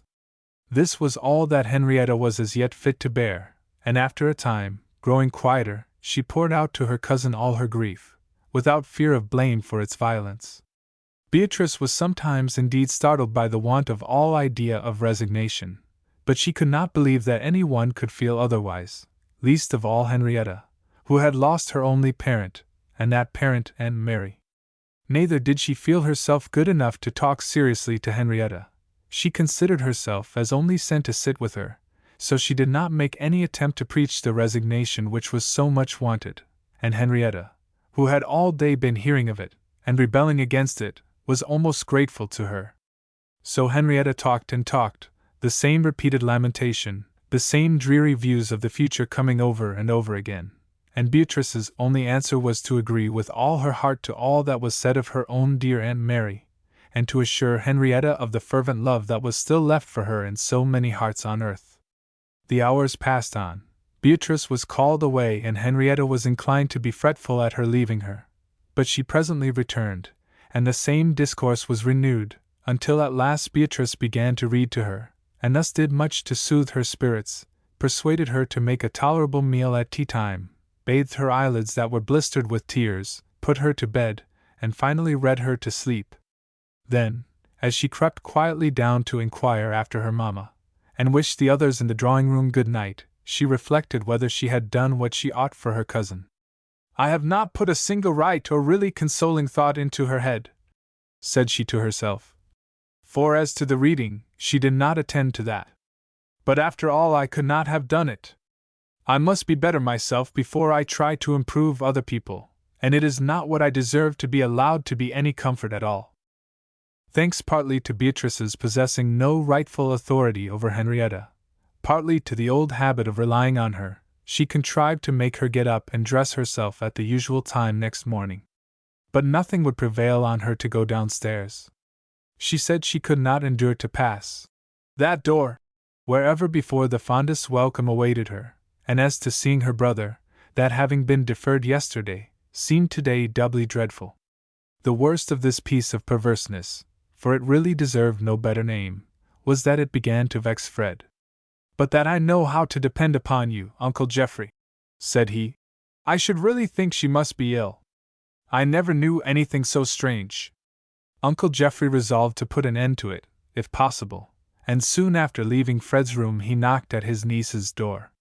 She was sitting by the fire with a book in her hand, but not reading. Good morning, my dear, said he, taking her languid hand. I bring you a message from Fred, that he hopes you are soon coming down to see him. She turned away her head. Poor dear Fred, said she. But it is quite impossible. I cannot bear it as he does. I should only overset him and do him harm. And why cannot you bear it as he does? Said her uncle gravely. You do not think his affection for her was less? And you have all the advantages of health and strength. Oh, no one can feel as I do, cried Henrietta, with one of her passionate outbreaks. Oh, how I loved her! Fred did not love her less, proceeded her uncle. And why will you leave him in sorrow and in weakness to doubt the sister's love that should be his chief stay? He does not doubt it, sobbed Henrietta. He knows me better. Nay, Henrietta, what reason has he to trust to that affection which is not strong enough to overcome the dread of a few moments' painful emotion? Oh, but it is not that only. I shall feel it all so much more out of this room, where she has never been, but to see the rest of the house, to go past her door. Oh, uncle, I have not the strength for it. No, your affection for him is not strong enough. Henrietta's pale cheeks flushed, and her tears were angry. You do not know me, Uncle Geoffrey, said she proudly, and then she almost choked with weeping at unkindness where she most expected kindness. I know this much of you, Henrietta.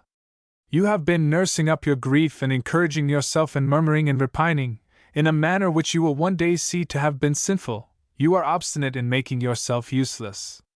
Henrietta, little used to blame, was roused to defend herself with the first weapon she could. Aunt Geoffrey is just as much knocked up as I am, said she. If ever Uncle Geoffrey was made positively angry, he was so now, though if he had not thought it good that Henrietta should be roused, he would have repressed even such demonstrations as he made. Henrietta, this is too bad. Has she been weakly yielding? Has she been shutting herself up in her room, and keeping aloof from those who most needed her, lest she should pain her own feelings? Have not you rather been perplexing and distressing, and harassing her with your wilful selfishness, refusing to do the least thing to assist her in the care of your own brother, after she has been wearing herself out in watching over your mother? And now, when her strength and spirits are exhausted by the exertions she has made for you and yours, and I have been obliged to insist on her resting, you fancy her example an excuse for you. Is this the way your mother would have acted? I see arguing with you does you no good. I have no more to say. He got up, opened the door, and went out. Henrietta, dismayed at the accusation but too well founded on her words, had but one thought, that she should not deem her regardless of his kindness. Uncle Geoffrey! She cried. Oh, uncle!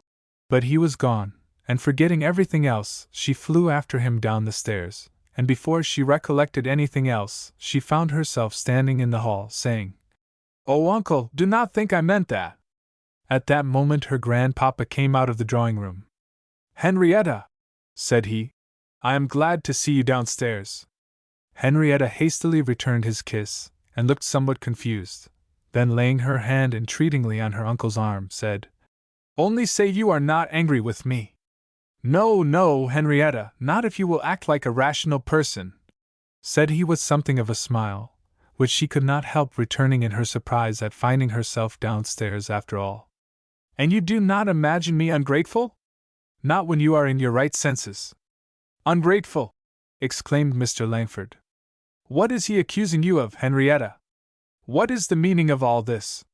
"Nothing," said Uncle Geoffrey, "but that Henrietta and I have both been somewhat angry with each other. But we have made it up now, have we not, Henrietta?" It was wonderful how much good the very air of the hall was doing Henrietta, and how fast it was restoring her energy and power of turning her mind to other things. She answered a few remarks of grandpapa's with very tolerable cheerfulness, and even when the hall door opened and admitted Uncle and Aunt Roger, she did not run away, but stayed to receive their greetings before turning to ascend the stairs. "You are not going to shut yourself up in your own room again?" said Grandpapa. "No, I was only going to Fred," said she, growing as desirous of seeing him as she had before been averse to it. "Suppose," said Uncle Geoffrey, "that you were to take a turn or two round the garden first. There is Queen Bee, she will go out with you, and you will bring Fred in a fresher face." "I will fetch your bonnet," said Queen Bee, who was standing at the top of the stairs, wisely refraining from expressing her astonishment at seeing her cousin in the hall. And before Henrietta had time to object, the bonnet was on her head, a shawl thrown round her. Beatrice had drawn her arm within hers, and had opened the sash door into the garden.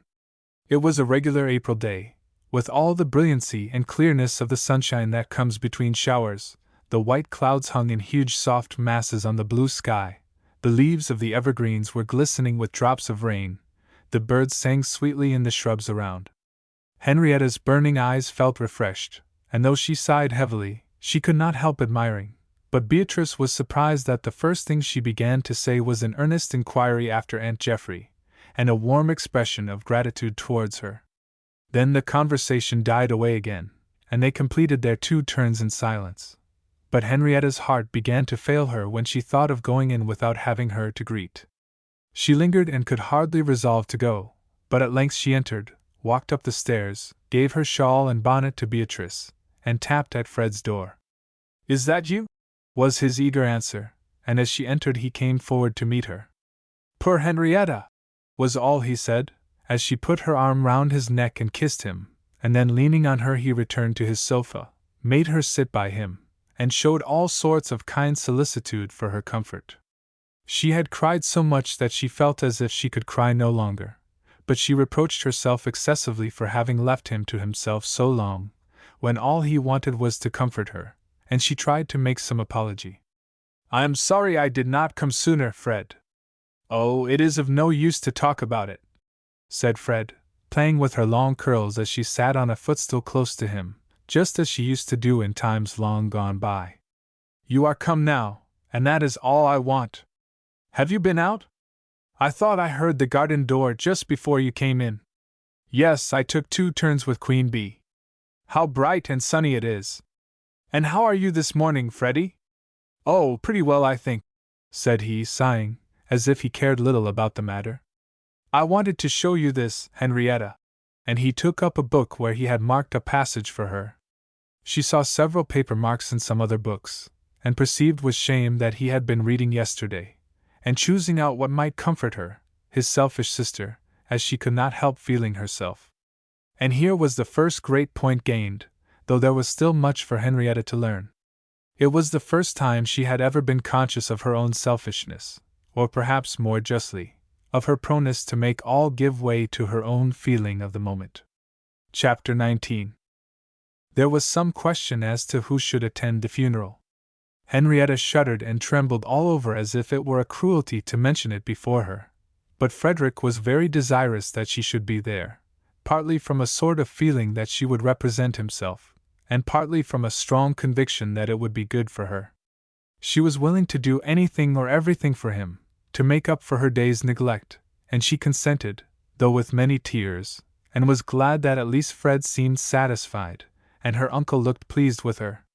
Aunt Geoffrey undertook to stay with Fred, and Henrietta, who clung much to Beatrice, felt relieved by the thought of her support in such an hour of trial.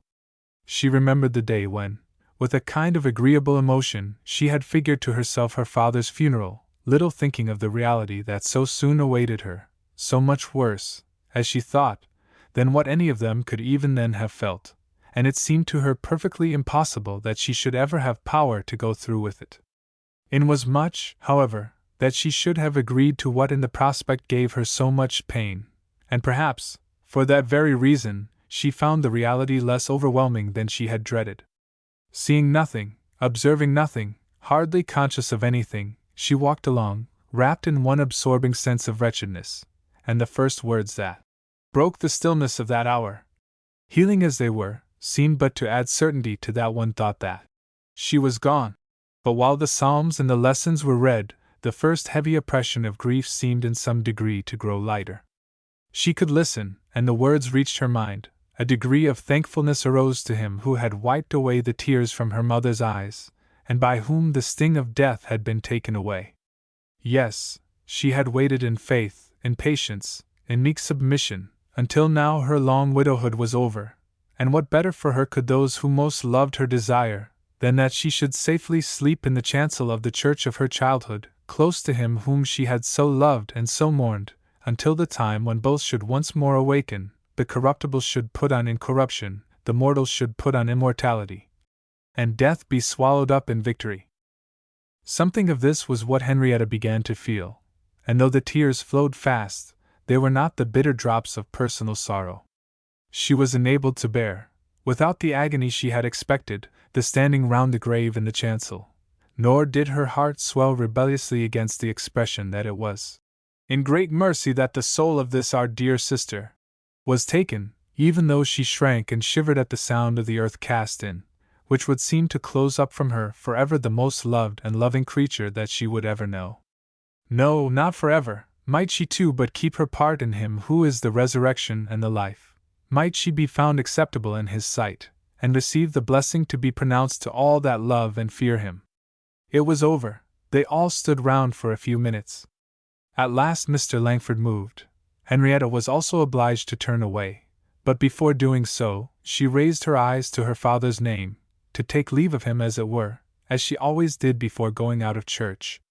She met her Uncle Geoffrey's eye as she did so, and took his arm, and as soon as she was out of the church, she said almost in a whisper, "Uncle, I don't wish for him now." He pressed her arm, and looked most kindly at her, but he did not speak, for he could hardly command his voice, and he saw, too, that she might safely be trusted to the influences of that only true consolation which was coming upon her. They came home, to the home that looked as if it would fain be once more cheerful, with the front window blinds drawn up again, and the solemn stillness no longer observed.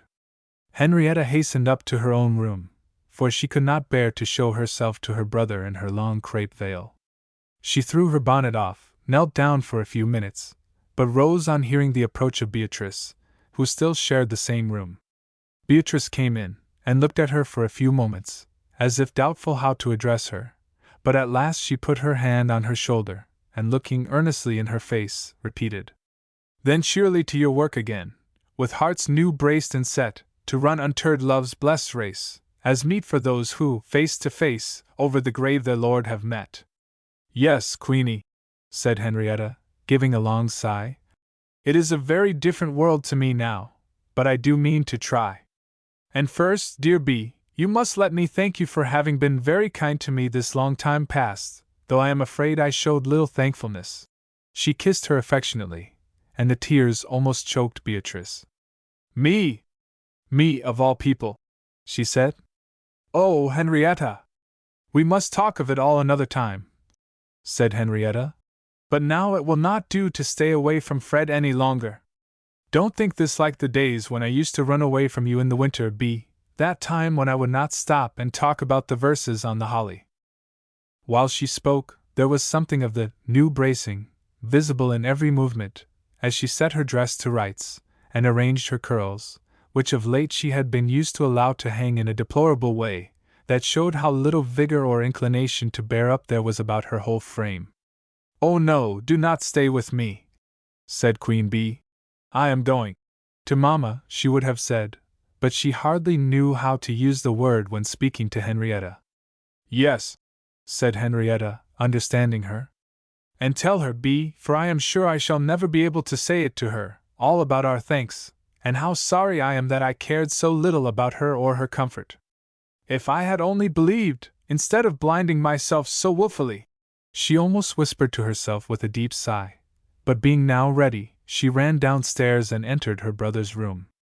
His countenance bore traces of weeping, but he was still calm, and as she came in he looked anxiously at her. She spoke quietly as she sat down by him, put her hand into his, and said, "Thank you, dear Fred, for making me go. I was quite sure you would be glad when it was over," said Fred. "I have been reading the service with Aunt Geoffrey, but that is a very different thing. It will all come to you when you go to church again," said Henrietta.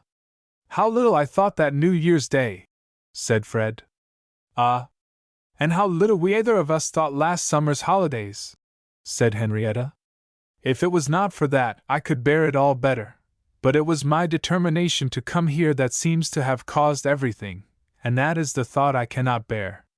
I was talking all that over with Uncle Geoffrey last night," said Fred, "and he especially warned us against reproaching ourselves with consequences. He said it was he who had helped my father to choose the horse that caused his death, and asked me if I thought he ought to blame himself for that. I said no, and he went on to tell me that he did not think we ought to take unhappiness to ourselves for what has happened now, that we ought to think of the actions themselves, instead of the results. Now my skating that day was just as bad as my driving, except, to be sure, that I put nobody in danger but myself. It was just as much disobedience, and I ought to be just as sorry for it, though nothing came of it, except that I grew more wilful." "Yes," said Henrietta, "but I shall always feel as if everything had been caused by me. I am sure I shall never dare wish anything again." "It was just as much my wish as yours," said Fred. "Ah, but you did not go on always trying to make her do what you pleased, and keeping her to it, and almost thinking it a thing of course, to make her give up her wishes to yours. That was what I was always doing, and now I can never make up for it." "Oh yes," said Fred, "we can never feel otherwise than that. To know how she forgave us both, and how her wishes always turned to be the same as ours, if ours were not actually wrong, that is little comfort to remember now, but perhaps it will be in time. But don't you see, Henrietta, my dear, what Uncle Geoffrey means? That if you did domineer over her, it was very wrong, and you may be sorry for that, but that you must not accuse yourself of doing all the mischief by bringing her here. He says he does not know whether it was not, after all, what was most for her comfort if— Oh, Freddie, to have you almost killed! If the thoughts I have had lately will but stay with me when I am well again, I do not think my accident will be a matter of regret, Henrietta. Just consider, when I was so disobedient in these little things, and attending so little to her or to Uncle Geoffrey, how likely it was that I might have gone on to much worse at school and college." "Never, never," said Henrietta. "Not now, I hope," said Fred. "But that was not what I meant to say. No one could say, Uncle Geoffrey told me, that the illness was brought on either by anxiety or overexertion. The complaint was of long standing, and must have made progress some time or other, and he said that he was convinced that, as she said to Aunt Geoffrey, she had rather have been here than anywhere else. She said she could only be sorry for Grandpapa and Grandmamma's sake, but that for herself it was great happiness to have been to Night Sutton Church once more, and she was most thankful that she had come to die in my father's home, after seeing us well settled here, instead of leaving us to come to it as a strange place." "How little we guessed it was for that," said Henrietta. "Oh, what were we doing? But if it made her happy. Just imagine what today would have been if we were at Roxanne," said Fred.